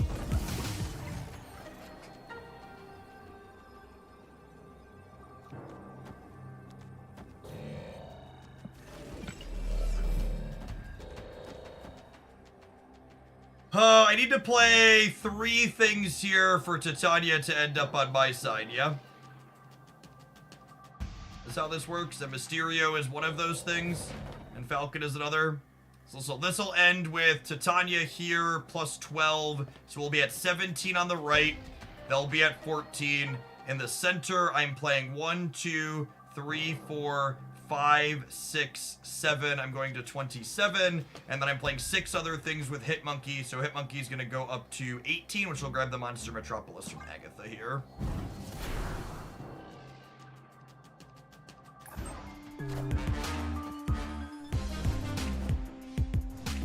They might be DC'd.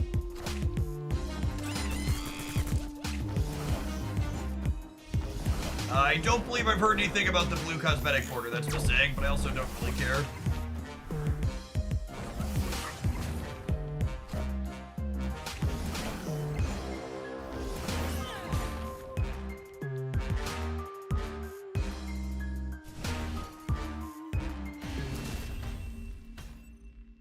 Victory. the best meta deck to climb to Infinite with this season. Sap doesn't really have a defined best deck at the moment. I think there's probably about 30 different decks you could be successful with.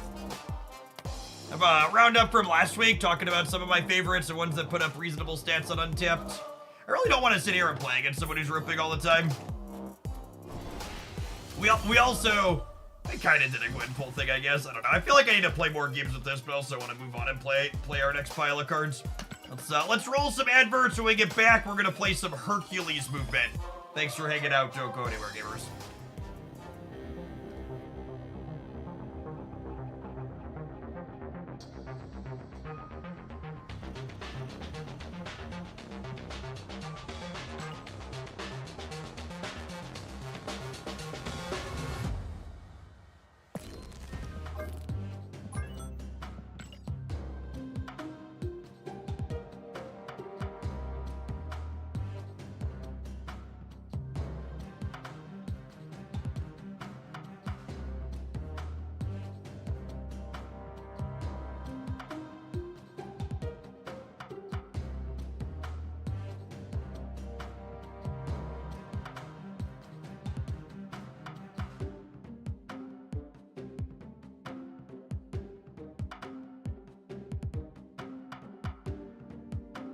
Well, Infinity's putting customers brand new. Yeah, the primary thing to be aware of is that, like, most of them,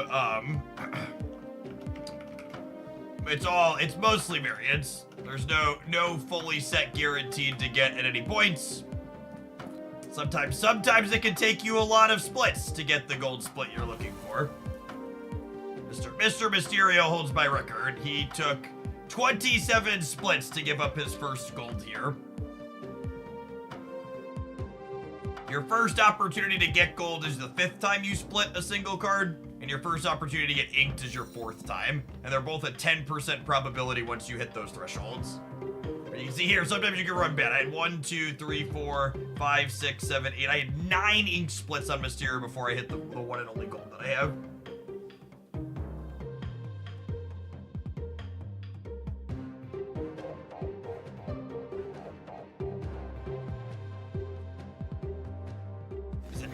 It is a top shelf gold split. You're not wrong. The Purple Crackle looks very good with his character art.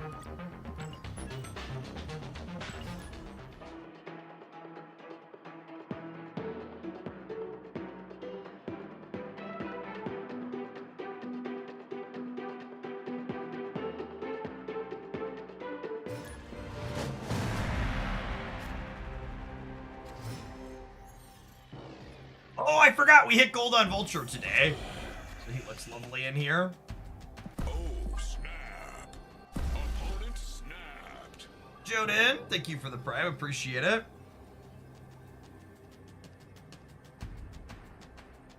So number of boosters and credits you need per split. 15, 25 credits and 155 boosters. This just in. Like a Loki gamer. I think we're just vibing. I just play the Sun Curve. A little information about a card they're not gonna have.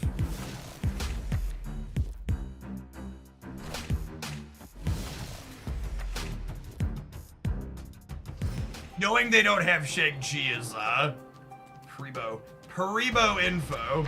Oh my gosh. Oh my gosh. Now, a downside here is that if my opponent has priority going into this next turn, which is likely, they can trigger Hercules first. One of the problems Hercules has as a card is that he only hits 1 card per player per turn.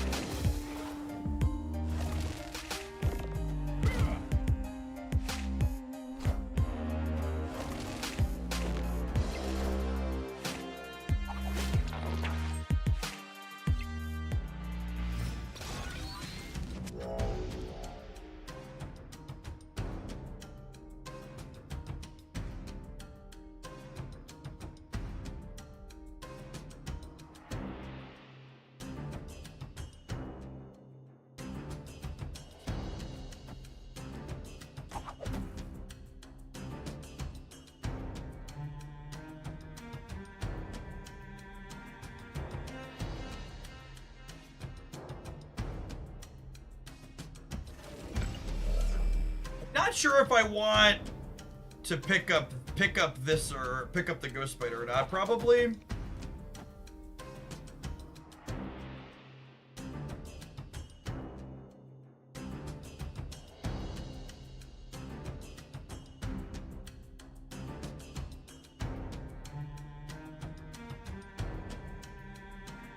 I think it's this.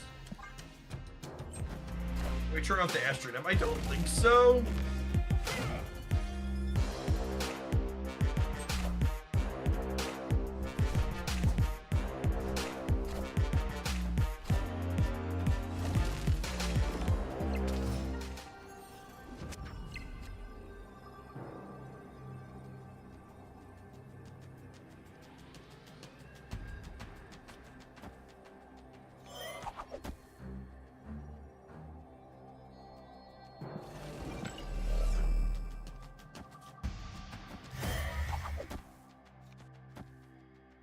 It's gonna come down to a Herc coin flip here, isn't it? Vulture didn't move again because Hercules only triggers once per turn, and he triggered on my Miles Morales, which is why I played my Miles here, so we can get this trigger before they can get it. It's also why it's important that we have priority here, so that way we get this Hercules trigger before they get it yet again. It's gonna come down to where does Hercules bat. Maybe I'm just not supposed to take the risk, and I'm just supposed to, like, Ghost Spider the dagger into here. Yeah. Would that have been enough? It might have been enough. We might have lost because we were greedy.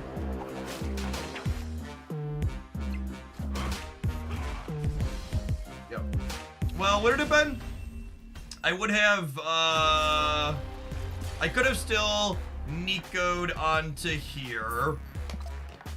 She would have been 2 plus 9. She would have been 11. Plus 2 is 13. Yeah, I would have actually only been 13 plus 9 is. I would have only been 22 to 25 here. I could have beaten what they did by having Cloak on the right with the bonus on it. I think that's a plan pretty unlikely to make. You know that 14's gonna be enough.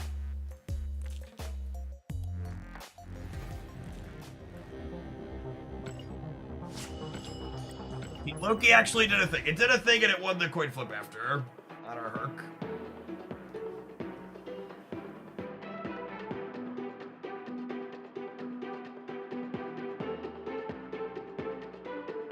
I have some Fabletics clothes and I really liked them. Yeah, they seem like good stuff. I am wearing Fabletics clothes top to bottom right now. Shirts, shorts, boxers. He sent me. They have a whole bunch of top to bottom, pick them out, full outfits to work, which is great because I don't have to figure out what matches. The sponsorship came up in a convenient time too, because since I've lost 35 pounds this year. Oh, you wanted to see my boxers? What you wanted to see? No, I see what you're doing, chat. Stop it. Go away. Since I've lost 35 pounds this year, most of my previous pairs of shorts are being aggressively held up by a belt. So it's nice to have some pairs of pants that actually fit me properly.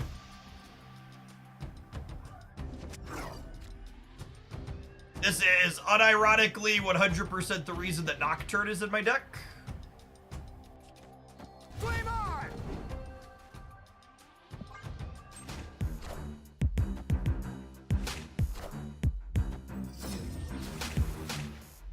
You win this time, Oakland.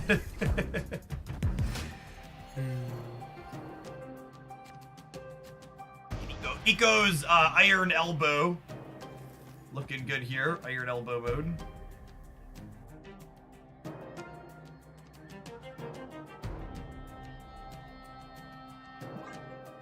Is Crimson Cosmos still your most hated location of all time? Crimson Cosmos is the most hated location of every cultured, reasonable Marvel Snap player in existence.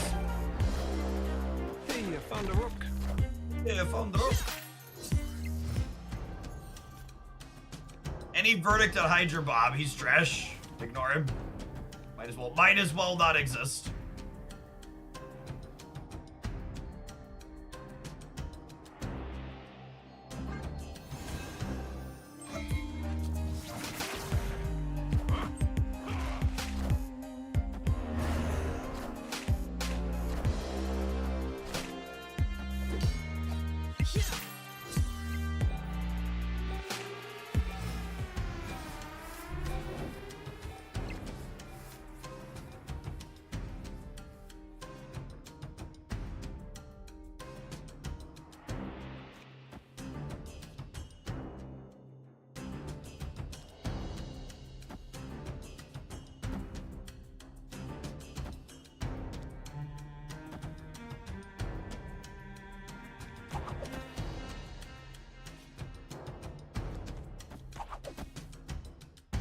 Think it's this.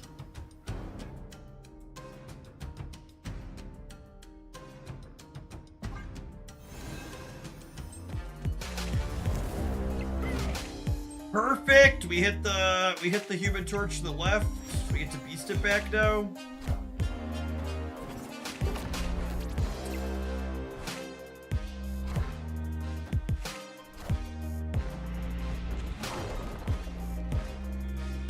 That, I think, is actually good for us because it guarantees that Nocturne goes left and opens the vault now.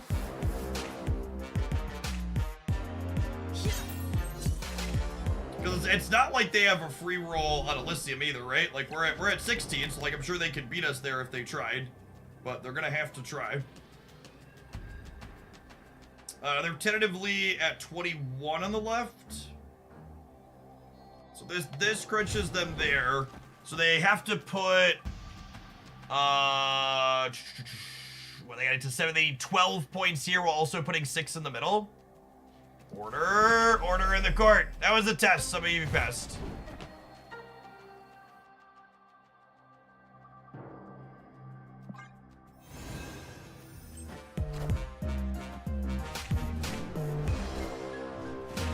Nico first to draw cards. I am. Big brain right there.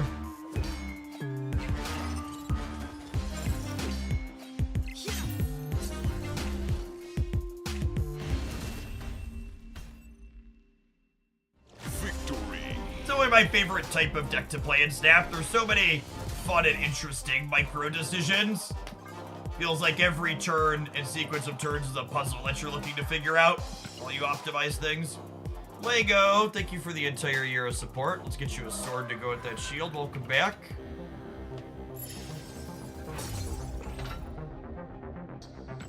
That's a weird state. I was a Proving Ground stage, yep. It's one of the reasons why playing Proving Grounds in Silver is enjoyable, because you get to actually see games play out instead of just people constantly retreating 75% of the time. You actually get to have some dopamine from your deck doing its thing.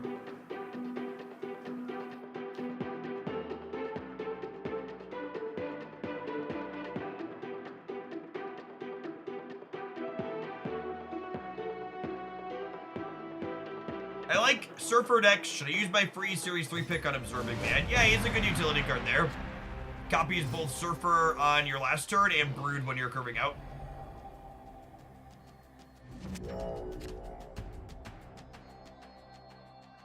It's been a year and a day since the first Spotlight variants released in the shop. Can I get a fact check on that? I thought they released towards the end of July. I know it was July last year. Any fact checkers in the chat? Was it July 9th last year that our first Spotlights happened?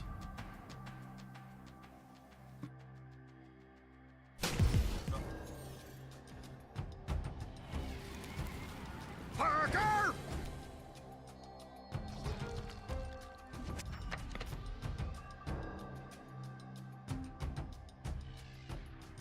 We use some Nocturne out for in this deck. Probably just another move card. And then accept that your deck's gonna be worse against... You probably just play another move card and then accept that your deck's gonna be worse against, accept that you're gonna be worse against people that,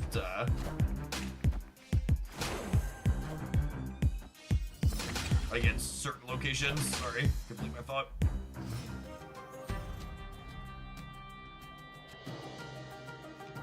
July 11th was the first Spotlight. My absolute favorite part of asking Twitch chat a question is getting 6 different answers in response. It's a fun experience.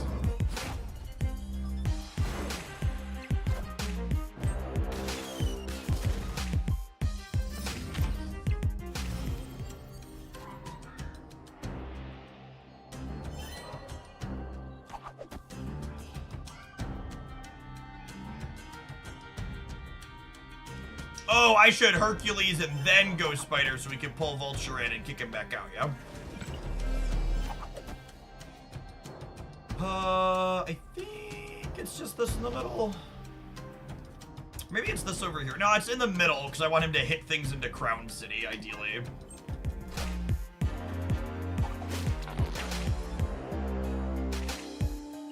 Over at a casual mode, like other card base game, Proving Grounds is sort of on track, but more ladder. I mean, other card games have modes that are like classified as unranked, but they're really not casual modes. Like, you go into the beginner room on Magic Arena, and there are a ton of nerds in there just like sweating profusely.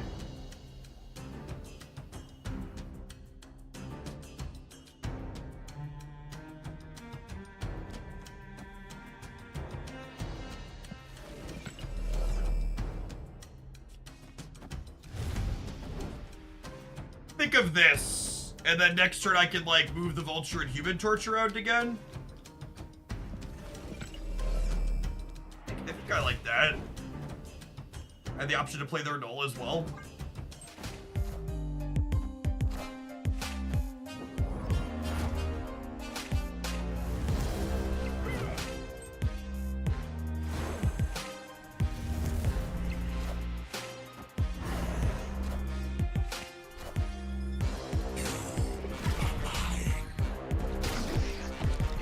To answer your question directly, I think adding another game mode to Marvel Snap's probably a mistake. I would definitely, especially with Deadpool's Diner coming up, I think I would prefer there not be another additional game mode somewhere.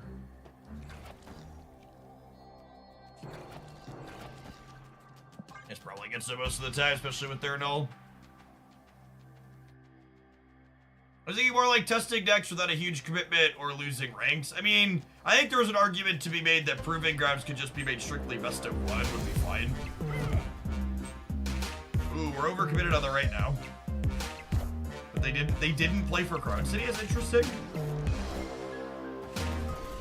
When your Null Death barely win the lane and then lose the match. Victory. Look at the little baby Nulls, chat. Just 20 points of power, Hercules power, Human Torch.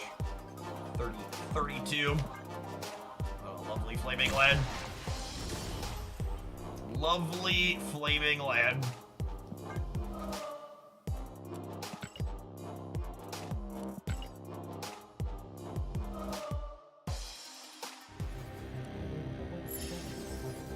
I'm not going to tell you.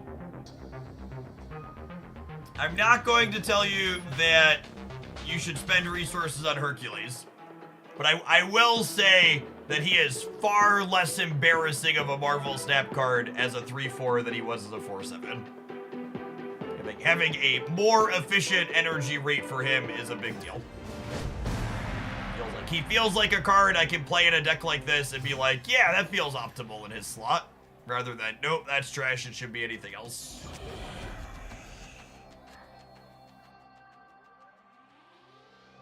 Oh, snap.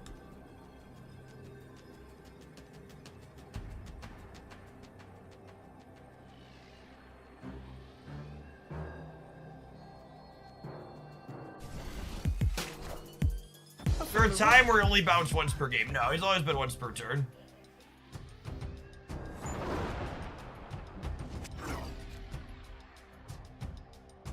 I'm playing this exact list with Heimdall over Miles. I think Heimdall's just really clunky.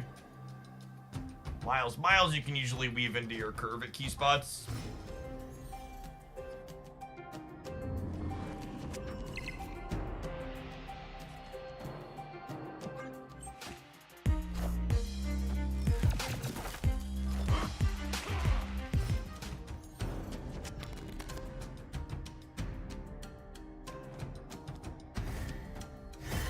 Alright, I mean, her draw mode was the best possible here.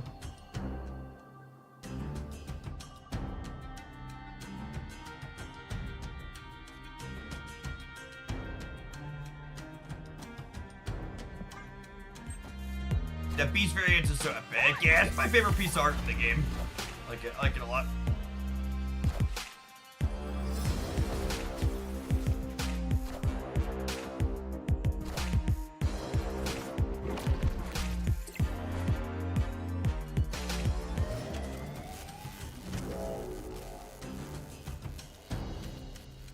I didn't think about bricking my draw here. Flame on!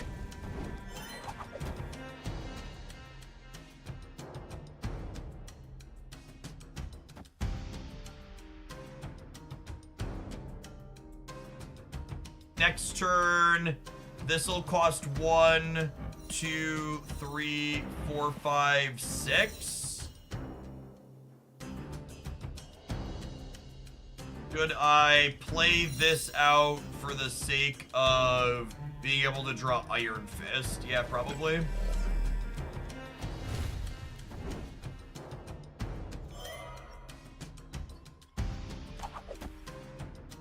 Oh, I guess I'm bouncing it back to my hand, though.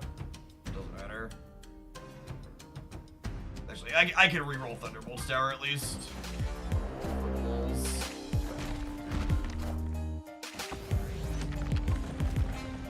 Oh gosh, that's annoying. We honestly, turning off Citadel is probably what I was supposed to be doing against their Darkhawk deck anyways.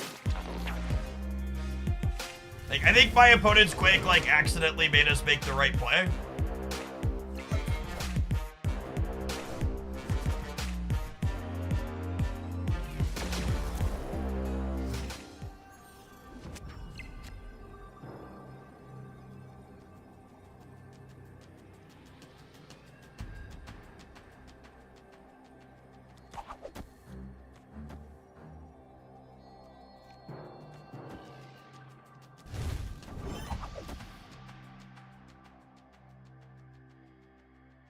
What do I think of this?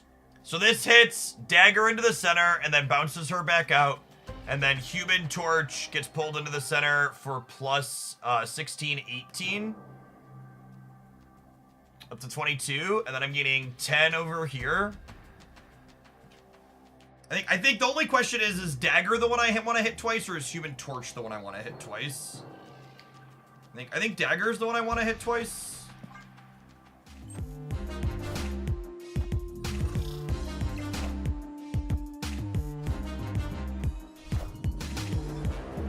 I'm too dumb to play. Like, to be fair, this deck is the two hardest decks to play in Marvel Snap glued together.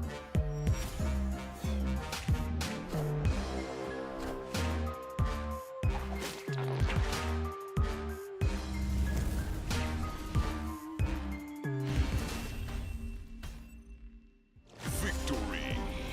Hercules feels like he has a nice fun layer to it. Good puzzles to solve overall. So I was asking about Miles versus, what's his name, by the way? That was a good showing for Miles.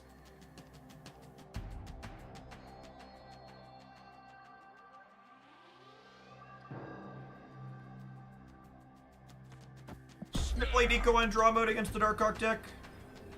Heimdall, yeah.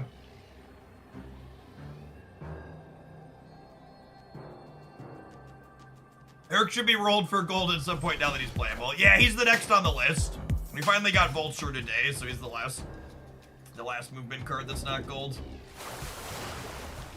You put Strange in this deck. I think it's potentially worth testing Strange over, Cloak, but I do really like Cloak with Hercules, because you can like Hercules and then Cloak and then move 2 payoffs into the path, and then Herc kicks one of them out and the other one stays. So it allows you to kind of get, Cloak allows you to get more value off of Hercules, which is really nice.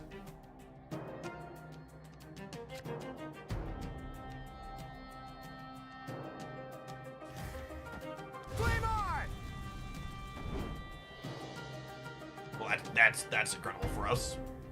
So Nico will eat Beast, Nico will come back to my hand, Human Torch will be in play as my last played card, so I can Ghost Spider potentially. I don't perk a draw this way either.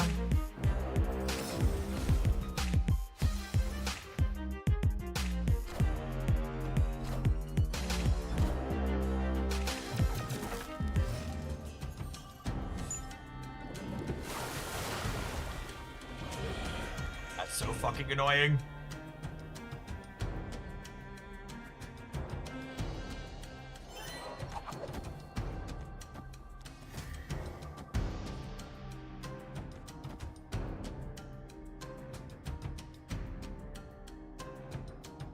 So, Ghost Spider pulls Torch, Nico turns Bite into Demon, Vulture pulls into Asteroid M. I can't Miles next turn, but I can Falcon the ones back.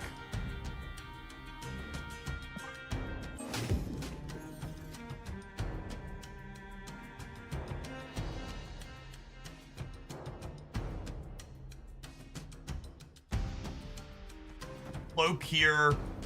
This is gonna be over here, and I'll be able to pull it back into the center. And then I'm gonna have Nico, Demon, Human Torch, and Ghost Spider in my hand. And Miles is gonna cost 1 because things are about to move around. So that'll be 1, 2, 3, 4, 5 energy, and I can draw Iron Fist ideally to spend all 6. Again, this is you really have to be thinking your turns out over the course of things when you're playing a deck like this.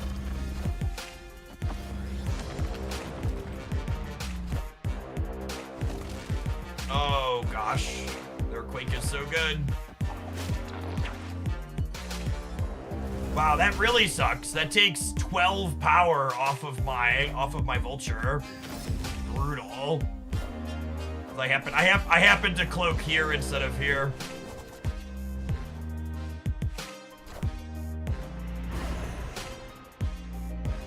Their Mobius even turns off my Vulture.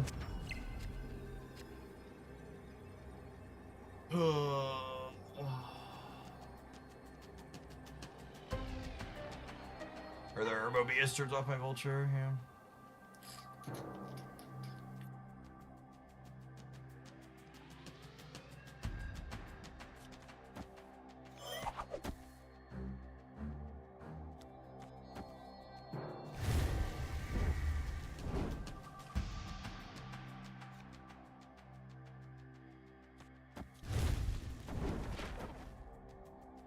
Gives me 12 over here, 9 in the middle, and then like 8, 9, 10-ish over here. Or just leave it in, cool. Victory. If you're missing any of the cards in this deck, you should just replace them with other move payoffs or enablers. Doctor Strange. Be the first primary one I think you want to slot in. It's pretty good. We'll play for all of it. You ever analyze the equations that pop up for Beast's background effect? Can't say I've paid that close attention to them.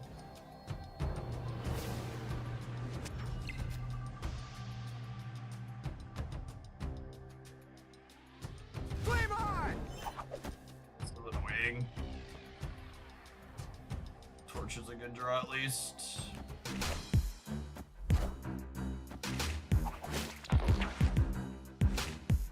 At the very least, I'm going to be able to get my hand down to 3 cards, so I'll be shuffling 3 cards in and drawing 3 cards.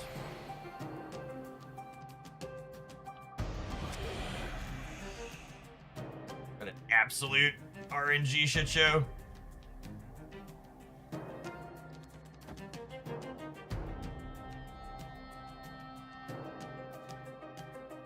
I need to get rid of Rickety Branch's location. That's terrible for me as overall. These will at least come back on 5, so maybe I can set something up with Cloak because of Ellie. This is still really far from good for me, but it's like at least not completely torched. We can play a game. But like I don't like imagine if I had either of those cards in my hand to beast with right now, yeah?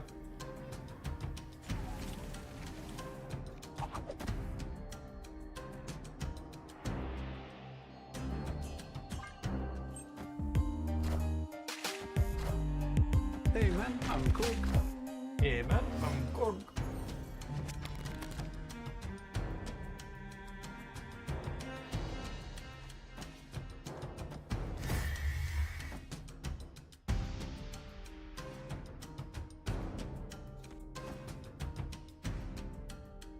I guess this is actually the same because Mobius is in play, stopping it.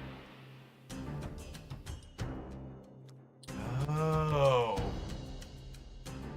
Whatever I destroy here comes back. It's probably this then, yeah? And that puts these other two back in my hand. These will come back in a random order is noteworthy, so the Falcon has to come last, but I think that's the play.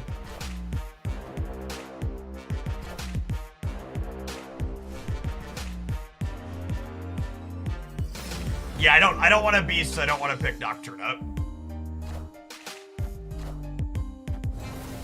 Oh, you're right, the Rock is potentially coming back too. Shoot, I did mess that up. Hey, you found a rock.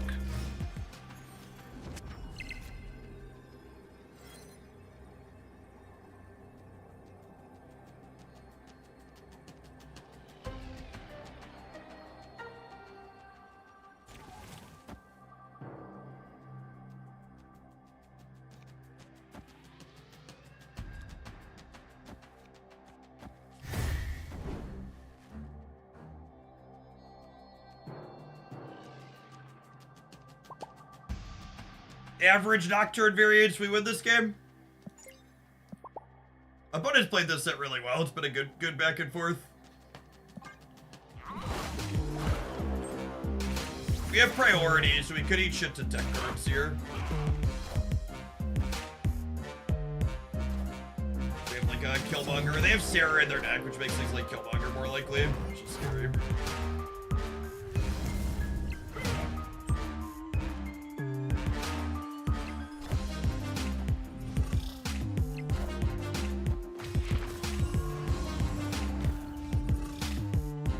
This deck's so incredibly satisfying to play.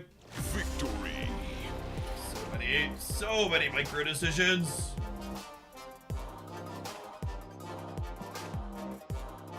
The numbers, because you just not only is Hercules being 3 a solid upgrade for this deck, and this is something a lot of people aren't gonna want to hear if you're a move enjoyer, because I know she's a card people are missing. But Nocturne is a big part of what makes this deck significantly more competitive. For a long time, one of the biggest problems these move decks have had is there's so many locations that just, you can't play the game. You know, there's a Crimson Cosmos on the right. There's a Sanctum Sanctorum on the right. There's a rickety bridge that your Hercules is gonna hit things into like that last game. So much of what this deck is doing is good is because she reduces that variance. If you haven't seen this build before and you thought that was sweet, it is. So one of the many fantastic sweet off-meta decks you're missing by not being subscribed to my YouTube channel. YouTube.com/Jeff Hoagland. We play, I don't know, probably 6 to 10 different decks every day on stream, and every single day over there I take some of the best stuff from the stream that week and highlight different off-meta things like this that I think can be competitive when you're playing them well and know what you're doing. We have a couple of Mysterio splits. He was Gold Mysterio was my white whale. Yes, Nico helps mitigate some of that variance as well, and she draws cards, and she moves your stuff sometimes. She's also a Swiss Army knife, but as someone who had played this deck before Nocturne feels like a very meaningful upgrade.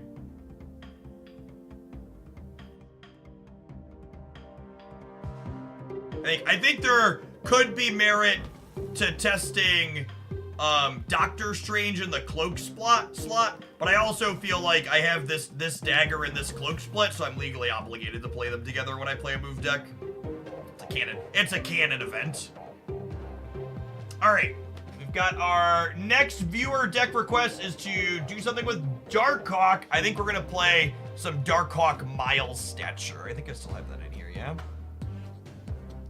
Oh yeah, I kept that one in here. This deck was sweet when we were playing it the other day. I think I want to make one small change. I think I'm gonna change Rogue for Enchantress in here. But I liked this card. We're gonna roll some adverts before we dive on into some games with this. Thanks for hanging out. Don't go anywhere.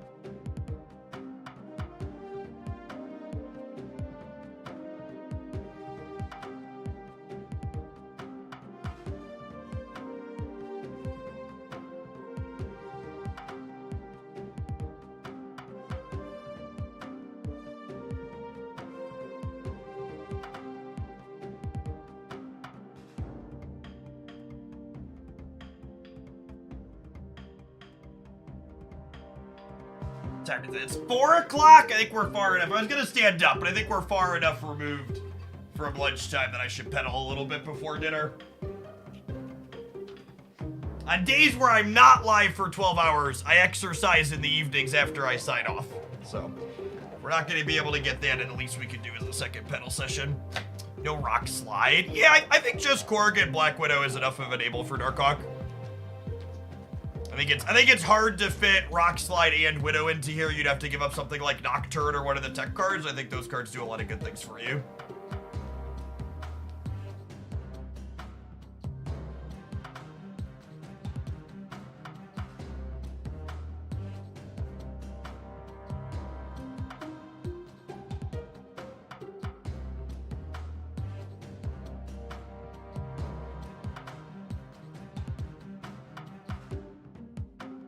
What's your viewership record? 5.7K is wild. I think my highest organic viewership record was around 8,000 during the first month that drops happened. But I had a couple of like Twitch front page embeds that like boosted to 10,000 or 20,000 momentarily for like part of an hour. But highest organic was definitely around one of the first drops. We got close to 5 digits, but not quite.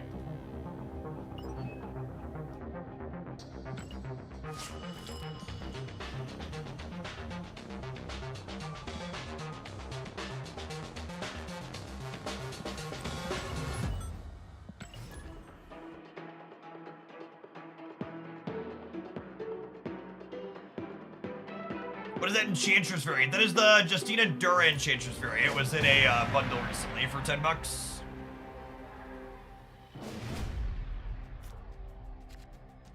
Justina I think is my favorite artist in the game. All of her stuff is so good.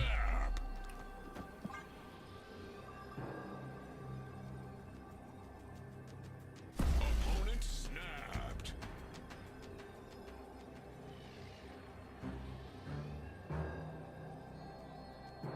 Making up 5,700 people. Excuse me. Whew. Been talking a lot this week. Looks like over 300 folks have tapped the follow button for the first time today. For someone that's new here and you enjoy the vibes of the channel and you haven't done that yet, make sure you do that so you can drop by again sometime. You'll find me here Monday through Friday during the week. In non-drops time, I typically stream from about 9 a.m. Central till about 3 or 4 p.m. Central. This week, we're going to be going much, much longer and later than that, since we've got such an awesome audience here. Marvel Snap is basically the only thing I stream these days. We do some sponsored bits here and there, but the game's in such a good spot that when I'm enjoying it, it's going to be all we're doing. I think it's just Miles in the middle, question mark?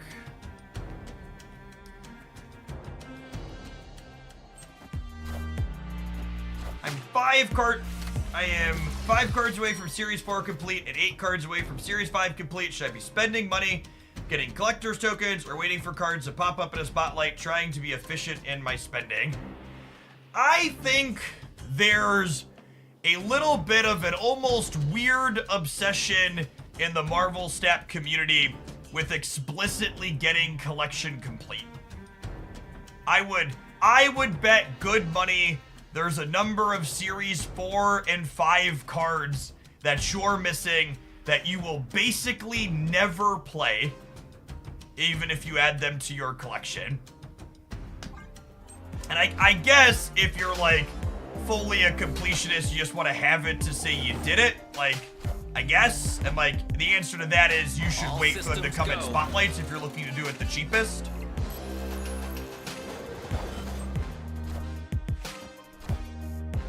X23's a weird one in their deck. The rest of this is the Namora combo deck. That's relatively standard, but X23 is not typical.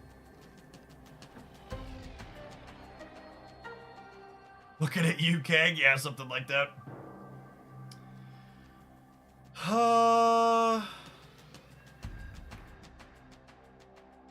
Like we're dead here. They're at a virtual 9 over here, because they play a card here. There's a question of, I guess there's a world where I move Nocturne, and then, like, they don't contest the center, and then Nocturne plus Hawk win the left. I think this is our best shot. Okay, so our read is good. The question is this enough? Oh my gosh. Wait. Okay, wait, can our Darkhawk? Oh my god. What absolute chaos. No! Freaking Nocturne chat. She's so violent. She's so violent. So, someone asked me earlier if they should buy Nocturne or Red Guardian, and I was like, what's your variance tolerance like? How many games like this can you experience before your phone's gonna go through a wall?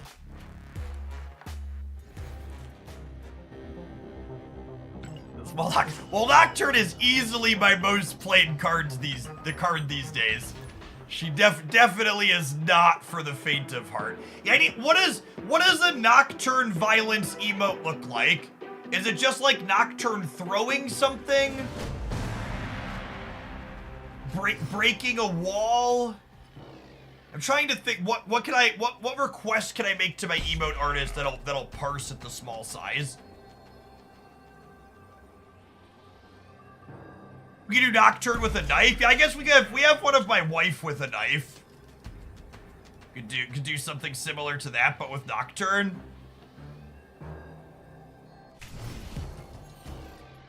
That one translates all right.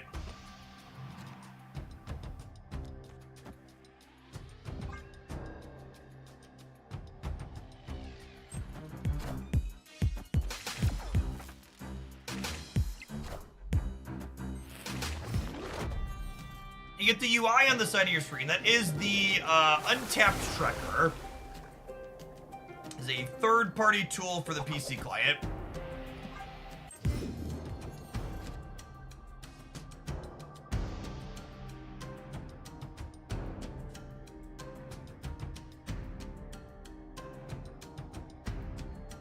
I think I'm actually just playing Miles out because then we're gonna go Black Bolt into Darkhawk Stature.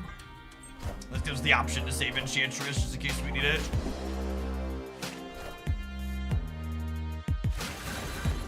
Our Widow's Kiss enabled their Namora. Brutal.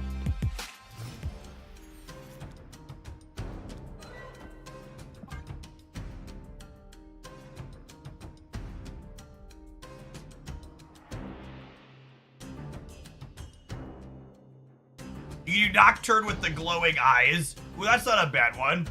That reminds me, my Dark Brandon yard sign should be here today.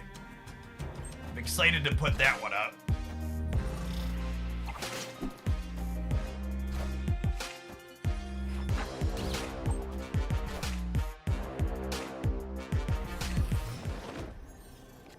Does it have laser eyes? What kind of stupid fucking question is that, chat? Of course my Dark Brandon yard sign has laser eyes.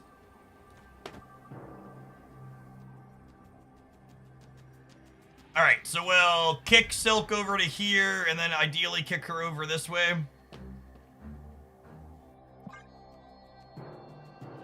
My Darkhawk is bigger than theirs. That's what the ladies always tell me. It's the largest they've ever seen.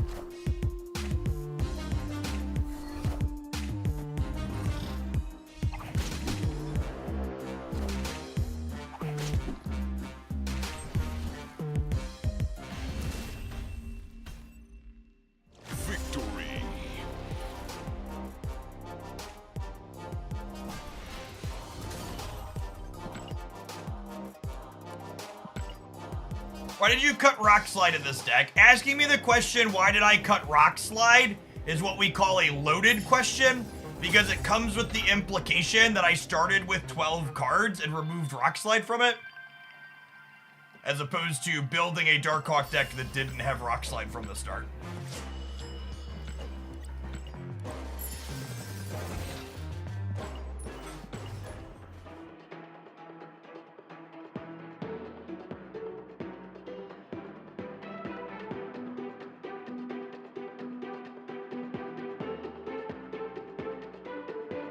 Looking at other 3/5s, I think Nocturne's power doesn't make sense. Others have drawbacks like destroying your cards or discarding or taking slots at random. I mean, Nocturne's ability definitely has downside. Objection, leading the witness. Yeah, exactly that. That is accurate.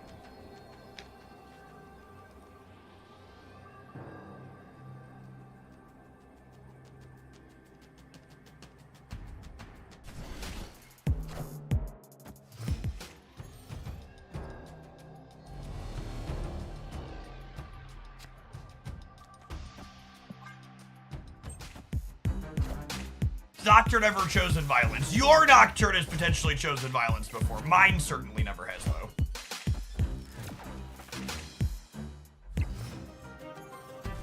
She is a lovely lady who would never do me wrong.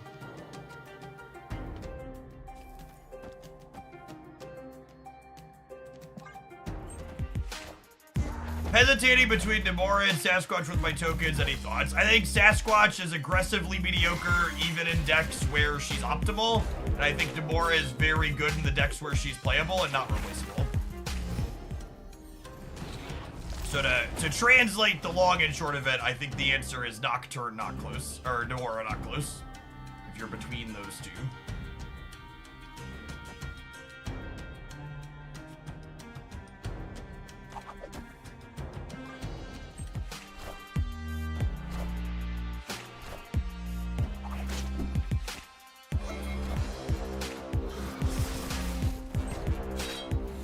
Alright, so their death currently costs...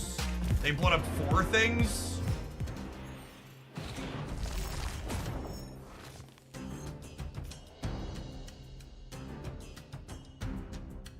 They've notably blown up 4 things, and, they've notably blown up 4 things, and they've blown up a -1, 2 5s, 3 5s. So they have 14 total power destroyed.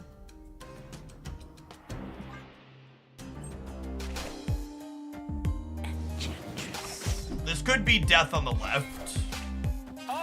Zola. Alright, well, death is freaking huge.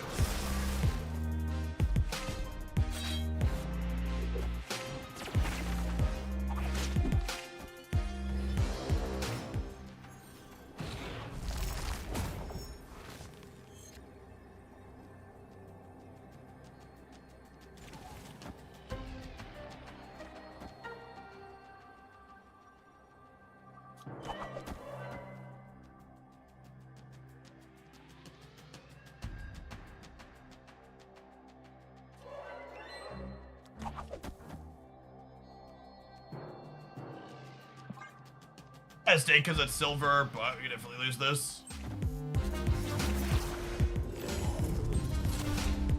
She's such a lovely lady, chat. You see, she doesn't just betray me. She knows when she needs to perform. What a lovely Marvel Snap card that Nocturne is. Sorry, hun. I didn't mean you have downside. All upside 3/5. What a Pog champion. Victory.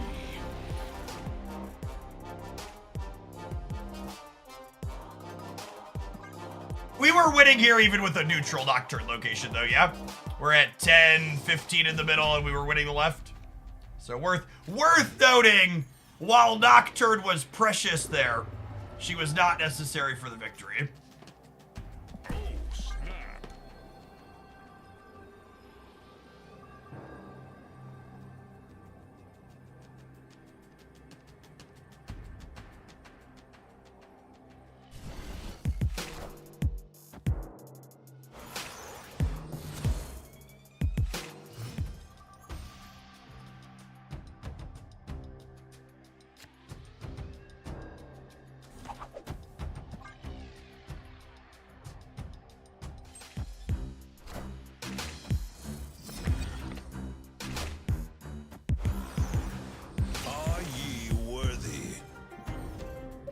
pretty even Black Vortex, all things considered. This could even be considered detrimental to them, honestly.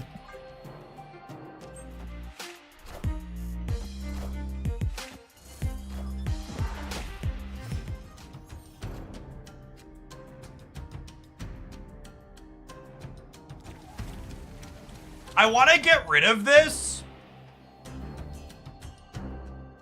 I think I want to do it this turn on the off chance that she chooses something terribly violent, yes? I think I want to save this as an option for later, just in case. So I think I'm just going to play Miles here, and then we'll Black Bolt next turn.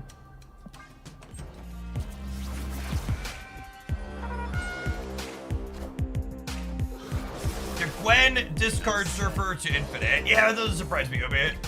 That felt real reasonable. TVA incoming. That would have been a kick in the shins.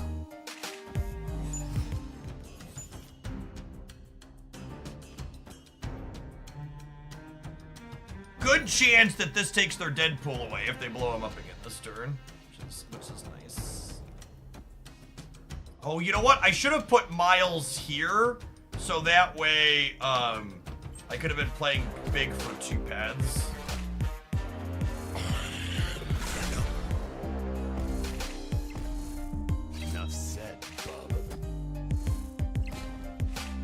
Definitely need to change my underwear.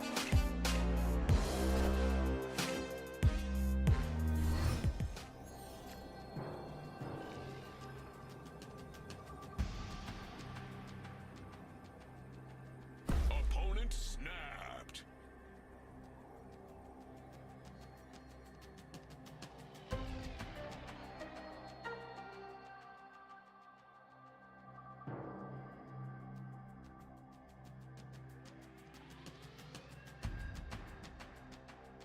You're supposed to leave.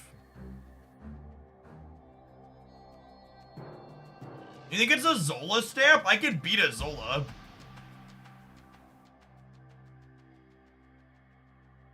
How confident is chat that it's a Zola?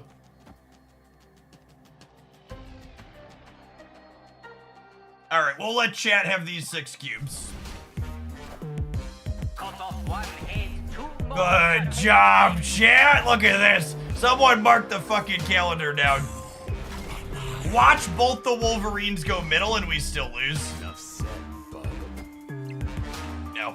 Oh, no! Oh, no! Alright, whew! Whew. Sometimes lucky rubber ducky. Hadouken! So long, Oswaldo. My competitive Twitch chat advantage was too much for you to overcome on this day of days. Bad rip.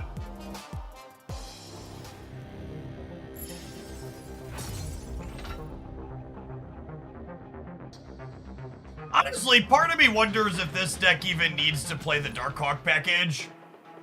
I wonder if it could be better as just like a Black Bolt Miles deck. Hey, Streak, thank you for the 5 gifted subs. It's very generous of you, appreciate it.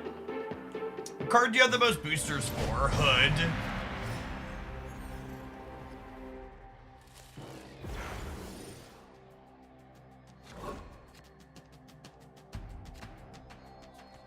Oh, snap.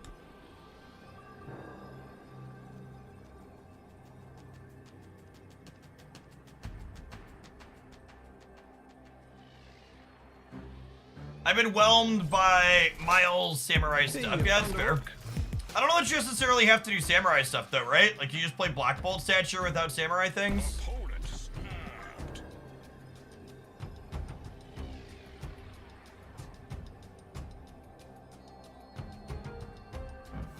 God Split Enchantress.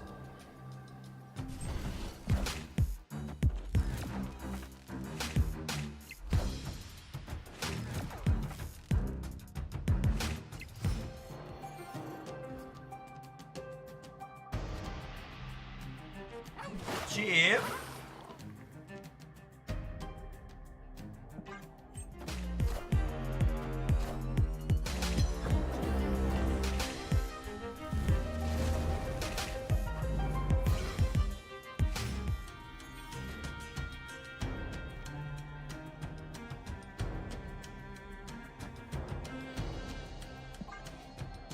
Red Hulk, another point here. Corliss Storm, thank you for the gift and sub. Appreciate it.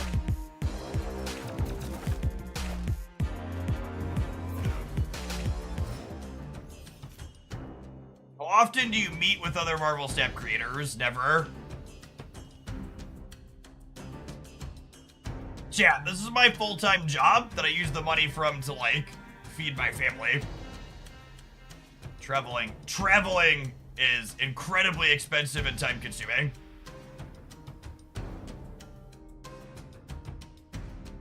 To give you some context, I took 3 days off from streaming in June last month, and taking 3 days off to go on a family vacation equated to a like 7% reduction in subscriber count for that month.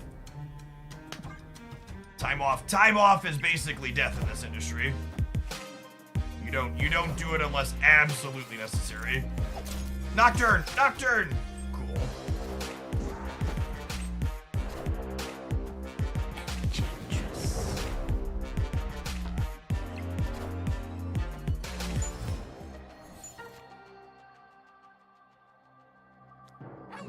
Oh, I should have moved Jeff last turn.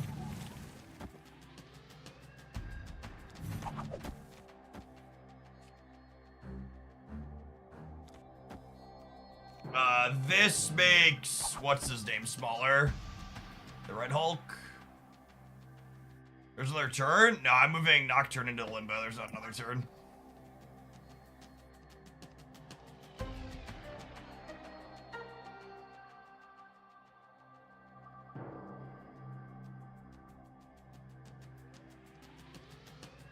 Made Day 1 Infinite with the opponent's mill deck. I don't think they're playing Mill. The Titania and White Widow imply that they're playing Clog, which is like a good version of Mill. It plays the couple of cards in Mill that are good, like Dr. Octopus and Shang, but it gets rid of all the bad cards, like Yondu and K-Ball. We haven't seen all of their decks, so maybe they could be playing a mix of the two, but I would be inclined to think their remaining cards are things like Ravonna and Green Goblin and Cannonball and Debris. More so than Mill stuff.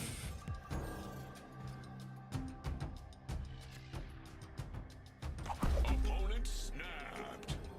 Oh, snap.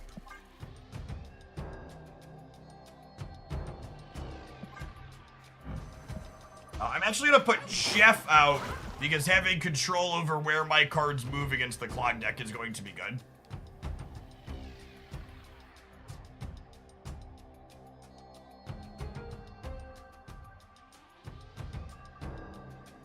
White Widow's scary, I guess.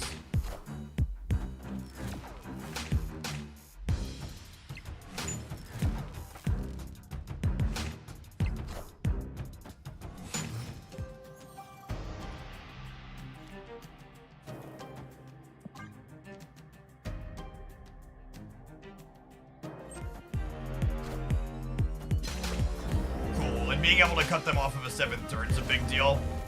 Means we're relatively favored, I think.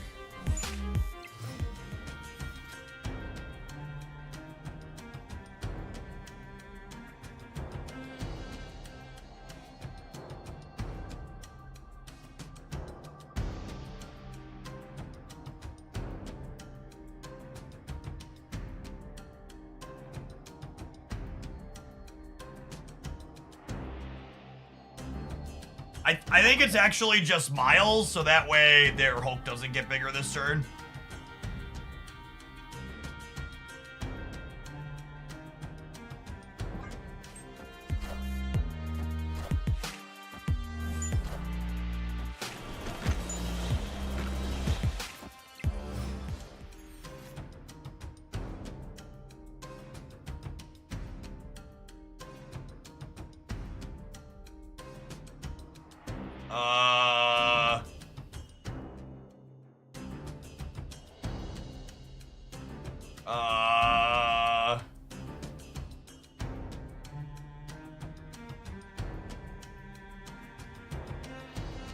How do I lose?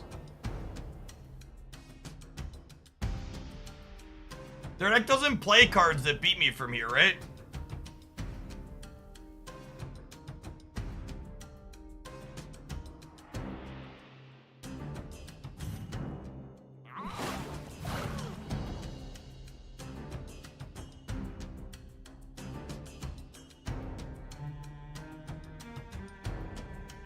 Yeah, there's no reason to move the Nocturnes. How does Doc on PP?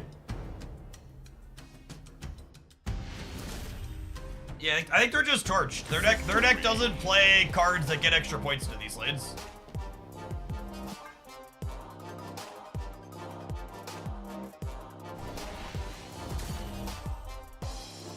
Yeah, I think they just retreat. Goldspan, thanks for the entire year. Let's get you a sword to go with that shield. Welcome back.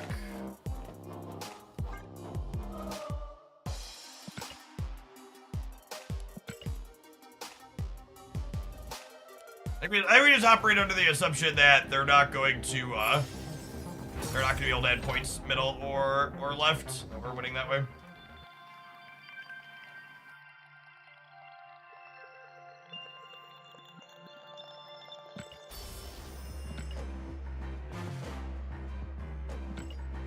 So this was one of the decks that we got in Infinity Conquest win with last season. Felt very reasonable. Just like one of the 800 decks in Marvel Snap right now that like doesn't have a lot of people playing it, but has a lot of good tools to be competitive in the format.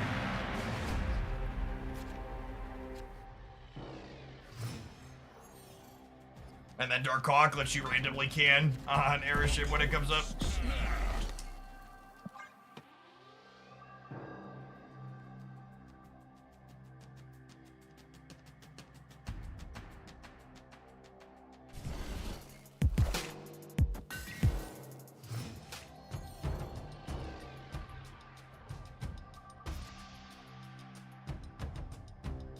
Oh yeah, collab stuff is different than travel. To the person that asked, how often do you meet with other creators that followed up that other creators do collab stuff?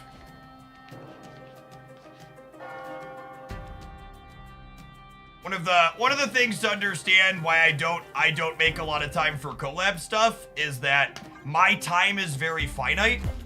I have three small children. So literally any amount of time that I spend doing anything that's not my normal job needs to tentatively be able to generate more revenue than just working my normal job, right? It's a lot more effort to put collab things together than it is. What am I doing here? That is just like show up and stream every day. I think cutting them off of a draw is really good. I'm gonna cut them off a draw and then take 2 cards out of their hand, I think is the game plan here. I might not even Darkhawk here, honestly. I think it's just gonna be like, let's draw Stature, and then we'll like tech card Mile Stature on the last turn. I think is the game plan. Oh, I actually don't want to get rid of this. Shoot, I need this to be able to Shang-Chi them. Awkward. I think it's just this.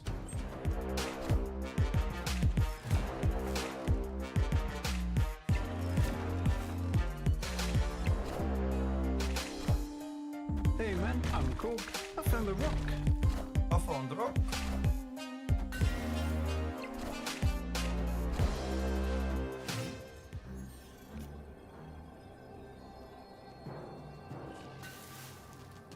Wow, and they didn't discard anything, so Stature doesn't do it.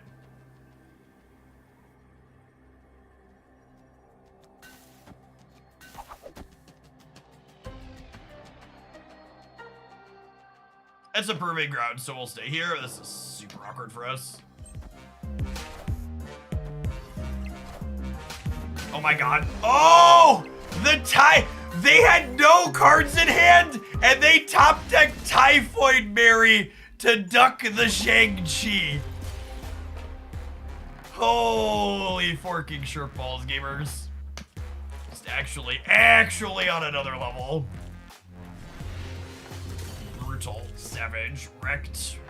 Those of you at home looking to get better at Marvel Snap, you will note that I very carefully won my gold ticket and then placed my loss to crushing variants in the proving grounds instead of the second match of Silver Conquest. Variance allotment on when you allow yourself to get absolutely railed is important if you're looking to be successful in Marvel Snap.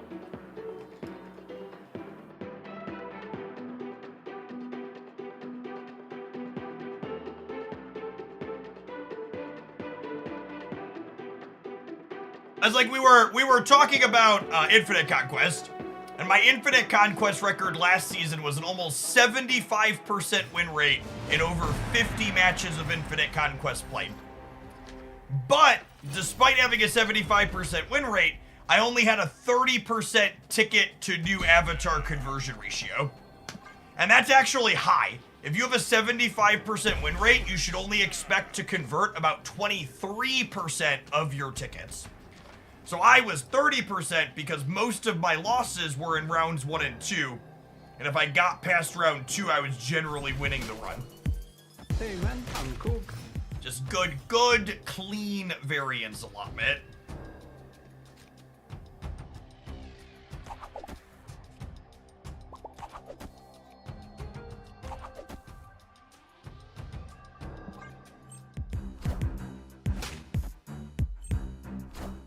Watch this be big. Hello, so happy. For reference, Sakar is not based on priority. It's a 50-50 whose card comes up first. So, the Shag versus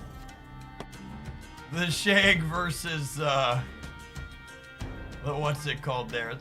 It'll be flippy.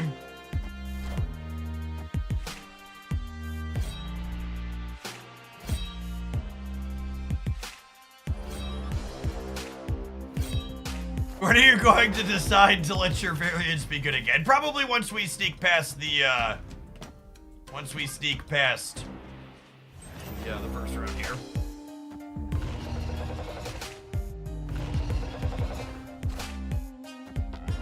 All systems go.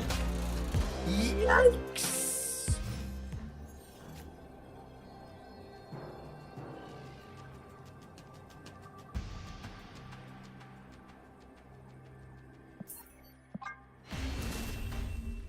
When one fart is not enough. Escaped. See Marlin, thank you for the prime, appreciate it.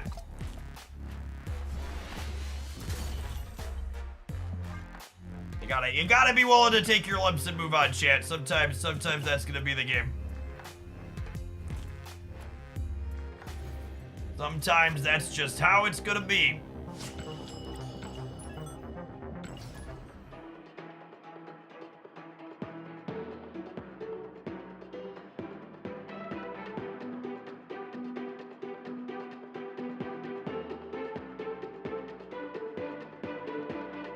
Absolute masterclass in variance control, exactly what we were talking about earlier.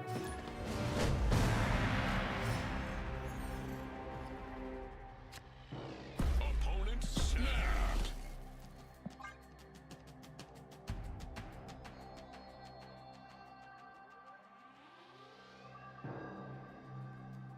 $200 USD miles variant. Do people really pay that much for one variant? So that's one perspective to have about the price of that miles variant. Another perspective to have about the price of that miles variant is the miles variant was free because I was gonna spend $200 on Marvel Snap that month anyways.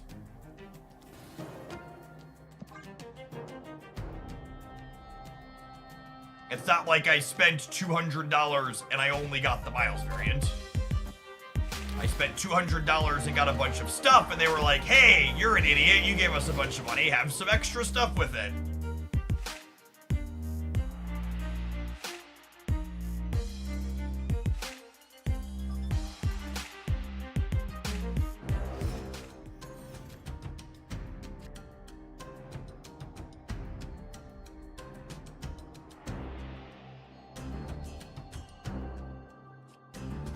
Probably is not very good here. I definitely don't want to get rid of Crimson Cosmos against what's likely a Surfer deck.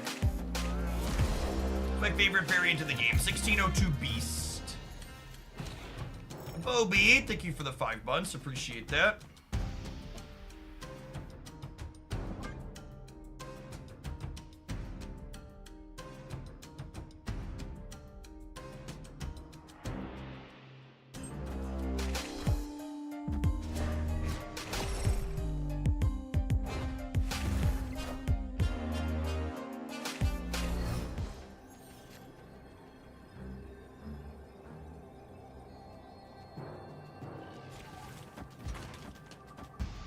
like this wins the game every time, yeah.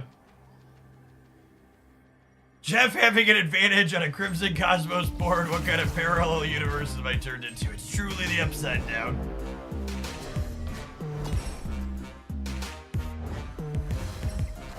Oh, it's bigger from Krakoa. I was like, where'd they get more stats from? We're still good. Took me a pause. Victory.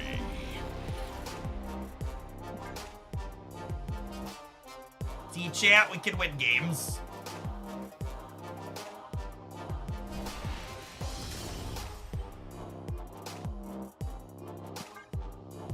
This definitely feels like the best Shang-Chi Enchantress list I've played in recent memory.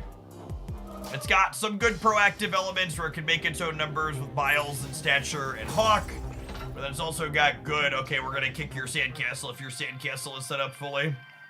As they say, yeet. What's going on, Putla? I don't believe the children are eating things anymore. I believe they've moved on. Speaking of moving on, we're gonna move on from this deck list to 2 minutes of adverts, followed by another brand new deck. Looks like we are gonna play some Gwenpool and Moon Girl as our next viewer deck submission. Thanks everybody for hanging out. Don't go anywhere.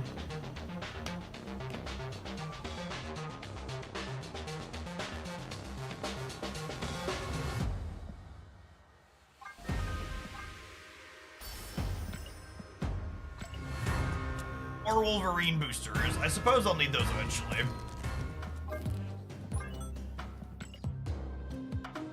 Suppose I'll need those eventually.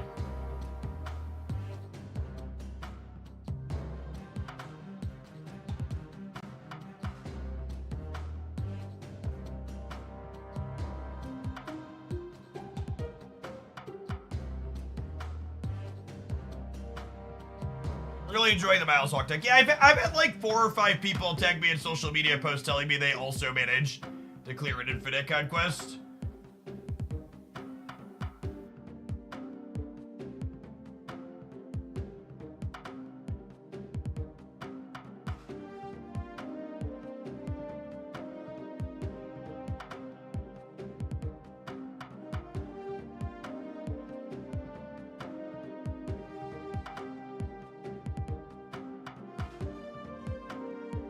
What does this deck want to do? It wants to generate high power cards in hand and then copy them with Moon Girl.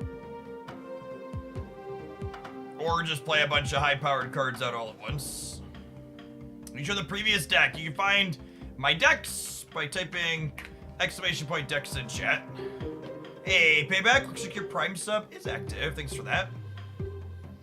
Is Ham just for fun? I mean, Ham's a generically good disruptive card that you can spend energy on to get on the board early.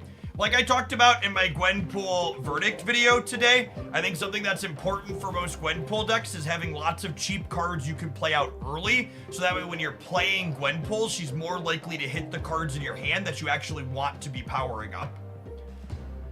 So good proactive cards like Spider-Ham tend to work well with Gwenpool because you can play them out on turns 1, 2, and 3, feel good about it, and help get your hand smaller for when Gwenpool finally comes down.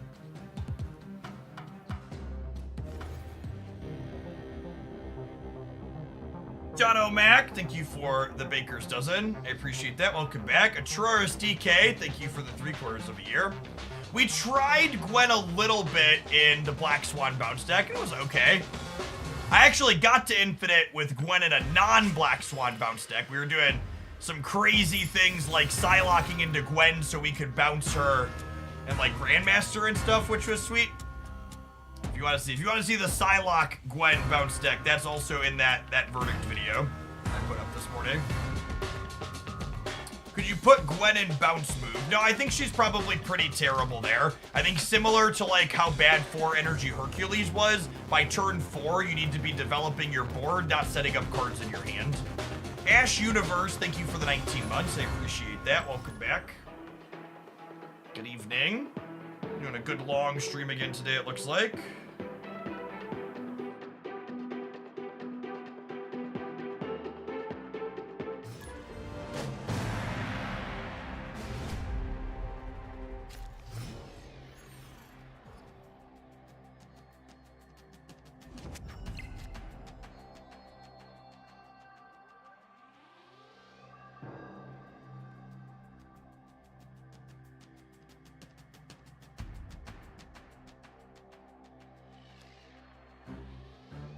I'm gonna wait one turn on Spider-Ham because if Nico Minaru rolls Demon Mode or Destroy Mode, I would like for her to eat the ham.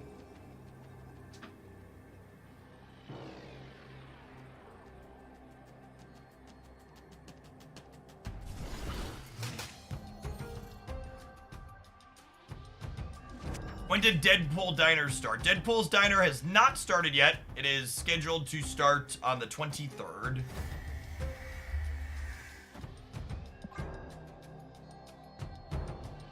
So the way Nakia and Gwenpool interact with Mysterio, for those that haven't seen that yet, is the main Mysterio and all of the clones all get the bonus equally. So if we Nakia Mysterio, we'll have a 5-power main Mysterio, and then the clones are 1 at the end of the game. And if you Gwenpool Mysterio, they all get +2 for each time it gets hit, which is quite a good outcome.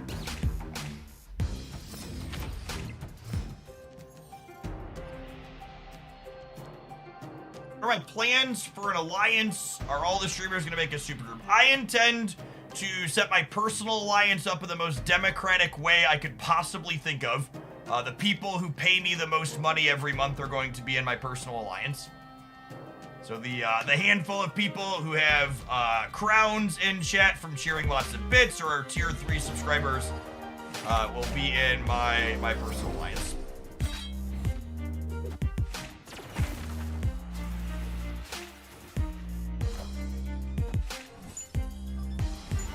Machine World, actually terrible for us because, again, I want my hand to be small for Gwenpool.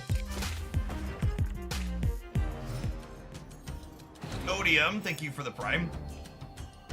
If you're someone who enjoys my stuff, and you aren't a big supporter, we will have lots of channels in my Discord server coordinating alliances among Hooglandians when they come out. How did you get Golden Deadpool so quickly? Using upgrades using gold? Of course upgrades using gold, chat. With the most powerful card in mobile gaming. Your credit card. Anything you want in Marvel Staff can be yours. Enough said, Bob. I don't remember how the metrics were on the economy video from last year, but are you going to do another one, or did that video not perform well? Not only did that video not perform well when I posted it, but there also just haven't been any meaningful updates to the Snap economy since then. It sucks that I don't have Sunspot in play while this happens, but if I pass for 5 here, I can play She-Hulk for 1, Mysterio for 2, and Sebastian Shaw for 3, which seems fine.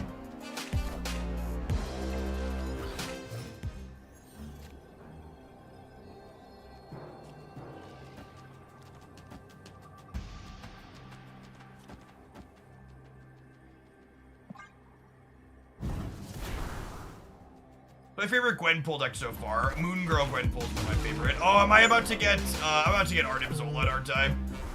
I could have played around that and didn't. I'm a big dumb.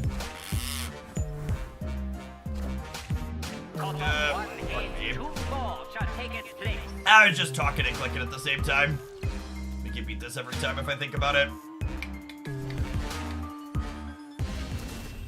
Being mad is sad.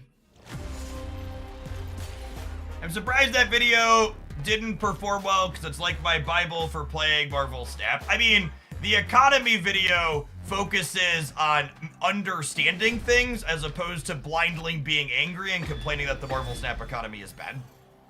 So, unfortunately, I am not surprised that it did not perform well.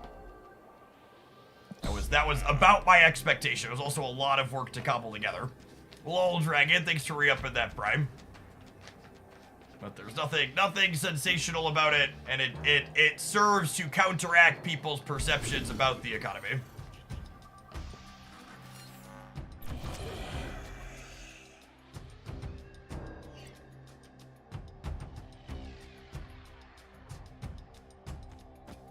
I think we're gonna go Nico into Mysterio, make this a demon, and then we can Moon Girl copy the Mockingbird.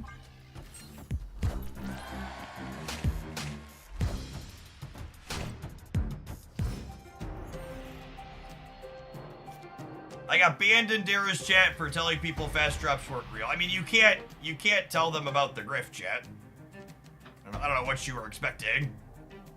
Of course, there's gonna ban you for pointing out that the fast drops are fake.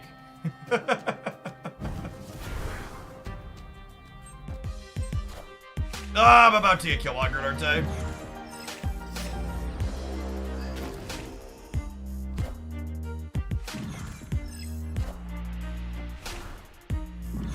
It's the only one that makes sense for them to play middle. Yeah, the demon one was bad. I should have just played Mysterio on too. I messed this up. I definitely need to change my underwear.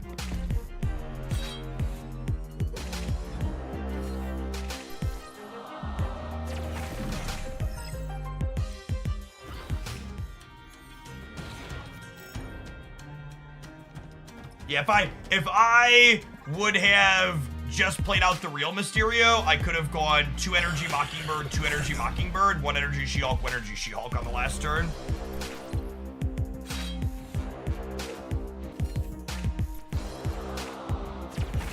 Watching you stream a few hours, but I heard you talk about your playlist in another video, and honestly, you struck me as more of a ska guy. I'm about to use this up.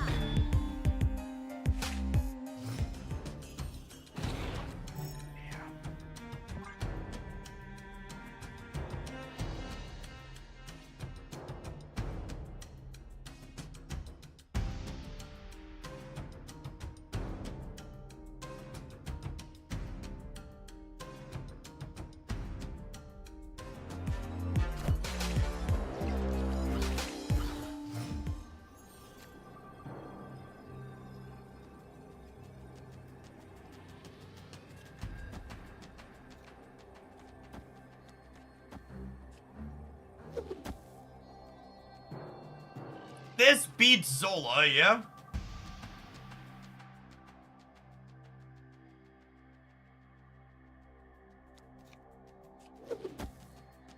It's kind of mediocre against Death.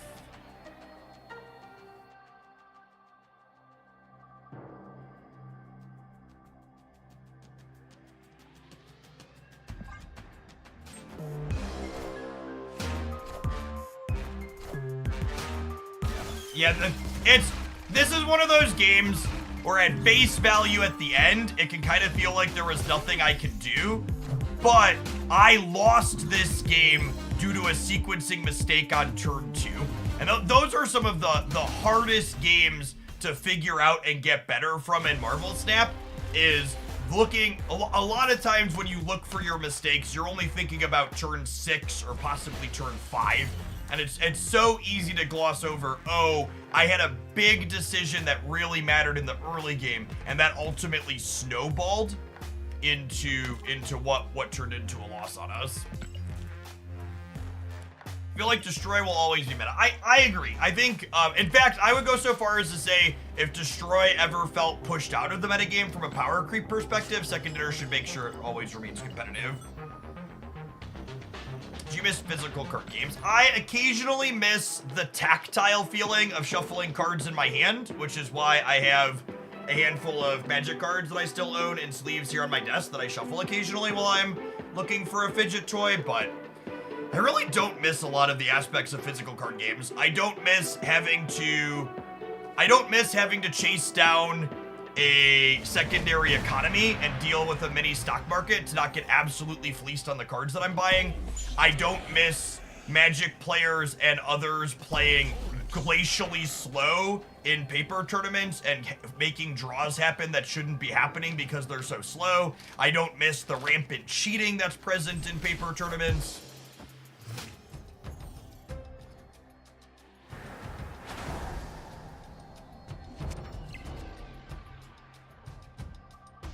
I miss the people occasionally, I suppose, but that's why I have a board game group. We play board games. You can just like enjoy spending time with people while playing good games instead of playing Magic the Gathering.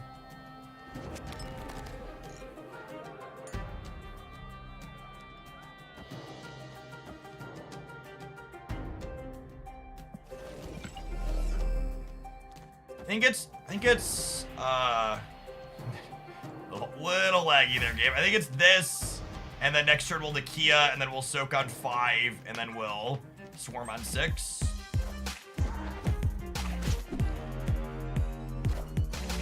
Do you like EDH or just competitive play? Magic the Gathering, in my opinion, is way too expensive of a game in order for me to play it casually. The strongest feeling Gwenpool decks that I have played so far are the ones playing Silver Surfer. If you want to see what my preferred lists are and which ones felt strong, check out my Gwenpool verdict video here.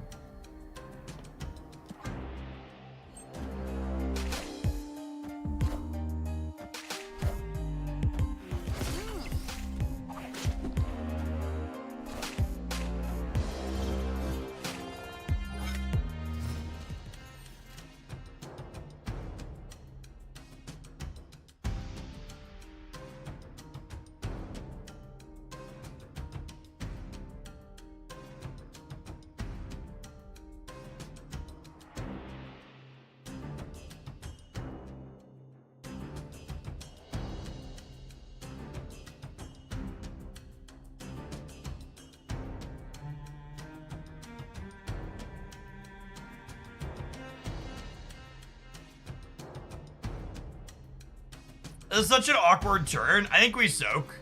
It's so clunky to try and use She-Hulk and Mockingbird together.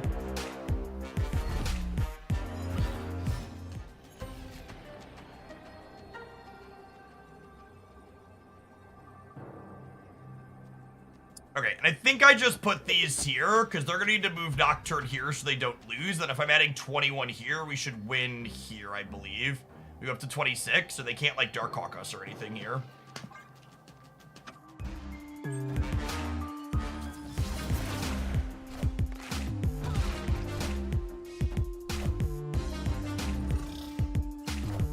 Oh, they can Darkhawk Statue on the left, though. Yeah, you can put it.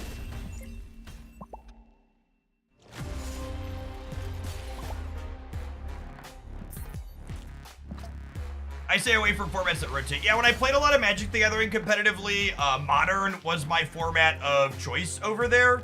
But the kind of the beginning of the end of my Magic the Gathering play experience was, the beginning of the end of my Magic the Gathering play experience was when they started releasing Modern Horizon sets that were effectively soft rotating Modern through power creep. So like, it's a non-rotating format, but you like go and look at the cards that actually see play, and most of them are just super power creep stuff from the last handful of years.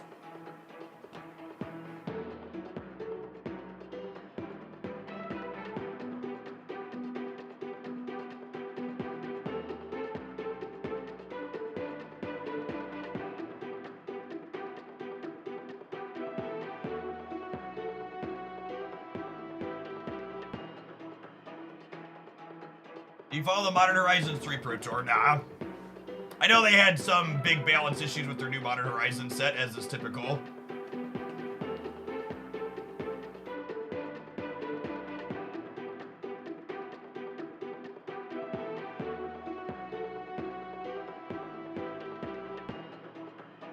My poor Snapcasters and Lilianas, yeah, basically.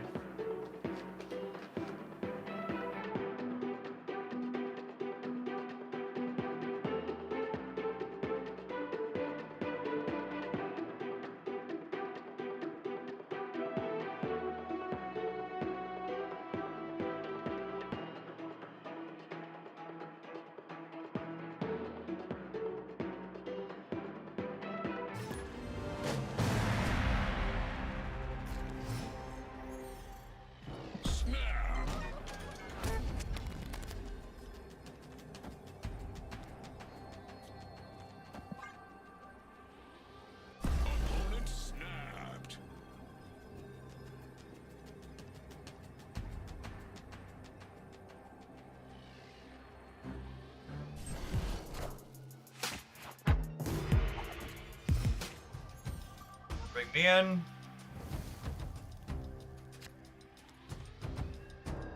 It's a nice draw if we could find some goodies. We'd love to find like a Mysterio or a Sebastian Shaw.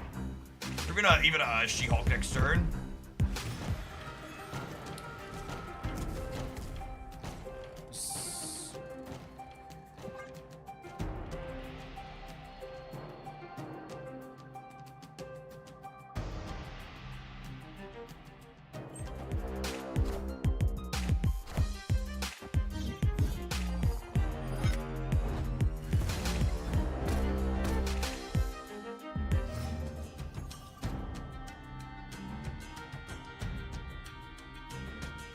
Listen, so we had played I recommended a build of this deck without the She-Hulk package in my best decks roundup. And this is the thing that I have some concerns about with it is like, okay, the She-Hulk part of the deck means when this comes together, you basically need to skip. You have to skip turn 5. And if you're skipping turn 5, you don't get to develop your hand more, right? Like I can't Grandmaster Nakia or anything like that.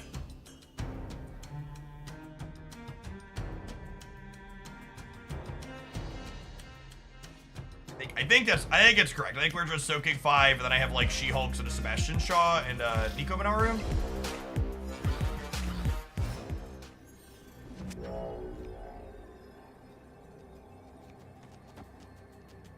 You're just playing a Darkhawk without support. Oh, video gamers.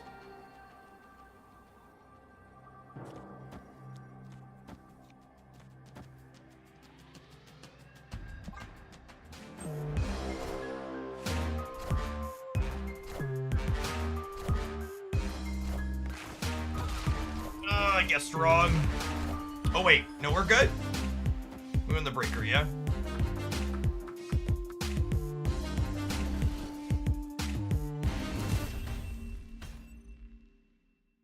Victory. They hedged the right. That's interesting. I guess they weren't expecting She-Hulk. She's not a card that's super common anymore. They didn't realize why I was passing. Maybe they were expecting like an Infinite with the pass. She-Hulk's really a card that's fallen out of the metagame.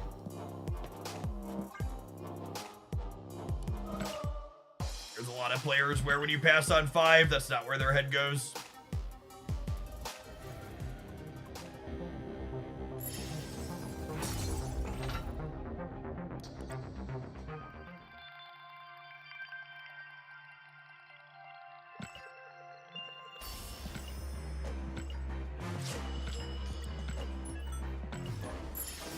No more card. This is a viewer. We're playing viewer submitted decks today, Husky.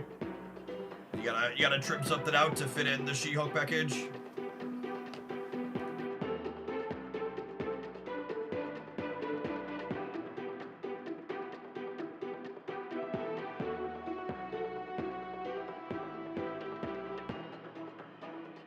Hey, Marhol. Thank you for the 3/4 of a year. Welcome back. I play She-Hulk double up anytime I get the play 6 cost cards mission. Yeah, that or Sasquatch I go to for that one, for sure.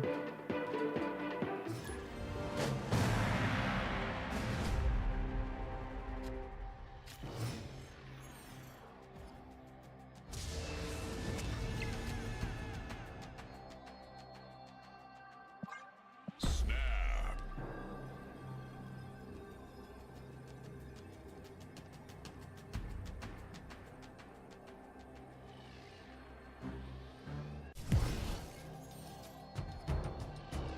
2 days into the season, over 2,000 tokens in Conquest. I'm not gonna say I'm jealous. We also had Infinite. We're not slacking.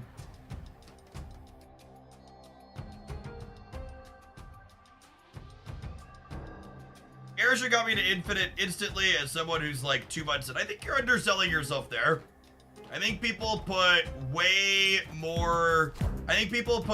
too much onus on the power level of the deck that they're playing and not enough credit to themselves as a player.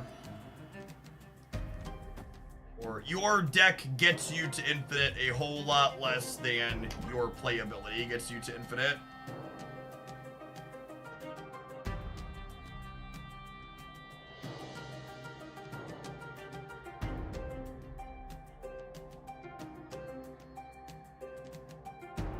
Time Lurker on YouTube and VOD. What's going on, Ninja Void?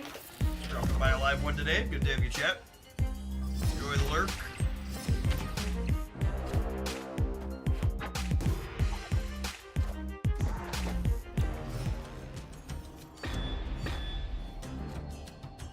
That's nice.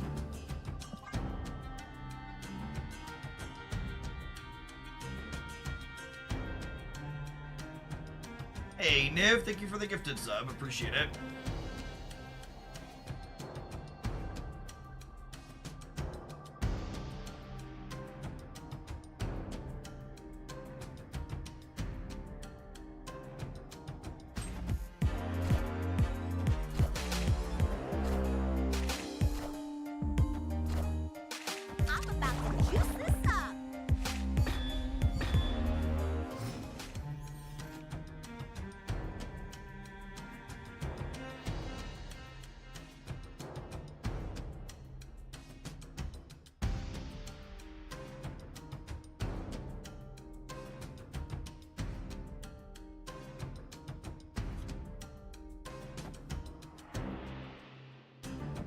Sunspot, Soak 4s. That way if I peel She-Hulk, I can play her in 2 Mockingbirds.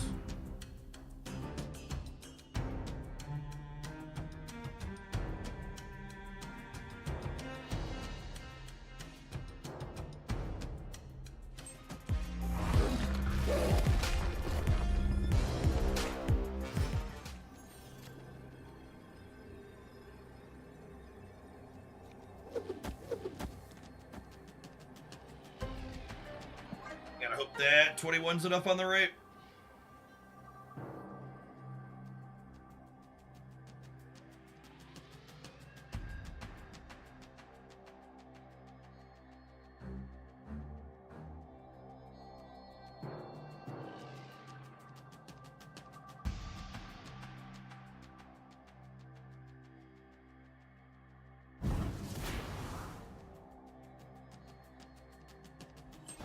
Understanding snapping is more important than gameplay for Infinite. Yeah, but they go hand in hand, right? Like you can't understand snapping without understanding the gameplay.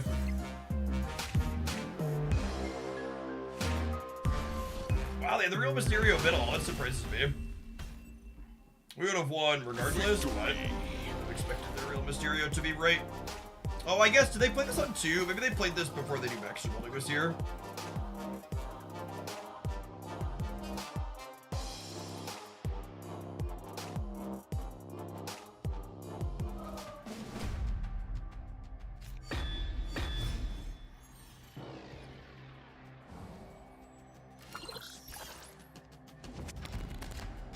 It's almost like clockwork.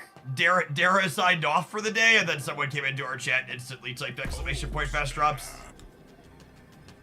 It would be funny if it wasn't so fucking sad.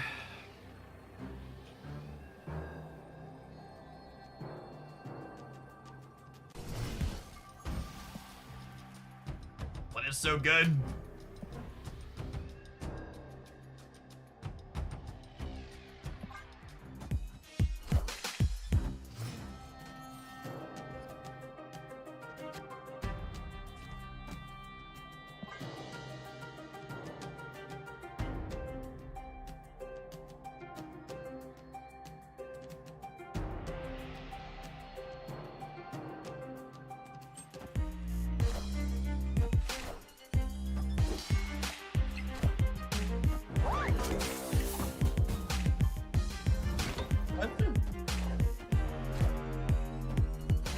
Oh, we dodged on this one. That's great.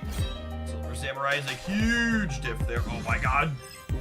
I'm almost a little bit mad at how badly they got diffed here because our draw is really good, chat. I didn't need X-Mansion to diff my opponent to win this game.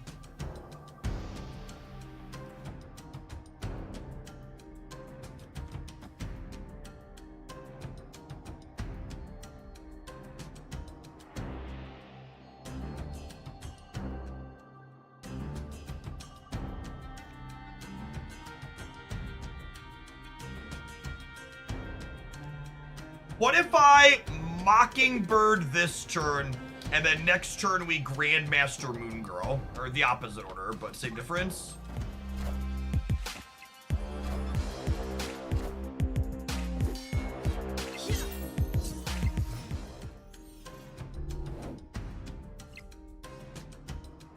No, Grandmaster first is correct. Yeah, because I wanna power up and then double.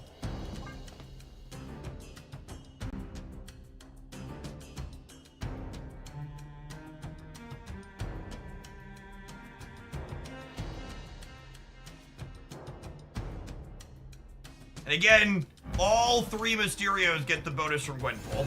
So the main one will be +4, but the other ones are +2 for each of them as well. Like a mini Doctor New, basically.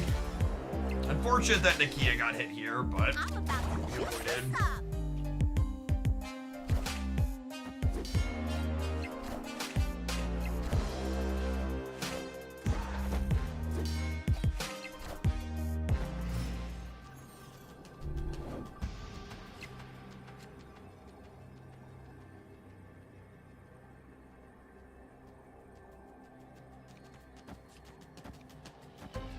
It's just this, yeah?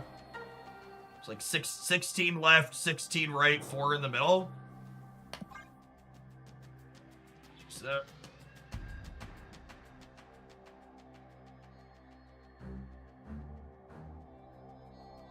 Diamorphic, thank you for the 14 months. I appreciate that. Welcome back. It might be right to punt the left, but I kind of like making them honor it there. I think we're ahead enough center and right that I can make pressure them to need to put real points here.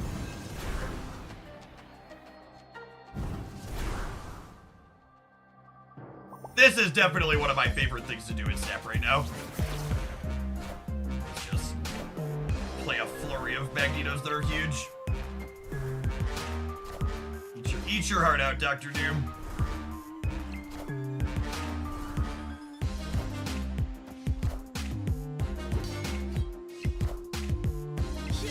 Even if their real Mysterio is left, we're tying there. They're not, it's not, so we get the casserole.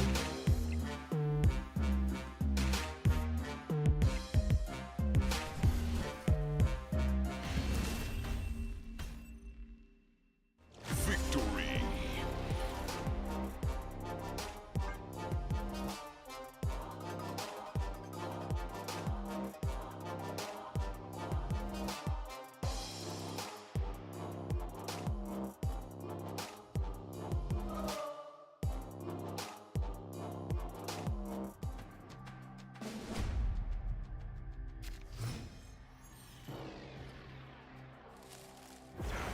Oh, you mean reordering your decks in the deck selector?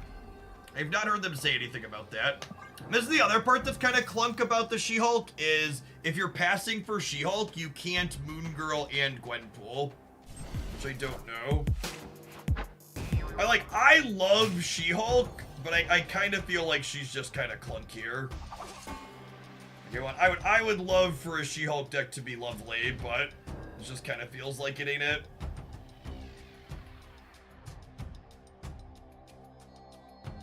I think I'm playing this purely to get my hand size down.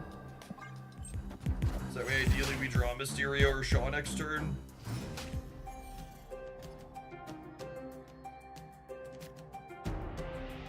Perfect.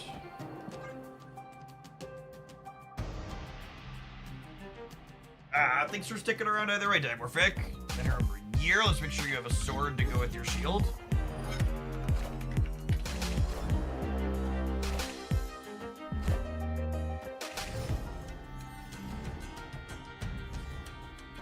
Honestly, even the what's it called? The Mockingbird's been kind of clunky at times.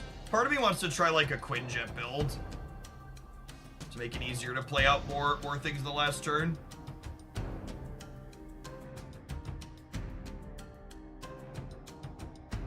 A Quinjet and a Hitmonkey could be fun.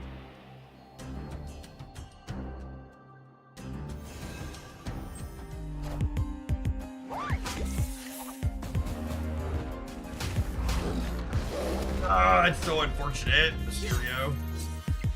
Just dodge in here.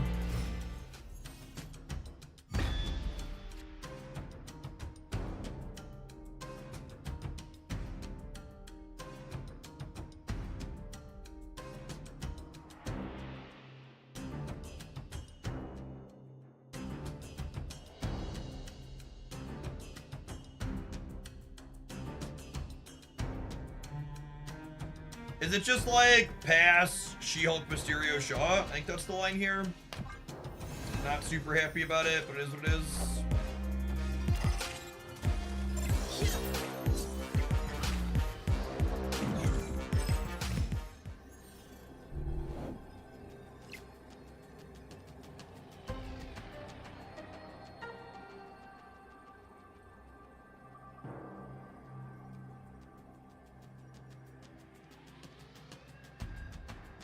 So far behind.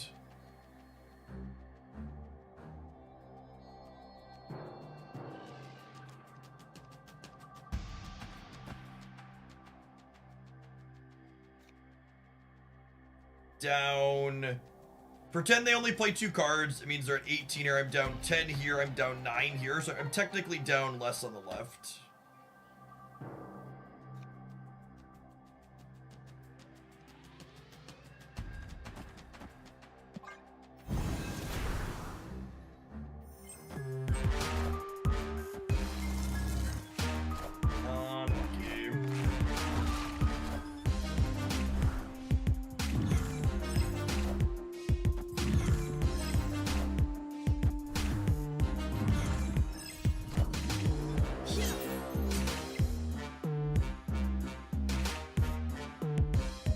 4 more shots to take their last 2 cubes here.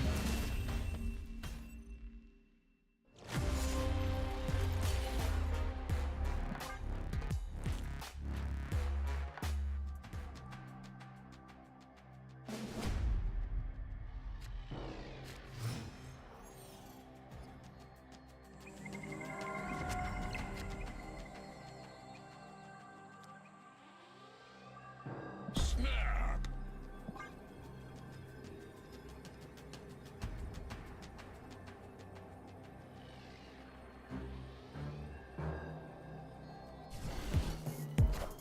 One if Worf got beat Chavez. No, you're losing all 3 there, yeah?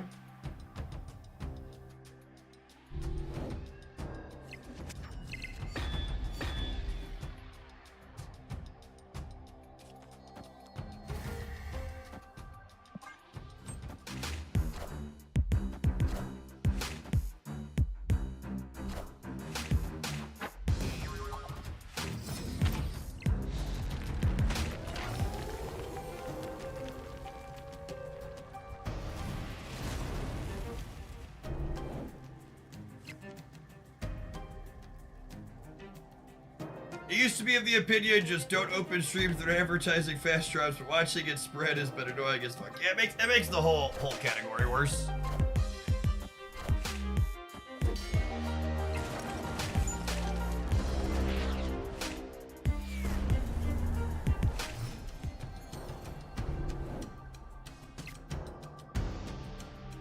Does that behavior violate the Twitch terms of service? Dara makes Twitch too much money for them to give a shit about him violating the TOS.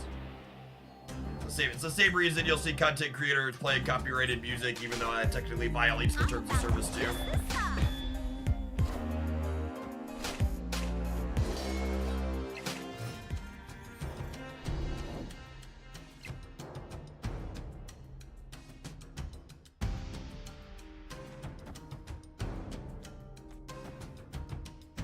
This will get me a 3rd She-Hulk.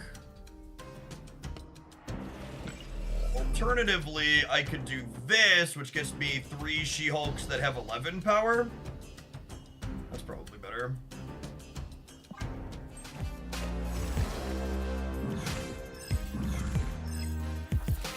I'm about to juice this up.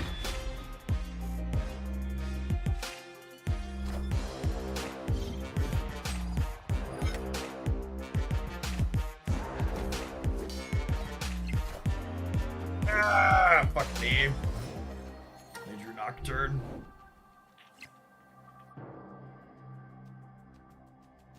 She-Hulk's just so bad shit.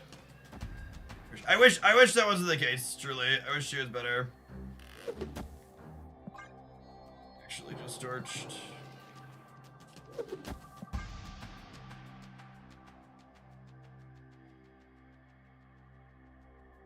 Take a Hydra Bob. Hydra Bob's one of the worst / weaker releases Marvel Snap has had all year. It's an easy skip for most people. I want to pull up this deck list and talk about things I liked and didn't like in a minute. Things I would like to try in the future, but the She-Hulk plan is definitely does not feel clean here. I think Quinjet's definitely a card I'm interested in trying. Honestly, I think there's merit to trying No Mockingbird as well, just because in the games where you like Moon Girl into Gwenpool, you don't have bandwidth to Mockingbird. Is +8 enough to win the middle here is the question.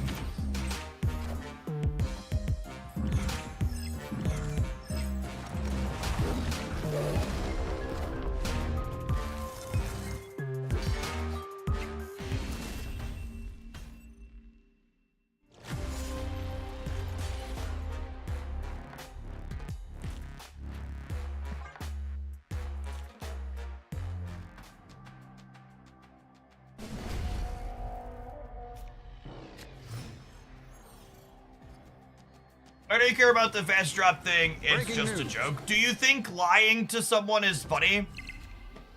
Is my question to you? Because in order for something to be a joke, it has to be funny. So is lying to someone to make them believe something that isn't true a punchline? Or is it a form of hazing and thus not really a joke? Renew, thank you for the baker's dozen. Welcome back. It also spams the chat and lowers the quality of the interaction. Moon Girl is definitely not a top tier competitive archetype in my step.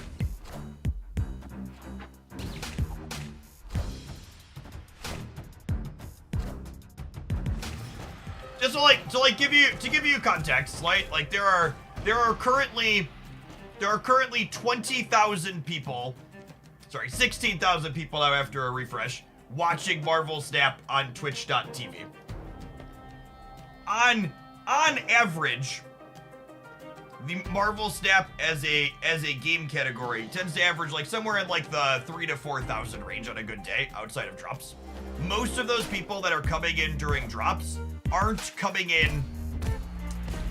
people who are normally on Twitch coming in. They're people that don't understand how the platform works.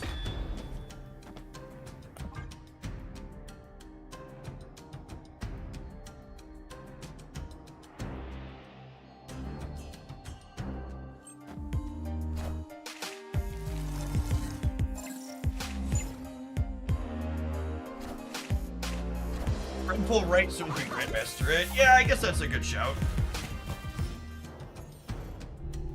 I kind of wanted to do this, and again, She-Hulk just looks like absolute trash.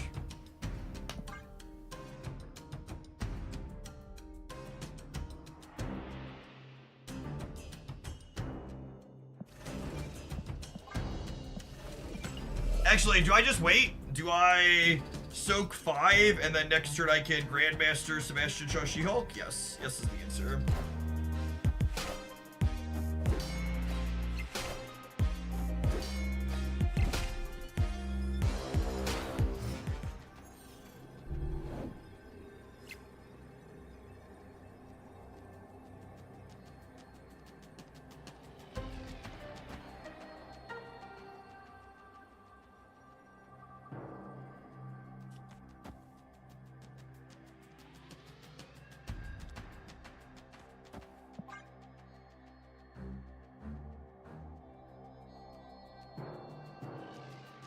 J-Dubs, thank you for the prime, I appreciate it. I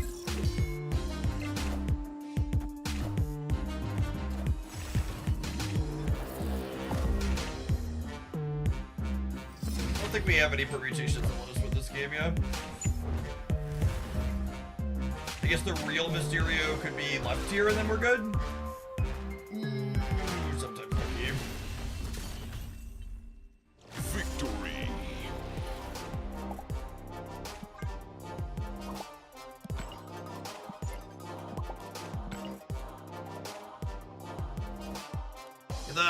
The big thing that stands out in my mind from a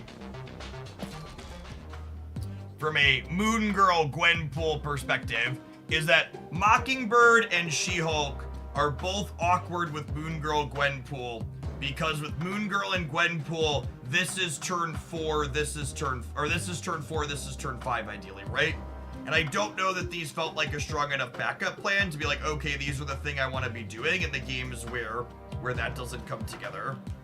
I feel like after playing this and then playing the other build that I had in my Gwenpool verdict roundup, I would be inclined to try. Where does my brain go? I like the idea of Wasp, Hitmonkey, and Quinjet. Something like this, perhaps.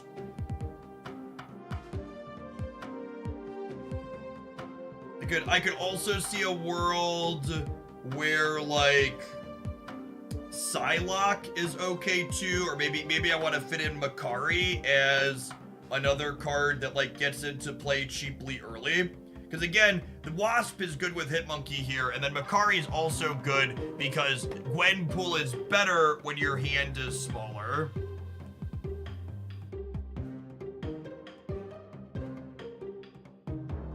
I can see merit to like subbing out like Spider-Ham here. doing this perhaps, so that way your Gwenpool is more likely to hit your big things. Yes, if you are platform agnostic and Twitch and YouTube are all the same for you, it's more beneficial to me personally if you're watching on Twitch. All right, we are gonna roll on to our next pile of cards, which is actually a build-around submission for a different Moon Girl deck. So our build-around submission after we get back from the break. So we have this request.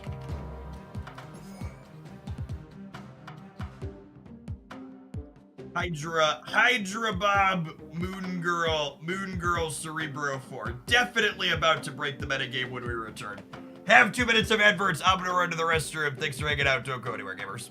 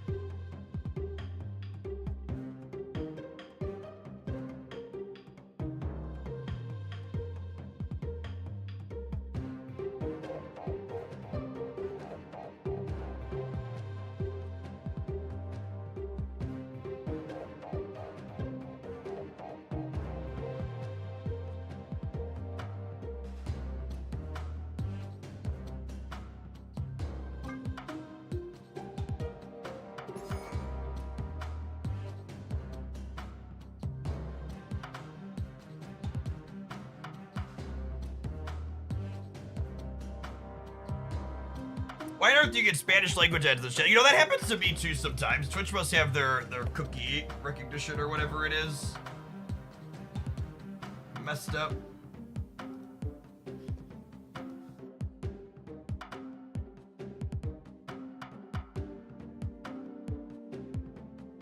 Sarah could be an okay idea. I don't hate that. I don't hate Ravona, honestly, could be okay. I probably want like Storm could be okay. Do we play Forge Brood? I don't hate that idea, honestly.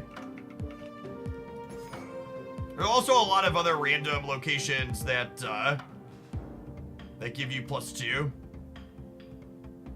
Miss Marvel could be okay. I think she's kind of clunky with Hydra Bob and Makari, though.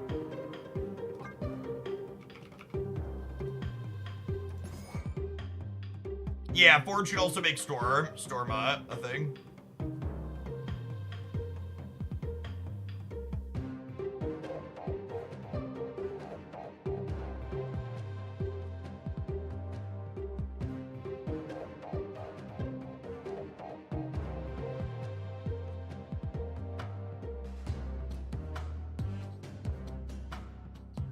Nico. Oh, I like the idea of Nico.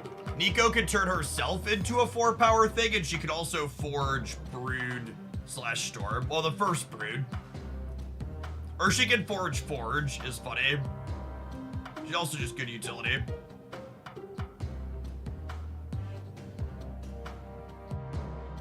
Is Sarah actually good here? I guess Sarah lets me play Cerebros and Mystiques for 1 on the last turn, potentially.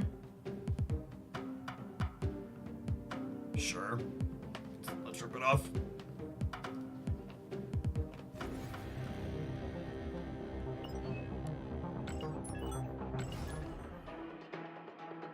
Fire it off.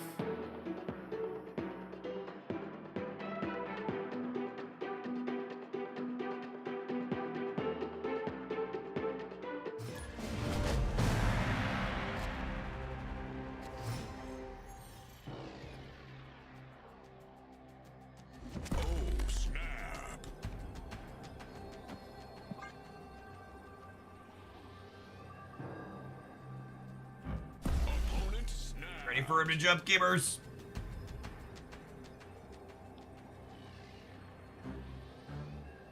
You ever played anything of the Warhammer IP that you enjoy? There was an Age of Sigmar Champions card game that I actually really enjoyed that like briefly existed. It came and went real fast though.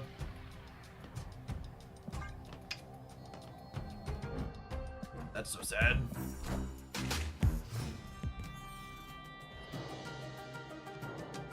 Oh, come on. Come on.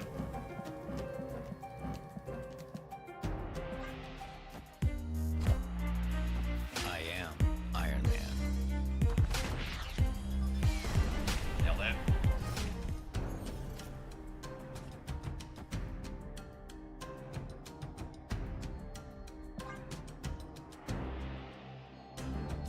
I'm actually just not going to have any 4-power things to play out.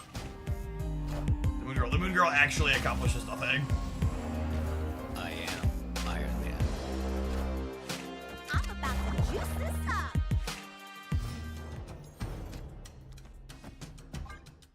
We needed like a Ravona early so we could have 1 energy Cerebros.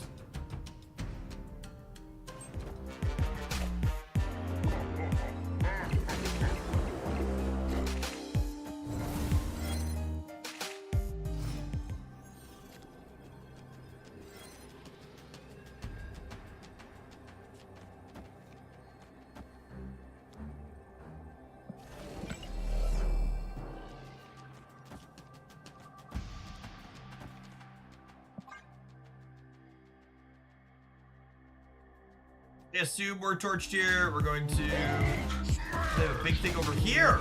Unlucky.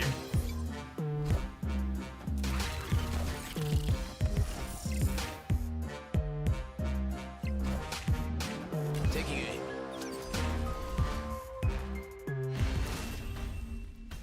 Needed Makari off the top, chat.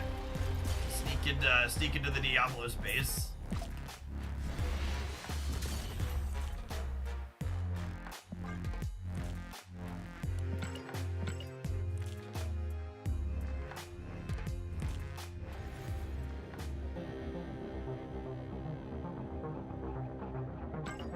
The Brood Forge stuff is probably too cute. I just want other 4-power things that I can play out early. I think I can keep Nico because she has 2x mode to draw mode.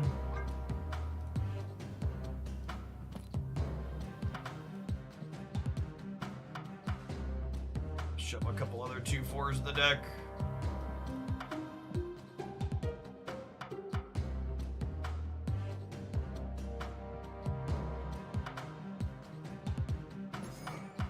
Iron Man. I think I have enough top end as is.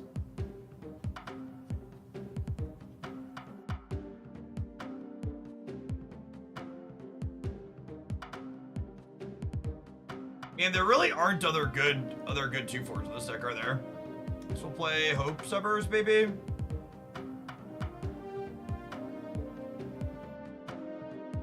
Colleen Wing could be okay too. Honestly, Colleen Wing might be good for keeping our hand size small to manage Moon Girl occasionally. I'll do that.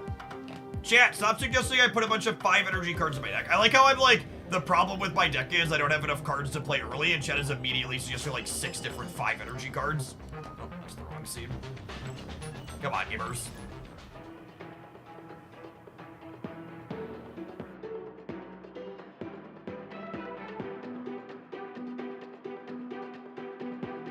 Area could protect Bob. That's a good one.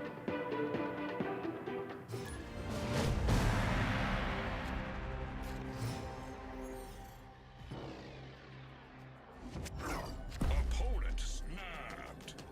Snap.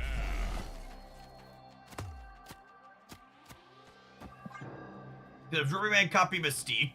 Actually, gamers, Absorbing Man can copy Mystique if Mystique didn't copy it ongoing. Taking aim.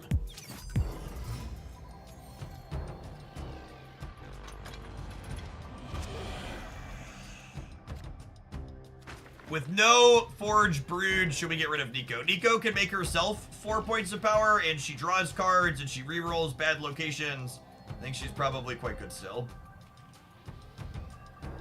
I'm gonna take the incredibly strong stance of you will win more games of Marvel Snap if you put more good cards in your deck, and Nico is definitely a good card to put in your deck.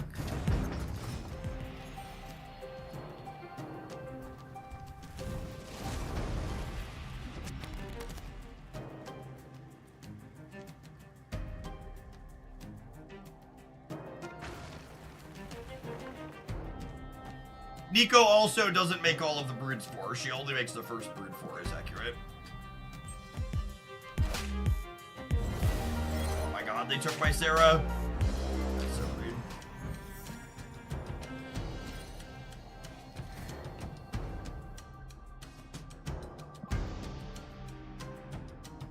Turn 7 here.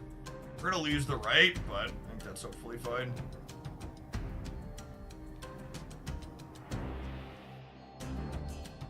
JK, Makari jumps right and wins it for us every time.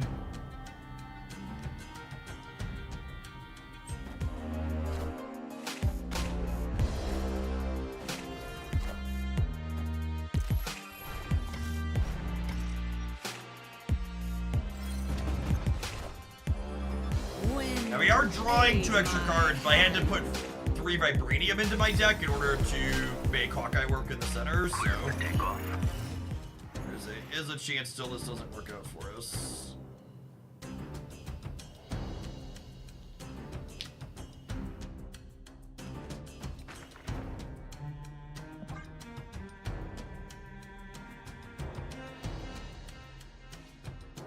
Yeah, Wolverine, Carnage, Colleen, like Mysterio is like something I've done in the past for sure.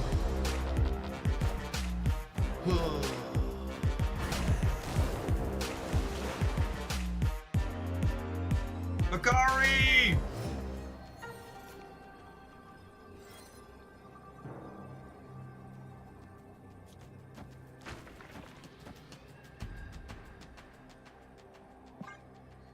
I assume we're dead here. Vibranium is good. Yeah, it's fine. It's better than... I guess we only had Makari and Vibranium in our deck. They're actually all identical. Sans, Makari stops Red Hulk. Oh my god. Losing to my opponent, raw dogging fucking Darkhawk because of Vibranium Mines being in play is actually just the most tilting thing.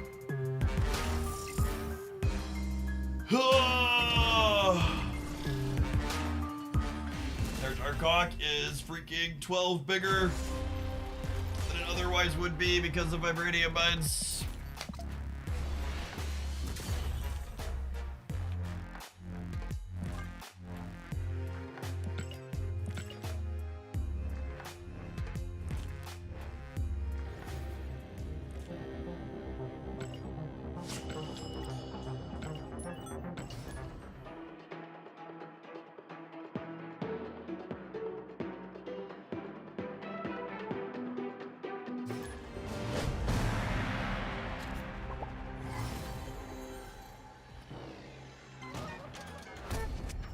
Opponent snapped.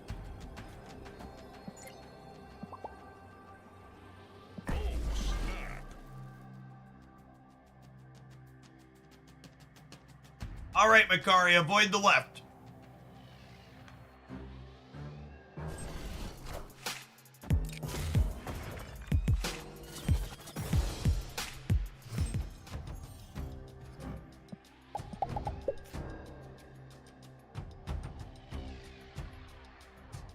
Oh wait, Cloak can save her. Cloak can save her.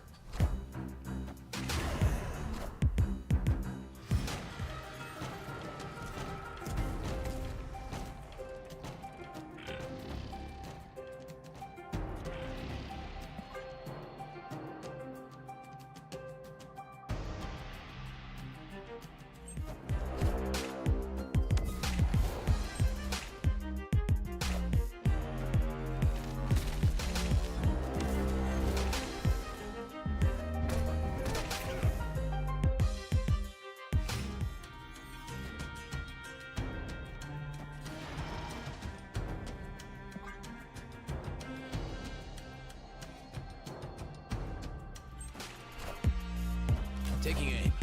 I'm uncertain what our draws look like that can allow us to win the game from here.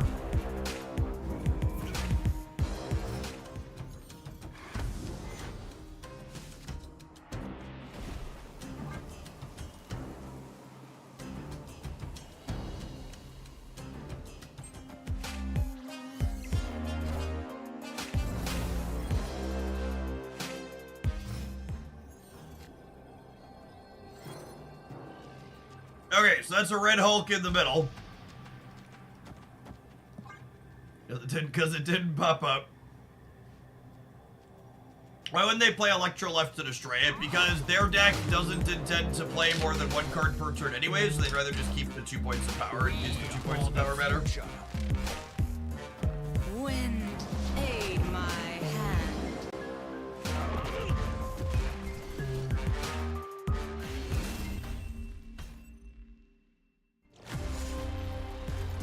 And you can see that's exactly how it worked out, right? They played like one card every turn for the rest of the game.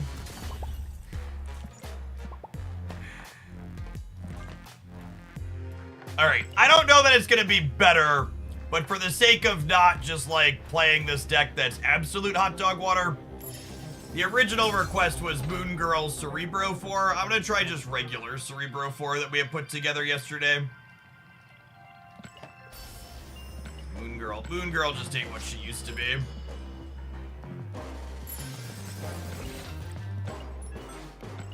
He cleverly titled it Hydra Bob.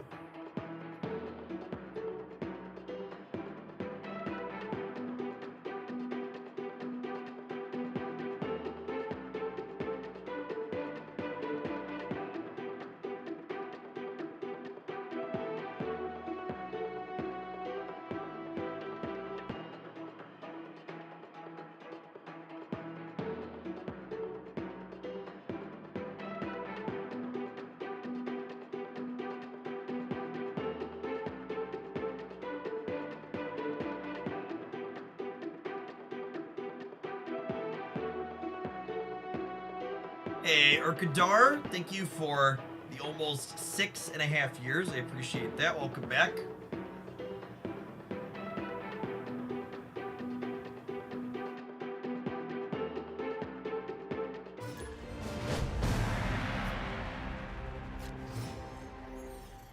This build is playing that Carnage Wolverine package that we had talked about earlier. It's a way to get points onto the board. I like Gwenpool a lot. I have a fully articulated verdict video here that you should check out that has 9 different deck lists highlighted in it. She's easily the most flexible card to release into Marvel Snap in some time, though. Really, really sweet design.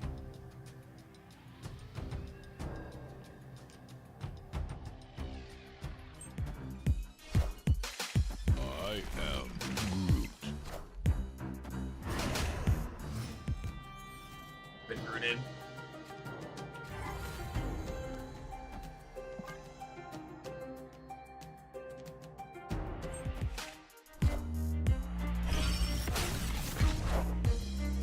Wind, aid my hand.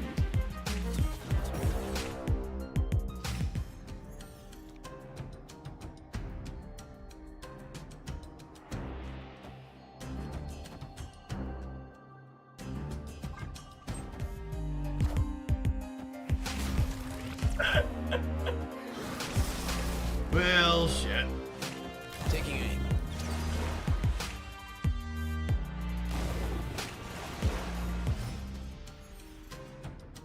I feel like that's the second time I've seen you play 2 cards in a turn against Sandman. Is there something I didn't see? They changed Sandman from ongoing to on reveal like 3 or 4 patches ago, Yoga.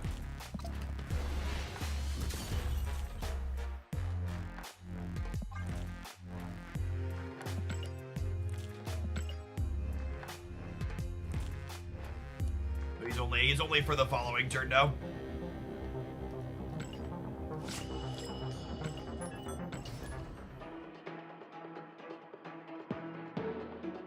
Soon he'll be activate, maybe?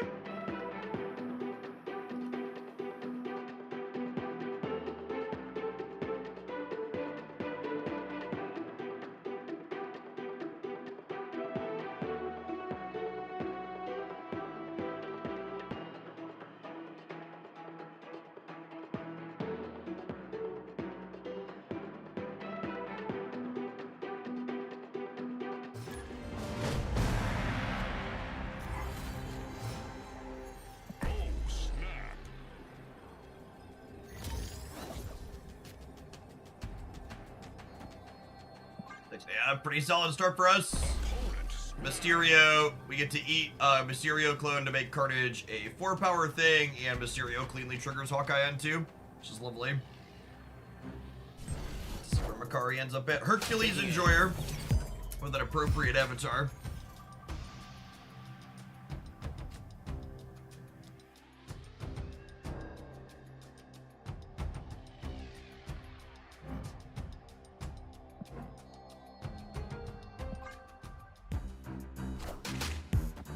That's fucked up, chat.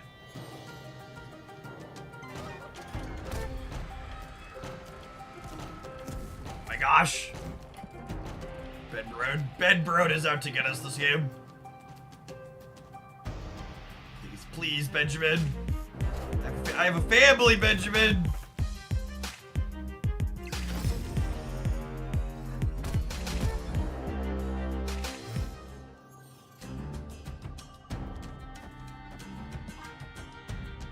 Okay, we're gonna draw Wolverine next turn, and then Colleen Wing plus Wolverine, and then Cerebro, and then we're gonna close it out, I believe.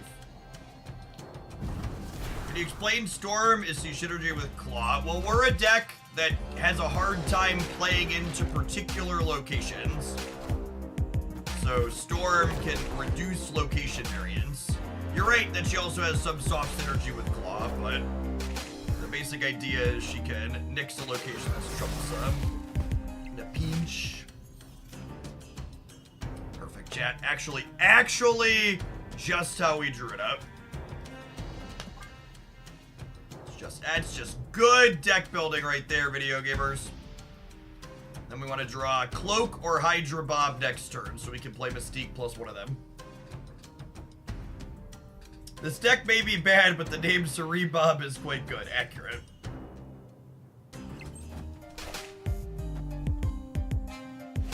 Enough said.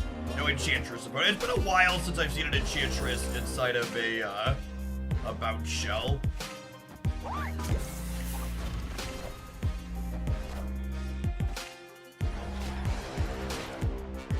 Want to draw Knock Claw here. Hydra Bob, yep. Did that in the right order, yeah? I don't think I did, actually. Alright, now it's in the right order. God bless the undo end turn button. Truly the savior of people who aren't paying attention everywhere.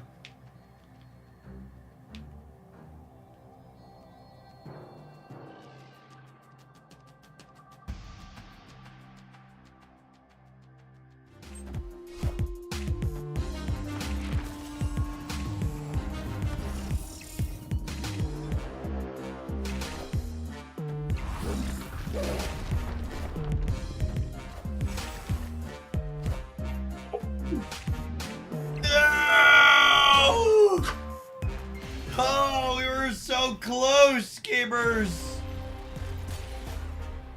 Oh, we were so close! Oh, man. If the stupid freaking pet mansion hadn't stopped us from triggering Hawkeye on one.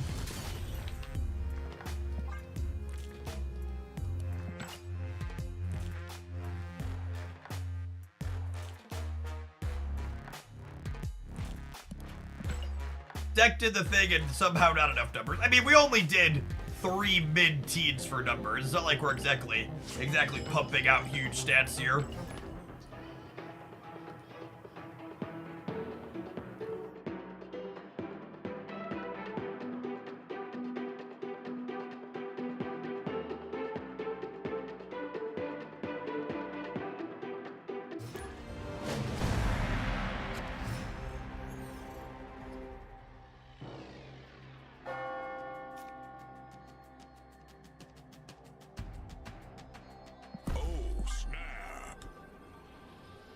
Do Mysterio's clones not generate mention? They do not.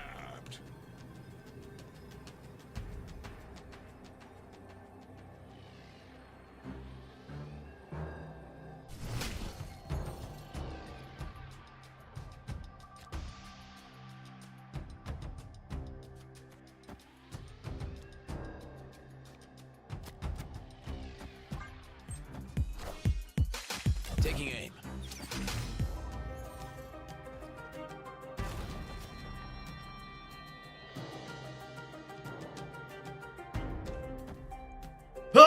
hurts. It hurts so bad.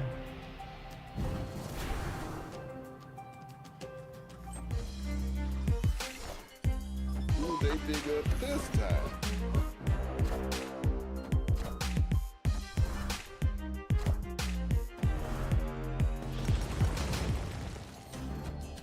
Given that Bob is in this deck, is it better to hold the snap till later? Quite the opposite, right? If Bob's in my deck, I want to get my snap out of the way sooner so that way I can play him deterministically and know he's not going to move.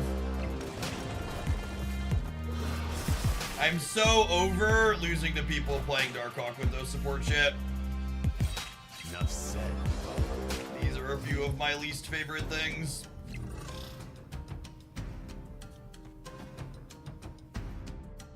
This would put me to 12, and then they go to 15. And then I would go to 14, so it's not enough. So I gotta put this here and then hope for the best, says Local Man about to lose to Blob.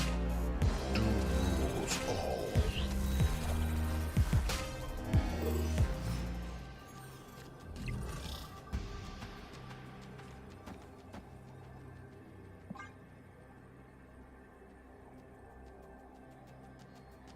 We're gonna have 24 on the left. Oh my gosh, video gamers, did we do it? I think we did it. Oh baby, oh baby. Oh yeah, playing the rock was free. That's a good call. That's cool. We won anyways, but the rock was 3 free points. 2 free points, 2 free points. Victory. Guys, gals, and non-binary pals, they said it couldn't be done. They said the error ship was correct. They hadn't yet witnessed Suri Bob.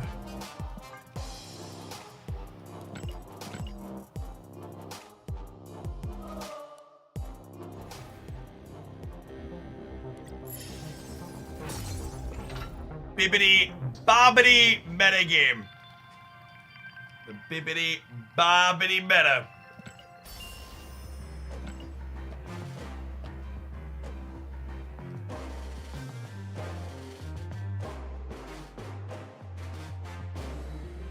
All right, chat, for the next segment of the stream, if you want an easy way to support, hanging out for our sponsored bit is a great way to do that.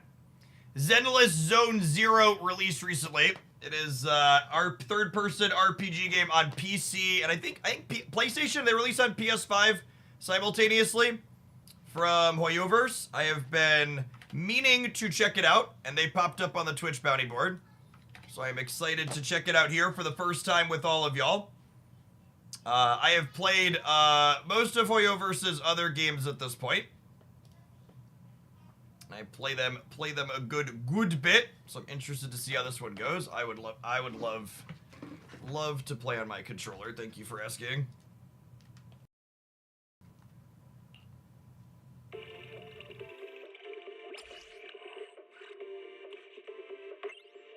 Oh wait, I need to find my... I hadn't logged in yet. Let me grab this real quick here. Whoop!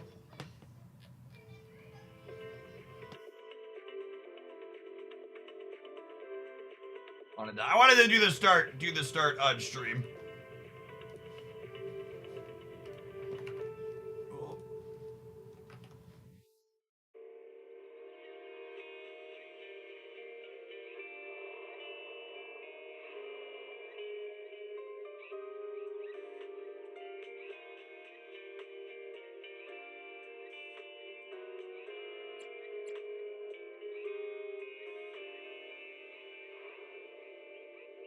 That's weird. I had to press X in order for it to let me start typing.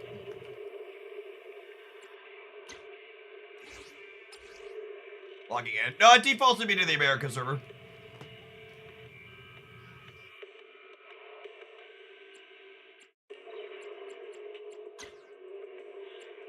Defaulted to America.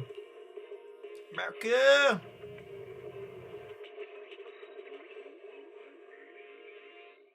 I like their art style in general. I think they do a good job of a high quality thing. Let me fixed it. Yeah, they're usually pretty good at fixing bugs. Unironically, their other games that I played are some of the higher quality pieces of software that I've touched in the gaming space. They make good bits of money, but they're pretty good about taking that money and investing it back into their clients.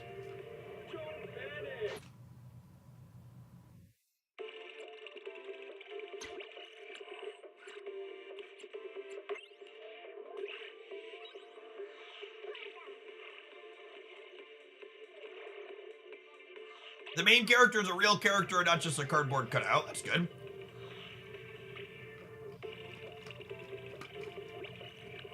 Is the main character voiced, or are we a voiceless protagonist? We As we'll find out interrupt in a your second. regular programming for this breaking news. A companion hollow has suddenly appeared on 14th Street and has already breached Level 3 containment. The Hollow Investigative Association has dispatched a team to the scene to carry out emergency protocols. Evacuation process in nearby blocks is underway. Please stay away from the 14th Street area. Wise, come check this out. What's that? 14th Street. I think the news mentioned it earlier. Give me a sec. Yeah, in the Janus quarter. They say it's already breached the level 3 controls. Yeah. Public security were conducting a manhunt over there today. Evacuations may not be going as expected. So you're saying? We should get ready. We'll be seeing some business coming our way soon. She was excited about getting ready. Cool. Now we play the winning game. Ah, the winning game sucks. Let's play Hungry Hungry Hippos instead. Oh, I didn't have time to get Black Panthers up today, Div. We'll kick off with that in the morning. Or after this. If we maintain a solid viewer count, we'll probably do more stuff after.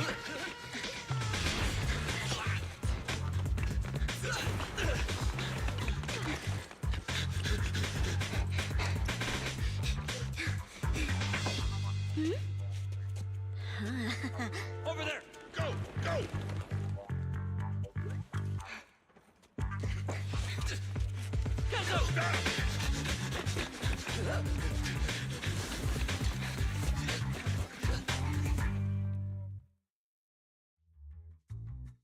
Inside a high-rise building on 14th Street in Janus Quarter. Yes. Citizens, I'm the head of the Janus Quarter's public security, currently conducting an operation on 14th Street.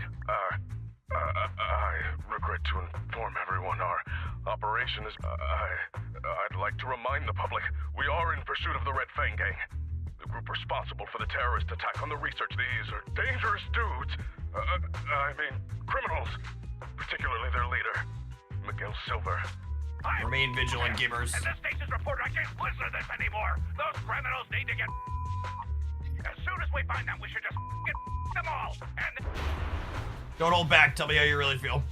There's a window! Boss, we can get out this way! Easy! Leave it to me! It bounced off. This glass must be tough. Good conclusion. Reinforced bulletproof glass. Why? You stole the strongbox from the Institute. We're just returning it to its rightful owner. We're all trying to get by on the same streets. Why? Why would you be helping the cops? What? So you need the whole gang armed and ready to handle 3 people? This? All right. I would like to push the buttons now, Awesome. please. Wake up, Billy. Say cheese! Kill you all! You've made a mistake, mister. We aren't your enemy. That is. Boss, it's the Air Force! Damn you. Cunning. What? You found the Red Fang? Pick the biggest gun and rain down. Falcon 4, attack order received. All right, justice is coming. Sounds like the cops. I want to file a complaint!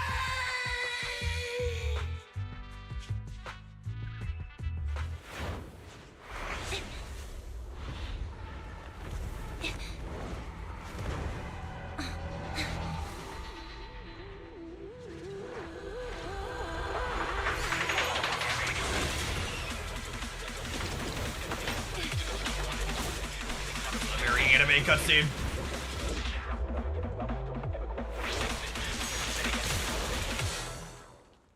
Audio design's on point. We get to hit things now. Looking like I'm gonna get to hit things. Confirmed. We've fallen into a hollow. Let's get going.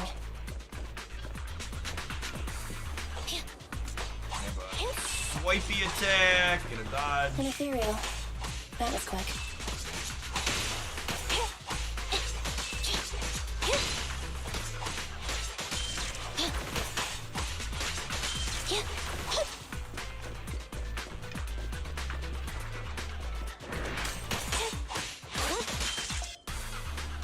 Basic attacks generate energy. With enough energy, special attacks enhance to EX special attacks. Be gone.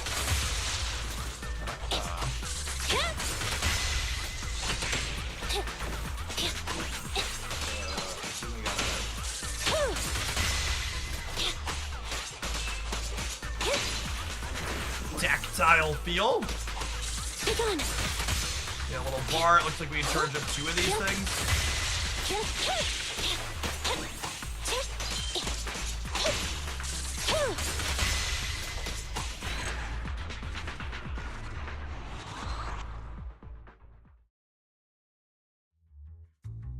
Tracks, platforms, carriages.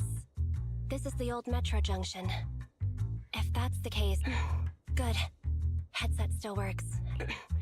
This is Anby Damara, a member of the odd job agency, the Cunning Hares.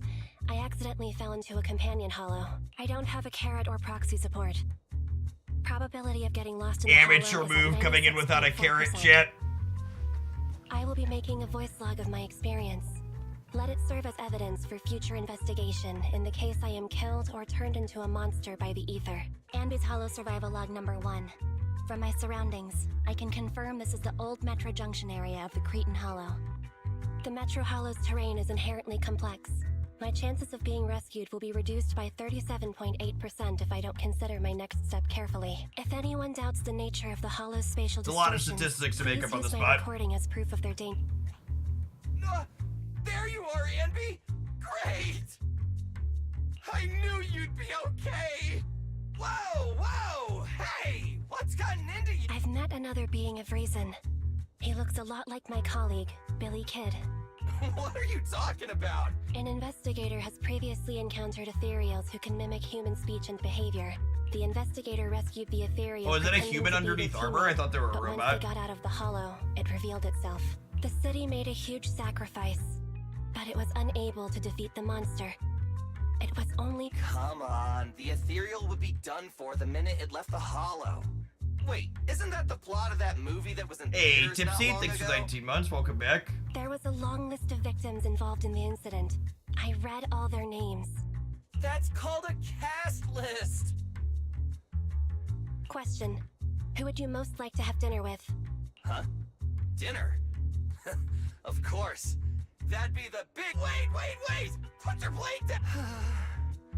It's really the late-night drama actress from— All clear. The individual has been— Meeting Billy Kidd increases my chances of survival by over 67.8%. I told you It's been a while since we So I assume fell, this is but a hero will she collector be willing- team-based Based thing, on so the we're gonna have close 2 type dorks to switch down. between here in a second. Let's not get carried away. As usual, you take the front, and I'll provide fire support from behind. Right. Billy's got a gun. The enemy's daze is displayed below their HP. Attacking enemies continuously build up daze, causing them to stun. When enemies are unable to move, they sustain additional damage. Special attacks trigger a chain attack upon hitting each weapon. Which one? Oh, I missed it.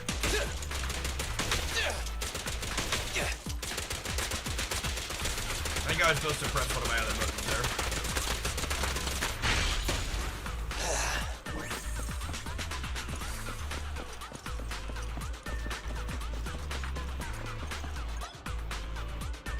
Squad contains 2 more agents. Press the squiggly to switch between them. My heart rests a little easier whenever you're around, Ambi. Oh, they all have individual.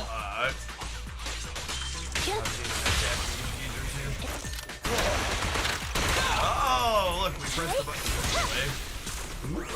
Ooh, that's fun. Switchy back and forth combos. You rang.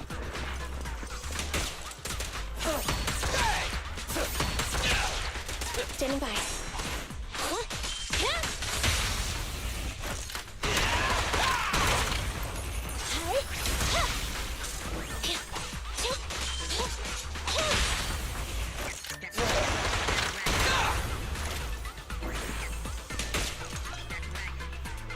Characters hit enemies, they generate decibels. Once your decibel rating's at maximum, press this thing to launch it. Starlight, shine bright! Sure, lots of bullets. What I gave her. The Cretan Howl at the old Metro Junction station. Yeah, a hit! Whoa, barely missed me. Sorry, it's nothing personal. We're regular people. You're a monster. Like who? Forgot to reload! Okay, buddy, wait a sec! Whoa! Stay focused. The strongbox is right at his feet. Slow down, Ambi. What are you going? Just wait. Yep, looks like ether corruption. This mutation is so intense.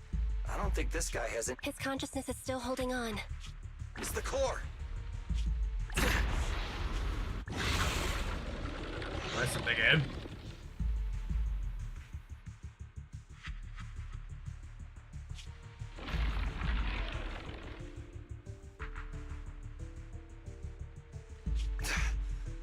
Roger that.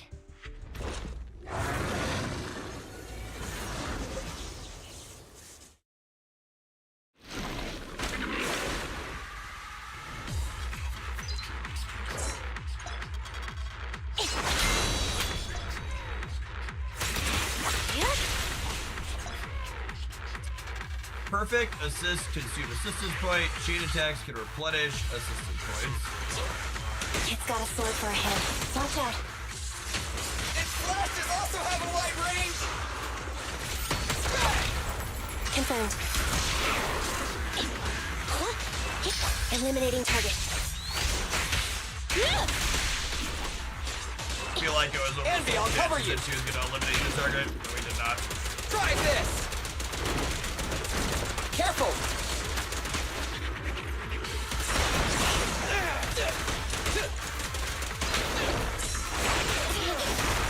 Oh, that you switched them out there for a second. Billy time. Like you like a combo attack together.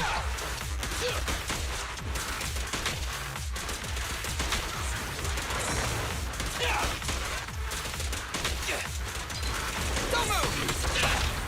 Intermaneuver.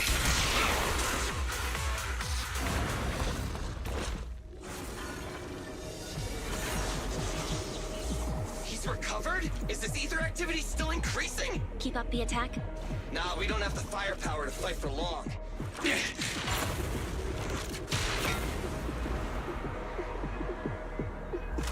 Let's bounce.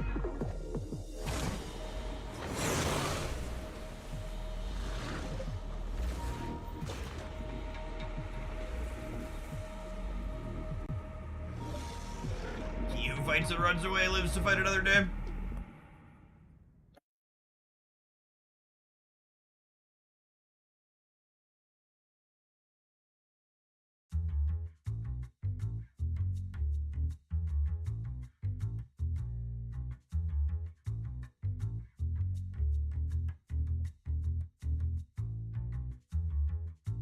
Store on the corner of 6th Street over the We're Janus returning now Quarter. to 14th Street, where an explosion occurred on one of the upper floors of a residential building.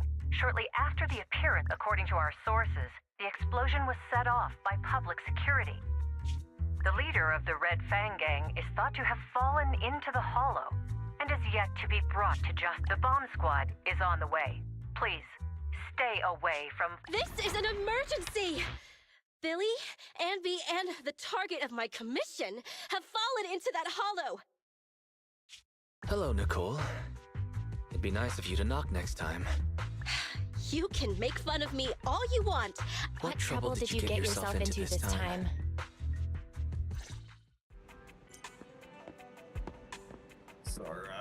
It's our main person. Here's the one we picked.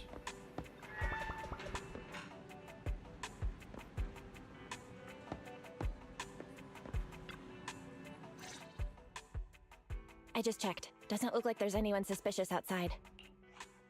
Don't worry, I wasn't followed. It took a lot to get out of 14th Street unnoticed, but I made sure nobody was tailing me. I hope so. I know things been tight lately with the general election just around the corner. They're really cracking down on proxies. They set up a hotline and... Let's get straight to the point. Okay, Nicole.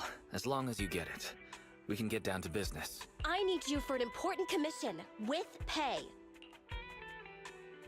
Cole gives a brief account of the conflict at the Red Fang Billy gang. and Anby fell and I have to get them out. And I need to get back what I've been commissioned to deliver. It's an Why don't you make a rescue application with the Hollow Investigative Association? I don't want to make us a target for the association right now.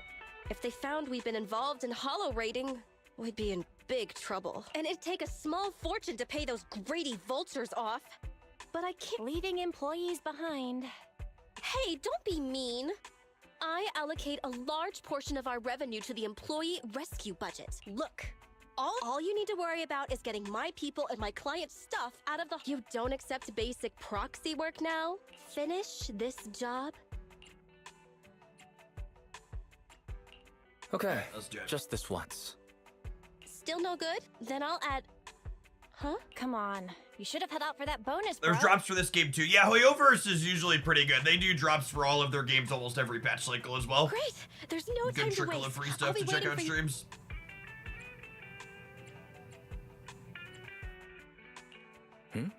Did I...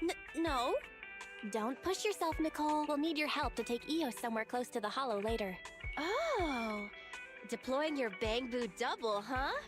Bro, how about you tend to Nicole's wound first? I'll go debug the HDD and help you with the prep work to infiltrate the Hollow. Well then, let's get down to business.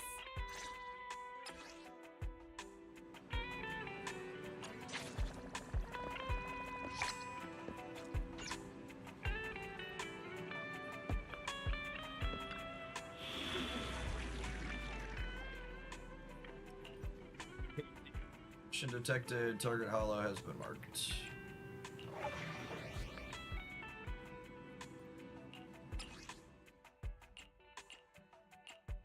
Combat is harder and more suited for hardcore players. Is easier and more suited for casual players. Let's see how hard we get torched in the hard mode. I'm curious to see how challenging it actually is.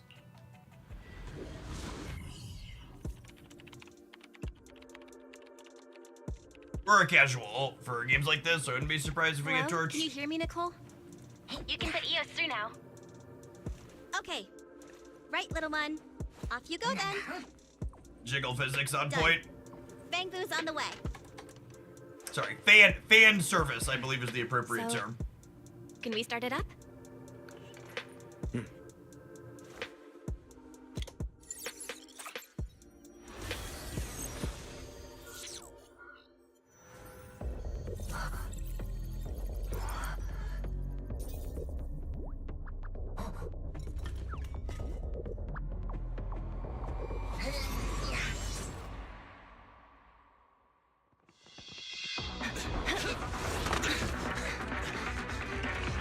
Huh?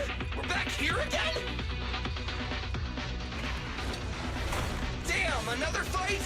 At the rate my ammo's depleting, I can say goodbye to my efficiency bonus. Incoming, get ready.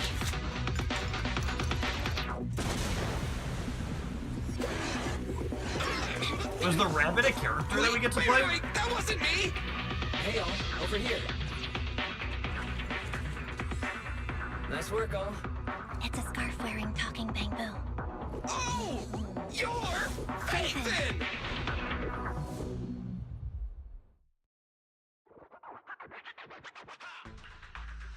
I can't hear that superior ethereal anymore. Great. I feel like I propose now is a good time to take a break. You all rest. I'll take the first watch. Thanks, Proxy. Whew. That was dangerous. It's crazy what it's all thanks to you, manager. You got us out of it as expected from Faithin. Reliable as always. Or proxy, so like send our character and we control it from the computer, it looks like. I'm just doing what any proxy does. I figured to save money, Nicole would have left us to fend for ourselves. Hiring the Great Faithin to get us out is quite a surprise. If you hadn't come, I'm afraid we wouldn't have made it out of that ethereal's territory. Speaking of which, I've always wanted to ask you about that device in your store. You know, the one that lets you... That's some serious tech. Even public security with a trump card like that. Whatever way you look at it, working with us Hollow Raiders has to be more dangerous than the Prophet is worth. That sounds like an ethereal. So soon? We have to get out of here. Unless, Billy, you'd like to stay here forever? That new Starlight Night belt you wanted. I guess... When you say things like that with that poke... Let's get moving. Leave any combat alone. You just focus on leading... I'll leave combat alone. You don't fight with the rabbit. That makes sense. I've located the closest exit. Take the path on the right, Wise. Please, manager, lead the way. Basic movement, drag L or press the D-pad to move around, drag R to adjust, use R2 to zoom in and zoom out.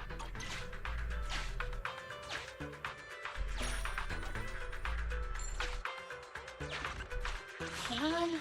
Let me scan the upcoming area. Fortunately, there are no ethereals on our tail. Let's keep pushing to the exit. Hollow observation data. The more the better. Scattered through hollows, you find crucial materials known as observation data. Each commissioned hollow contains 3 sets of data. Collecting these data increases the final rating of your commission and the rewards. Observation data of the hollow will be saved once you pick it up. You don't need to pick it up again.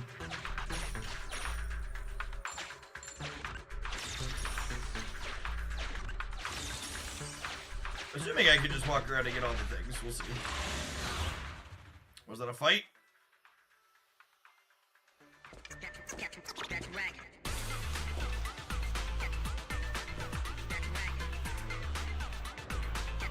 Please, manager, lead the way. Anby, I'll cover you. Woo-hoo! Oh!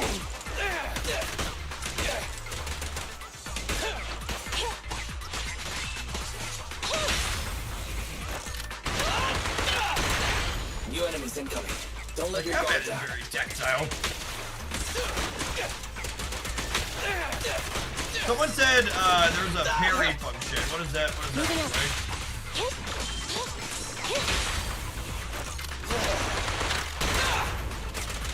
Alright, this is a button they haven't showed me yet. I have a dodge. Billy, go do some repairs. Parries usually. This is a mobile game. I think this is on mobile. Anybody know? All the other games are on mobile. You press R1 or L1 when you hear a sound. Okay. That is on mobile. Good to know. Huh? What's that shaking? Ethereals. They're catching up, Proxy. What should we do? Fight? It's cool. Just come with me. This trackling machine. We can use this. It'll be faster if we keep to the track.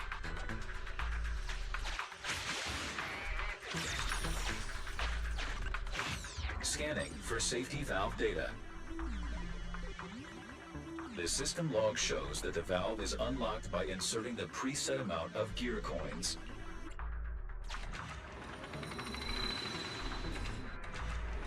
Pay gear coins, sure.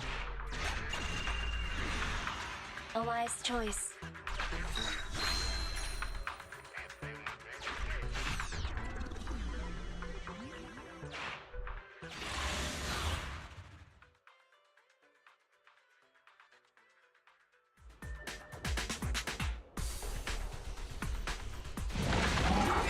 I've got goosebumps.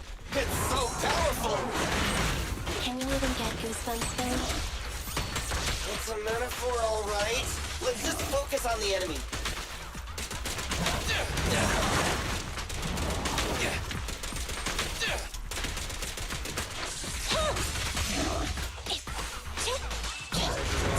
Almost up. Hydra activity increased. They're getting violent. Be careful. I assume there's an R1 and an L1 on that button because we have more characters. You can combo in spots like that with more than one.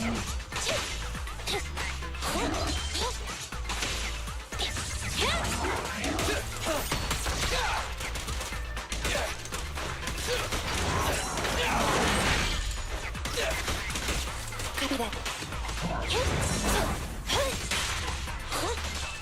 Billy time! My turn.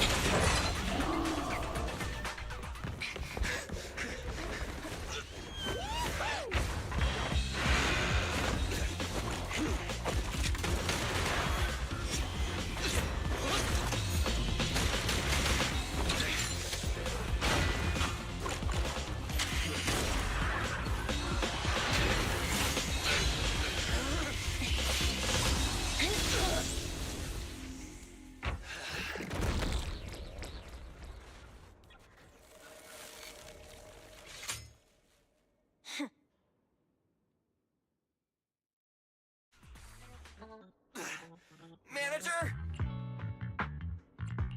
Full speed ahead. Understood! Fools, but that's a wall in front of us! Smash it! Don't worry, just do what my brother says. That voice.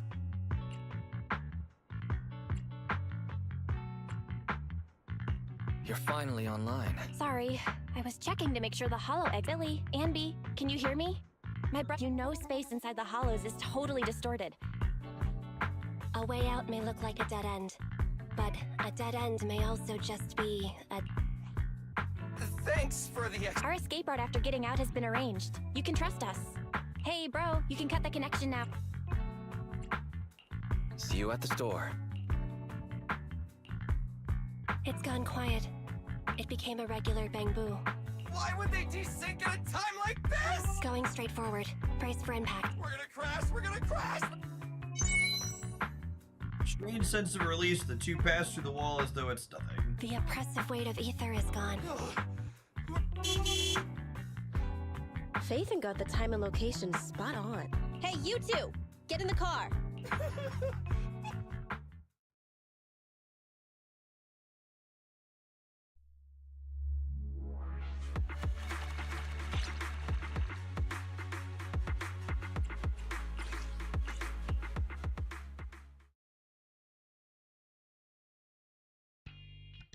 You're here! Perfect timing! Honestly, Nicole, we've been waiting for quite a while. That wasn't fast enough? I put my foot down through every normal R255. Oh, right! I made sure I wasn't followed the whole— Anby, what is an R255? It's the same color as your jacket. Nicole, they've both been extracted. I guess it's time. Not so fast. That's not what we agreed on. The commission was. My people ain't— Don't worry, Nicole. We remember. I knew Faithen was the most reliable and... According to what we saw before extraction, the strongbox should be in the territory of a highly dangerous ethereal. The White Star Institute has it registered as Dullahan. That's the one. That Red Fang dude was unlucky. His ether corruption must have been pretty intense, considering he's... Anby and I tried to grab the strongbox, but that guy was so tough. What exactly is in that box? We'll find out soon enough. Take a look at this. Necklace from Nicole. This red fang seems to be an insignia from a certain street gang. Judging by the exposed metal part, it's not just for decoration. It's a USB, gamers.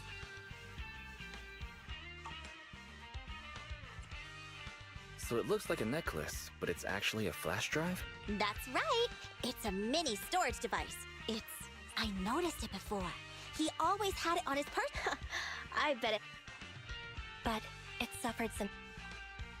Yeah, look at all those burn marks. Faithin, can you do some of your magic using that complicated The HDD is mainly used to process holo data. But if we own... Hey bro, maybe I could try to recover the data with the proxy network's computing power. Great! It's a deal then. We'll try to locate the strongbox in the holo. Let's just go our separate ways. Oh, don't forget to extract the data from the flash drive, though. See ya, manager. Goodbye.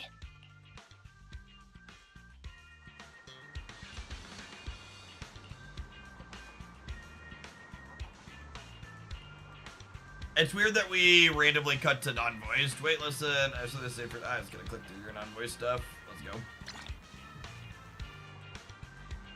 Partnership established. I assume she's in our group of people now.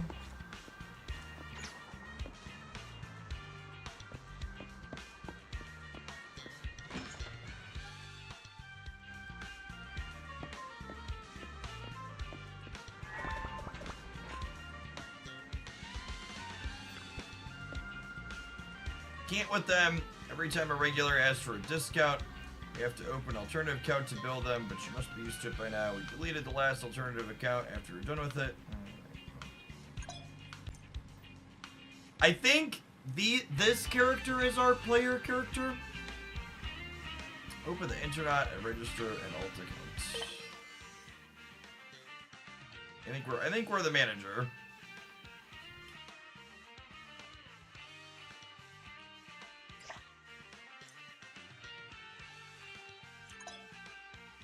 Take a look at these posts. Take the commission.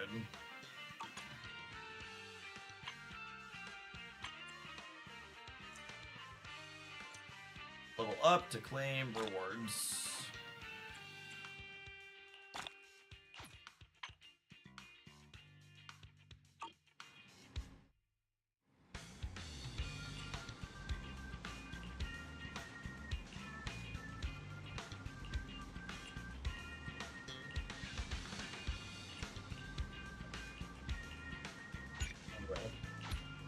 Like to gameplay. Check out 6th Street.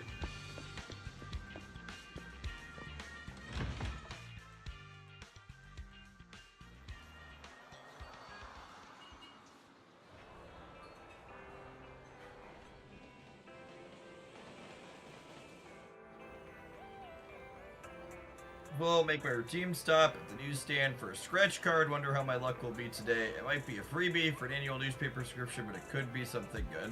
Oh my god, are scratch cards the characters?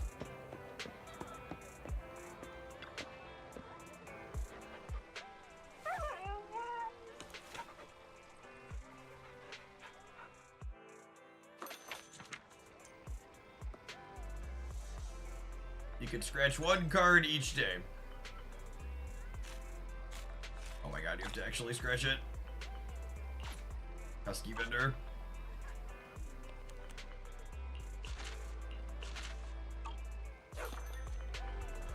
It looks pretty good today. Belle's gonna make me buy her lunch once I tell their story, but I shouldn't dwell on that. Let's get down to business. Head to the noodle shop to see General Chop about the commission, and then off to the gadget store.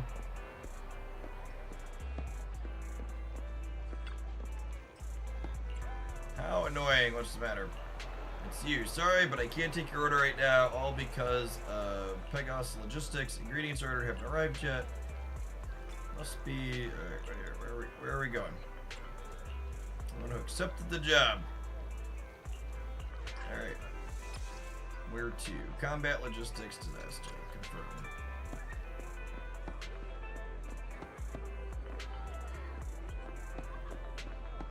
Lots of random animatronic style things around.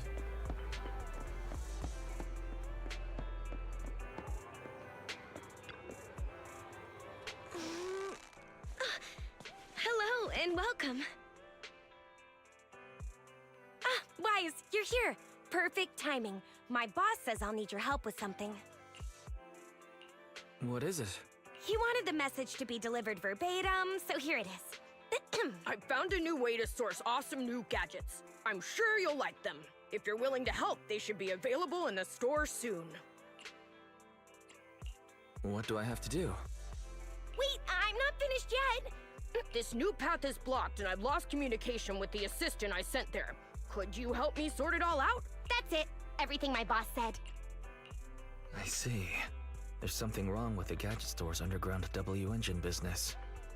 A batch of goods must have fallen into a hole. I'm not sure exactly what happened, but it sounds like there was a problem with the gadgets they call W engines. Since it's such an urgent request, boss said that apart from the regular payment, I can also... Wait, this texture...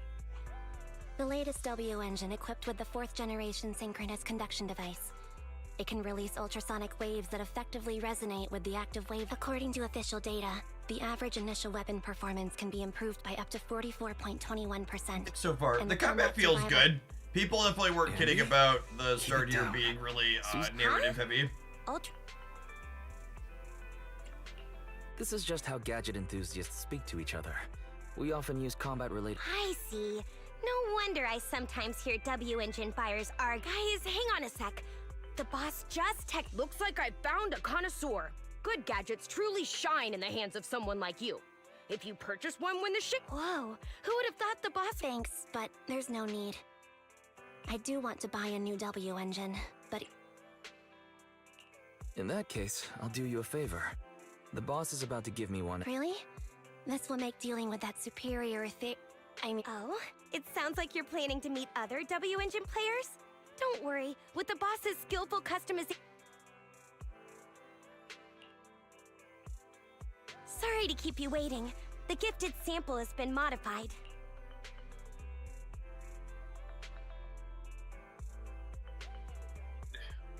Yeah, I like... The design and color are perfect for you. Thank you. It does match your vibe. W engine, I will try it out.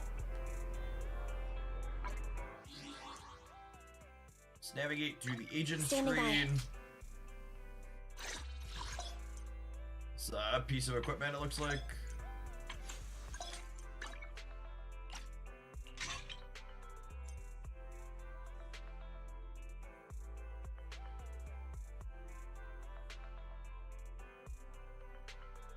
W engine activate a special appear in battle. By the way, you can also enhance your W engine.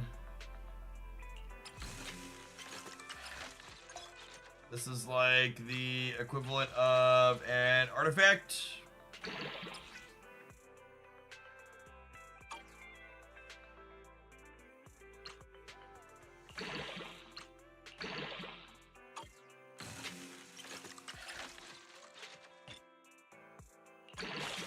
We're just supposed to max it out to start. Usually the early levels and items in these games tend to be relatively straightforward. Nothing to fear. The cunning Yeah, hairs really are here. spewing. A lot of buttons. Let's just keep walking around.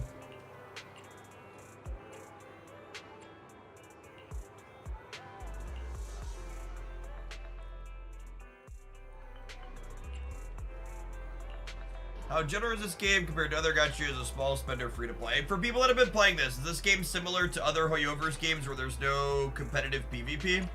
That's one of the things that kept me in like Genshin for so long, is the fact that you're not like whale warring against people that are just like outspending you and feeling behind. Yes, I assume this is similar if there's no PvP. Yeah, there's no PvP. Usually all the content's pretty accessible as a free-to-play player, with spending just accelerating how many characters you get, how quickly. That goes a long way to making the gacha system feel very reasonable in the games that they make. Genshin does not have PvP, no. Their card game is technically PvP, but that's it. The actual character pulling and stuff is not.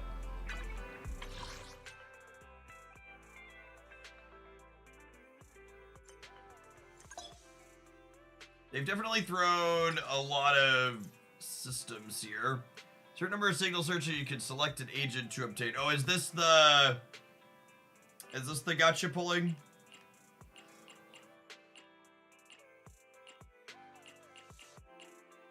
Mr. Minochi, thank you for the 19 months. Who do I want? Which character do I want to pull, chat? Oh, at 300, you're guaranteed to get one, right?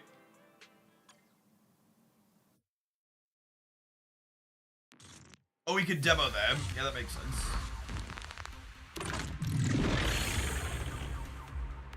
The base attack button Lycan launches base attack to charge and enhances attack to ice damage. Each of his basic attack can be charged.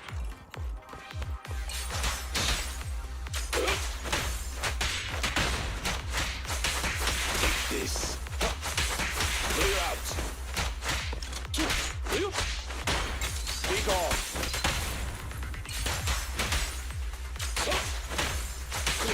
Time to hunt. You get to choose a character in your 3 to pull. So it's got it.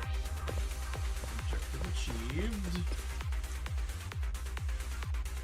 Hold the special attack button to launch the special attack. EX special attack to charge the attacks quickly.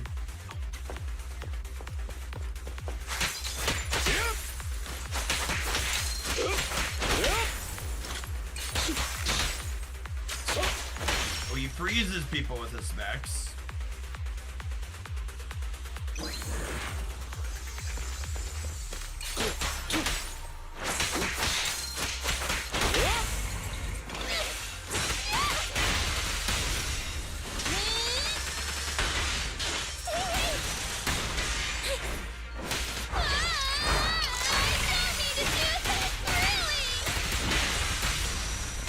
I'm here. In position. Please. Get away from me! Continue the offense. This.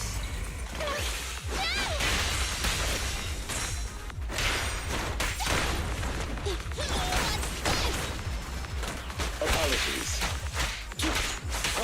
Clear out.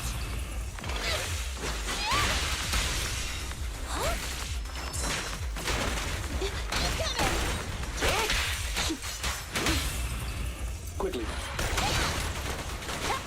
Taking advantage.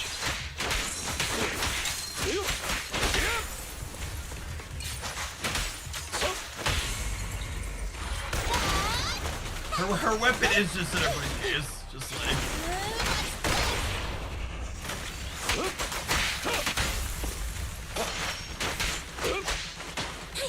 We don't want to be too conspicuous, yeah.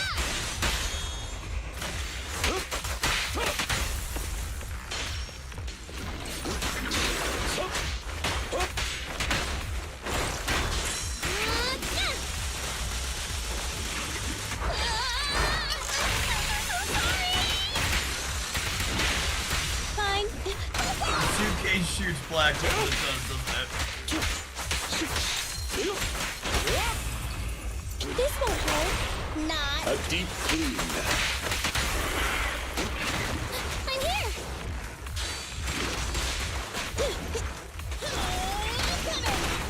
Apologies. Watch out. I can help.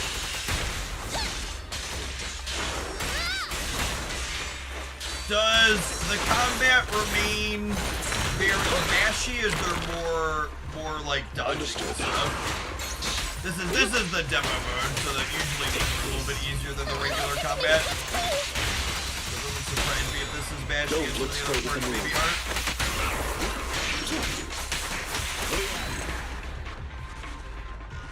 aren't. There's more dodging in parries when you're on. That makes sense. That tracks.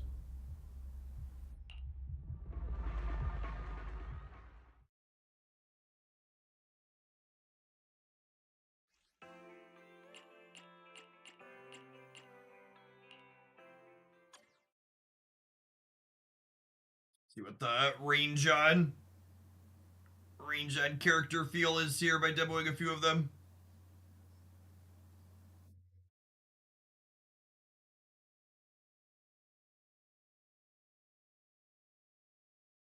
Just mashing lets you killed at higher levels. Yeah, that's a good thing. I would consider that a feature, and I'm like, uh-oh. Pay no attention to the man behind the curtain. Thanks for everybody hanging out for a little bit of sponsored Zenless Zone Zero. Let's get this loaded back up here.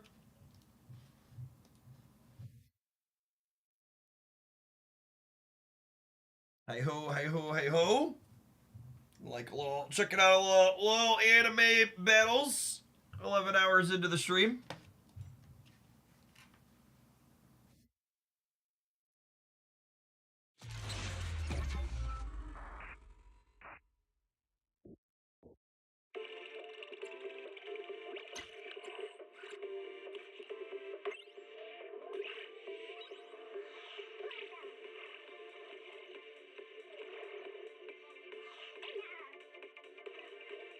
All right, let's see if I can navigate the menus back to where we were. I think it was R1.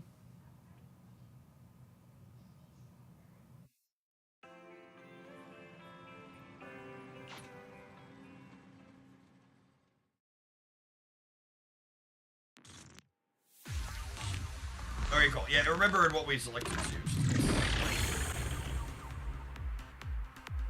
Basic attack at the right moment, and soldier level will fire suppression, dealing fire damage.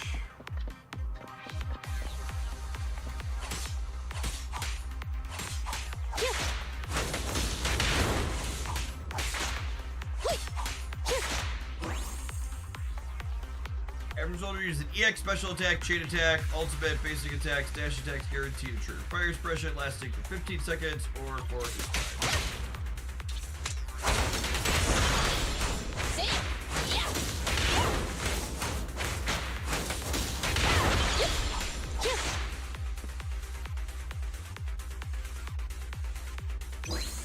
It's not over yet.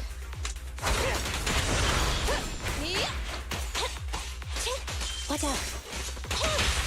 We do have two ladies.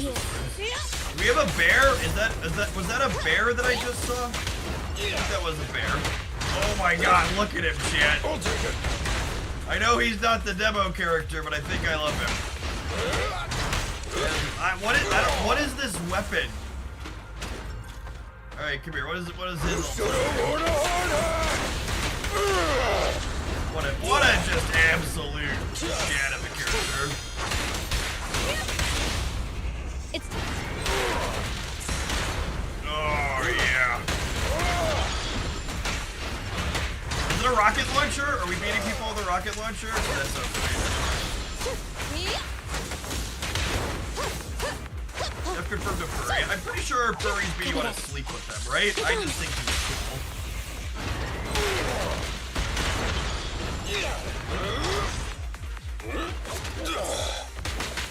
Ow!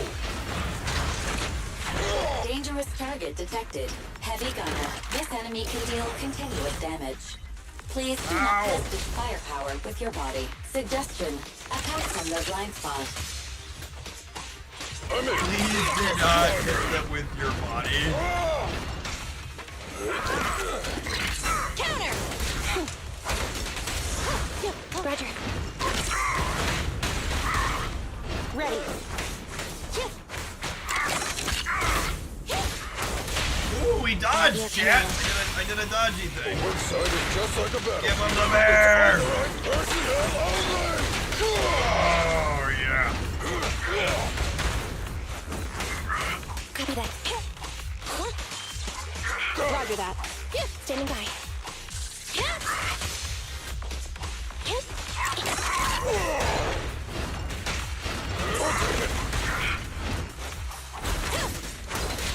Roger.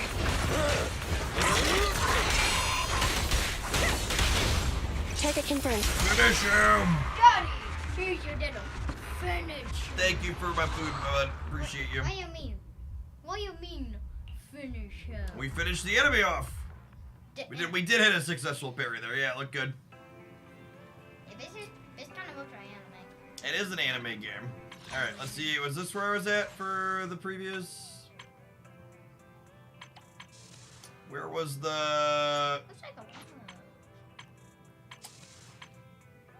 Chat, how do I get back to where we were before? That this one, third? What would somebody like be? There's no B. How do you put something Stable like channel. No. How do you put something like B? Hold on, bud. Stable channel. Hit start. Ah, here it is. Okay, cool. She looks angry. I just want to see what the other characters look like in the demo mode to get a feel for what the combat looks like. Angry pirate lady. The second or fourth hit off her basic attack or enhanced basic, press the special attack button to quickly unleash her special explosion that deals fire damage.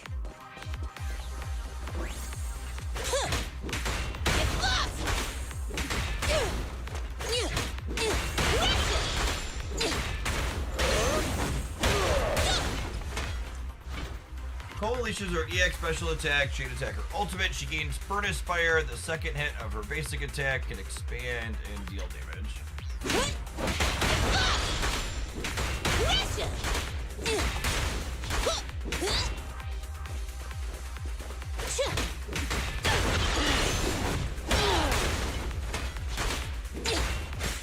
Was the bear coming out to help us there?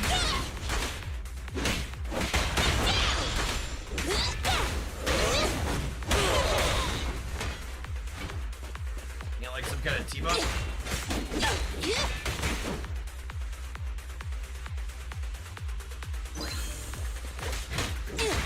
I'm here. Oh, that's interesting. So is her ultimate different than based on who your teammates are? Is she only team up for the game currently? Noted. Give your power driver a break!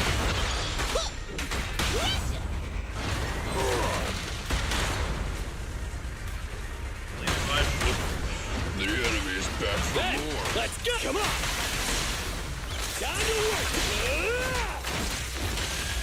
Got some kind of like lightning sword going on here, it looks like.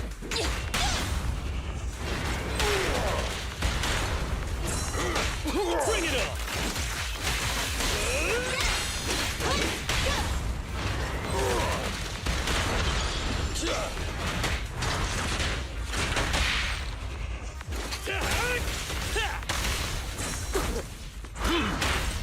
Is this high enough?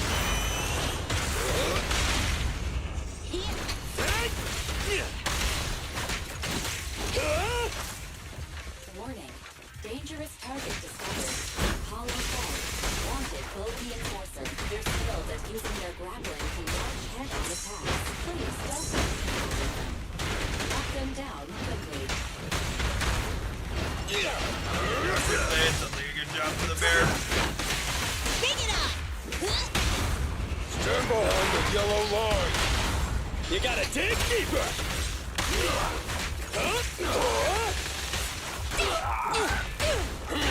Jeff, I infinite. Your 80% CC clock. That's nice. That one is legitimately not easy to play. A lot of reading on what they're gonna be doing.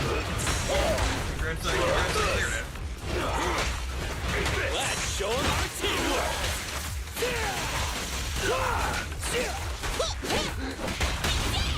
The work site is just like a battlefield.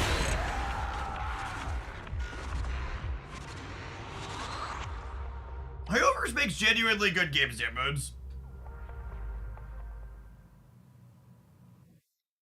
I like their stuff a lot. I think their systems tend to be pretty good. Their character designs tend to be reasonable. I just realized I'm looking at this. These are all they're 5 women and a wolf are these characters here, huh?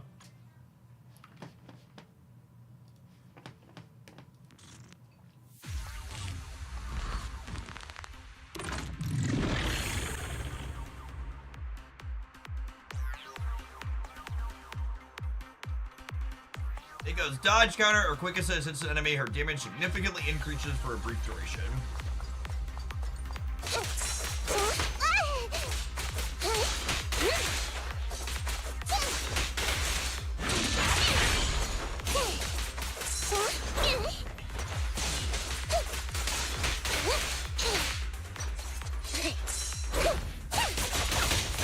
That was the dodge you were looking for. Okay. Little window. You got hit? Alright, I'm gonna practice the dodging here really quick because I wanted to see what that looks like. It's a pretty solid. Every squad member inflicts assault the next time you press the special attack button. Launch sequence, the special attack sheet increases damage.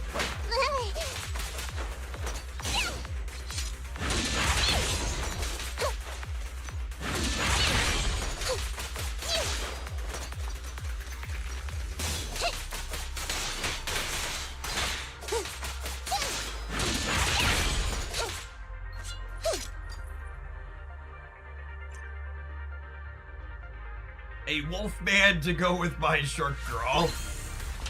Before I have more anime words spoken. Alright, never mind. Is this a cat girl, by the way? Are those ears on the top of her head?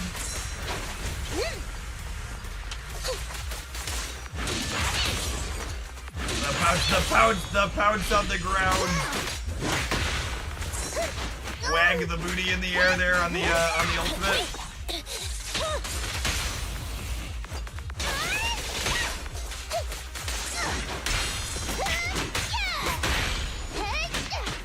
She bails as well, of course she does. Take it easy.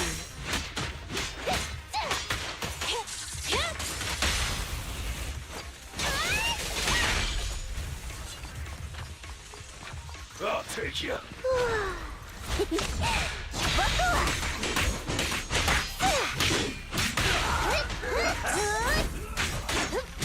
Ooh, I think we dodged there again, gamers.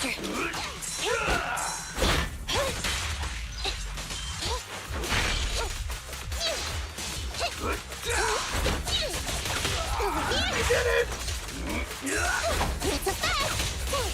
Ooh, we can almost dodge. I think dodge timing Windows banner feels good. That's not really like not a thing in. Mostly not a thing in Genshin. You just like walk up and Electric charge. search for combos correctly. No problem.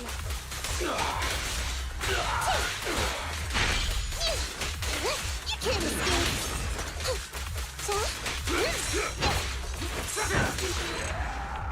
I bow! Alright, gamers, that wraps up our hour of Zenless Zone Zero. I'm probably gonna poke at those some more off stream. I'll have to throw it on the PS5. I appreciate folks that stuck through to the end. I'm gonna go ahead and call it a day and eat some dinner and check in with my family a little bit. I'm planning to do a nice big long full stream day tomorrow. I'm gonna go ahead and raid someone who's streaming Marvel Snap on the Twitch side, so I know a lot of you are here doing drops for that. I want to send you back over to where you can finish those up if you're looking to get them done. Bootman is streaming Marvel Snap. He's a Hoglandian, gamers, and he's someone I would love to raid. So we have our schedules haven't lined up for me to send you over his way. So check him out, and hopefully we'll see some of you back again tomorrow. Peace, folks. Oh, if you are playing Zenless Zone Zero and you're a sub, by the way, there's a pretty active thread for it in the Discord server. So pop on it over there. Check out Bootman if you're looking to get your Marvel Snap drops done.